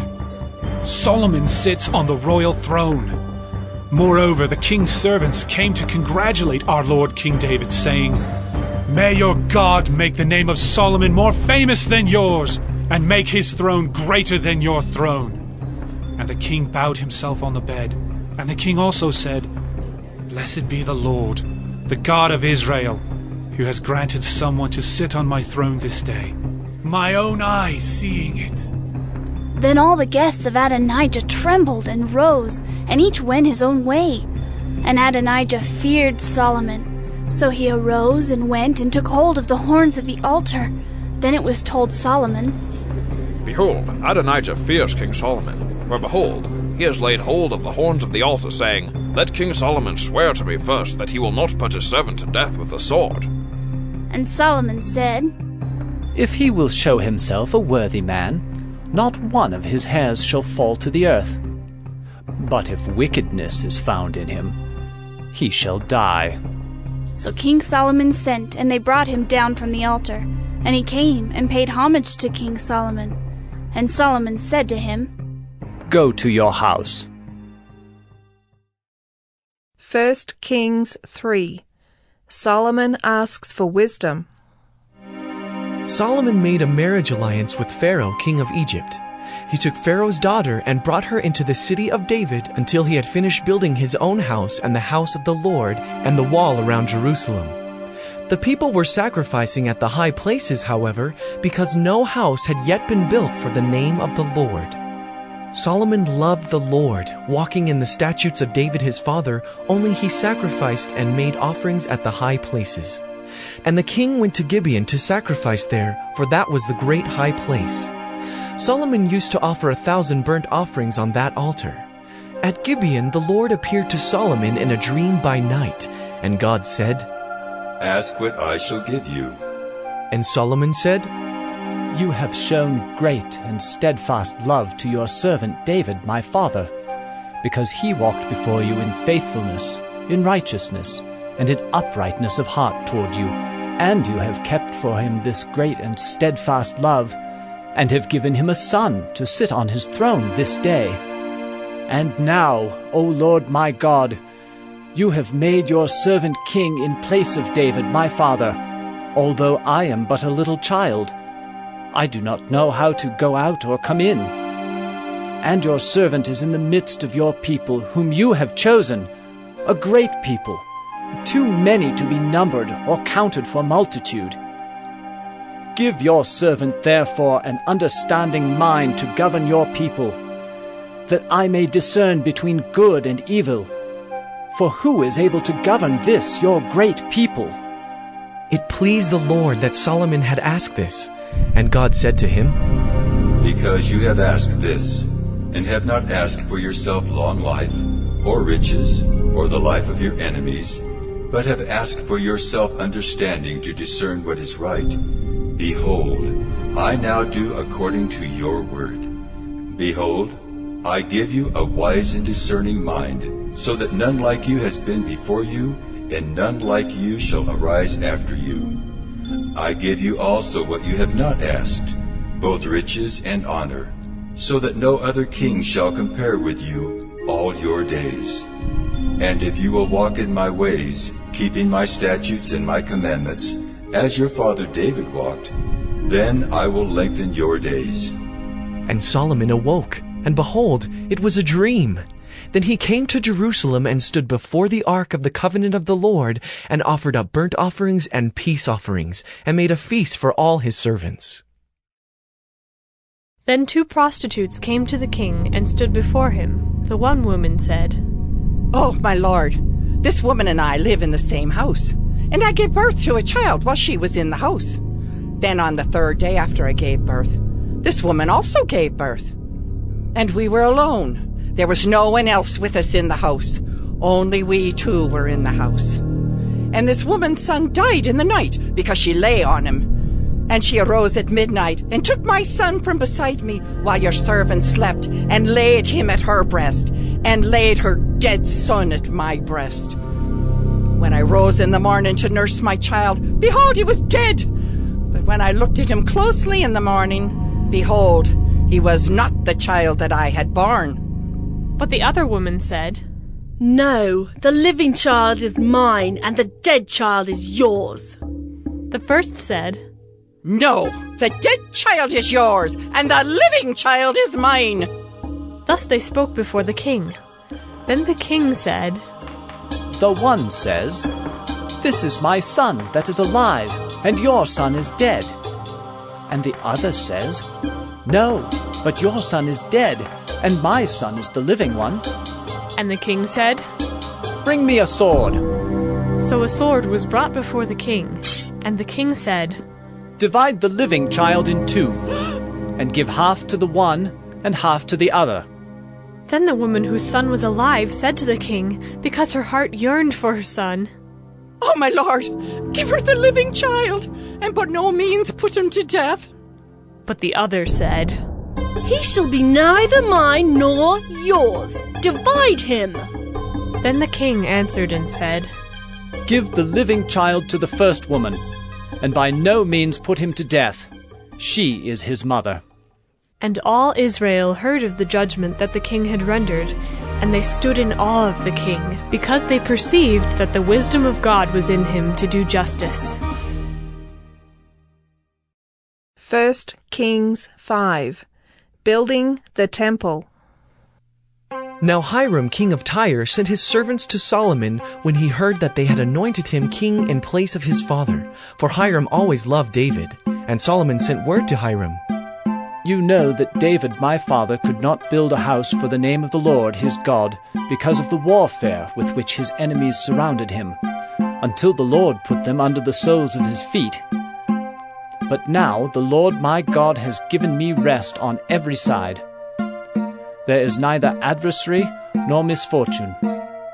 And so I intend to build a house for the name of the Lord my God, as the Lord said to David my father, Your son, whom I will set on your throne in your place, shall build the house for my name. Now therefore command that cedars of Lebanon be cut for me, and my servants will join your servants. And I will pay you for your servants such wages as you set, for you know that there is no one among us who knows how to cut timber like the Sidonians. As soon as Hiram heard the words of Solomon, he rejoiced greatly and said, Blessed be the Lord this day, who has given to David a wise son to be over this great people. And Hiram sent to Solomon, saying, I have heard the message that you have sent to me. I am ready to do all you desire in the matter of cedar and cypress timber. My servant shall bring it down to the sea from Lebanon, and I will make it into rafts to go by sea to the place you direct. And I will have them broken up there, and you shall receive it. And you shall meet my wishes by providing food for my household. So Hiram supplied Solomon with all the timber of cedar and cypress that he desired, while Solomon gave Hiram 20,000 cores of wheat as food for his household and 20,000 cores of beaten oil. Solomon gave this to Hiram year by year, and the Lord gave Solomon wisdom as he promised him. And there was peace between Hiram and Solomon, and the two of them made a treaty. King Solomon drafted forced labor out of all Israel, and the draft numbered 30,000 men. And he sent them to Lebanon, 10,000 a month in shifts. They would be a month in Lebanon and 2 months at home. Adoniram was in charge of the draft. Solomon also had 70,000 burden bearers and 80,000 stonecutters in the hill country, besides Solomon's 3,300 chief officers who were over the work, who had charge of the people who carried on the work. At the king's command, they quarried out great, costly stones in order to lay the foundation of the house with dressed stones. So Solomon's builders and Hiram's builders and the men of Gebal did the cutting and prepared the timber and the stone to build the house. 1 Kings 6, 12 to 13, and 20 to 32. Temple description. Concerning this house that you are building, if you will walk in my statutes and obey my rules and keep all my commandments and walk in them, then I will establish my word with you, which I spoke to David your father, and I will dwell among the children of Israel, and will not forsake my people Israel. The inner sanctuary was 20 cubits long, 20 cubits wide, and 20 cubits high, and he overlaid it with pure gold. He also overlaid an altar of cedar. And Solomon overlaid the inside of the house with pure gold, and he drew chains of gold across in front of the inner sanctuary, and overlaid it with gold. And he overlaid the whole house with gold, until all the house was finished. Also the whole altar that belonged to the inner sanctuary he overlaid with gold. In the inner sanctuary he made 2 cherubim of olive wood. each 10 cubits high. 5 cubits was the length of one wing of the cherub, and 5 cubits the length of the other wing of the cherub. It was 10 cubits from the tip of one wing to the tip of the other. The other cherub also measured 10 cubits. Both cherubim had the same measure and the same form. The height of one cherub was 10 cubits, and so was that of the other cherub.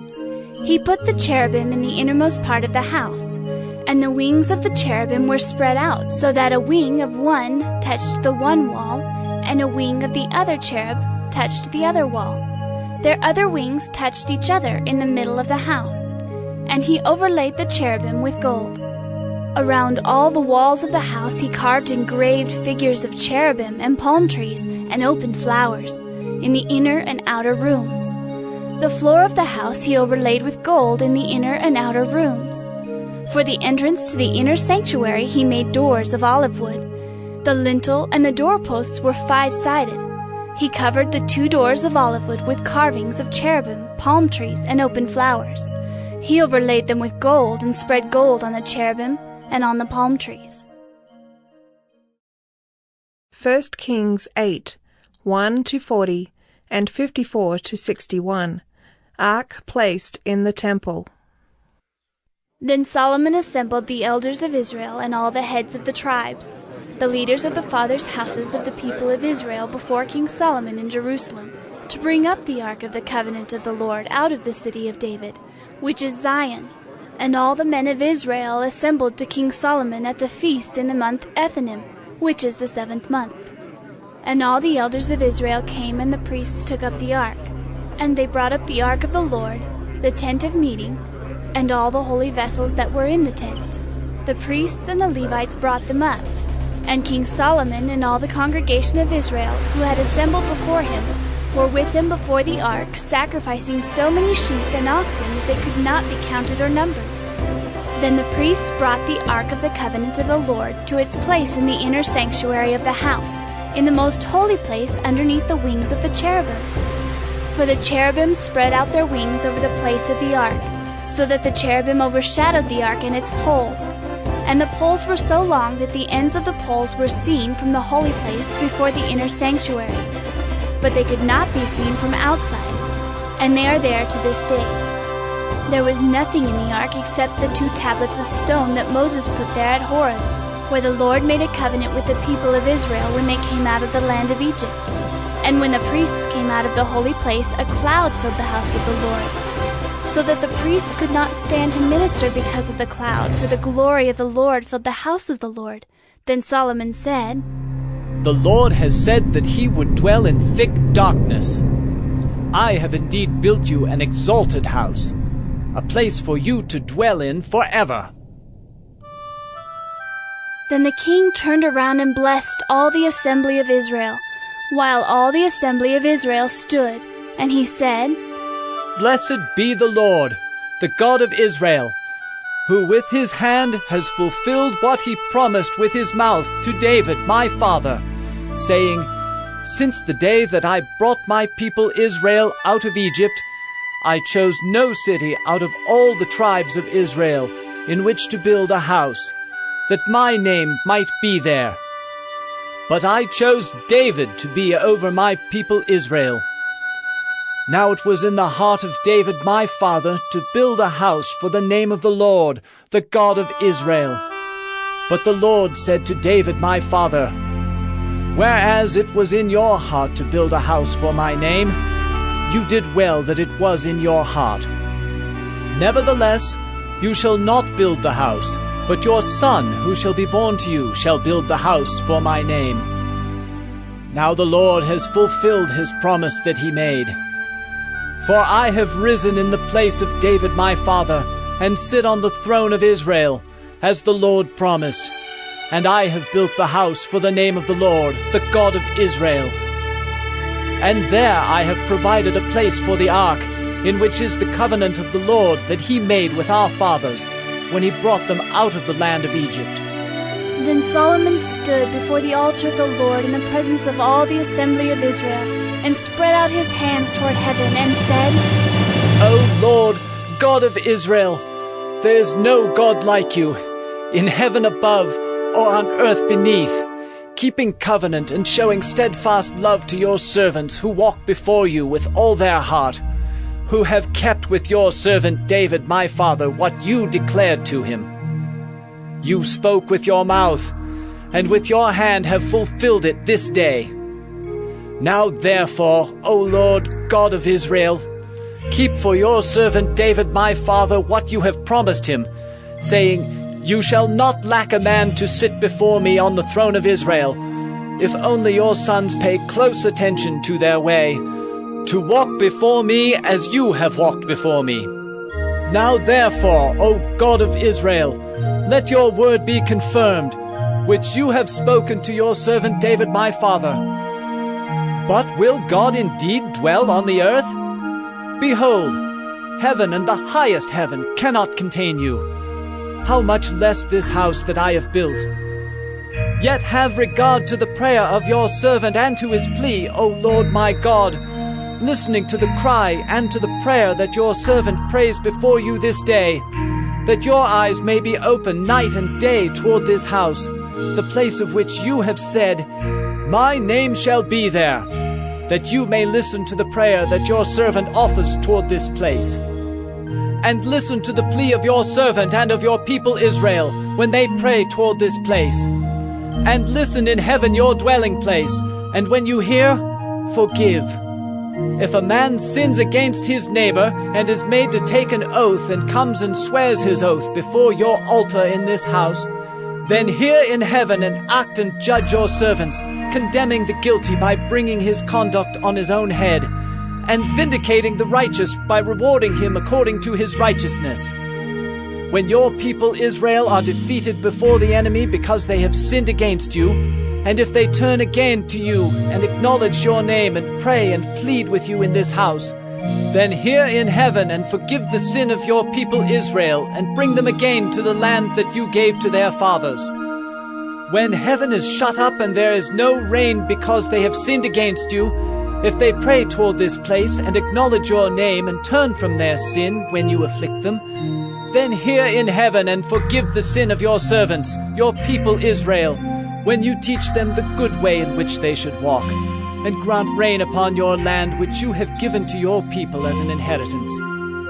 If there is famine in the land, if there is pestilence or blight or mildew or locust or caterpillar, if their enemy besieges them in the land at their gates, whatever plague, whatever sickness there is, whatever prayer, whatever plea is made by any man or by all your people Israel, each knowing the affliction of his own heart and stretching out his hands toward this house, then hear in heaven your dwelling place, and forgive and act and render to each whose heart you know, according to all his ways.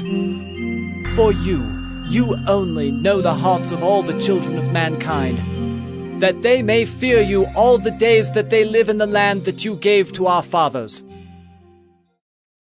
Now as Solomon finished offering all this prayer and plea to the Lord, he arose from before the altar of the Lord, where he had knelt with hands outstretched toward heaven. And he stood and blessed all the assembly of Israel with a loud voice, saying, Blessed be the Lord who has given rest to his people Israel, according to all that he promised. Not one word has failed of all his good promise, which he spoke by Moses his servant. The Lord our God be with us as he was with our fathers. May he not leave us or forsake us, that he may incline our hearts to him, to walk in all his ways, and to keep his commandments, his statutes, and his rules, which he commanded our fathers. Let these words of mine, with which I have pleaded before the Lord, be near to the Lord our God day and night. And may he maintain the cause of his servant and the cause of his people Israel, as each day requires, that all the peoples of the earth may know that the Lord is God. There is no other. Let your heart therefore be wholly true to the Lord our God, walking in his statutes and keeping his commandments, as at this day. 1 Kings 9, 1-9 and 17-22. God speaks. As soon as Solomon had finished building the house of the Lord and the king's house and all that Solomon desired to build, the Lord appeared to Solomon a second time, as he had appeared to him at Gibeon. And the Lord said to him, I have heard your prayer and your plea, which you have made before me. I have consecrated this house that you have built by putting my name there forever. My eyes and my heart will be there for all time. And as for you, if you will walk before me as David your father walked, with integrity of heart and uprightness, doing according to all that I have commanded you, and keeping my statutes and my rules, then I will establish your royal throne over Israel forever, as I promised David your father, saying, You shall not lack a man on the throne of Israel. But if you turn aside from following me, you or your children, and do not keep my commandments and my statutes that I have set before you, but go and serve other gods and worship them, then I will cut off Israel from the land that I have given them, and the house that I have consecrated for my name I will cast out of my sight, and Israel will become a proverb and a byword among all peoples. And this house will become a heap of ruins. Everyone passing by it will be astonished and will hiss, and they will say, Why has the Lord done thus to this land and to this house? Then they will say, Because they abandoned the Lord their God who brought their fathers out of the land of Egypt, and laid hold on other gods and worshipped them and served them. Therefore the Lord has brought all this disaster on them. So Solomon rebuilt Gezer, and Lower Beth-horon, and Baaleth, and Tamar in the wilderness, in the land of Judah, and all the store cities that Solomon had, and the cities for his chariots, and the cities for his horsemen, and whatever Solomon desired to build in Jerusalem, in Lebanon, and in all the land of his dominion. All the people who were left of the Amorites, the Hittites, the Perizzites, the Hivites, and the Jebusites, who were not of the people of Israel, their descendants who were left after them in the land, whom the people of Israel were unable to devote to destruction. These Solomon drafted to be slaves, and so they are to this day. But of the people of Israel, Solomon made no slaves. They were the soldiers. They were his officials, his commanders, his captains, his chariot commanders, and his horsemen. 1 Kings 10. Queen of Sheba. Now when the queen of Sheba heard of the fame of Solomon concerning the name of the Lord, she came to test him with hard questions. She came to Jerusalem with a very great retinue, with camels bearing spices and very much gold and precious stones. And when she came to Solomon, she told him all that was on her mind. And Solomon answered all her questions. There was nothing hidden from the king that he could not explain to her. And when the queen of Sheba had seen all the wisdom of Solomon, the house that he had built, the food of his table, the seating of his officials, and the attendance of his servants, their clothing, his cupbearers, and his burnt offerings that he offered at the house of the Lord, there was no more breath in her. And she said to the king, The report was true that I heard in my own land of your words and of your wisdom. But I did not believe the reports until I came and my own eyes had seen it. And behold, the half was not told me. Your wisdom and prosperity surpass the report that I heard. Happy are your men, happy are your servants, who continually stand before you and hear your wisdom. Blessed be the Lord your God, who has delighted in you and set you on the throne of Israel. Because the Lord loved Israel forever, he has made you king, that you may execute justice and righteousness. Then she gave the king 120 talents of gold, and a very great quantity of spices and precious stones. Never again came such an abundance of spices as these that the queen of Sheba gave to King Solomon. Moreover, the fleet of Hiram, which brought gold from Ophir, brought from Ophir a very great amount of almug wood and precious stones. And the king made of the almug wood supports for the house of the Lord and for the king's house, also lyres and harps for the singers. No such almug wood has come or been seen to this day.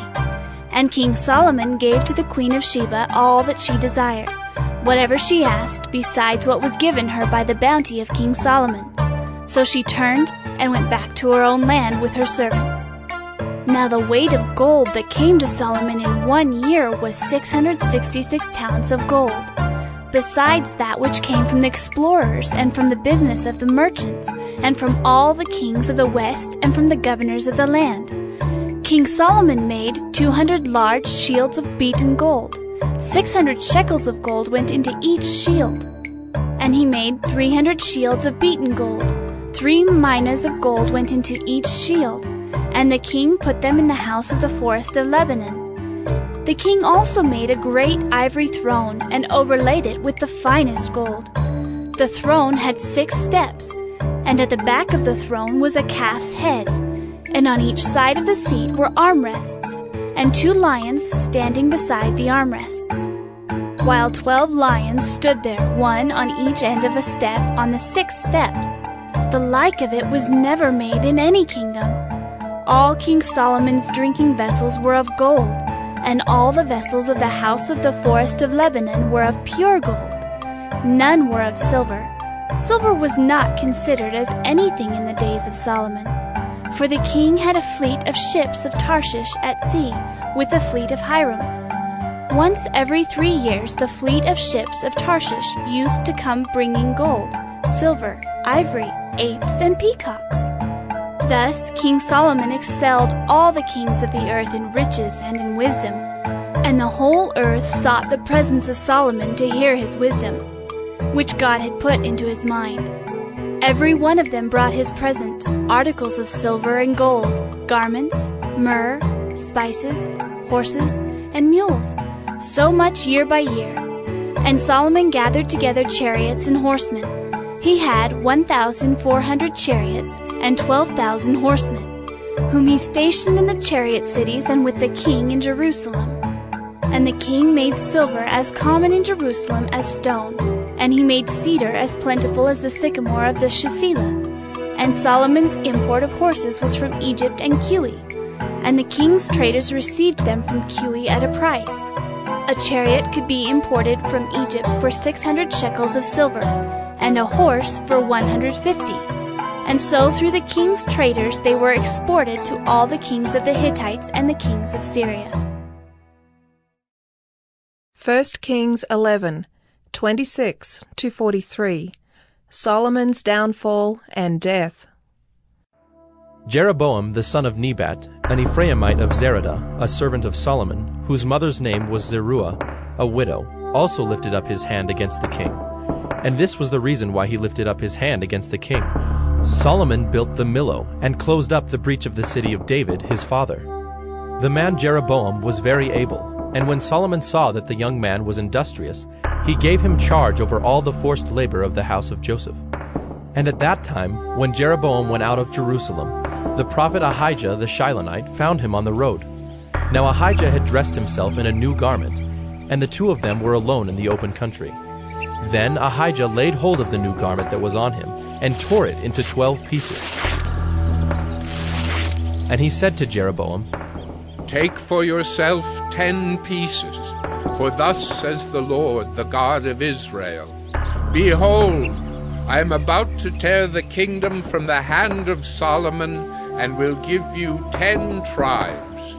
But he shall have 1 tribe, for the sake of my servant David, and for the sake of Jerusalem, the city that I have chosen out of all the tribes of Israel, because they have forsaken me, and worshipped Ashtoreth, the goddess of the Sidonians, Chemosh, the god of Moab, and Milcom, the god of the Ammonites.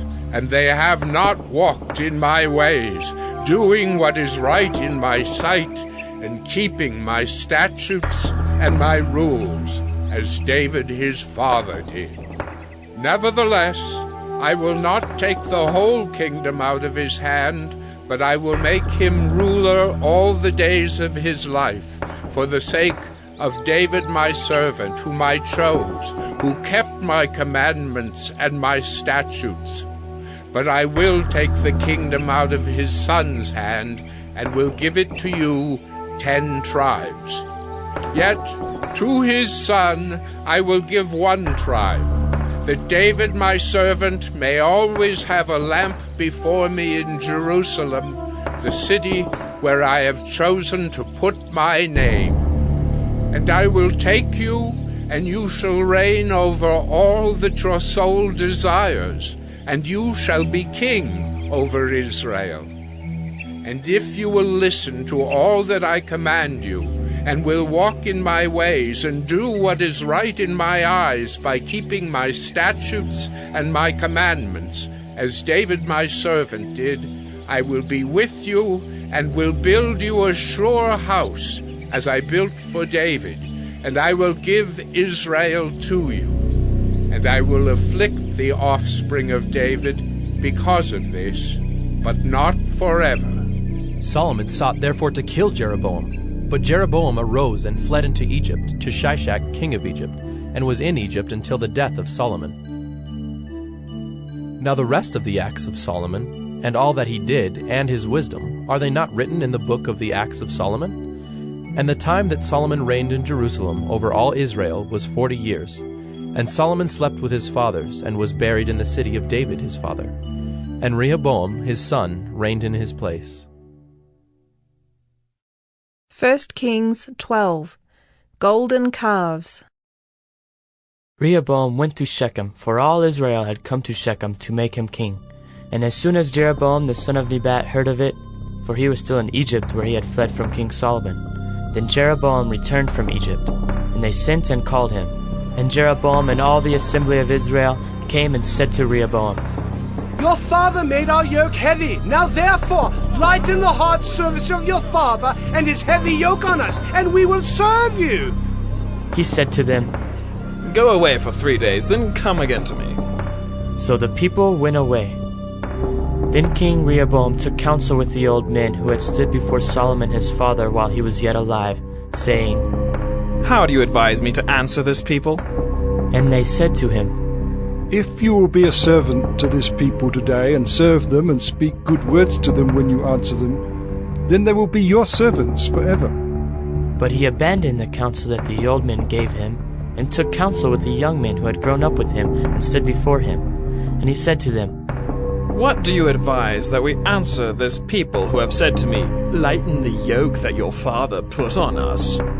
And the young men who had grown up with him said to him, Thus shall you speak to this people who said to you, Your father made our yoke heavy, but you lighten it for us. Thus shall you say to them, My little finger is thicker than my father's thighs. And now, whereas my father laid on you a heavy yoke, I will add to your yoke. My father disciplined you with whips, but I will discipline you with scorpions.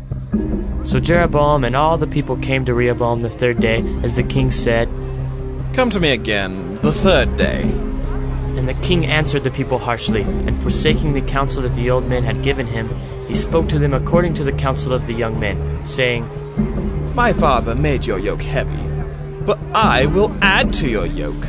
My father disciplined you with whips, but I will discipline you with scorpions. So the king did not listen to the people, for it was a turn of affairs brought about by the Lord, that he might fulfill his word, which the Lord spoke by Ahijah the Shilonite to Jeroboam the son of Nebat. And when all Israel saw that the king did not listen to them, the people answered the king, What portion do we have in David? We have no inheritance in the son of Jesse. To your tents, O Israel! Look now to your own house, David! So Israel went to their tents, but Rehoboam reigned over the people of Israel who lived in the cities of Judah. Then King Rehoboam sent Adoram, who was taskmaster over the forced labor, and all Israel stoned him to death with stones. And King Rehoboam hurried to mount his chariot to flee to Jerusalem. So Israel has been in rebellion against the house of David to this day. And when all Israel heard that Jeroboam had returned, they sent and called him to the assembly, and made him king over all Israel. There was none that followed the house of David, but the tribe of Judah only. When Rehoboam came to Jerusalem, he assembled all the house of Judah and the tribe of Benjamin, 180,000 chosen warriors, to fight against the house of Israel, to restore the kingdom to Rehoboam the son of Solomon. But the word of God came to Shemaiah the man of God, Say to Rehoboam, the son of Solomon, king of Judah, and to all the house of Judah and Benjamin, and to the rest of the people, thus says the Lord, you shall not go up or fight against your relatives, the people of Israel. Every man return to his home, for this thing is from me. So they listened to the word of the Lord and went home again, according to the word of the Lord. Then Jeroboam built Shechem in the hill country of Ephraim and lived there. And he went out from there and built Peniel. And Jeroboam said in his heart, Now the kingdom will turn back to the house of David. If this people go up to offer sacrifices in the temple of the Lord at Jerusalem, then the heart of this people will turn again to their Lord, to Rehoboam, king of Judah, and they will kill me and return to Rehoboam, king of Judah. So the king took counsel and made 2 calves of gold. And he said to the people, You have gone up to Jerusalem long enough. Behold your gods, O Israel, who brought you up out of the land of Egypt. And he set one in Bethel, and the other he put in Dan. Then this thing became his sin, for the people went as far as Dan to be before one. He also made temples on high places, and appointed priests from among all the people who were not of the Levites. And Jeroboam appointed a feast on the 15th day of the 8th month, like the feast that was in Judah, and he offered sacrifices on the altar. So he did in Bethel, sacrificing to the calves that he made. And he placed in Bethel the priests of the high places that he had made. He went up to the altar that he had made in Bethel on the 15th day in the 8th month, in the month that he had devised from his own heart. And he instituted a feast for the people of Israel, and went up to the altar to make offerings. 1 Kings 13, 1-10. Man of God goes to Bethel. And behold, a man of God came out of Judah by the word of the Lord to Bethel. Jeroboam was standing by the altar to make offerings.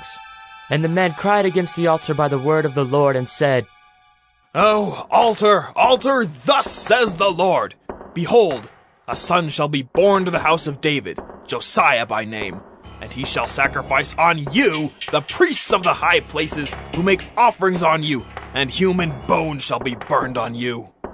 And he gave a sign the same day, saying, This is the sign that the Lord has spoken. Behold, the altar shall be torn down, and the ashes that are on it shall be poured out. And when the king heard the saying of the man of God, which he cried against the altar at Bethel, Jeroboam stretched out his hand from the altar, saying, Seize him! And his hand which he stretched out against him dried up, so that he could not draw it back to himself. The altar also was torn down, and the ashes poured out from the altar, according to the sign that the man of God had given by the word of the Lord. And the king said to the man of God, Entreat now the favor of the Lord your God, and pray for me that my hand may be restored to me. And the man of God entreated the Lord, and the king's hand was restored to him, and became as it was before. And the king said to the man of God, Come home with me, and refresh yourself, and I will give you a reward. And the man of God said to the king, If you give me half your house, I will not go in with you, and I will not eat bread or drink water in this place.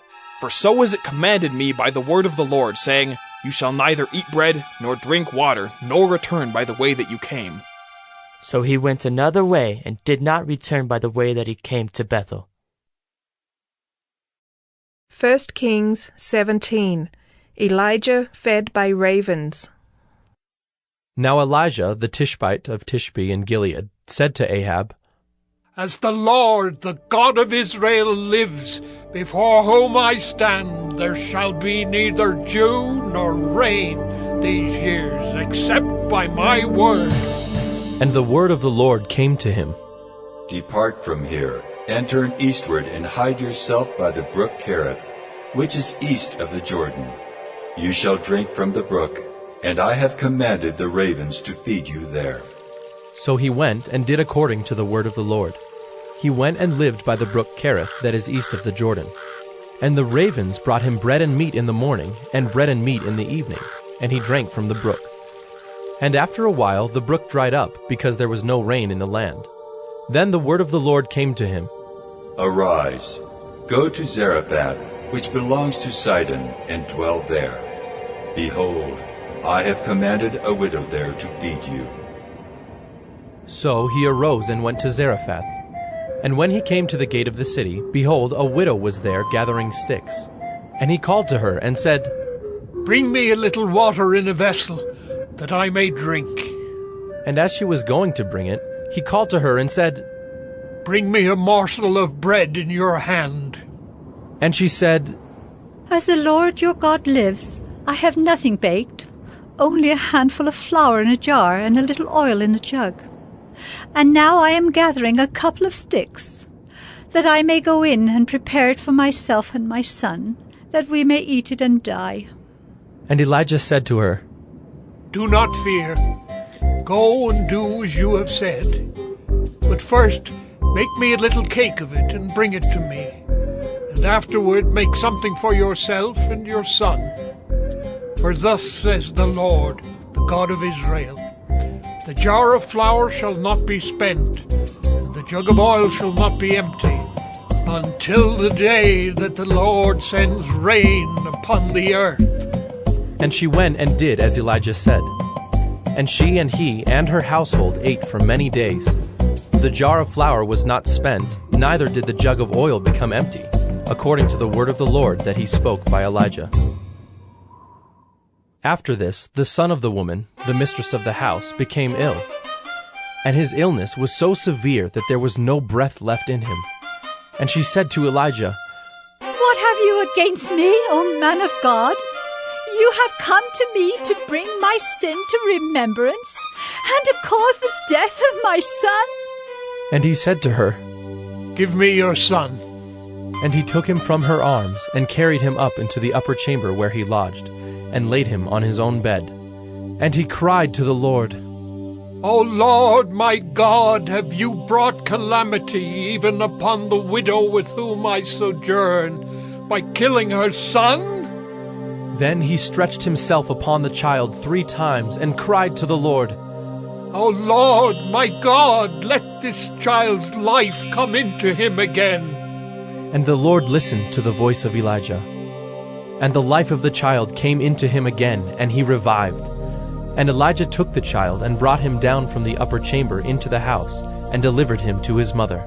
And Elijah said, See, your son lives. And the woman said to Elijah, Now I know that you are a man of God, and that the word of the Lord in your mouth is truth. 1 Kings 18, 1-39 and 41-46. Mount Carmel. After many days the word of the Lord came to Elijah in the 3rd year, saying, Go, show yourself to Ahab, and I will send rain upon the earth. So Elijah went to show himself to Ahab. Now the famine was severe in Samaria, and Ahab called Obadiah, who was over the household. Now Obadiah feared the Lord greatly, and when Jezebel cut off the prophets of the Lord, Obadiah took 100 prophets and hid them by 50s in a cave, and fed them with bread and water.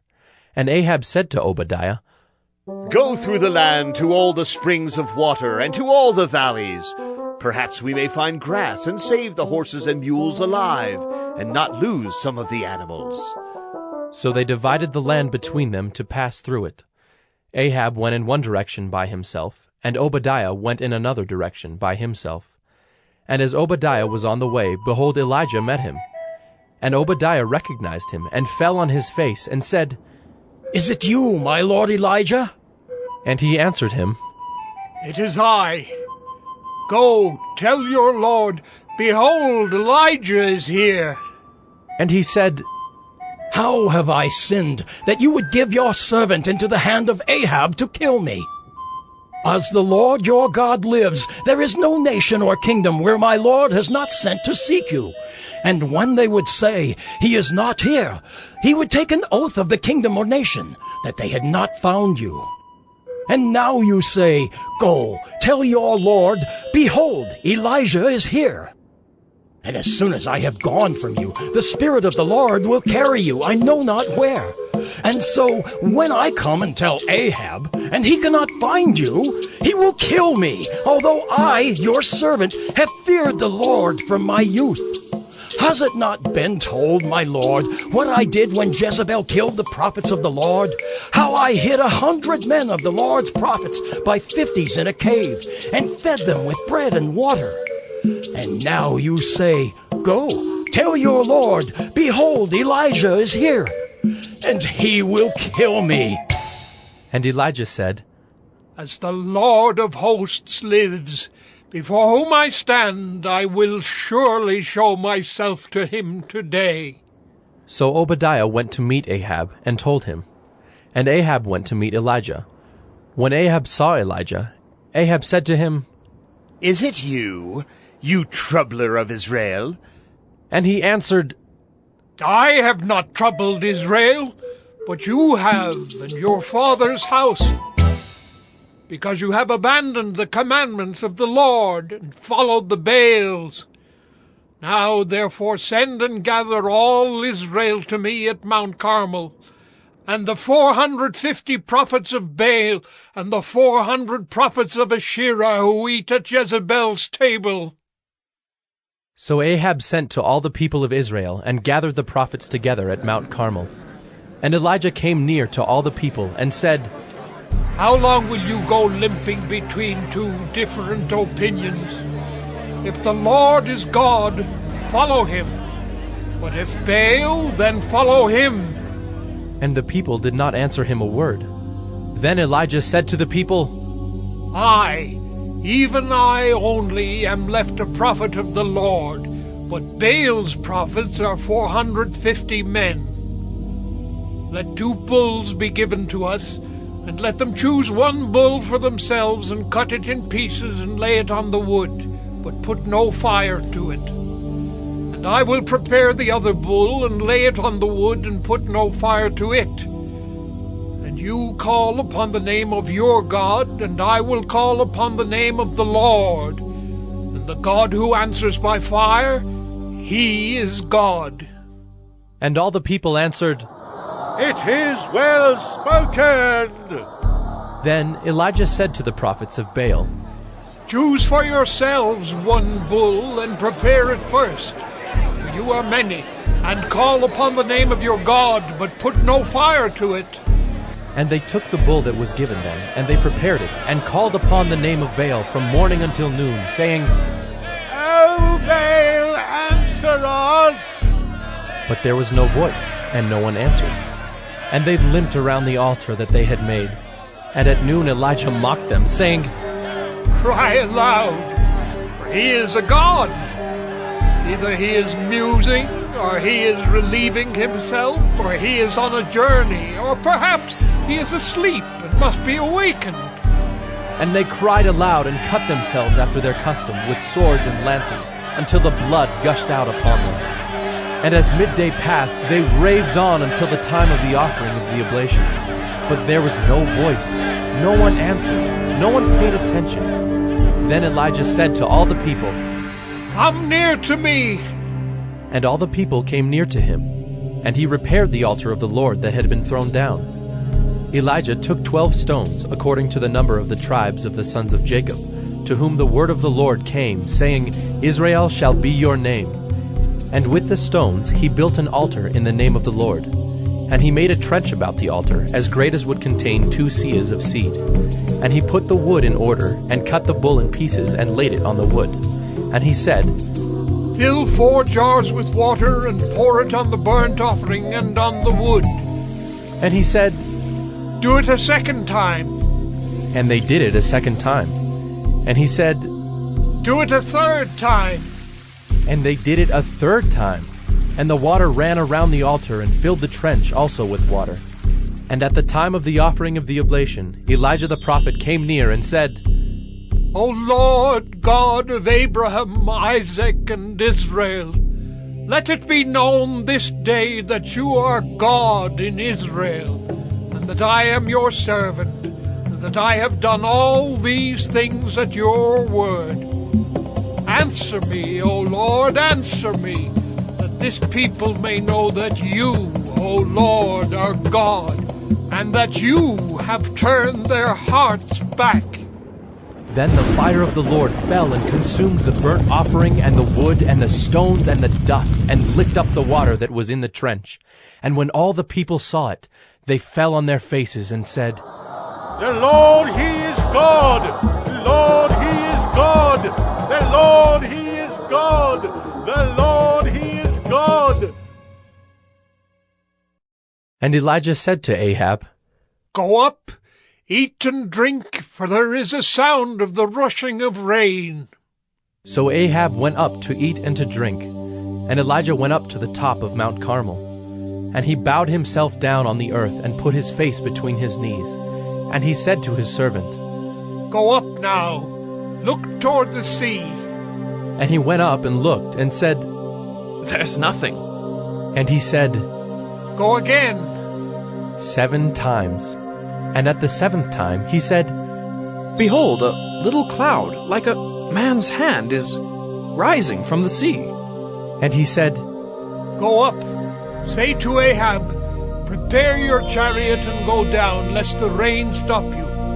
And in a little while the heavens grew black with clouds and wind, and there was a great rain.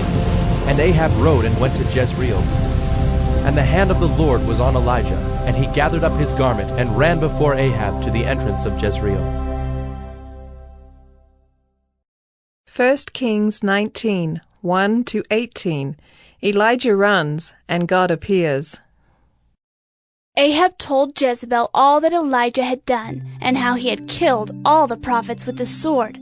Then Jezebel sent a messenger to Elijah, saying, So may the gods do to me and more also, if I do not make your life as the life of one of them by this time tomorrow. Then he was afraid, and he arose and ran for his life, and came to Beersheba, which belongs to Judah, and left his servant there. But he himself went a day's journey into the wilderness, and came and sat down under a broom tree. And he asked that he might die, saying, It is enough. Now, O Lord, take away my life, for I am no better than my fathers. And he lay down and slept under a broom tree. And behold, an angel touched him and said to him, Arise and eat. And he looked, and behold, there was at his head a cake baked on hot stones and a jar of water. And he ate and drank and lay down again. And the angel of the Lord came again a second time and touched him and said, Arise and eat, for the journey is too great for you. And he arose and ate and drank and went in the strength of that food 40 days and 40 nights to Horeb, the mount of God. There he came to a cave and lodged in it. And behold, the word of the Lord came to him, and he said to him, What are you doing here, Elijah? He said, I have been very jealous for the Lord, the God of hosts. For the people of Israel have forsaken your covenant, thrown down your altars, and killed your prophets with the sword. And I, even I only, am left, and they seek my life to take it away. And he said, Go out and stand on the mount before the Lord. And behold, the Lord passed by, and a great and strong wind tore the mountains and broke in pieces the rocks before the Lord. But the Lord was not in the wind. And after the wind, an earthquake. But the Lord was not in the earthquake. And after the earthquake, a fire. But the Lord was not in the fire. And after the fire, the sound of a low whisper. And when Elijah heard it, he wrapped his face in his cloak and went out and stood at the entrance of the cave. And behold, there came a voice to him and said, What are you doing here, Elijah? He said, I have been very jealous for the Lord, the God of hosts. For the people of Israel have forsaken your covenant, thrown down your altars, and killed your prophets with the sword. And I, even I only, am left, and they seek my life to take it away. And the Lord said to him, Go, return on your way to the wilderness of Damascus, and when you arrive, you shall anoint Hazael to be king over Syria. And Jehu, the son of Nimshi, you shall anoint to be king over Israel. And Elisha, the son of Shaphat of Abel-Meholah, you shall anoint to be prophet in your place. And the one who escapes from the sword of Hazael shall Jehu put to death. And the one who escapes from the sword of Jehu shall Elisha put to death. Yet I will leave 7,000 in Israel, all the knees that have not bowed to Baal, and every mouth that has not kissed him. 1 Kings 21. Naboth's vineyard. Now Naboth the Jezreelite had a vineyard in Jezreel, beside the palace of Ahab king of Samaria. And after this Ahab said to Naboth, Give me your vineyard, that I may have it for a vegetable garden, because it is near my house, and I will give you a better vineyard for it. Or, if it seems good to you, I will give you its value in money. But Naboth said to Ahab, The Lord forbid that I should give you the inheritance of my fathers. And Ahab went into his house, vexed and sullen because of what Naboth the Jezreelite had said to him. For he had said, I will not give you the inheritance of my fathers. And he lay down on his bed and turned away his face and would eat no food. But Jezebel his wife came to him and said to him, Why is your spirit so vexed that you eat no food? And he said to her, Because I spoke to Naboth the Jezreelite, and said to him, Give me your vineyard for money, or else, if it please you, I will give you another vineyard for it. And he answered, I will not give you my vineyard. And Jezebel his wife said to him, Do you now govern Israel? Arise and eat bread, and let your heart be cheerful. I will give you the vineyard of Naboth the Jezreelite. So she wrote letters in Ahab's name and sealed them with his seal. And she sent the letters to the elders and the leaders who lived with Naboth in his city. And she wrote in the letters, Proclaim a fast, and set Naboth at the head of the people, and set 2 worthless men opposite him, and let them bring a charge against him, saying, You have cursed God and the king. Then take him out and stone him to death. And the men of his city, the elders and the leaders who lived in his city, did as Jezebel had sent word to them, as it was written in the letters that she had sent to them. They proclaimed a fast and set Naboth at the head of the people. And the 2 worthless men came in and sat opposite him. And the worthless men brought a charge against Naboth in the presence of the people, saying, Naboth cursed God and the king. So they took him outside the city and stoned him to death with stones. Then they sent to Jezebel, saying, Naboth has been stoned. He is dead. As soon as Jezebel heard that Naboth had been stoned and was dead, Jezebel said to Ahab, Arise, take possession of the vineyard of Naboth the Jezreelite, which he refused to give you for money, for Naboth is not alive, but dead. And as soon as Ahab heard that Naboth was dead, Ahab arose to go down to the vineyard of Naboth the Jezreelite to take possession of it. Then the word of the Lord came to Elijah the Tishbite, saying, Arise, go down to meet Ahab king of Israel, who is in Samaria. Behold, he is in the vineyard of Naboth, where he is gone to take possession. And you shall say to him, Thus says the Lord, Have you killed and also taken possession? And you shall say to him, Thus says the Lord, In the place where dogs licked up the blood of Naboth, shall dogs lick your own blood. Ahab said to Elijah, Have you found me, O my enemy?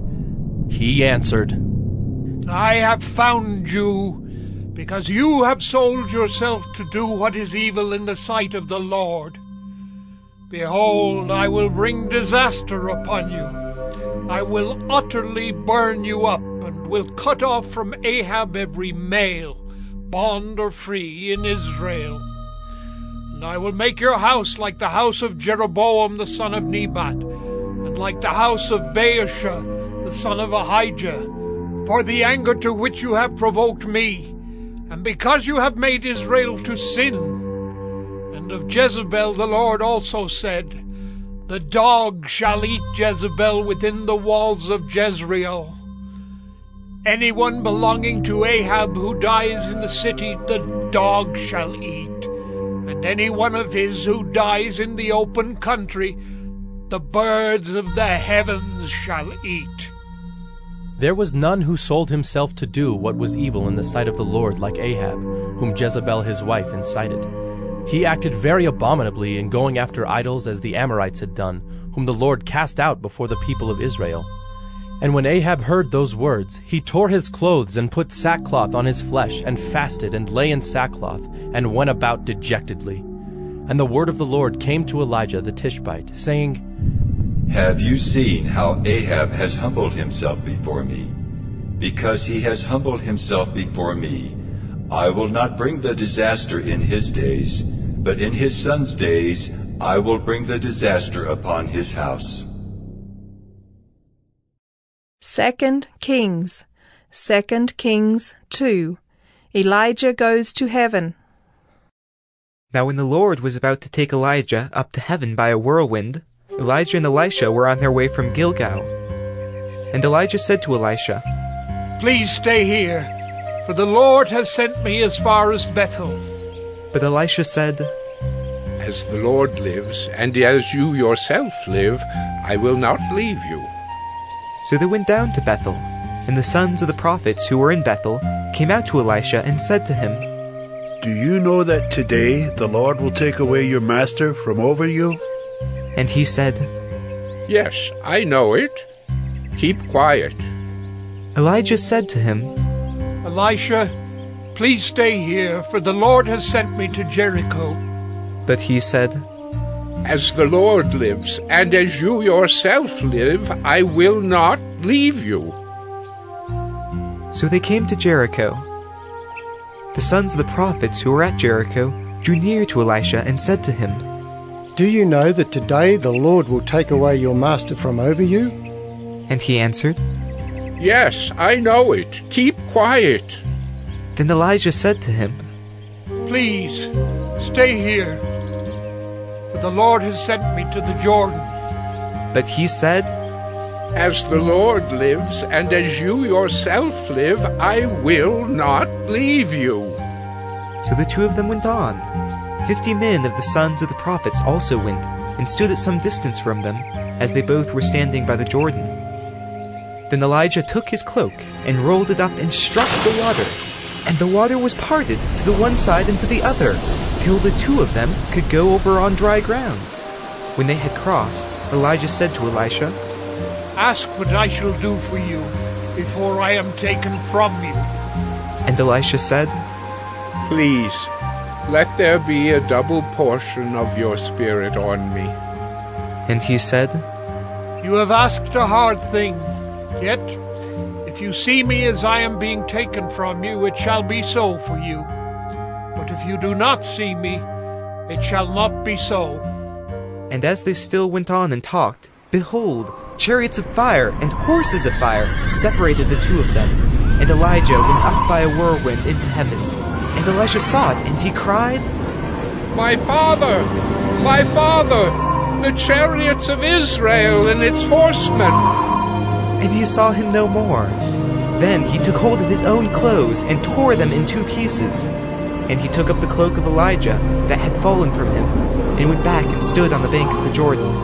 Then he took the cloak of Elijah that had fallen from him, and struck the water, saying, Where is the Lord, the God of Elijah?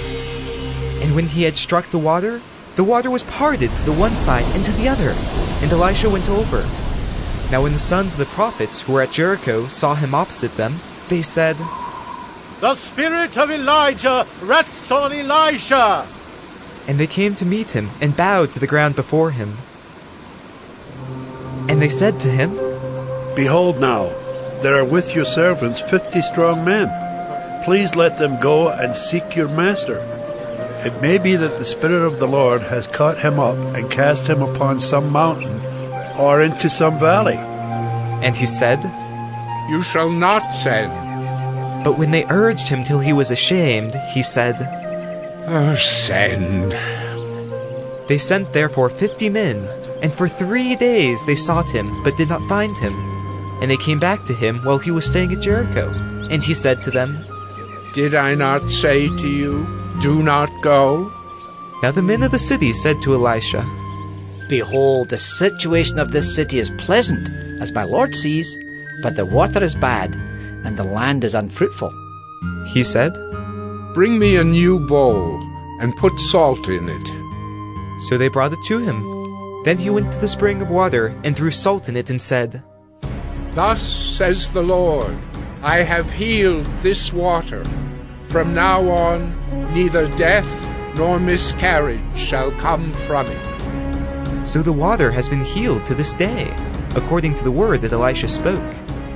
He went up from there to Bethel, and while he was going up on the way, some small boys came out of the city and jeered at him, saying, Go up, you bald head!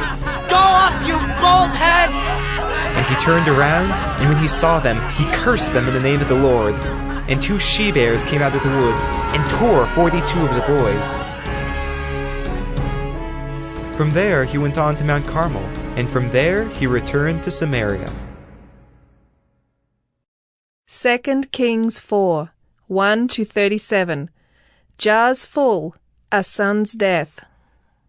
Now the wife of one of the sons of the prophets cried to Elisha, Your servant, my husband, is dead, and you know that your servant feared the Lord, but the creditor has come to take my 2 children to be his slaves. And Elisha said to her, What shall I do for you? Tell me, what have you in the house? And she said, Your servant has nothing in the house except a jar of oil. Then he said, Go outside, borrow vessels from all your neighbors, empty vessels and not too few. Then go in and shut the door behind yourself and your sons, and pour into all these vessels, and when one is full, set it aside. So she went from him and shut the door behind herself and her sons. And as she poured, they brought the vessels to her. When the vessels were full, she said to her son, Bring me another vessel. And he said to her, There is not another. Then the oil stopped flowing. She came and told the man of God, and he said, Go, sell the oil and pay your debts, and you and your sons can live on the rest. One day Elisha went on to Shunem, where a wealthy woman lived, who urged him to eat some food. So, whenever he passed that way, he would turn in there to eat food. And she said to her husband, Behold now, I know that this is a holy man of God, who is continually passing our way. Let us make a small room on the roof with walls, and put there for him a bed, a table, a chair, and a lamp, so that whenever he comes to us, he can go in there. One day he came there, and he turned into the chamber and rested there. And he said to Gehazi his servant, Call this Shunammite. When he had called her, she stood before him. And he said to him, Say now to her, See, you have taken all this trouble for us. What is to be done for you? Would you have a word spoken on your behalf to the king or to the commander of the army? She answered, I dwell among my own people. And he said, What then is to be done for her? Gehazi answered, Well, she has no son, and her husband is old. He said, Call her. And when he had called her, she stood in the doorway, and he said, At this season, about this time next year, you shall embrace a son. And she said, No, my lord, O man of God, do not lie to your servant. But the woman conceived, and she bore a son about that time the following spring, as Elisha had said to her. When the child had grown, he went out one day to his father among the reapers, and he said to his father, Oh, my head! My head! The father said to his servant, Carry him to his mother. And when he had lifted him and brought him to his mother, the child sat on her lap till noon, and then he died. And she went up and laid him on the bed of the man of God, and shut the door behind him, and went out. Then she called to her husband and said, Send me one of the servants and one of the donkeys, that I may quickly go to the man of God and come back again. And he said, Why will you go to him today? It is neither new moon nor Sabbath. She said, All is well. Then she saddled the donkey, and she said to her servant, Urge the animal on, do not slacken the pace for me unless I tell you. So she set out and came to the man of God at Mount Carmel. When the man of God saw her coming, he said to Gehazi his servant, Look, there is the Shunammite. Run at once to meet her, and say to her, Is all well with you? Is all well with your husband? Is all well with the child? And she answered, All is well. And when she came to the mountain to the man of God, she caught hold of his feet. And Gehazi came to push her away. But the man of God said, Leave her alone, for she is in bitter distress, and the Lord has hidden it from me and has not told me. Then she said, Did I ask my lord for a son? Did I not say, Do not deceive me? He said to Gehazi, Tie up your garment and take my staff in your hand and go. If you meet anyone, do not greet him, and if anyone greets you, do not reply, and lay my staff on the face of the child. Then the mother of the child said, As the Lord lives, and as you yourself live, I will not leave you. So he arose and followed her. Gehazi went on ahead and laid the staff on the face of the child, but there was no sound or sign of life. Therefore he returned to meet him and told him, The child has not awakened.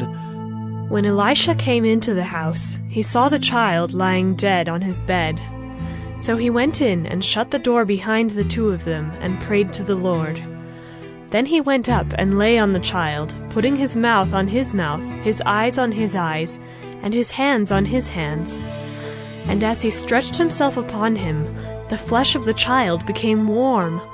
Then he got up again and walked once back and forth in the house, and went up and stretched himself upon him. The child sneezed 7 times, and the child opened his eyes. Then he summoned Gehazi and said, Call this Shunammite. So he called her, and when she came to him, he said, Pick up your son. She came and fell at his feet, bowing to the ground. Then she picked up her son and went out. 2 Kings 5. Captain Naaman's healing. Naaman, commander of the army of the king of Syria, was a great man with his master and in high favor, because by him the Lord had given victory to Syria. He was a mighty man of valor, but he was a leper. Now the Syrians on one of their raids had carried off a little girl from the land of Israel, and she worked in the service of Naaman's wife. She said to her mistress, Would that my lord were with the prophet who is in Samaria. He would cure him of his leprosy. So Naaman went in and told his lord, Thus and so spoke the girl from the land of Israel. And the king of Syria said, Go now, and I will send a letter to the king of Israel. So he went, taking with him 10 talents of silver, 6,000 shekels of gold, and 10 changes of clothing. And he brought the letter to the king of Israel, which read, When this letter reaches you, know that I have sent to you Naaman, my servant, that you may cure him of his leprosy. And when the king of Israel read the letter, he tore his clothes and said, Am I God, to kill and to make alive, that this man sends word to me to cure a man of his leprosy? Only consider and see how he is seeking a quarrel with me. But when Elisha the man of God heard that the king of Israel had torn his clothes, he sent to the king, saying, Why have you torn your clothes? Let him come now to me, that he may know that there is a prophet in Israel. So Naaman came with his horses and chariots and stood at the door of Elisha's house. And Elisha sent a messenger to him, saying, Go and wash in the Jordan 7 times, and your flesh shall be restored, and you shall be clean.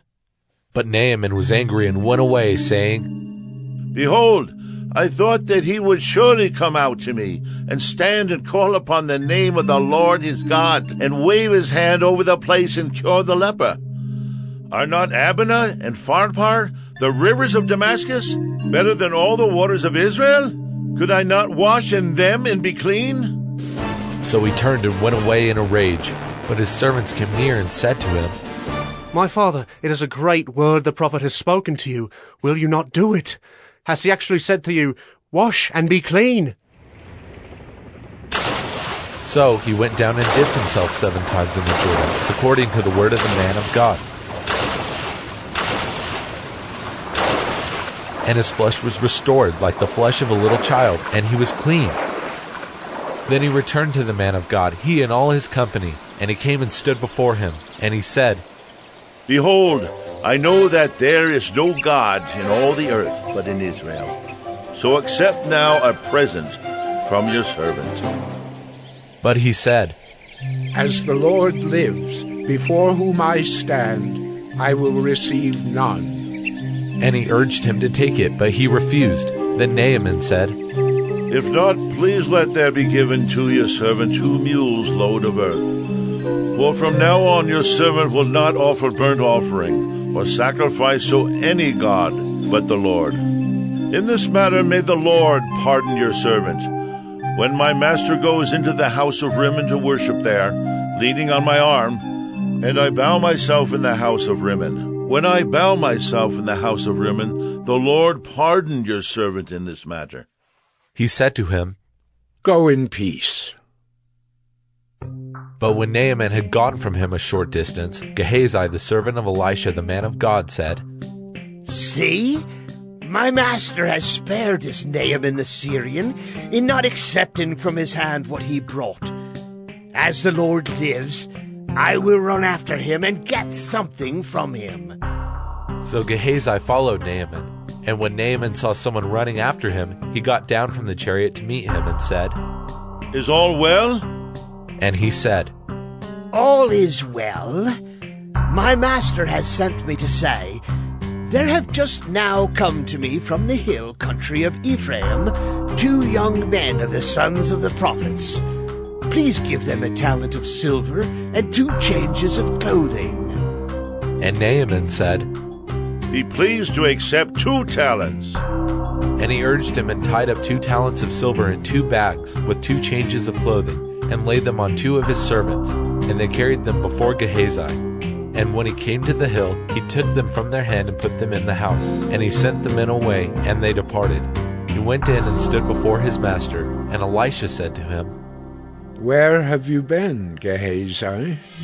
And he said, Your servant went nowhere. But he said to him, Did not my heart go when the man turned from his chariot to meet you? Was it a time to accept money and garments, olive orchards and vineyards, sheep and oxen, male servants and female servants? Therefore, the leprosy of Naaman shall cling to you and to your descendants forever. So he went out from his presence a leper, like snow. 2 Kings 7, 3-16. Aram's army flees. Now there were 4 men who were lepers at the entrance to the gate, and they said to one another, Why are we sitting here until we die? If we say, Let us into the city, the famine is in the city, and we shall die there. And if we sit here, we die also. So now come, let us go over to the camp of the Syrians. If they spare our lives, we shall live, and if they kill us, we shall but die. So they arose at twilight to go to the camp of the Syrians. But when they came to the edge of the camp of the Syrians, behold, there was no one there. For the Lord had made the army of the Syrians hear the sound of chariots and of horses, the sound of a great army, so that they said to one another, Behold, the king of Israel has hired against us the kings of the Hittites and the kings of Egypt to come against us. So they fled away in the twilight and abandoned their tents, their horses, and their donkeys, leaving the camp as it was, and fled for their lives. And when these lepers came to the edge of the camp, they went into a tent and ate and drank, and they carried off silver and gold and clothing and went and hid them.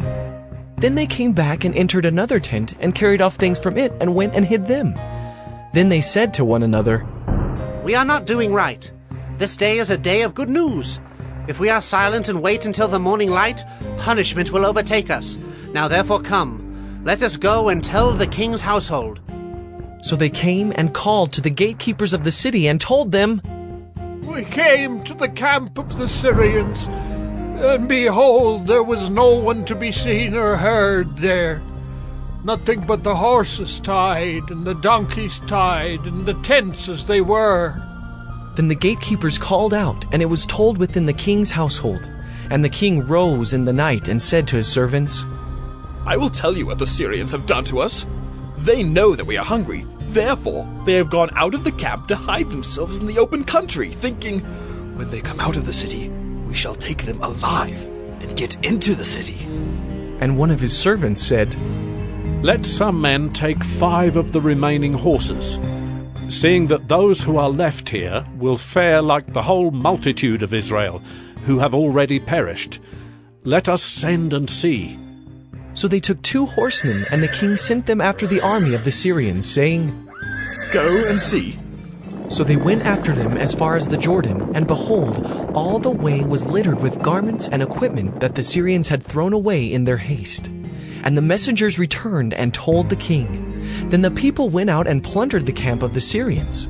So a seah of fine flour was sold for a shekel, and 2 seahs of barley for a shekel, according to the word of the Lord. 2 Kings 13, 14 to 20a. Elisha and young King Joash. Now when Elisha had fallen sick with the illness of which he was to die, Joash, king of Israel, went down to him and wept before him, crying, My father, the chariots of Israel and its horsemen. And Elisha said to him, Take a bow and arrows. So he took a bow and arrows. Then he said to the king of Israel, Draw the bow. And he drew it. And Elisha laid his hands on the king's hands. And he said, Open the window eastward. And he opened it. Then Elisha said, Shoot. And he shot. And he said, The Lord's arrow of victory, the arrow of victory over Syria. For you shall fight the Syrians in Aphek until you have made an end of them. And he said, Take the arrows. And he took them. And he said to the king of Israel, Strike the ground with them. And he struck 3 times and stopped. Then the man of God was angry with him and said, You should have struck 5 or 6 times, and you would have struck down Syria until you had made an end of it. But now you will strike down Syria only 3 times. So Elisha died, and they buried him. 2 Kings 18, 1 to 8, and 13 to 37. Hezekiah and the king of Assyria.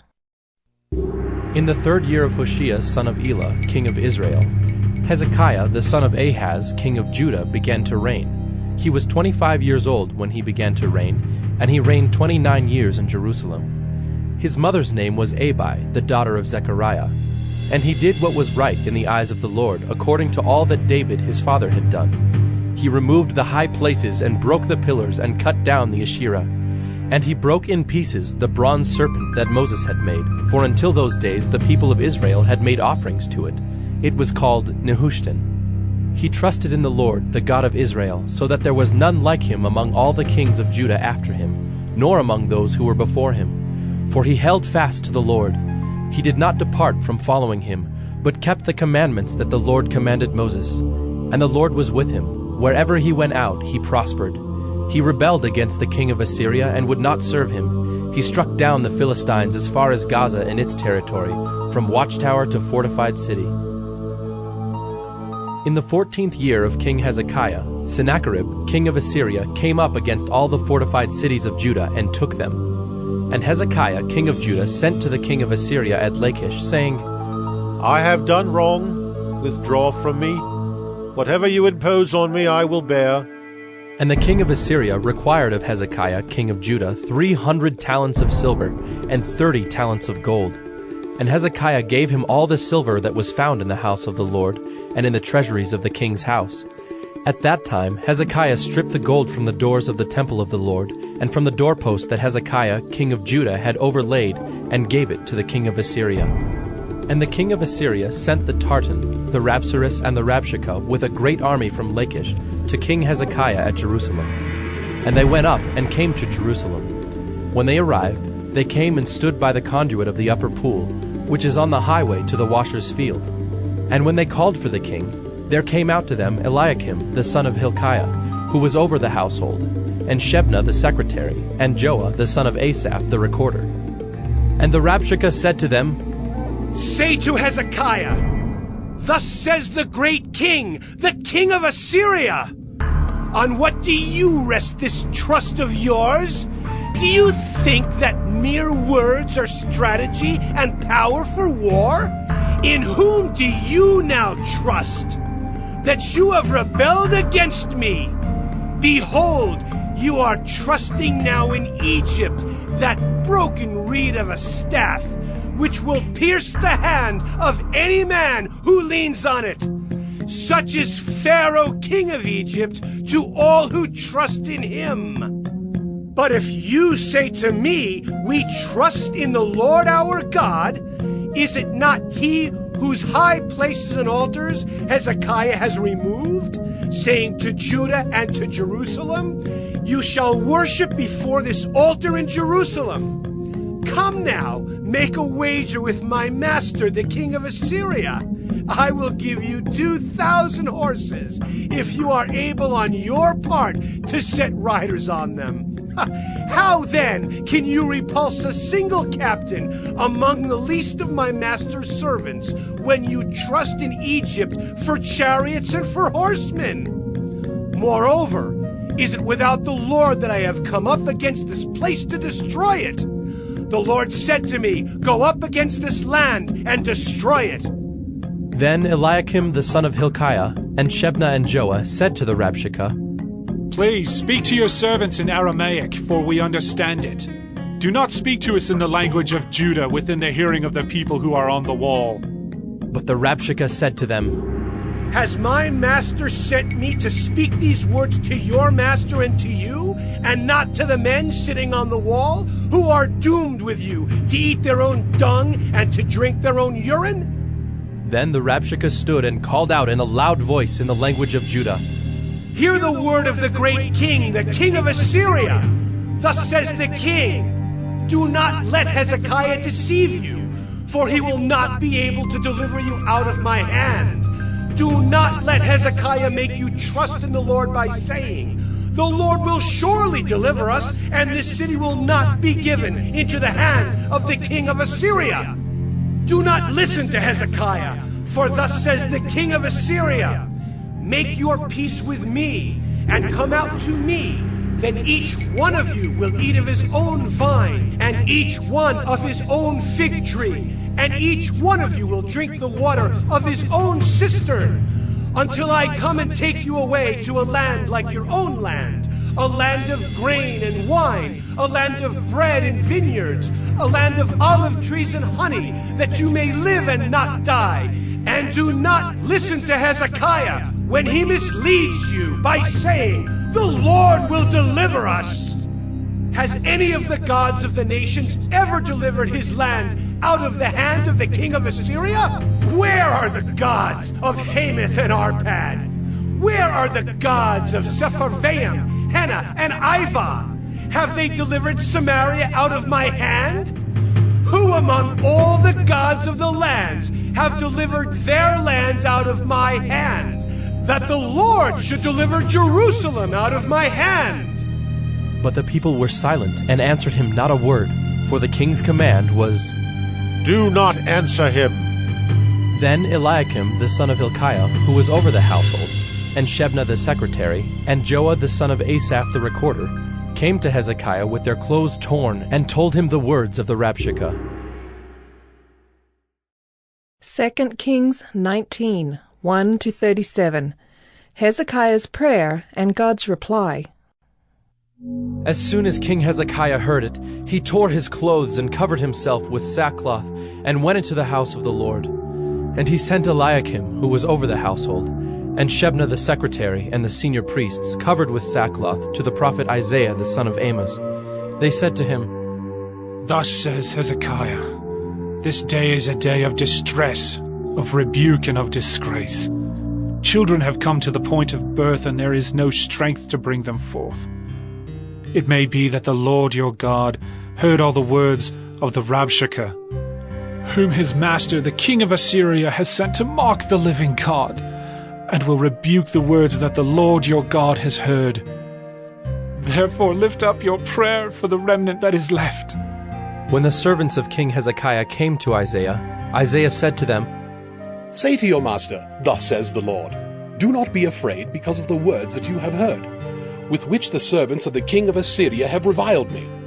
Behold, I will put a spirit in him so that he shall hear a rumor, and return to his own land, and I will make him fall by the sword in his own land. The Rabshakeh returned and found the king of Assyria fighting against Libnah, for he heard that the king had left Lachish. Now the king heard concerning Tirhakah, king of Cush.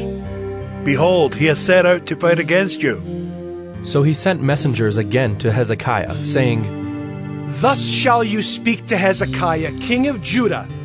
Do not let your God in whom you trust deceive you by promising that Jerusalem will not be given into the hand of the king of Assyria. Behold, you have heard what the kings of Assyria have done to all lands, devoting them to destruction. And shall you be delivered? Have the gods of the nations delivered them, the nations that my fathers destroyed, Gozan, Haran, Reziph, and the people of Eden who were in Telassar? Where is the king of Hamath, the king of Arpad, the king of the city of Sepharvaim, the king of Hena, or the king of Ivah? Hezekiah received the letter from the hand of the messengers and read it. And Hezekiah went up to the house of the Lord and spread it before the Lord. And Hezekiah prayed before the Lord and said, O Lord, the God of Israel, enthroned above the cherubim, you are the God, you alone, of all the kingdoms of the earth. You have made heaven and earth. Incline your ear, O Lord, and hear. Open your eyes, O Lord, and see, and hear the words of Sennacherib, which he has sent to mock the living God. Truly, O Lord, the kings of Assyria have laid waste the nations and their lands, and have cast their gods into the fire, for they were not gods, but the work of men's hands, wood and stone. Therefore they were destroyed. So now, O Lord our God, save us, please, from his hand, that all the kingdoms of the earth may know that you, O Lord, are God alone. Then Isaiah the son of Amos sent to Hezekiah, saying, Thus says the Lord, the God of Israel, Your prayer to me about Sennacherib, king of Assyria, I have heard. This is the word that the Lord has spoken concerning him. She despises you, she scorns you, the virgin daughter of Zion. She wags her head behind you, the daughter of Jerusalem. Whom have you mocked and reviled? Against whom have you raised your voice and lifted your eyes to the heights? Against the Holy One of Israel. By your messengers you have mocked the Lord, and you have said, With my many chariots I have gone up the heights of the mountains, to the far recesses of Lebanon. I felled its tallest cedars, its choicest cypresses. I entered its farthest lodging place, its most fruitful forest. I dug wells and drank foreign waters, and I dried up with the sole of my foot all the streams of Egypt. Have you not heard that I determined it long ago? I planned from days of old what now I bring to pass, that you should turn fortified cities into heaps of ruins, while their inhabitants, shorn of strength, are dismayed and confounded, and have become like plants of the field and like tender grass, like grass on the housetops, blighted before it is grown. But I know you're sitting down, and you're going out and coming in, and you're raging against me. Because you have raged against me, and your complacency has come into my ears, I will put my hook in your nose and my bit in your mouth, and I will turn you back on the way by which you came. And this shall be the sign for you. this year eat what grows of itself, and in the second year what springs of the same. Then in the third year sow and reap and plant vineyards, and eat their fruit. And the surviving remnant of the house of Judah shall again take root downward, and bear fruit upward. For out of Jerusalem shall go a remnant, and out of Mount Zion a band of survivors. The zeal of the Lord will do this. Therefore, thus says the Lord concerning the king of Assyria, he shall not come into this city, or shoot an arrow there, or come before it with a shield, or cast up a siege mound against it. By the way that he came, by the same he shall return, and he shall not come into this city, declares the Lord. For I will defend this city to save it, for my own sake, and for the sake of my servant David. And that night the angel of the Lord went out and struck down 185,000 in the camp of the Assyrians. And when people arose early in the morning, behold, these were all dead bodies. Then Sennacherib king of Assyria departed, and went home and lived at Nineveh. And as he was worshipping in the house of Nisroch his god, Adramelech and Sharezer his sons struck him down with the sword, and escaped into the land of Ararat. And Esarhaddon his son reigned in his place. Ezra 1. King Cyrus. In the first year of Cyrus, king of Persia, that the word of the Lord by the mouth of Jeremiah might be fulfilled, the Lord stirred up the spirit of Cyrus king of Persia, so that he made a proclamation throughout all his kingdom, and also put it in writing. Thus says Cyrus king of Persia, the Lord, the God of heaven, has given me all the kingdoms of the earth, and he has charged me to build him a house at Jerusalem, which is in Judah. Whoever is among you of all his people, may his God be with him, and let him go up to Jerusalem, which is in Judah, and rebuild the house of the Lord, the God of Israel. He is the God who is in Jerusalem. And let each survivor, in whatever place he sojourns, be assisted by the men of his place with silver and gold, with goods and with beasts, besides freewill offerings for the house of God that is in Jerusalem. Then rose up the heads of the fathers' houses of Judah and Benjamin, and the priests and the Levites, everyone whose spirit God had stirred to go up to rebuild the house of the Lord that is in Jerusalem. And all who were about them aided them with vessels of silver, with gold, with goods, with beasts, and with costly wares, besides all that was freely offered. Cyrus the king also brought out the vessels of the house of the Lord that Nebuchadnezzar had carried away from Jerusalem, and placed in the house of his gods. Cyrus, king of Persia, brought these out in the charge of Mithredath the treasurer, who counted them out to Sheshbazzar the prince of Judah. And this was the number of them: 30 basins of gold, 1,000 basins of silver, 29 censers, 30 bowls of gold, 410 bowls of silver, and 1,000 other vessels. All the vessels of gold and of silver were 5,400. All these did Sheshbazzar bring up when the exiles were brought up from Babylonia to Jerusalem. Ezra 3. Rebuilding the altar. When the 7th month came, and the children of Israel were in the towns, the people gathered as one man to Jerusalem. Then arose Jeshua the son of Jozadak with his fellow priests, and Zerubbabel the son of Shealtiel with his kinsmen, and they built the altar of the God of Israel to offer burnt offerings on it, as it is written in the law of Moses, the man of God. They set the altar in its place, for fear was on them because of the peoples of the lands, and they offered burnt offerings on it to the Lord, burnt offerings morning and evening. And they kept the feast of booths, as it is written, and offered the daily burnt offerings by number according to the rule as each day required. And after that the regular burnt offerings, the offerings at the new moon, and at all the appointed feasts of the Lord, and the offerings of everyone who made a freewill offering to the Lord. From the first day of the 7th month they began to offer burnt offerings to the Lord, but the foundation of the temple of the Lord was not yet laid. So they gave money to the masons and the carpenters, and food, drink, and oil to the Sidonians and the Tyrians, to bring cedar trees from Lebanon to the sea, to Joppa, according to the grant that they had from Cyrus king of Persia. Now in the 2nd year after their coming to the house of God at Jerusalem, in the 2nd month, Zerubbabel the son of Shealtiel and Jeshua the son of Jozadak made a beginning, together with the rest of their kinsmen, the priests and the Levites, and all who had come to Jerusalem from the captivity. They appointed the Levites, from 20 years old and upward, to supervise the work of the house of the Lord. And Jeshua with his sons and his brothers, and Kadmiel and his sons, the sons of Judah, together supervised the workmen in the house of God, along with the sons of Henadad and the Levites, their sons and brothers. And when the builders laid the foundation of the temple of the Lord, the priests in their vestments came forward with trumpets, and the Levites, the sons of Asaph, with cymbals, to praise the Lord, according to the directions of David, king of Israel. And they sang responsively, praising and giving thanks to the Lord.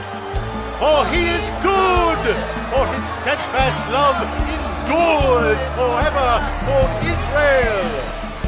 And all the people shouted with a great shout when they praised the Lord, because the foundation of the house of the Lord was laid.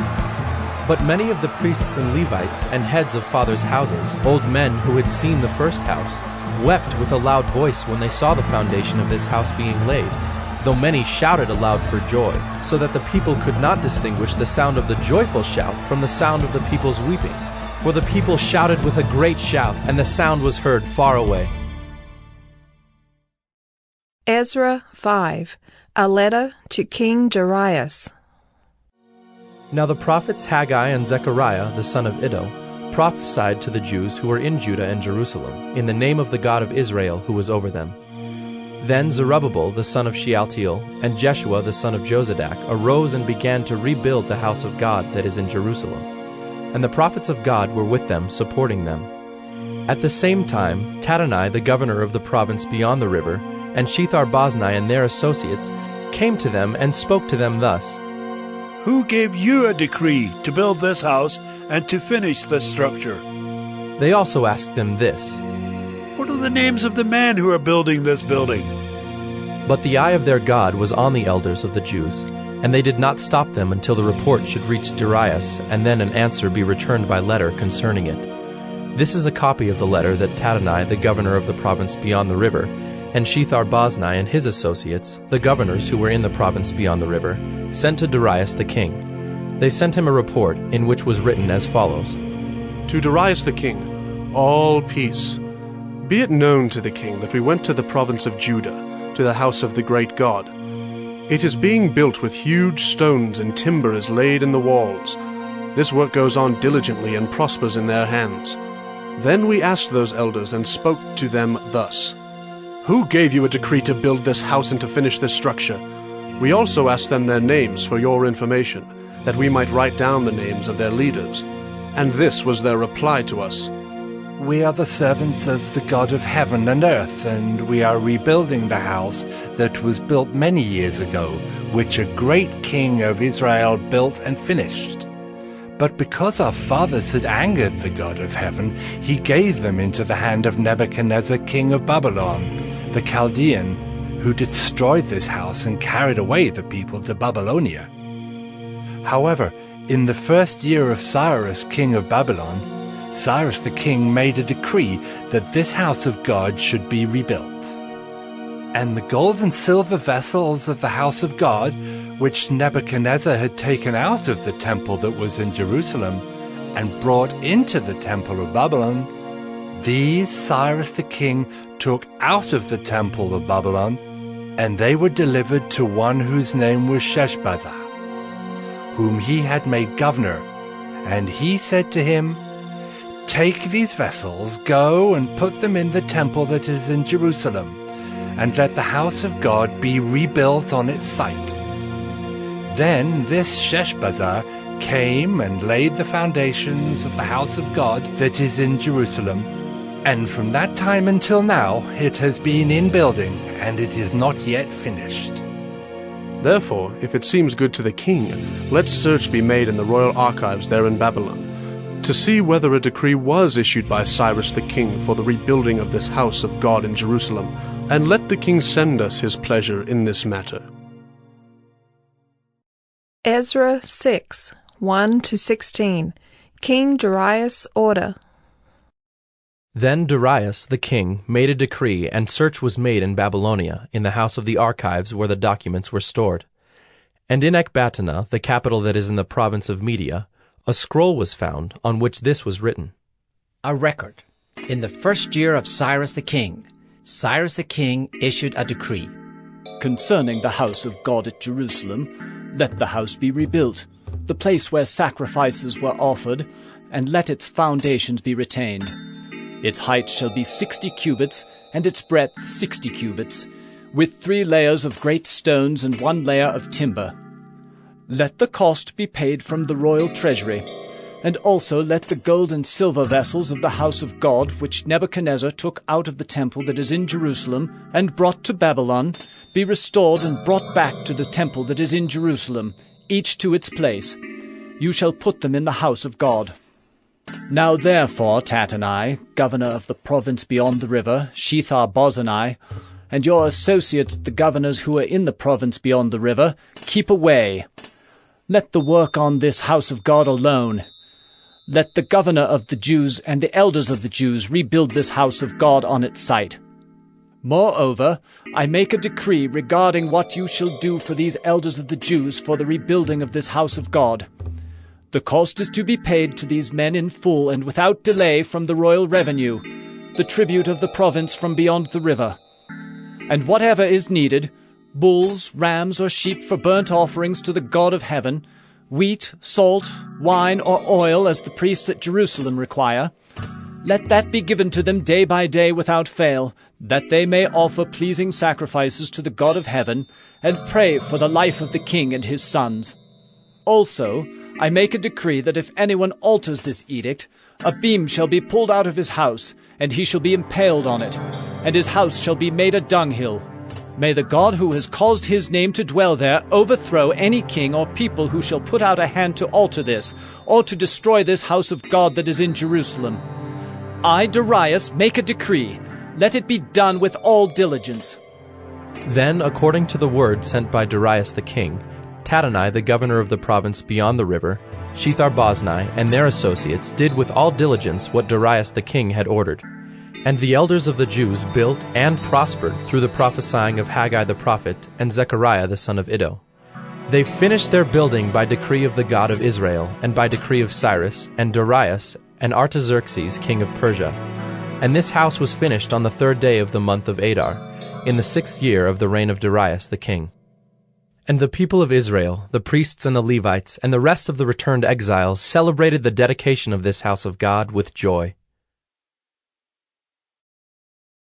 Ezra 7, 11-28. A letter to Ezra. This is a copy of the letter that King Artaxerxes gave to Ezra the priest, the scribe, a man learned in matters of the commandments of the Lord, and his statutes for Israel. Artaxerxes, king of kings, to Ezra the priest, the scribe of the law of the God of heaven. Peace.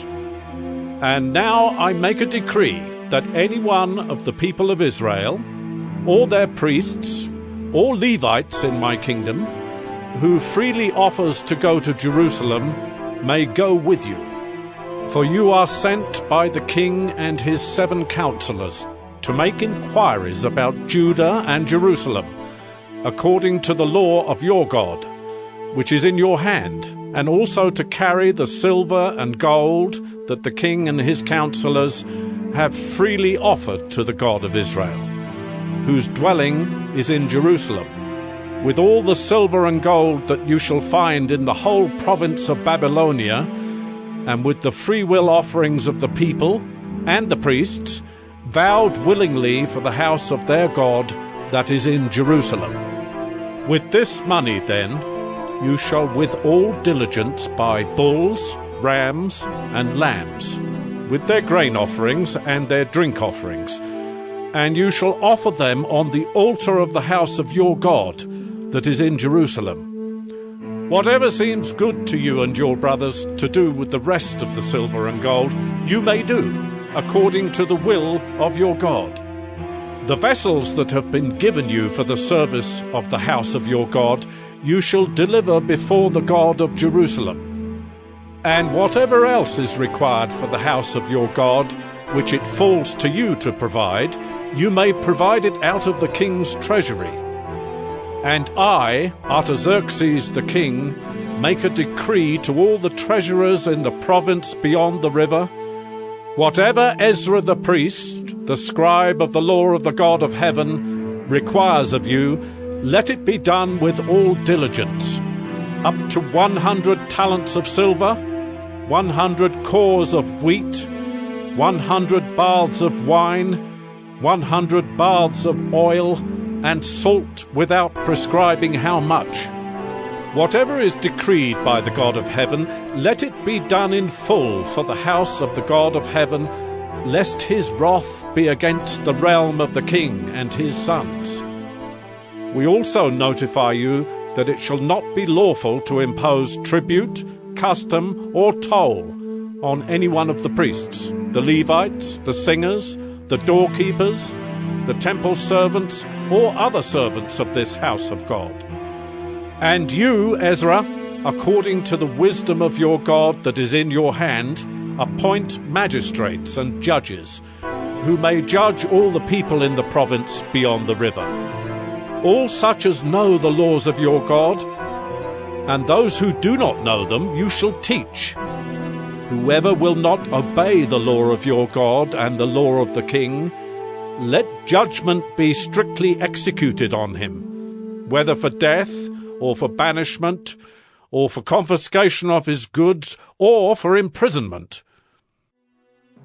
Blessed be the Lord, the God of our fathers, who put such a thing as this into the heart of the king, to beautify the house of the Lord that is in Jerusalem, and who extended to me his steadfast love before the king and his counselors, and before all the king's mighty officers.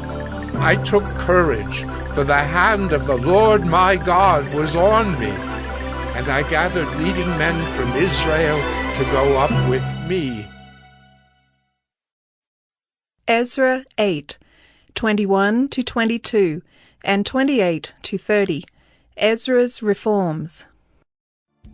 Then I proclaimed a fast there at the river Ahava, that we might humble ourselves before our God, to seek from him a safe journey for ourselves, our children, and all our goods. For I was ashamed to ask the king for a band of soldiers and horsemen to protect us against the enemy on our way, since we had told the king, the hand of our God is for good on all who seek him, and the power of his wrath is against all who forsake him. And I said to them, you are holy to the Lord, and the vessels are holy, and the silver and the gold are a free will offering to the Lord, the God of your fathers. Guard them and keep them until you weigh them before the chief priests and the Levites and the heads of fathers' houses in Israel at Jerusalem, within the chambers of the house of the Lord. So the priests and the Levites took over the weight of the silver and the gold and the vessels to bring them to Jerusalem, to the house of our God. Nehemiah 1, 1 to 11. Nehemiah's prayer. The words of Nehemiah, the son of Hakaliah. Now it happened in the month of Kislev in the 20th year, as I was in Susa the capital, that Hanani, one of my brothers, came with certain men from Judah. And I asked them concerning the Jews who escaped, who had survived the exile, and concerning Jerusalem. And they said to me, the remnant there in the province who had survived the exile is in great trouble and shame. The wall of Jerusalem is broken down, and its gates are destroyed by fire. As soon as I heard these words, I sat down and wept and mourned for days. And I continued fasting and praying before the God of heaven.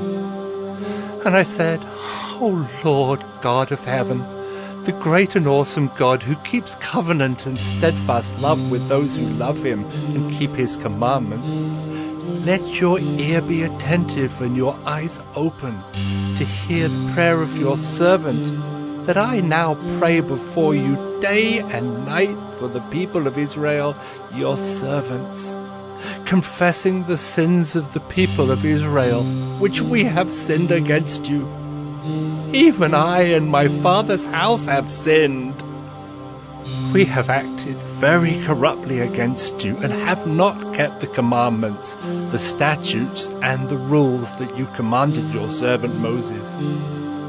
Remember the word that you commanded your servant Moses, saying, "If you are unfaithful, I will scatter you among the peoples. But if you return to me and keep my commandments and do them, though your outcasts are in the uttermost parts of heaven, from there I will gather them and bring them to the place that I have chosen to make my name dwell there.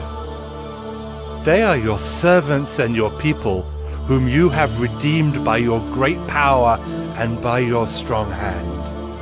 O Lord, let your ear be attentive to the prayer of your servant and to the prayer of your servants who delight to fear your name, and give success to your servant today, and grant him mercy in the sight of this man." Now I was cupbearer to the king. Nehemiah 2. Jerusalem's wall rebuilt. In the month of Nisan, in the 20th year of King Artaxerxes, when wine was before him, I took up the wine and gave it to the king. Now I had not been sad in his presence. And the king said to me, "Why is your face sad, seeing you are not sick? This is nothing but sadness of the heart." Then I was very much afraid. I said to the king, "Let the king live forever!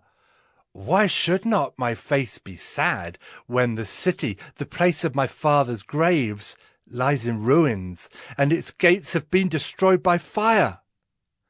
Then the king said to me, "What are you requesting?" So I prayed to the God of heaven, and I said to the king, "If it pleases the king, and if your servant has found favor in your sight, that you send me to Judah, to the city of my father's graves, that I may rebuild it." And the king said to me, the queen sitting beside him, "How long will you be gone, and when will you return?" So it pleased the king to send me when I had given him a time. And I said to the king, "If it pleases the king, let letters be given me to the governors of the province beyond the river, that they may let me pass through until I come to Judah, and a letter to Asaph, the keeper of the king's forest, that he may give me timber to make beams for the gates of the fortress of the temple, and for the wall of the city, and for the house that I shall occupy." And the king granted me what I asked, for the good hand of my God was upon me. Then I came to the governors of the province beyond the river, and gave them the king's letters. Now the king had sent with me officers of the army and horsemen. But when Sanballat the Horonite and Tobiah the Ammonite servant heard this, it displeased them greatly that someone had come to seek the welfare of the people of Israel. So I went to Jerusalem and was there 3 days. Then I arose in the night, I and a few men with me. And I told no one what my God had put into my heart to do for Jerusalem. There was no animal with me but the one on which I rode. I went out by night by the valley gate to the Dragon Spring and to the Dung Gate. And I inspected the walls of Jerusalem that were broken down, and its gates that had been destroyed by fire.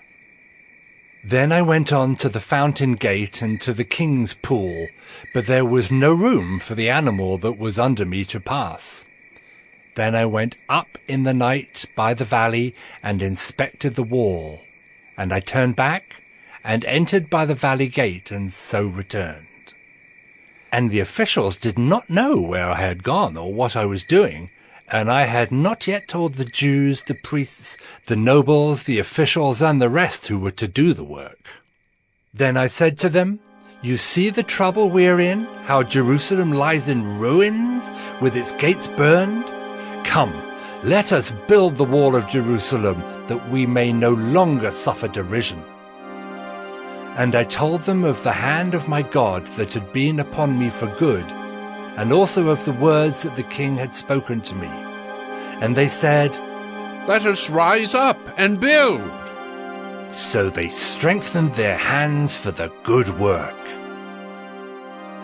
But when Sanballat the Horonite and Tobiah the Ammonite servant and Geshem the Arab heard of it, they jeered at us and despised us and said, "What is this thing that you are doing? Are you rebelling against the king?" Then I replied to them, "The God of heaven will make us prosper, and we, his servants, will arise and build. But you have no portion or right or claim in Jerusalem." Nehemiah 4. Plot to stop the rebuilding of the wall. Now when Sanballat heard that we were building the wall, he was angry and greatly enraged, and he jeered at the Jews. And he said in the presence of his brothers and of the army of Samaria, "What are these feeble Jews doing? Will they restore it for themselves? Will they sacrifice? Will they finish up in a day? Will they revive the stones out of the heaps of rubbish, and burned ones at that?"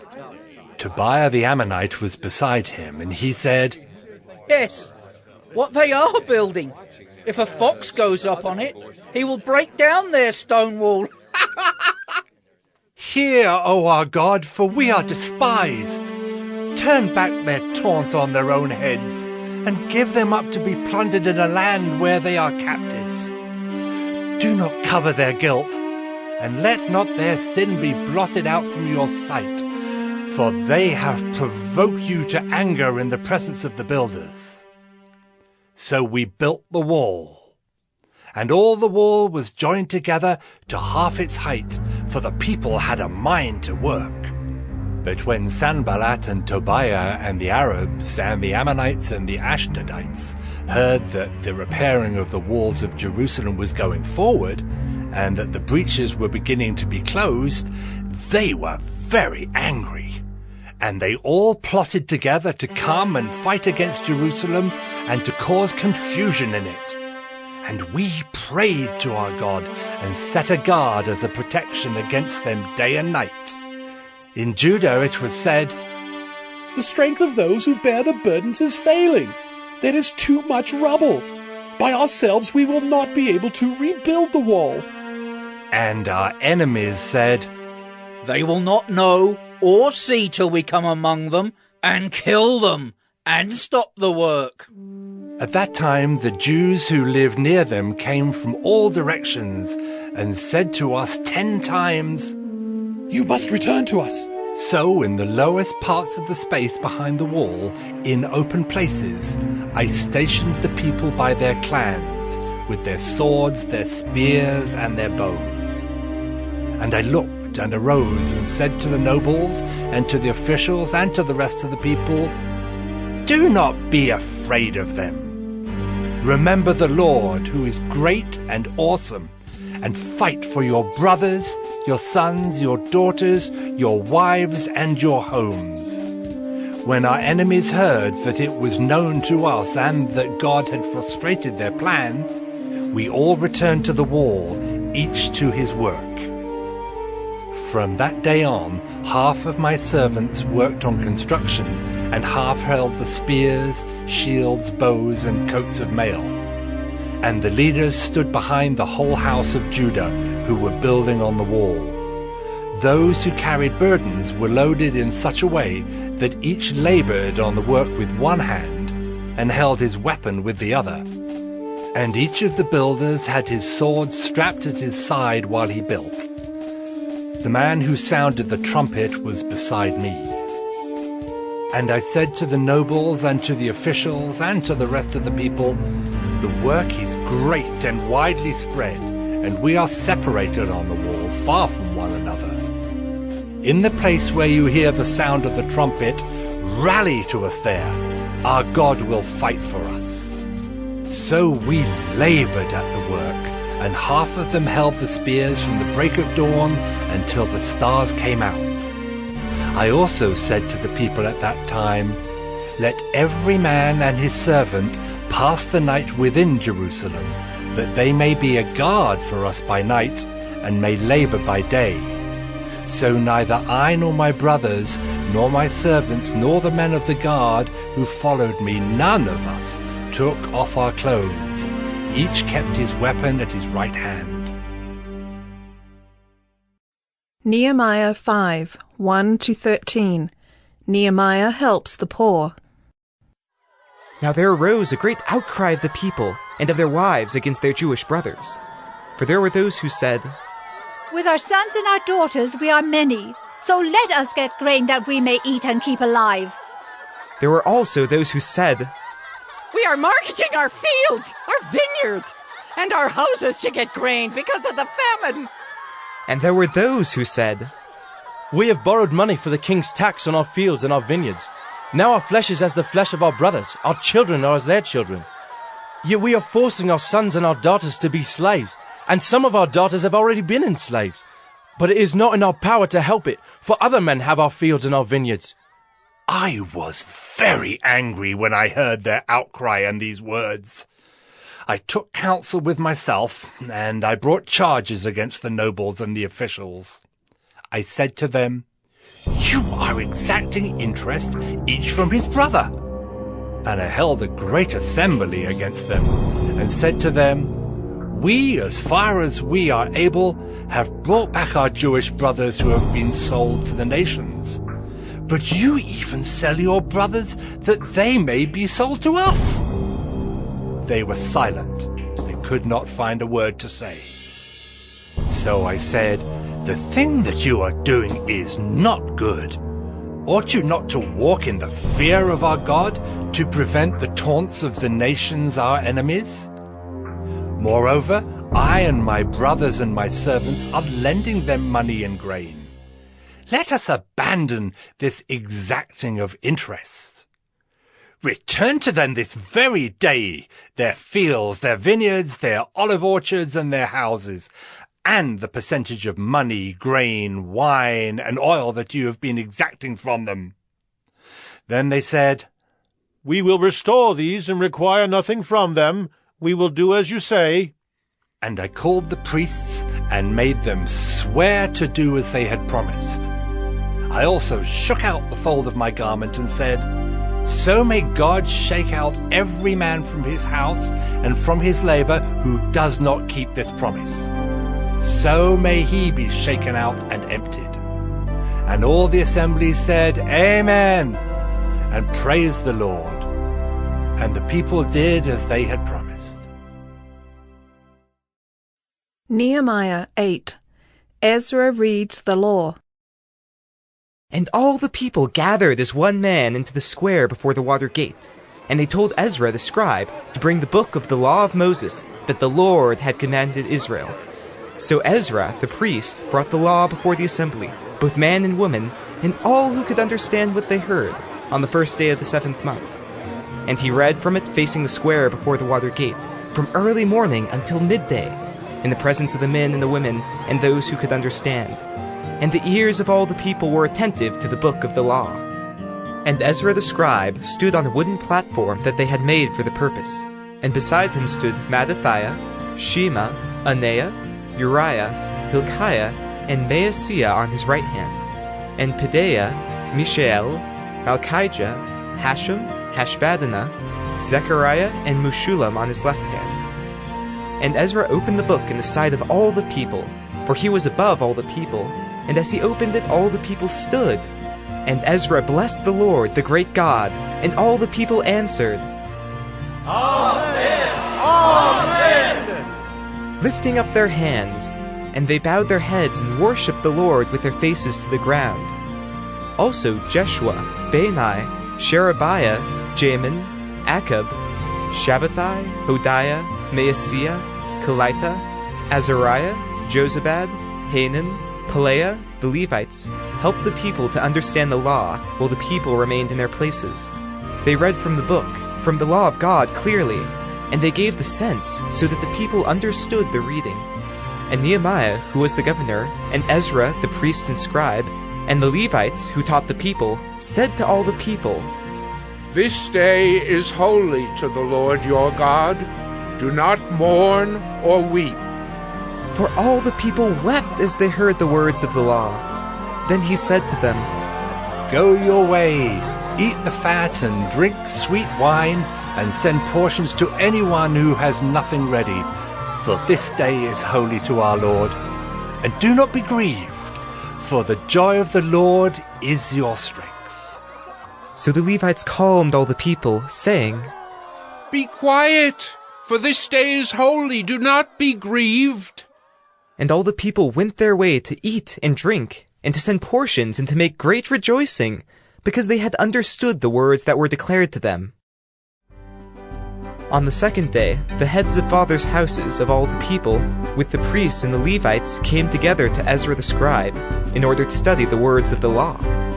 And they found it written in the law that the Lord had commanded by Moses, that the people of Israel should dwell in booths during the feast of the 7th month, and that they should proclaim it and publish it in all their towns and in Jerusalem.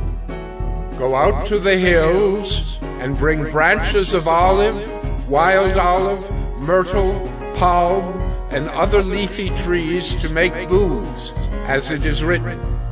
So the people went out and brought them and made booths for themselves, each on his roof, and in their courts, and in the courts of the house of God, and in the square at the water gate, and in the square at the gate of Ephraim. And all the assembly of those who had returned from captivity made booths and lived in the booths. For from the days of Jeshua the son of Nun to that day the people of Israel had not done so. And there was very great rejoicing. And day by day, from the first day to the last day, he read from the book of the law of God. They kept the feast 7 days, and on the 8th day there was a solemn assembly, according to the rule. Nehemiah 12, 27 to 29, 37 to 41, and 42b to 47, the dedication of the wall. And at the dedication of the wall of Jerusalem, they sought the Levites in all their places, to bring them to Jerusalem, to celebrate the dedication with gladness, with thanksgivings, and with singing, with cymbals, harps, and lyres. And the sons of the singers gathered together from the districts surrounding Jerusalem, and from the villages of the Netophathites, also from Beth Gilgal, and from the region of Geba and Azmaveth, for the singers had built themselves villages around Jerusalem. At the fountain gate they went up straight before them by the stairs of the city of David, at the ascent of the wall, above the house of David, to the water gate on the east. The other choir of those who gave thanks went to the north, and I followed them with half of the people on the wall, above the tower of the ovens to the broad wall, and above the gate of Ephraim, and by the gate of Yeshunah, and by the fish gate, and the tower of Hananel, and the tower of the 100 to the sheep gate. And they came to a halt at the gate of the guard. So both choirs of those who gave thanks stood in the house of God, and I and half of the officials with me. And the priests Eliakim, Maaseiah, Miniamin, Micaiah, Elioenai, Zechariah, and Hananiah with trumpets. And the singers sang with Jezreiah as their leader. And they offered great sacrifices that day, and rejoiced, for God had made them rejoice with great joy. The women and children also rejoiced, and the joy of Jerusalem was heard far away. On that day men were appointed over the storerooms, the contributions, the firstfruits and the tithes, to gather into them the portions required by the law for the priests and for the Levites, according to the fields of the towns. For Judah rejoiced over the priests and the Levites who ministered. And they performed the service of their God, and the service of purification, as did the singers and the gatekeepers, according to the command of David and his son Solomon. For long ago, in the days of David and Asaph, there were directors of the singers, and there were songs of praise and thanksgiving to God. And all Israel, in the days of Zerubbabel and in the days of Nehemiah, gave the daily portions for the singers and the gatekeepers. And they set apart that which was for the Levites, and the Levites set apart that which was for the sons of Aaron. Esther, Esther 1, a feast, Queen Vashti expelled. Now in the days of Ahasuerus, the Ahasuerus who reigned from India to Ethiopia, over 127 provinces. In those days, when King Ahasuerus sat on his royal throne in Susa, the capital, in the 3rd year of his reign, he gave a feast for all his officials and servants. The army of Persia and Media and the nobles and governors of the provinces were before him, while he showed the riches of his royal glory and the splendor and pomp of his greatness for many days, 180 days. And when these days were completed, the king gave for all the people present in Susa, the citadel, both great and small, a feast lasting for 7 days in the court of the garden of the king's palace. There were white cotton curtains and violet hangings, fastened with cords of fine linen and purple, to silver rods and marble pillars, and also couches of gold and silver on a mosaic pavement of porphyry, marble, mother of pearl, and precious stones. Drinks were served in golden vessels, vessels of different kinds, and the royal wine was lavished according to the bounty of the king. And drinking was according to this edict. There is no compulsion, for the king had given orders to all the staff of his palace to do as each man desired. Queen Vashti also gave a feast for the women in the palace that belonged to King Ahasuerus. On the 7th day, when the heart of the king was merry with wine, he commanded Mehuman, Biztha, Harbona, Bigtha, and Abagtha, Zethar, and Carcass, the 7 eunuchs who served in the presence of King Ahasuerus, to bring Queen Vashti before the king with her royal crown, in order to show the peoples and the princes her beauty, for she was lovely to look at. But Queen Vashti refused to come at the king's command delivered by the eunuchs. At this the king became enraged, and his anger burned within him. Then the king said to the wise men who knew the times, for this was the king's procedure toward all who were versed in law and judgment, the men next to him being Karshena, Shethar, Admatha, Tarshish, Meres, Marsena, and Memucan, the 7 princes of Persia and Media, who saw the king's face and sat first in the kingdom. According to the law, what is to be done to Queen Vashti? Because she has not performed the command of King Ahasuerus, delivered by the eunuchs. Then Memucan said in the presence of the king and the officials, Not only against the king has Queen Vashti done wrong, but also against all the officials and all the peoples who are in all the provinces of King Ahasuerus.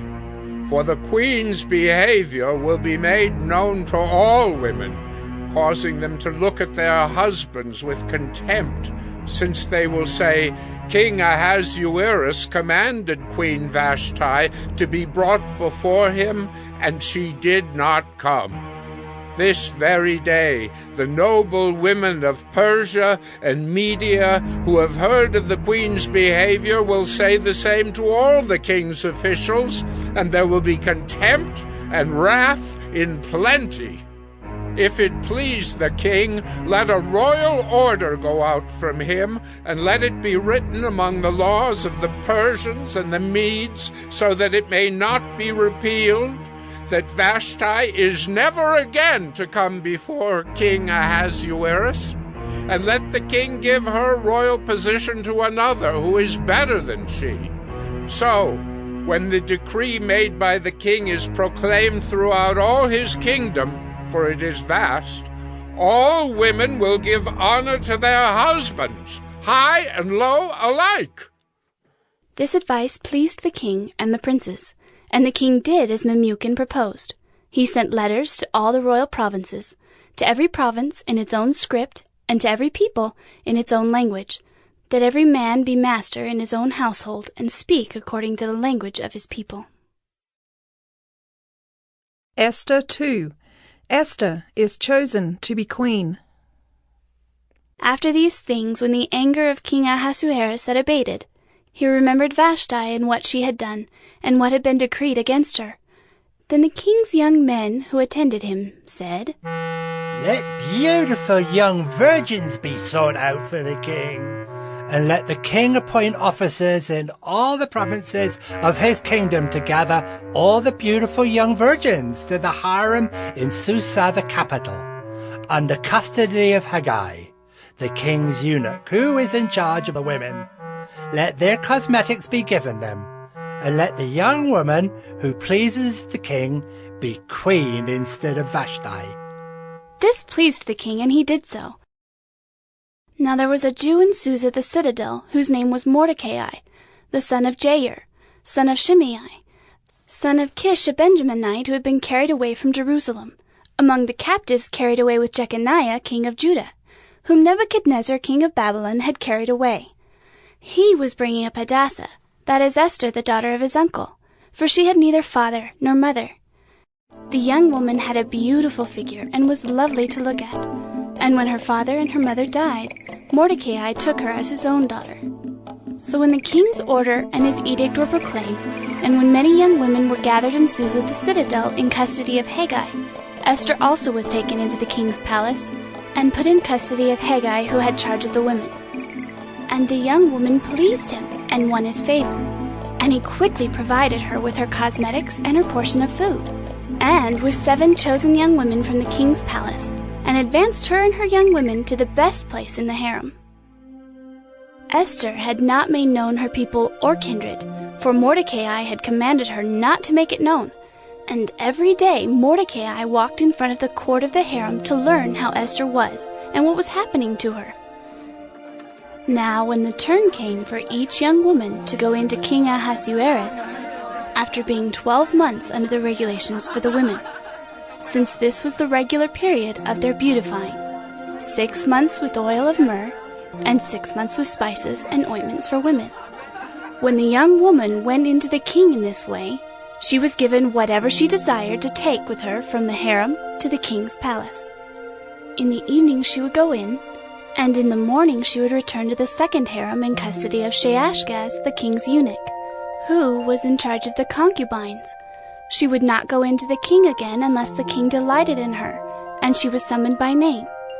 When the turn came for Esther, the daughter of Abihail, the uncle of Mordecai, who had taken her as his own daughter, to go into the king, she asked for nothing except what Haggai, the king's eunuch, who had charge of the women, advised. Now Esther was winning favor in the eyes of all who saw her.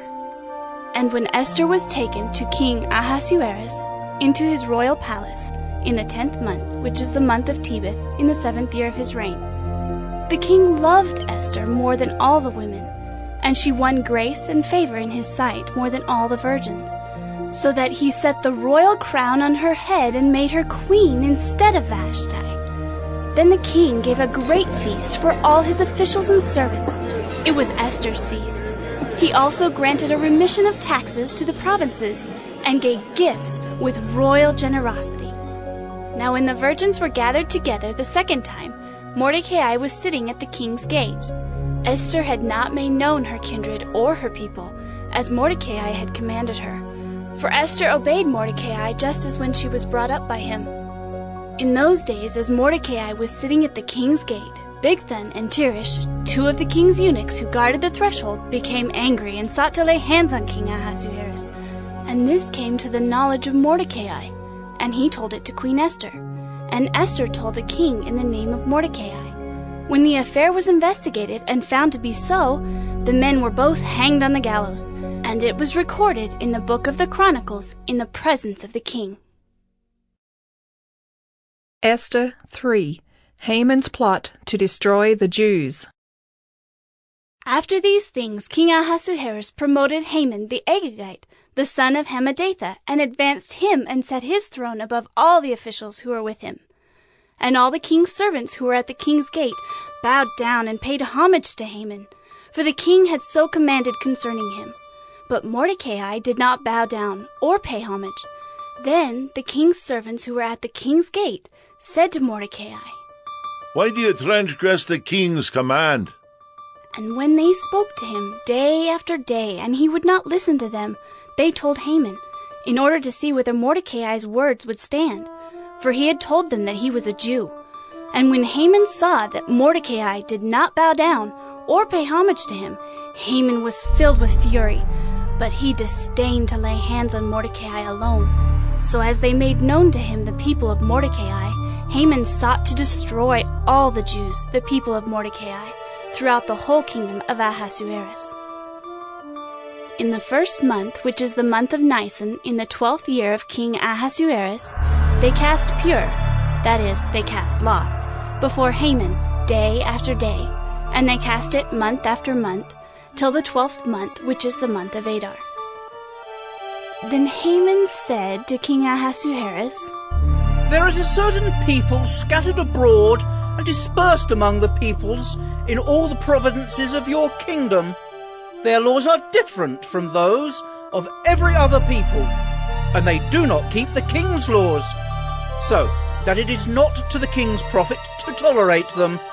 If it please the king, let it be decreed that they be destroyed, and I will pay 10,000 talents of silver into the hands of those who have charge of the king's business, that they may put it into the king's treasuries. So the king took his signet ring from his hand and gave it to Haman the Agagite, the son of Hammedatha, the enemy of the Jews. And the king said to Haman, The money is given to you, the people also, to do with them as it seems good to you. Then the king's scribes were summoned on the 13th day of the first month, and an edict, according to all that Haman commanded, was written to the king's satraps, and to the governors over all the provinces, and to the officials of all the peoples, to every province in its own script, and every people in its own language. It was written in the name of King Ahasuerus, and sealed with the king's signet ring.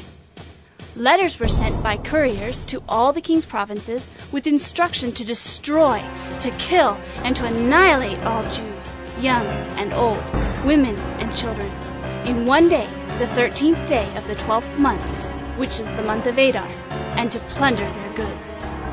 A copy of the document was to be issued as a decree in every province by proclamation to all the peoples to be ready for that day. The couriers went out hurriedly by order of the king, and the decree was issued in Susa the citadel. And the king and Haman sat down to drink, but the city of Susa was thrown into confusion. Esther 4. Esther cannot be silent. When Mordecai learned all that had been done, Mordecai tore his clothes and put on sackcloth and ashes and went out into the midst of the city, and he cried out with a loud and bitter cry. He went up to the entrance of the king's gate, for no one was allowed to enter the king's gate clothed in sackcloth. And in every province, wherever the king's command and his decree reached, there was great mourning among the Jews, with fasting and weeping and lamenting, and many of them lay in sackcloth and ashes.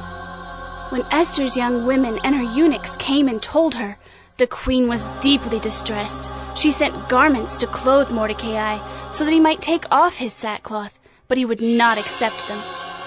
Then Esther called for Hathach, one of the king's eunuchs, who had been appointed to attend her, and ordered him to go to Mordecai to learn what this was and why it was.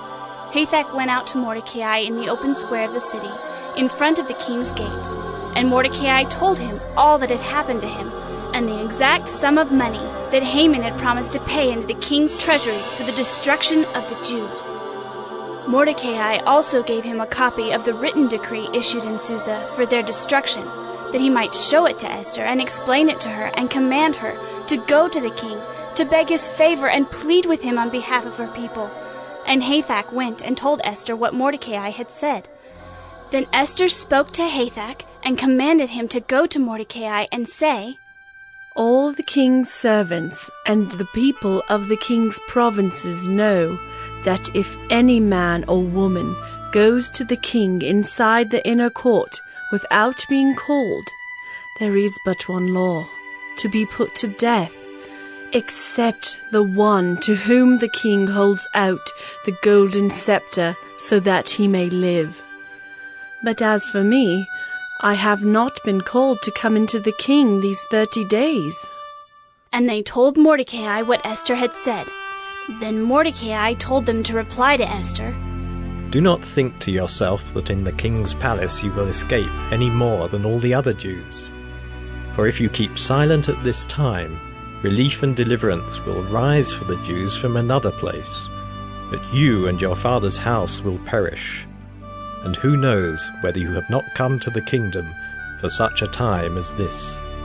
Then Esther told them to reply to Mordecai, Go, gather all the Jews to be found in Susa, and hold a fast on my behalf, and do not eat or drink for 3 days, night or day. I and my young women will also fast as you do. Then I will go to the king, though it is against the law, and if I perish, I perish." Mordecai then went away and did everything as Esther had ordered him. Esther 5. Esther's Royal Feast. On the 3rd day, Esther put on her royal robes and stood in the inner court of the king's palace, in front of the king's quarters, while the king was sitting on his royal throne inside the throne room, opposite the entrance to the palace.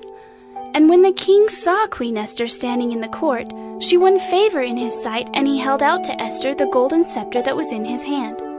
Then Esther approached and touched the tip of the scepter, and the king said to her, "What is it, Queen Esther?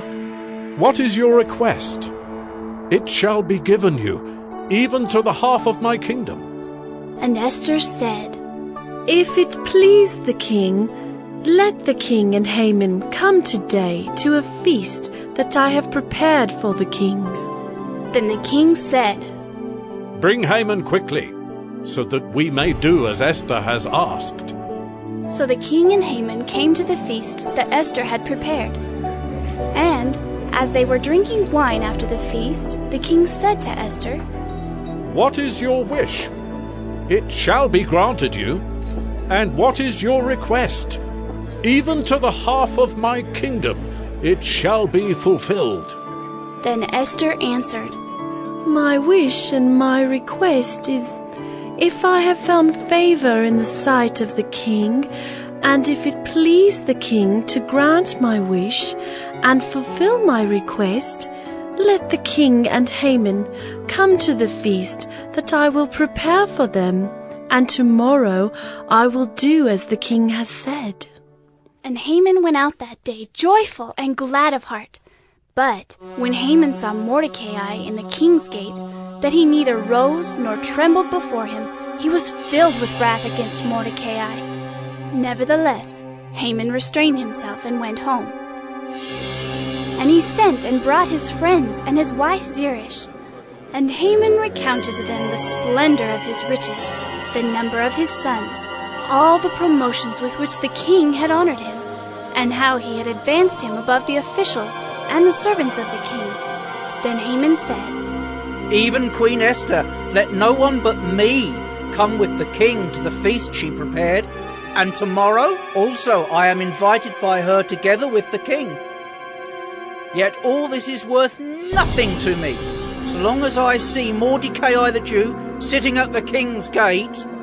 Then his wife Zeresh and all his friends said to him, "Let a gallows 50 cubits high be made, and in the morning tell the king to have Mordecai hanged upon it.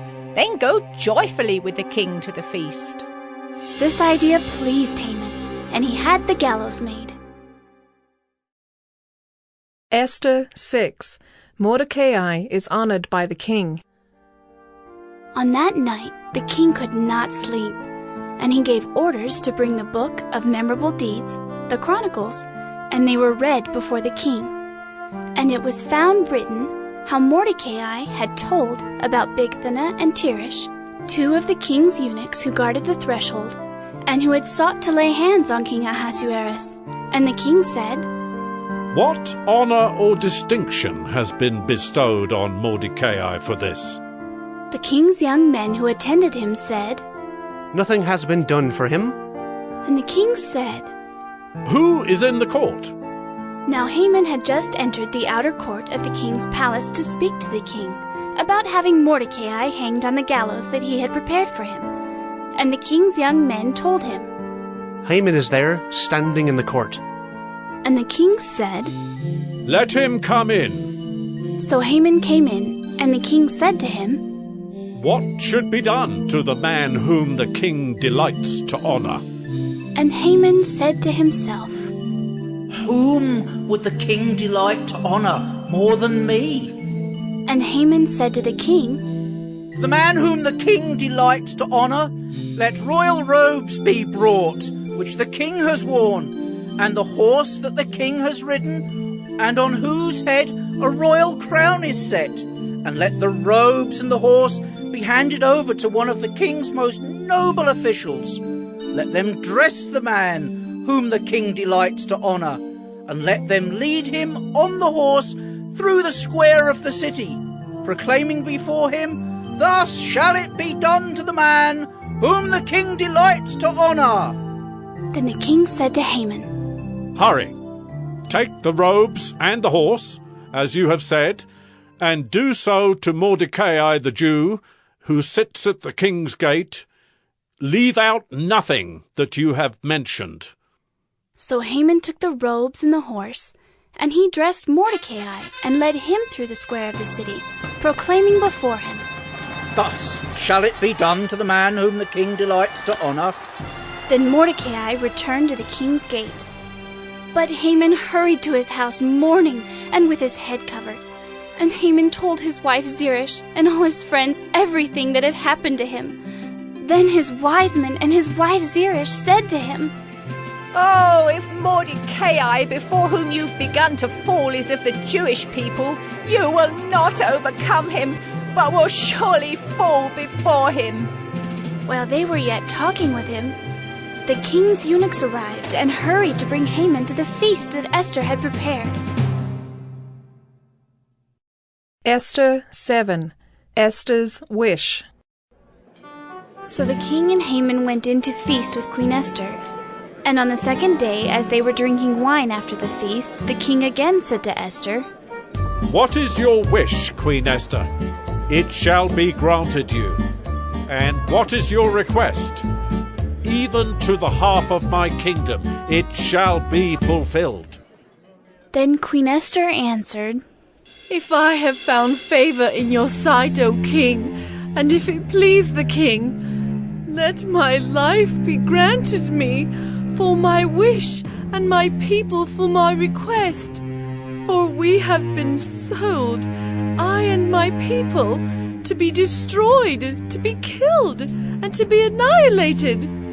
If we had been sold merely as slaves, men and women, I would have been silent, for our affliction is not to be compared with the loss to the king." Then King Ahasuerus said to Queen Esther, "Who is he and where is he who has dared to do this?" And Esther said, "A foe and enemy, this wicked Haman." Then Haman was terrified before the king and the queen, and the king arose in his wrath from the wine drinking and went into the palace garden. But Haman stayed to beg for his life from Queen Esther, for he saw that harm was determined against him by the king. And the king returned from the palace garden to the place where they were drinking wine, as Haman was falling on the couch where Esther was. And the king said, "Will he even assault the queen in my presence, in my own house?" As the word left the mouth of the king, they covered Haman's face. Then Harbona, one of the eunuchs in attendance on the king, said, "Moreover, the gallows that Haman has prepared for Mordecai, whose word saved the king, is standing at Haman's house 50 cubits high." And the king said, "Hang him on that." So they hanged Haman on the gallows that he had prepared for Mordecai. Then the wrath of the king abated.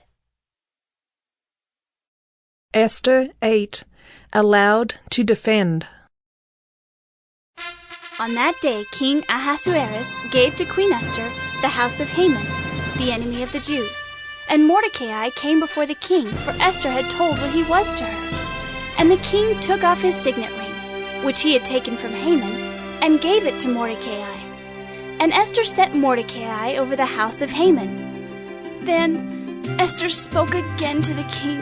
She fell at his feet and wept and pleaded with him to avert the evil plan of Haman the Agagite and the plot that he had devised against the Jews.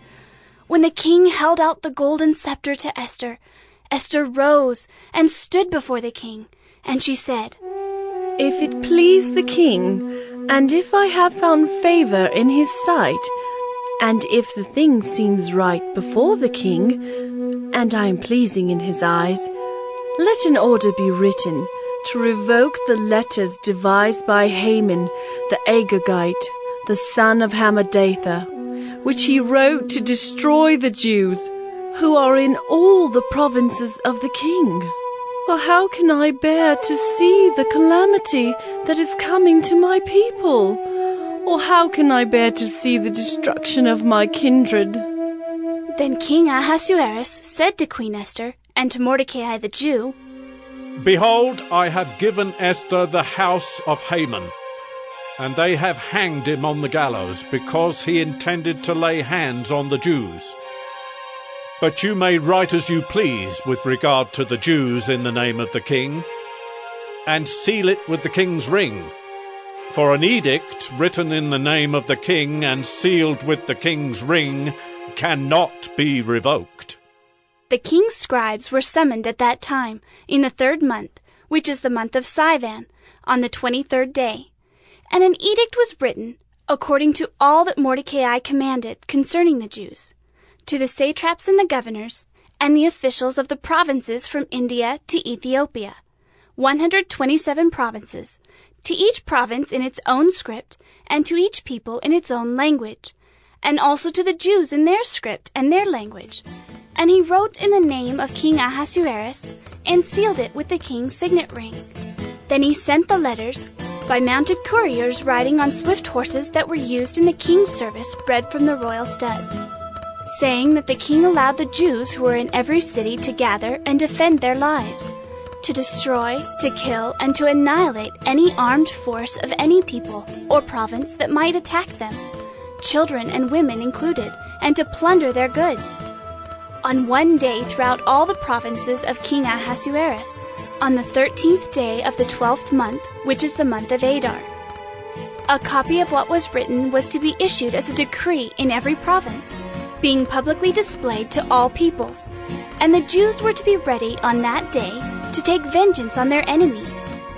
So the couriers, mounted on their swift horses that were used in the king's service, rode out hurriedly, urged by the king's command, and the decree was issued in Susa the citadel. Then Mordecai went out from the presence of the king in royal robes of blue and white, with a great golden crown, and a robe of fine linen and purple. And the city of Susa shouted and rejoiced. The Jews had light and gladness and joy and honor, and in every province and in every city, wherever the king's command and his edict reached, there was gladness and joy among the Jews, a feast and a holiday. And many from the peoples of the country declared themselves Jews, for fear of the Jews had fallen on them. Psalms, Psalm 5. Give ear to my words, O Lord. Consider my groaning. Give attention to the sound of my cry, my King and my God, for to you do I pray. O Lord, in the morning you hear my voice. In the morning I prepare a sacrifice for you, and watch. For you are not a God who delights in wickedness. Evil may not dwell with you. But I, through the abundance of your steadfast love, will enter your house. I will bow down toward your holy temple in the fear of you. Lead me, O Lord, in your righteousness, because of my enemies. Make your way straight before me. But let all who take refuge in you rejoice. Let them ever sing for joy, and spread your protection over them, that those who love your name may exult in you. For you bless the righteous, O Lord. You cover him with favor as with a shield. Psalm 6. O Lord, rebuke me not in your anger, nor discipline me in your wrath. Be gracious to me, O Lord, for I am languishing. Heal me, O Lord, for my bones are troubled. My soul also is greatly troubled. But you, O Lord, how long? Turn, O Lord, deliver my life. Save me for the sake of your steadfast love. For in death there is no remembrance of you. In Sheol, who will give you praise? I am weary with my moaning. Every night I flood my bed with tears. I drench my couch with my weeping. My eye wastes away because of grief. It grows weak because of all my foes. Depart from me, all you workers of evil, for the Lord has heard the sound of my weeping. The Lord has heard my plea. The Lord accepts my prayer. All my enemies shall be ashamed and greatly troubled.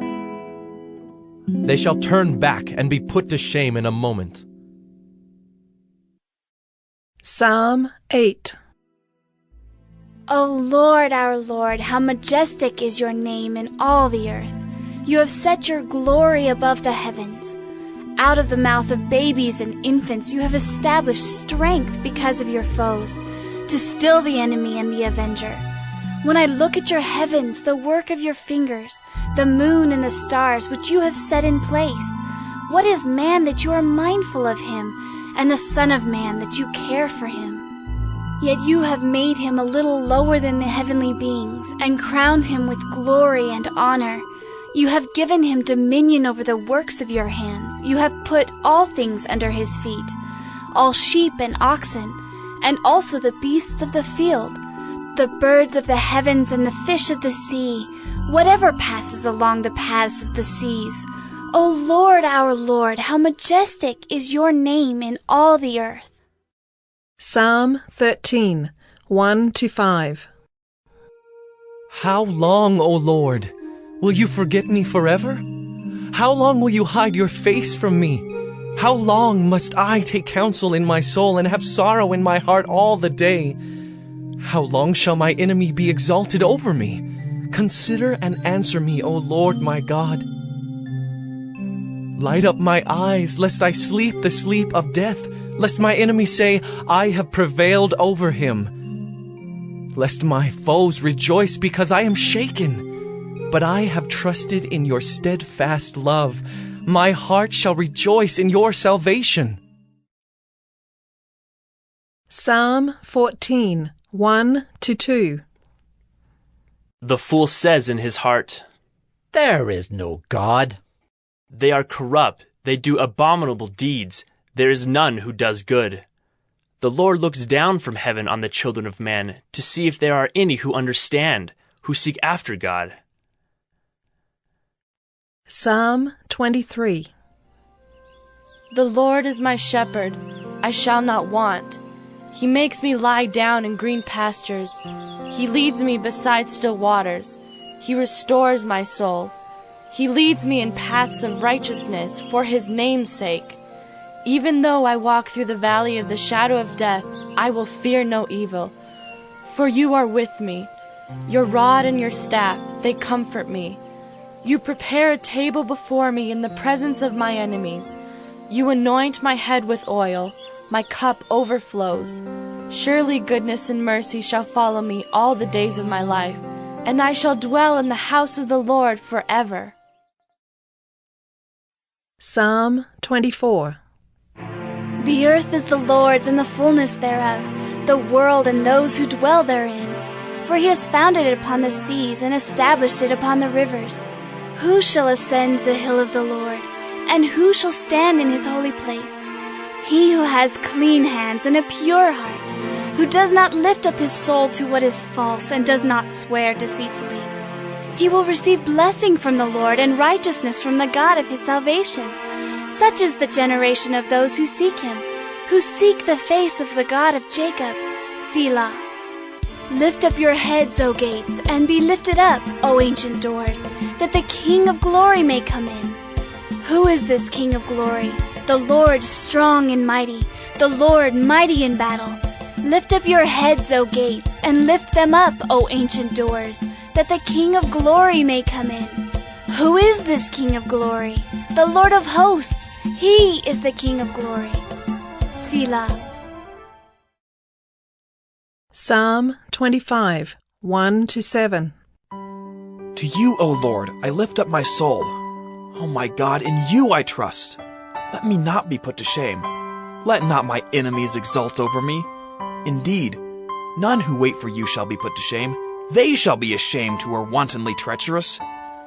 Make me to know your ways, O Lord. Teach me your paths. Lead me in your truth and teach me. For you are the God of my salvation. For you I wait all the day long.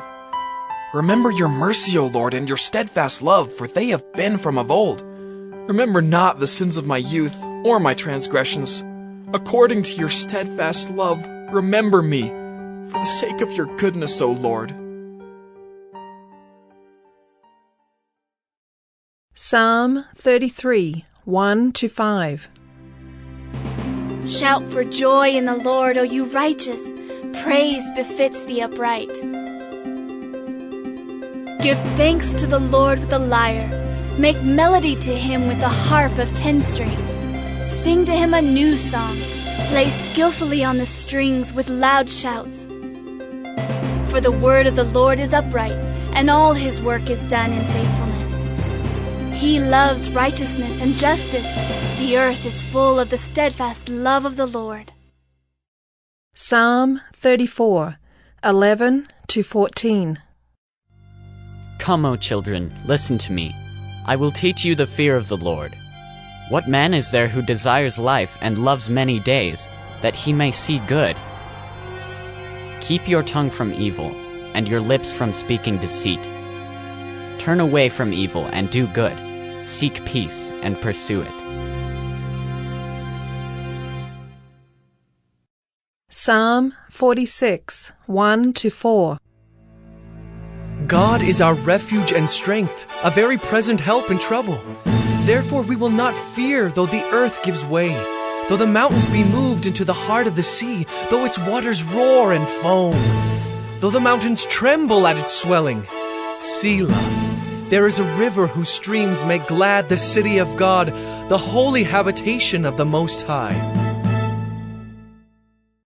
Psalm 51, 1-12. Have mercy on me, O God, according to your steadfast love. According to your abundant mercy, blot out my transgressions. Wash me thoroughly from my iniquity and cleanse me from my sin. For I know my transgressions, and my sin is ever before me. Against you only have I sinned, and done what is evil in your sight, so that you may be justified in your words and blameless in your judgment. Behold, you delight in truth in the inward being, and you teach me wisdom in the secret heart. Purge me with hyssop, and I shall be clean. Wash me, and I shall be whiter than snow. Let me hear joy and gladness. Let the bones that you have broken rejoice. Hide your face from my sins, and blot out all my iniquities. Create in me a clean heart, O God, and renew a right spirit within me. Cast me not away from your presence, and take not your Holy Spirit from me. Restore to me the joy of your salvation, and uphold me with a willing spirit. Psalm 57, 1-3. Be merciful to me, O God, be merciful to me. For in you my soul takes refuge. In the shadow of your wings I will take refuge, till the storms of destruction pass by. I cry out to God Most High, to God who fulfills his purpose for me. He will send from heaven and save me. He will put to shame him who tramples on me. Selah. Psalm 69, 13-17. But as for me, my prayer is to you, O Lord. At an acceptable time, O God, in the abundance of your steadfast love, answer me in your saving faithfulness. Deliver me from sinking in the mire. Let me be delivered from my enemies and from the deep waters. Let not the flood sweep over me, or the deep swallow me up, or the pit close its mouth over me. Answer me, O Lord, for your steadfast love is good. According to your abundant mercy, turn to me. Hide not your face from your servant, for I am in distress. Make haste to answer me. Psalm 70. Make haste, O God, to deliver me. O Lord, make haste to help me. Let them be put to shame and confusion who seek my life. Let them be turned back and brought to dishonor who delight in my hurt. Let them turn back because of their shame who say, Aha, aha. May all who seek you rejoice and be glad in you. May those who love your salvation say evermore, God is great. But I am poor and needy. Hasten to me, O God. You are my help and my deliverer. O Lord, do not delay. Psalm 86, 1-7. Incline your ear, O Lord, and answer me, for I am poor and needy. Preserve my life, for I am godly. Save your servant who trusts in you. You are my God. Be gracious to me, O Lord, for to you do I cry all the day. Gladden the soul of your servant, for to you, O Lord, do I lift up my soul. For you, O Lord, are good and forgiving, abounding in steadfast love to all who call upon you. Give ear, O Lord, to my prayer. Listen to my plea for grace. In the day of my trouble I call upon you, for you answer me. Psalm 98, 4-9. Make a joyful noise to the Lord, all the earth. Break forth into joyous song and sing praises. Sing praises to the Lord with the lyre and the sound of melody. With trumpets and the sound of the horn, make a joyful noise before the King, the Lord.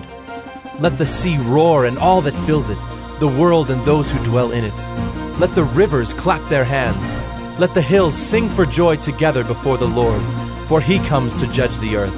He will judge the world with righteousness and the peoples with equity. Psalm 100. Make a joyful noise to the Lord, all the earth. Serve the Lord with gladness. Come into his presence with singing. Know that the Lord, he is God. It is he who made us, and we are his. We are his people and the sheep of his pasture. Enter his gates with thanksgiving, and his courts with praise. Give thanks to him, bless his name. For the Lord is good, his steadfast love endures forever, and his faithfulness to all generations. Psalm 112, 5-8a. It is well with the man who deals generously and lends, who conducts his affairs with justice. For the righteous will never be moved. He will be remembered forever. He is not afraid of bad news. His heart is firm, trusting in the Lord. His heart is steady. He will not be afraid. Psalm 116, 1-7. I love the Lord because he has heard my voice and my pleas for mercy. Because he inclined his ear to me, therefore I will call on him as long as I live. The snares of death encompassed me. The pangs of Sheol laid hold on me. I suffered distress and anguish. Then I called on the name of the Lord. O Lord, I pray, deliver my soul. Gracious is the Lord, and righteous. Our God is merciful. The Lord preserves the simple.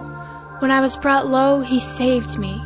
Return, O my soul, to your rest, for the Lord has dealt bountifully with you. Psalm 121. I lift up my eyes to the hills. From where does my help come? My help comes from the Lord, who made heaven and earth. He will not let your foot be moved. He who keeps you will not slumber.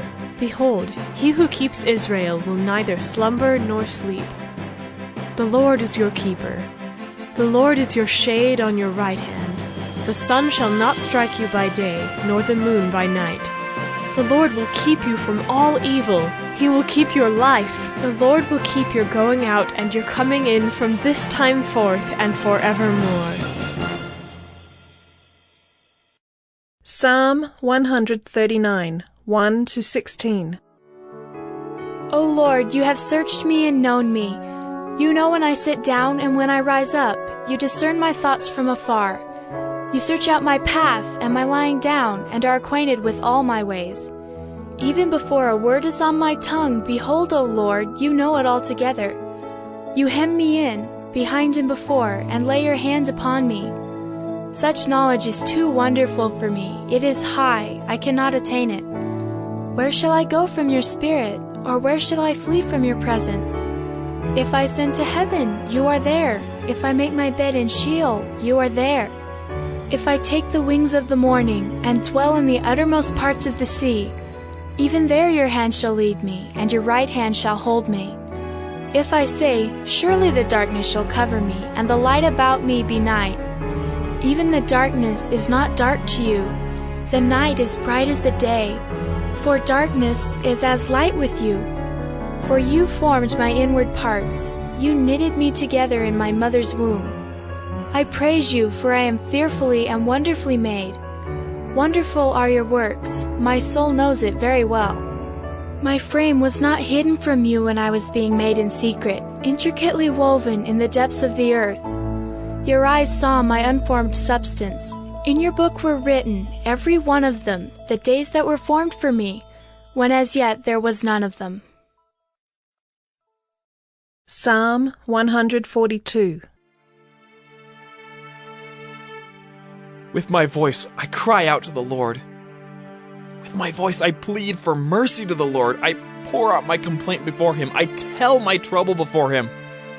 When my spirit faints within me, you know my way.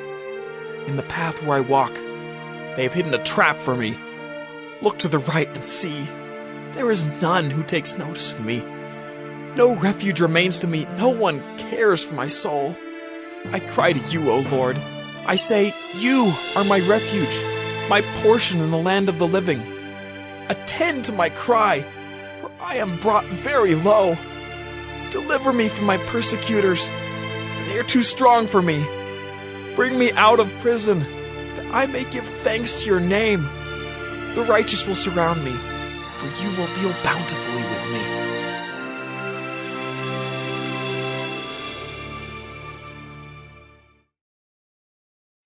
Psalm 150. Praise the Lord. Praise God in his sanctuary. Praise him in his mighty heavens. Praise him for his mighty deeds. Praise him according to his excellent greatness. Praise him with trumpet sound. Praise him with lute and harp.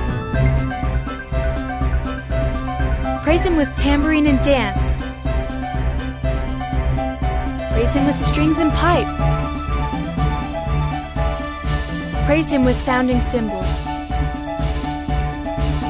Praise him with loud clashing cymbals.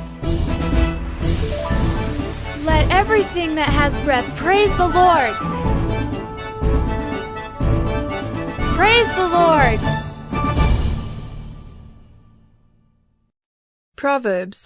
Proverbs 1, 8-19.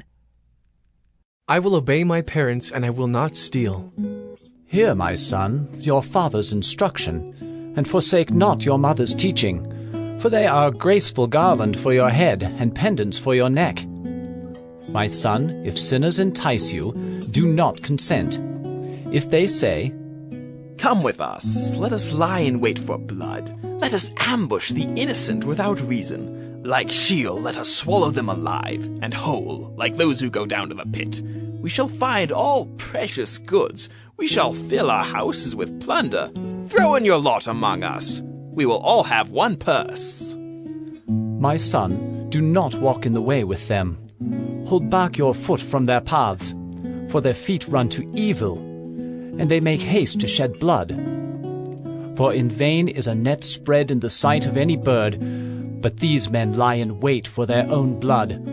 They set an ambush for their own lives. Such are the ways of everyone who is greedy for unjust gain. It takes away the life of its possessors. Proverbs 2, 10-15. I will not do wrong. For wisdom will come into your heart, and knowledge will be pleasant to your soul. Discretion will watch over you. Understanding will guard you, delivering you from the way of evil. From men of perverted speech, who forsake the paths of uprightness, to walk in the ways of darkness, who rejoice in doing evil and delight in the perverseness of evil. Men whose paths are crooked, and who are devious in their ways. So you will be delivered from the forbidden woman, from the adulteress with her smooth words, who forsakes the companion of her youth and forgets the covenant of her God. For her house sinks down to death, and her paths to the departed. None who go to her come back, nor do they regain the paths of life. So you will walk in the way of the good and keep to the paths of the righteous. For the upright will inhabit the land, and those with integrity will remain in it. But the wicked will be cut off from the land, and the treacherous will be rooted out of it. Proverbs 4:20-27. I will be careful about what I say. My son, be attentive to my words. Incline your ear to my sayings. Let them not escape from your sight. Keep them within your heart. For they are life to those who find them, and healing to all their flesh. Keep your heart with all vigilance, for from it flow the springs of life. Put away from you crooked speech, and put devious talk far from you. Let your eyes look directly forward, and your gaze be straight before you. Ponder the path of your feet, then all your ways will be sure. Do not swerve to the right or to the left. Turn your foot away from evil. Proverbs 8:22-31. Wisdom was there when God made the earth. The Lord possessed me at the beginning of his work, the first of his acts of old. Ages ago I was set up, at the first, before the beginning of the earth. When there were no depths, I was brought forth, when there were no springs abounding with water. Before the mountains had been shaped, before the hills, I was brought forth. Before he had made the earth with its fields, or the first of the dust of the world. When he established the heavens, I was there. When he drew a circle on the face of the deep. When he made firm the skies above. When he established the fountains of the deep. When he assigned to the sea its limit, so that the waters might not transgress his command. When he marked out the foundations of the earth. Then I was beside him like a master workman, and I was daily his delight, rejoicing before him always, rejoicing in his inhabited world and delighting in the children of man. Proverbs 10:4-5. I will not be lazy. A slack hand causes poverty, but the hand of the diligent makes rich. He who gathers in summer is a prudent son, but he who sleeps in harvest is a son who brings shame. Proverbs 11:13. I will not gossip. Whoever goes about slandering reveals secrets, but he who is trustworthy in spirit keeps a thing covered. Proverbs 13:20. Choose wise friends. Whoever walks with the wise becomes wise, but the companion of fools will suffer harm. Proverbs 15:17-20. Try not to quarrel. Better is a dinner of herbs where love is, than a fattened ox and hatred with it. A hot-tempered man stirs up strife, but he who is slow to anger quiets contention. The way of a sluggard is like a hedge of thorns, but the path of the upright is a level highway. Proverbs 16:2-4. God will help me. All the ways of a man are pure in his own eyes, but the Lord weighs the spirit. Commit your work to the Lord, and your plans will be established. The Lord has made everything for its purpose, even the wicked for the day of trouble. Proverbs 22:1. Protect my name. A good name is to be chosen rather than great riches, and favor is better than silver or gold. Proverbs 26:4-8. No foolish talk. Answer not a fool according to his folly, lest you be like him yourself. Answer a fool according to his folly, lest he be wise in his own eyes. Whoever sends a message by the hand of a fool cuts off his own feet and drinks violence. Like a lame man's legs which hang useless is a proverb in the mouth of fools. Like one who binds the stone in the sling is one who gives honor to a fool. Proverbs 27:23-24. I will take care of my things. Know well the condition of your flocks, and give attention to your herds. for riches do not last forever. And does a crown endure to all generations? Proverbs 29:20. Be slow to speak.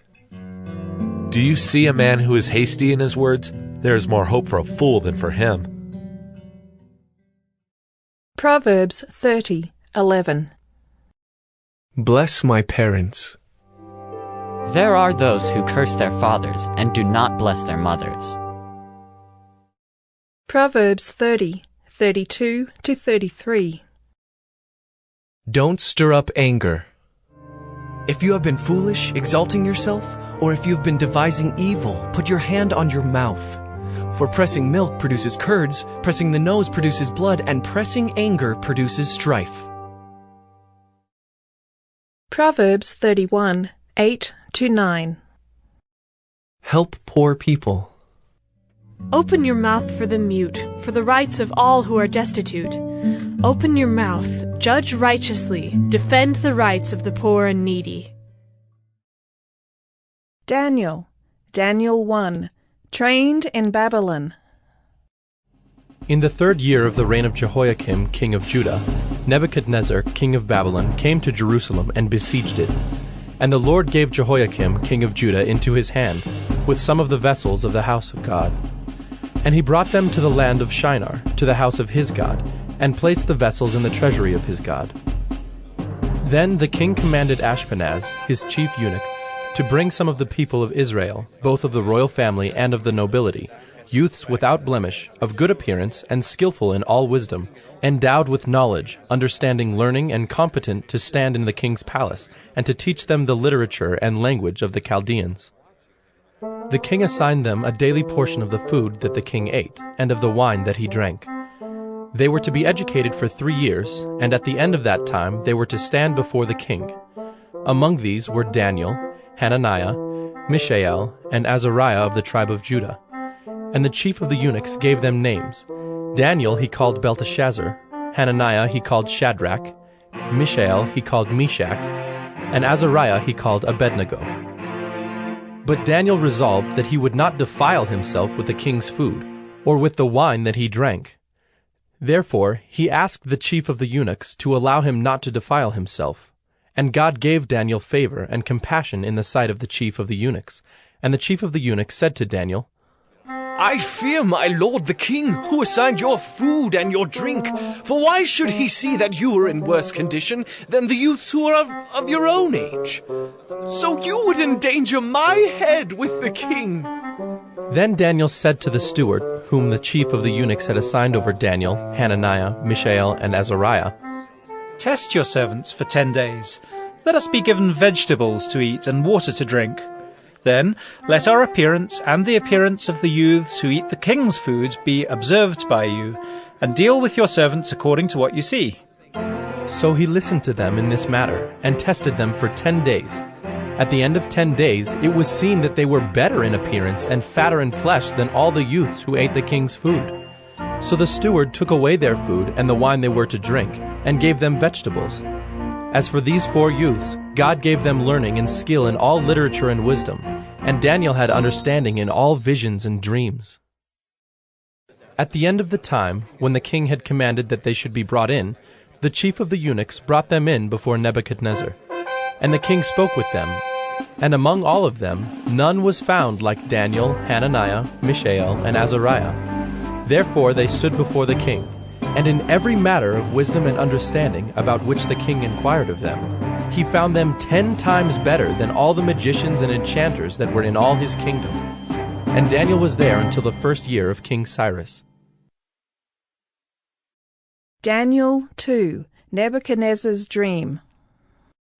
In the 2nd year of the reign of Nebuchadnezzar, Nebuchadnezzar had dreams. His spirit was troubled, and his sleep left him. Then the king commanded that the magicians, the enchanters, the sorcerers, and the Chaldeans be summoned to tell the king his dreams. So they came in and stood before the king. And the king said to them, I had a dream, and my spirit is troubled to know the dream. Then the Chaldeans said to the king in Aramaic, O king, live forever. Tell your servants the dream, and we will show the interpretation. The king answered and said to the Chaldeans, "The word from me is firm.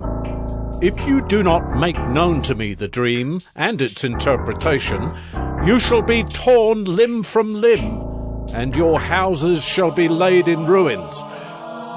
But if you show the dream and its interpretation, you shall receive from me gifts and rewards and great honor. Therefore, show me the dream and its interpretation." They answered a second time and said, "Let the king tell his servants the dream, and we will show its interpretation." The king answered and said, "I know with certainty that you are trying to gain time, because you see that the word from me is firm. If you do not make the dream known to me, there is but one sentence for you. You have agreed to speak lying and corrupt words before me till the times change. Therefore tell me the dream, and I shall know that you can show me its interpretation."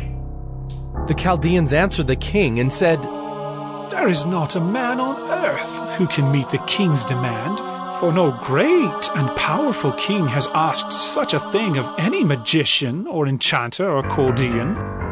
The thing that the king asks is difficult, and no one can show it to the king except the gods, whose dwelling is not with flesh." Because of this, the king was angry and very furious, and commanded that all the wise men of Babylon be destroyed. So the decree went out, and the wise men were about to be killed, and they sought Daniel and his companions to kill them. Then Daniel replied with prudence and discretion to Arioch, the captain of the king's guard, who had gone out to kill the wise men of Babylon. He declared to Arioch, the king's captain, "Why is the decree of the king so urgent?" Then Arioch made the matter known to Daniel.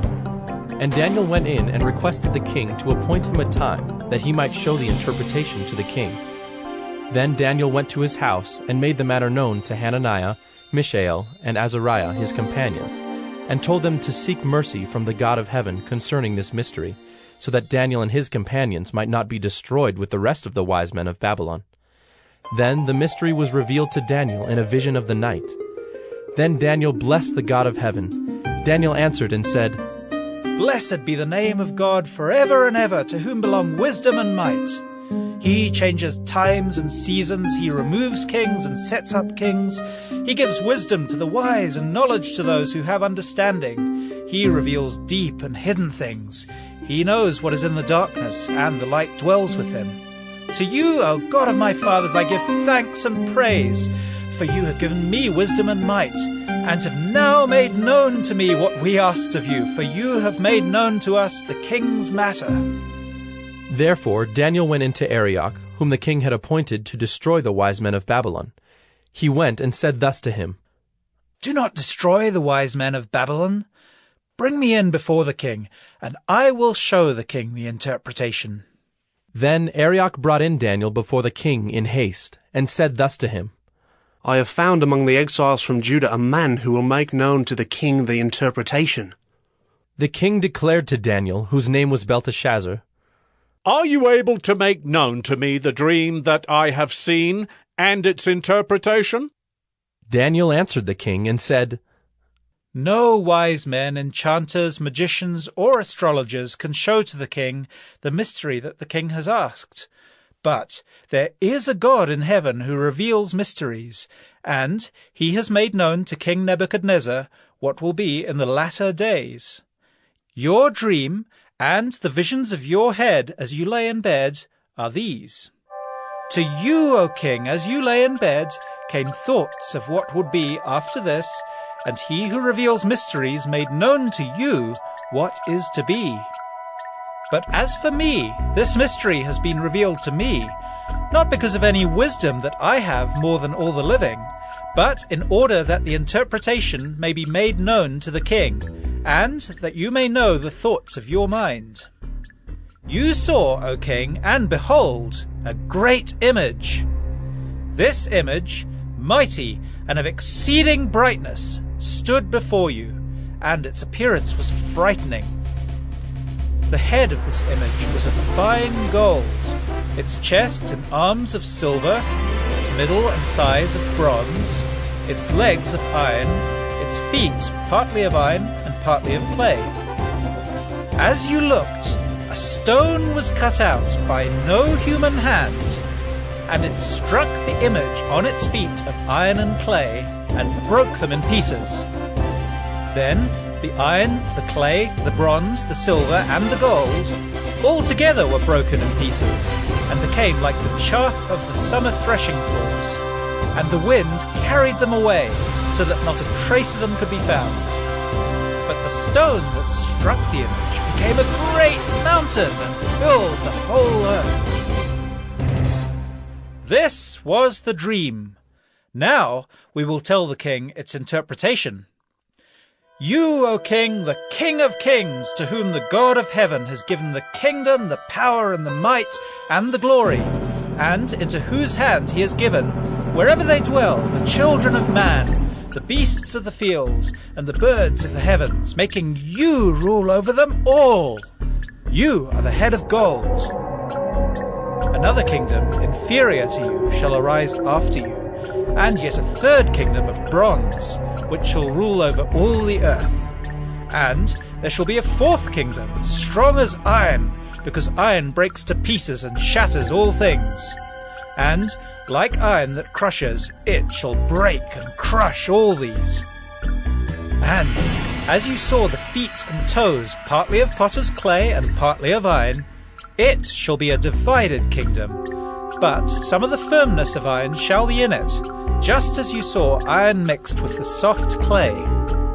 And as the toes of the feet were partly iron and partly clay, so the kingdom shall be partly strong and partly brittle. As you saw the iron mixed with soft clay, so they will mix with one another in marriage, but they will not hold together, just as iron does not mix with clay.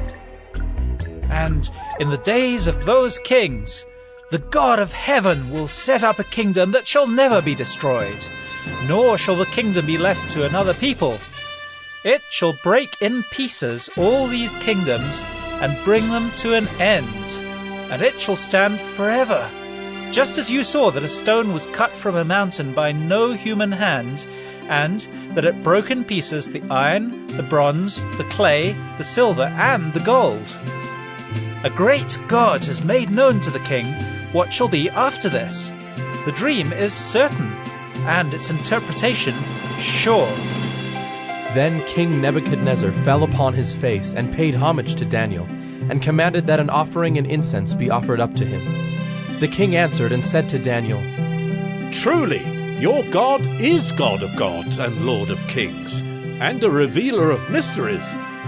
For you have been able to reveal this mystery. Then the king gave Daniel high honors and many great gifts, and made him ruler over the whole province of Babylon, and chief prefect over all the wise men of Babylon. Daniel made a request of the king, and he appointed Shadrach, Meshach, and Abednego over the affairs of the province of Babylon.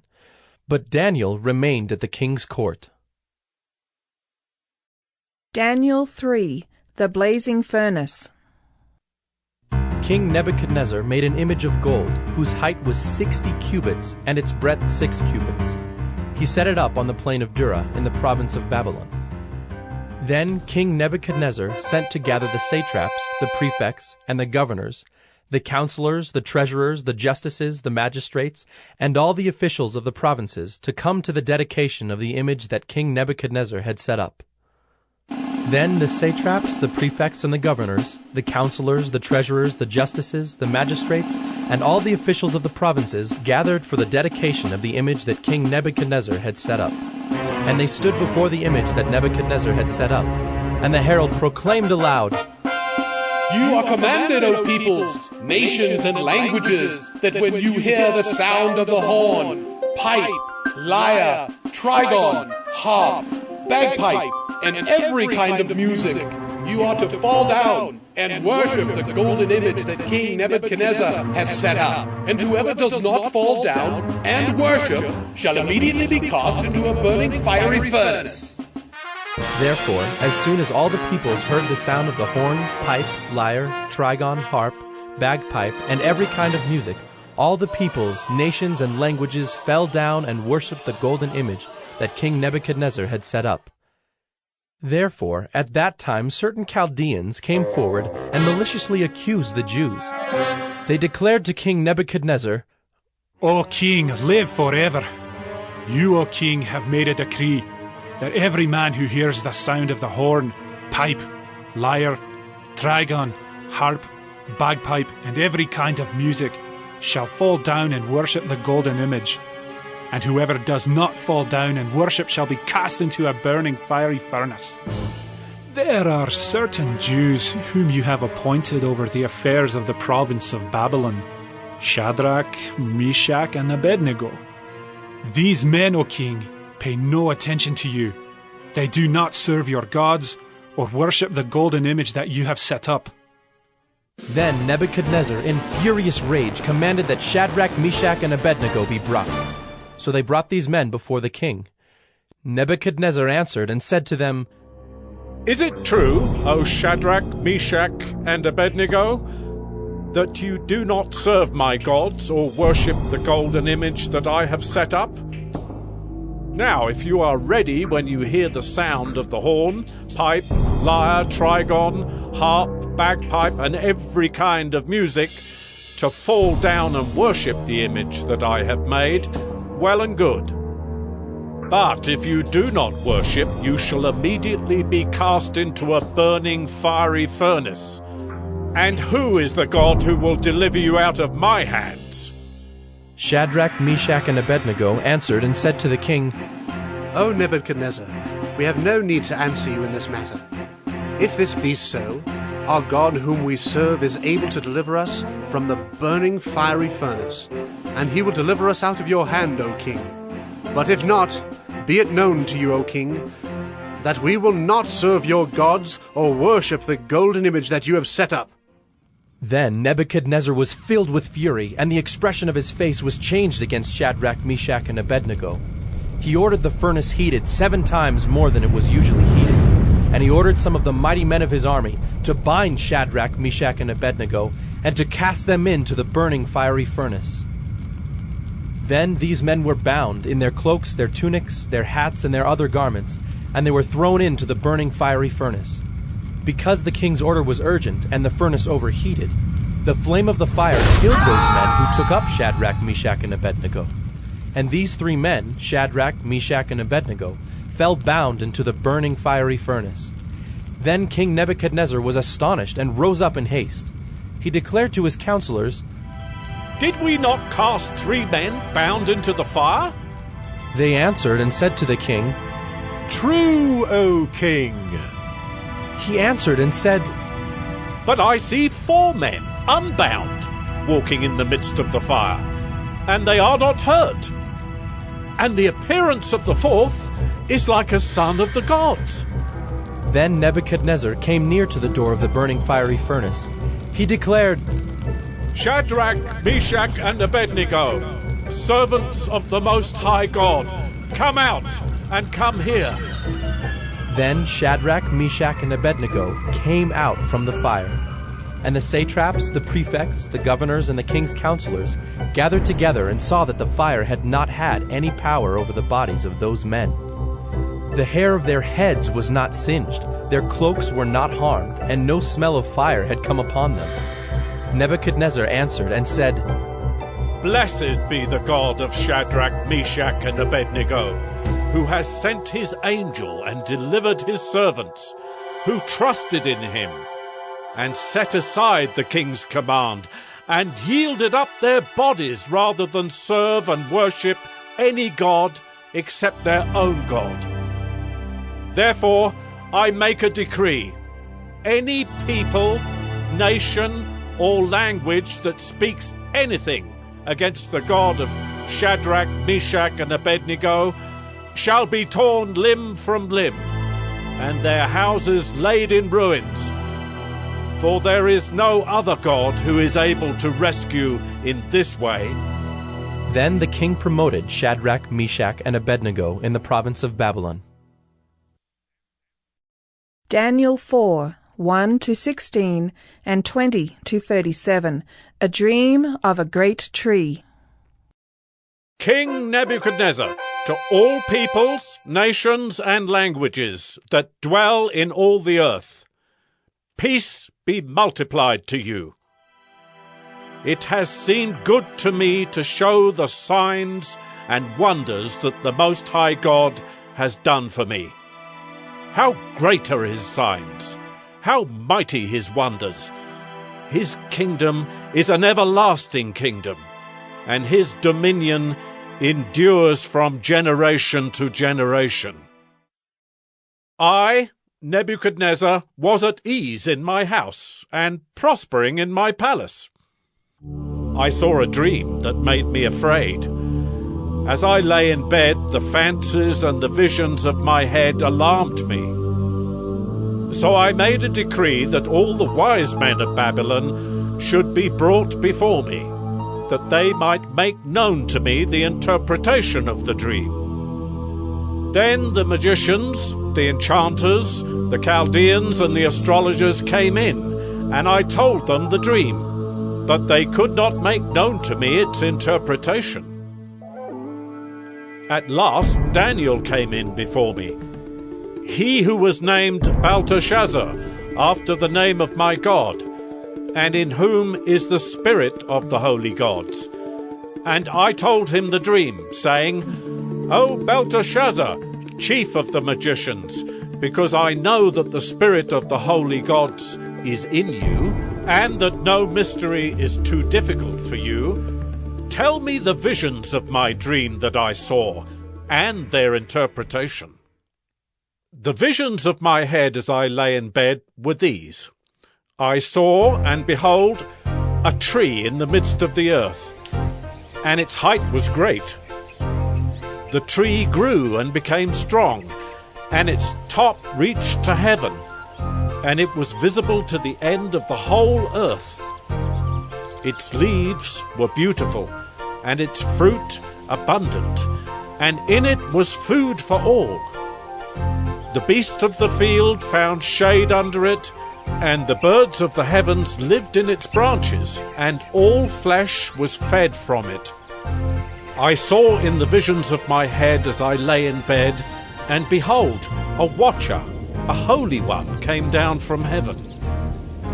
He proclaimed aloud and said thus, Chop down the tree and lop off its branches, strip off its leaves and scatter its fruit. Let the beasts flee from under it, and the birds from its branches.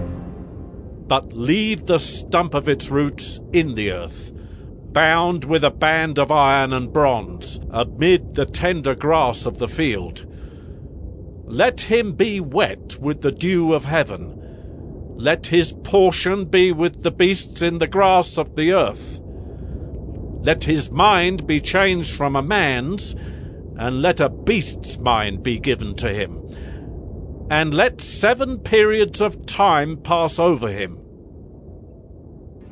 The tree you saw, which grew and became strong, so that its top reached to heaven, and it was visible to the end of the whole earth, whose leaves were beautiful, and its fruit abundant, and in which was food for all, under which beasts of the field found shade, and in whose branches the birds of the heavens lived. It is you, O King, who have grown and become strong. Your greatness has grown and reaches to heaven, and your dominion to the ends of the earth. And because the king saw a watcher, a holy one, coming down from heaven and saying, Chop down the tree and destroy it, but leave the stump of its roots in the earth, bound with a band of iron and bronze, in the tender grass of the field, and let him be wet with the dew of heaven, and let his portion be with the beasts of the field, till 7 periods of time pass over him. This is the interpretation, O King. It is a decree of the Most High, which has come upon my lord the king, that you shall be driven from among men, and your dwelling shall be with the beasts of the field. You shall be made to eat grass like an ox, and you shall be wet with the dew of heaven. And 7 periods of time shall pass over you till you know that the Most High rules the kingdom of men and gives it to whom he will. And as it was commanded to leave the stump of the roots of the tree, your kingdom shall be confirmed for you from the time that you know that heaven rules. Therefore, O king, let my counsel be acceptable to you. Break off your sins by practicing righteousness, and your iniquities by showing mercy to the oppressed, that there may perhaps be a lengthening of your prosperity. All this came upon King Nebuchadnezzar. At the end of 12 months he was walking on the roof of the royal palace of Babylon, and the king answered and said, Is not this great Babylon, which I have built by my mighty power as a royal residence, and for the glory of my majesty? While the words were still in the king's mouth, there fell a voice from heaven. O King Nebuchadnezzar, to you it is spoken. The kingdom has departed from you, and you shall be driven from among men, and your dwelling shall be with the beasts of the field, and you shall be made to eat grass like an ox, and 7 periods of time shall pass over you, until you know that the Most High rules the kingdom of men, and gives it to whom he will. Immediately the word was fulfilled against Nebuchadnezzar. He was driven from among men and ate grass like an ox, and his body was wet with the dew of heaven till his hair grew as long as eagle's feathers, and his nails were like birds' claws. At the end of the days, I, Nebuchadnezzar, lifted my eyes to heaven, and my reason returned to me, and I blessed the Most High, and praised and honored him who lives forever, for his dominion is an everlasting dominion, and his kingdom endures from generation to generation. All the inhabitants of the earth are accounted as nothing, and he does according to his will among the host of heaven, and among the inhabitants of the earth, and none can stay his hand, or say to him, What have you done? At the same time my reason returned to me, and for the glory of my kingdom, my majesty and splendor returned to me. My counselors and my lords sought me, and I was established in my kingdom, and still more greatness was added to me. Now I, Nebuchadnezzar, praise and extol and honor the King of heaven, for all his works are right, and his ways are just, and those who walk in pride he is able to humble. Daniel 5, Writing on the Wall. King Belshazzar made a great feast for 1,000 of his lords, and drank wine in front of the 1,000. Belshazzar, when he tasted the wine, commanded that the vessels of gold and of silver that Nebuchadnezzar his father had taken out of the temple in Jerusalem be brought, that the king and his lords, his wives, and his concubines might drink from them. Then they brought in the golden vessels that had been taken out of the temple, the house of God in Jerusalem. And the king and his lords, his wives, and his concubines drank from them. They drank wine and praised the gods of gold and silver, bronze, iron, wood, and stone. Immediately the fingers of a human hand appeared and wrote on the plaster of the wall of the king's palace, opposite the lampstand. And the king saw the hand as it wrote. Then the king's color changed, and his thoughts alarmed him. His limbs gave way, and his knees knocked together. The king called loudly to bring in the enchanters, the Chaldeans, and the astrologers. The king declared to the wise men of Babylon, Whoever reads this writing and shows me its interpretation shall be clothed with purple and have a chain of gold around his neck, and shall be the 3rd ruler in the kingdom. Then all the king's wise men came in, but they could not read the writing or make known to the king the interpretation. Then King Belshazzar was greatly alarmed, and his color changed, and his lords were perplexed. The queen, because of the words of the king and his lords, came into the banqueting hall, and the queen declared, O king, live forever. Let not your thoughts alarm you or your color change. There is a man in your kingdom in whom is the spirit of the holy gods. In the days of your father, light and understanding and wisdom, like the wisdom of the gods, were found in him. And King Nebuchadnezzar, your father the king, made him chief of the magicians, enchanters, Chaldeans, and astrologers. Because an excellent spirit, knowledge and understanding to interpret dreams, explain riddles, and solve problems were found in this Daniel, whom the king named Belteshazzar. Now let Daniel be called, and he will show the interpretation. Then Daniel was brought in before the king. The king answered and said to Daniel, You are that Daniel, one of the exiles of Judah, whom the king my father brought from Judah. I have heard of you, that the spirit of the gods is in you, and that light and understanding and excellent wisdom are found in you. Now the wise men, the enchanters, have been brought in before me to read this writing and make known to me its interpretation, but they could not show the interpretation of the matter. But I have heard that you can give interpretations and solve problems. Now, if you can read the writing and make known to me its interpretation, you shall be clothed with purple, and have a chain of gold around your neck, and shall be the third ruler in the kingdom. Then Daniel answered and said before the king, Let your gifts be for yourself, and give your rewards to another. Nevertheless, I will read the writing to the king, and make known to him the interpretation.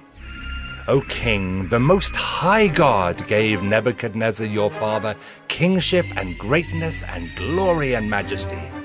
And because of the greatness that he gave him, all peoples, nations, and languages trembled and feared before him.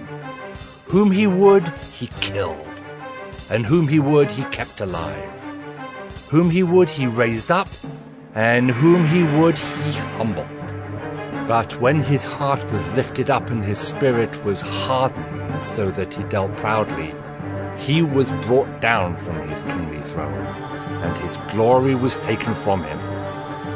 He was driven from among the children of mankind, and his mind was made like that of a beast, and his dwelling was with the wild donkeys.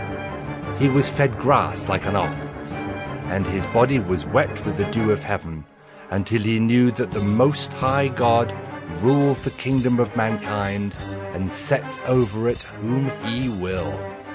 And you, his son, Belshazzar, have not humbled your heart, though you knew all this. But you have lifted up yourself against the Lord of heaven. And the vessels of his house have been brought in before you, and you and your lords, your wives and your concubines, have drunk wine from them.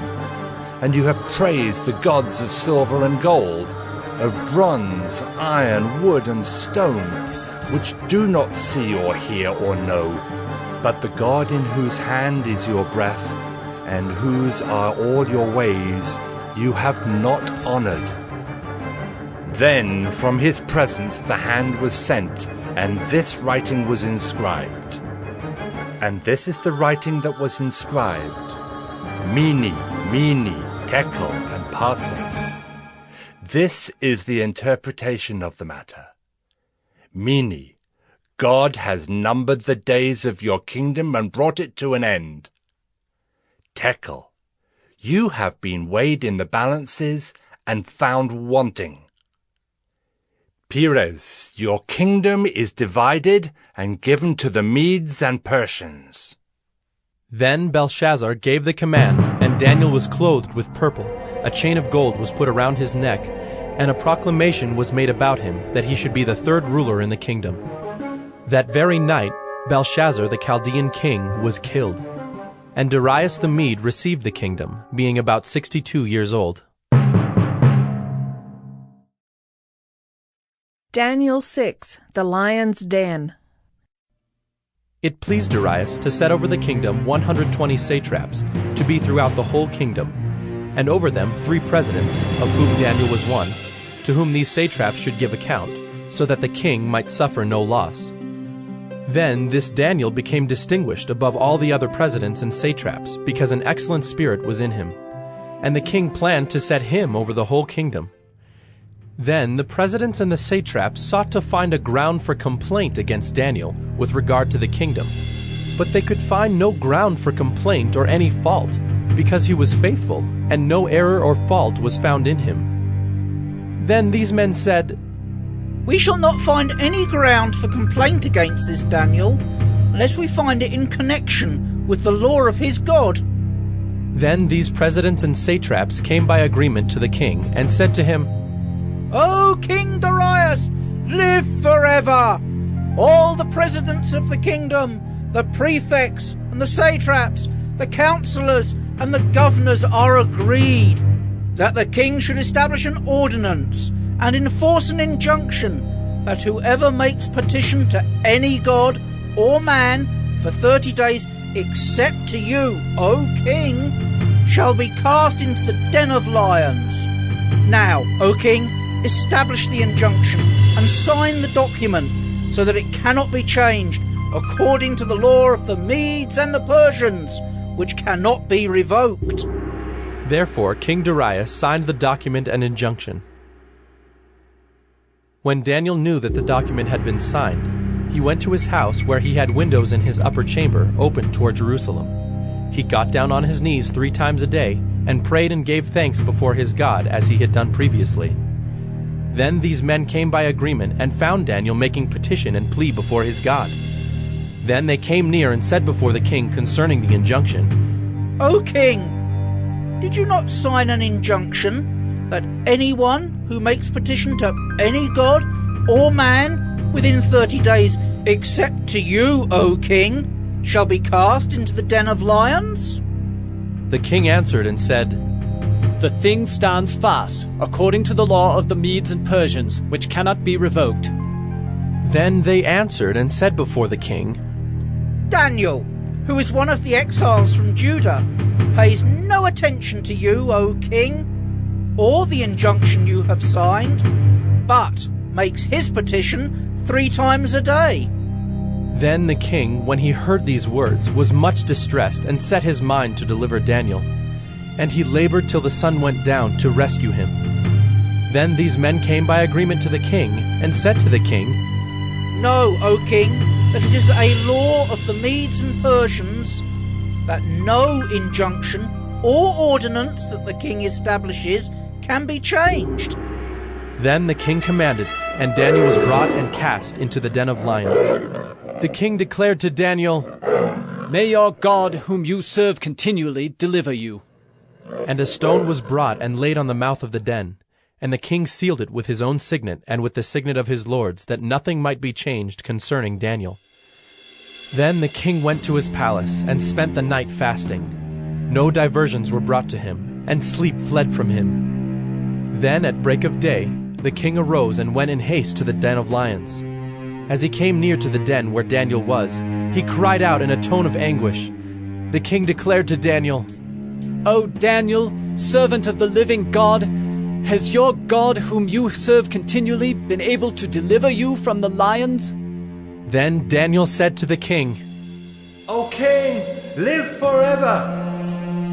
My God sent his angel and shut the lions' mouths, and they have not harmed me, because I was found blameless before him, and also before you, O king. I have done no harm. Then the king was exceedingly glad, and commanded that Daniel be taken up out of the den.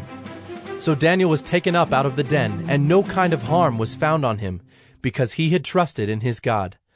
And the king commanded, and those men who had maliciously accused Daniel were brought and cast into the den of lions, they, their children, and their wives. And before they reached the bottom of the den, the lions overpowered them and broke all their bones in pieces. Then King Darius wrote to all the peoples, nations, and languages that dwell in all the earth, Peace be multiplied to you. I make a decree that in all my royal dominion people are to tremble and fear before the God of Daniel, for he is the living God, enduring forever.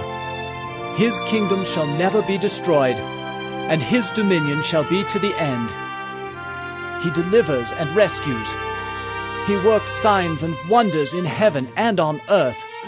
He who has saved Daniel from the power of the lions. So this Daniel prospered during the reign of Darius and the reign of Cyrus the Persian.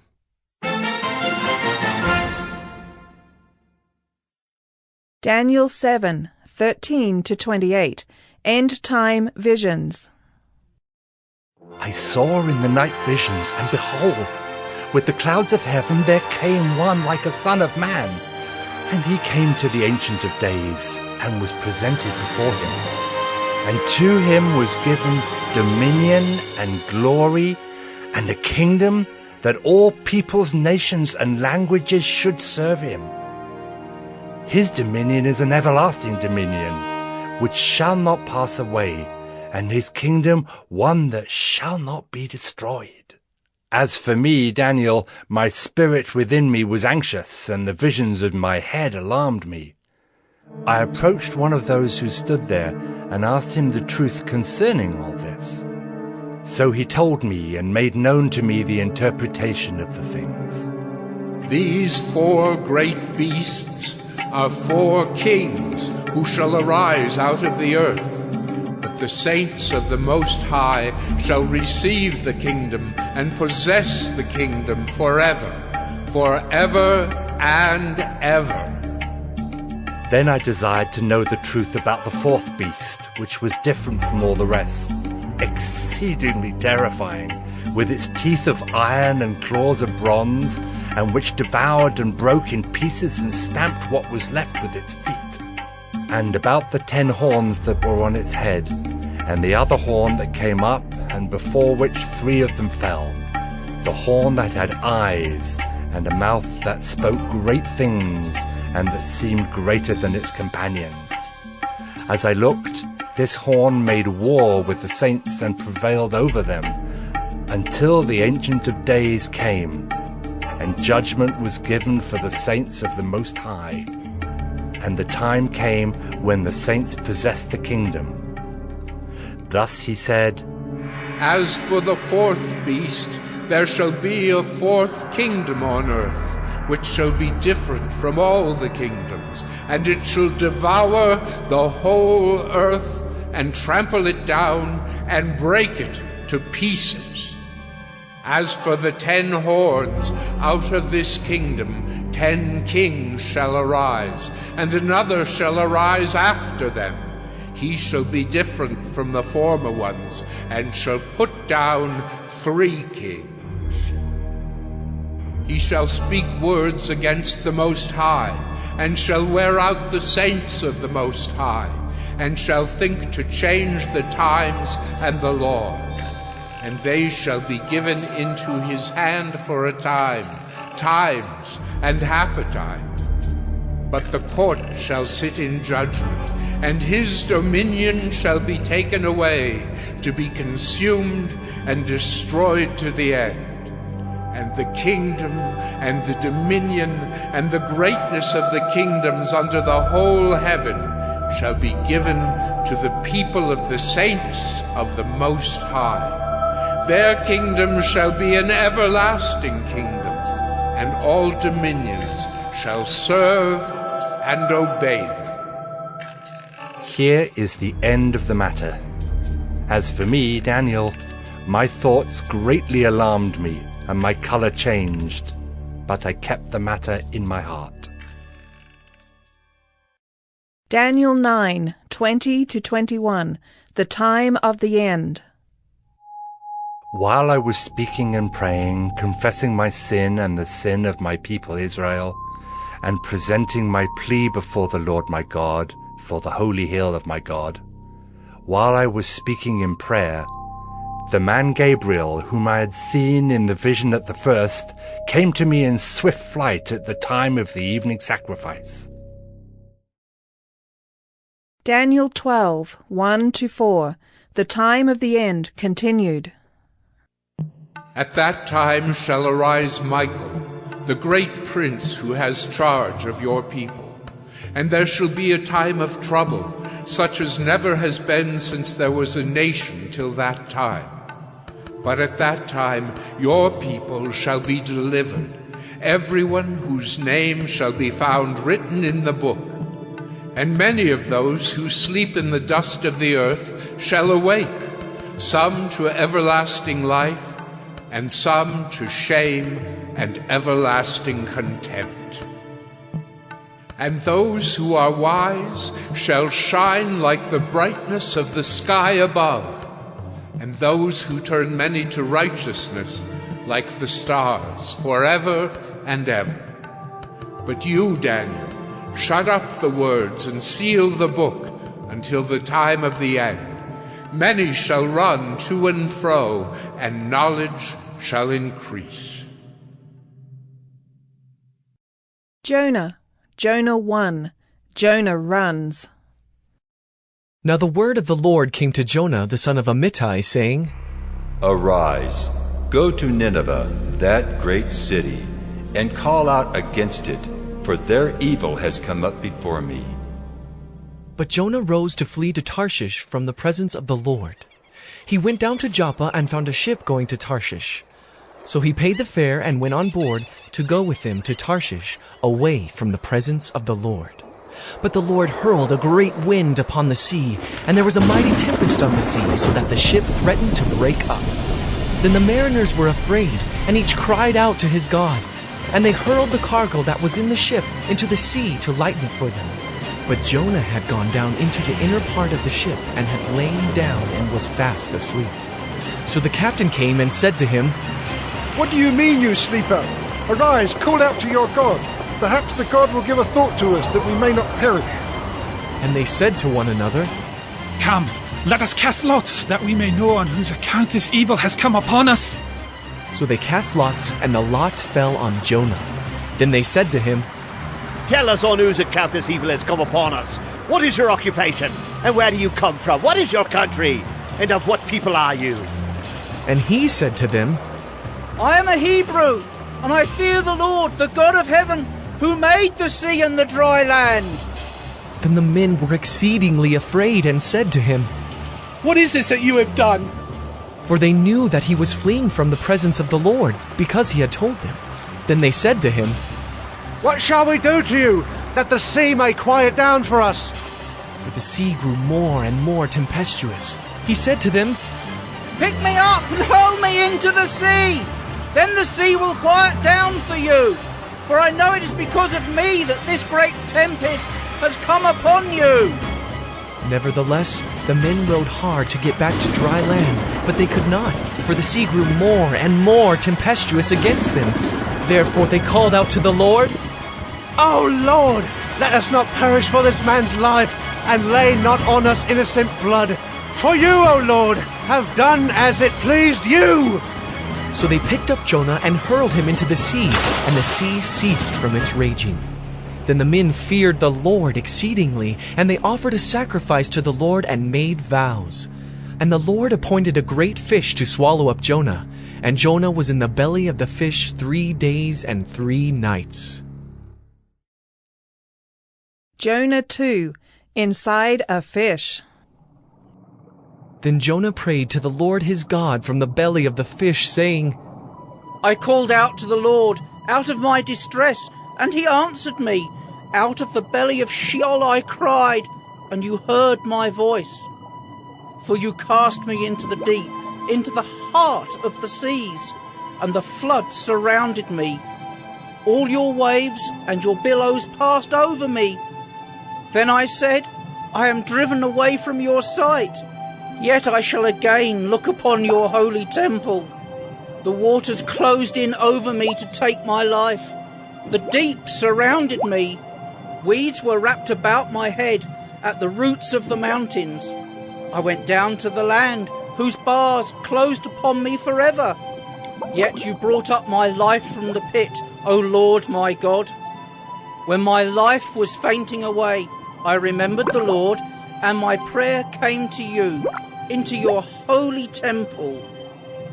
Those who pay regard to vain idols forsake their hope of steadfast love. But I, with the voice of thanksgiving, will sacrifice to you. What I have vowed, I will pay. Salvation belongs to the Lord. And the Lord spoke to the fish, and it vomited Jonah out upon the dry land.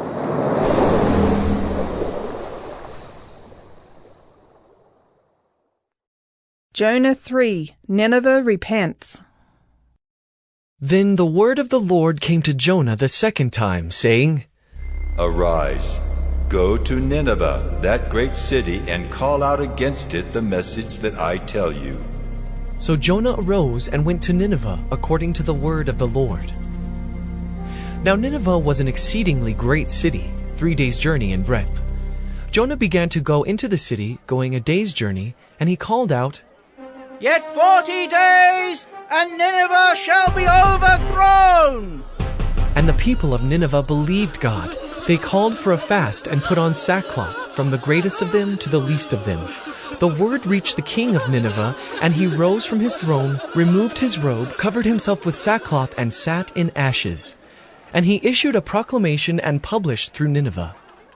By the decree of the king and his nobles, let neither man nor beast, herd nor flock, taste anything. Let them not feed or drink water, but let man and beast be covered with sackcloth, and let them call out mightily to God. Let everyone turn from his evil way and from the violence that is in his hands. Who knows? God may turn and relent and turn from his fierce anger, so that we may not perish. When God saw what they did, how they turned from their evil way, God relented of the disaster that he said he would do to them, and he did not do it. Jonah 4. Jonah is angry. But it displeased Jonah exceedingly, and he was angry, and he prayed to the Lord and said, "O Lord, is not this what I said when I was yet in my country? That is why I made haste to flee to Tarshish. For I knew that you are a gracious God and merciful, slow to anger and abounding in steadfast love, and relenting from disaster. Therefore now, O Lord, please take my life from me, for it is better for me to die than to live." And the Lord said, "Do you do well to be angry?" Jonah went out of the city and sat to the east of the city and made a booth for himself there. He sat under it in the shade till he should see what would become of the city. Now the Lord God appointed a plant and made it come up over Jonah, that it might be a shade over his head to save him from his discomfort. So Jonah was exceedingly glad because of the plant. But when dawn came up the next day, God appointed a worm that attacked the plant so that it withered.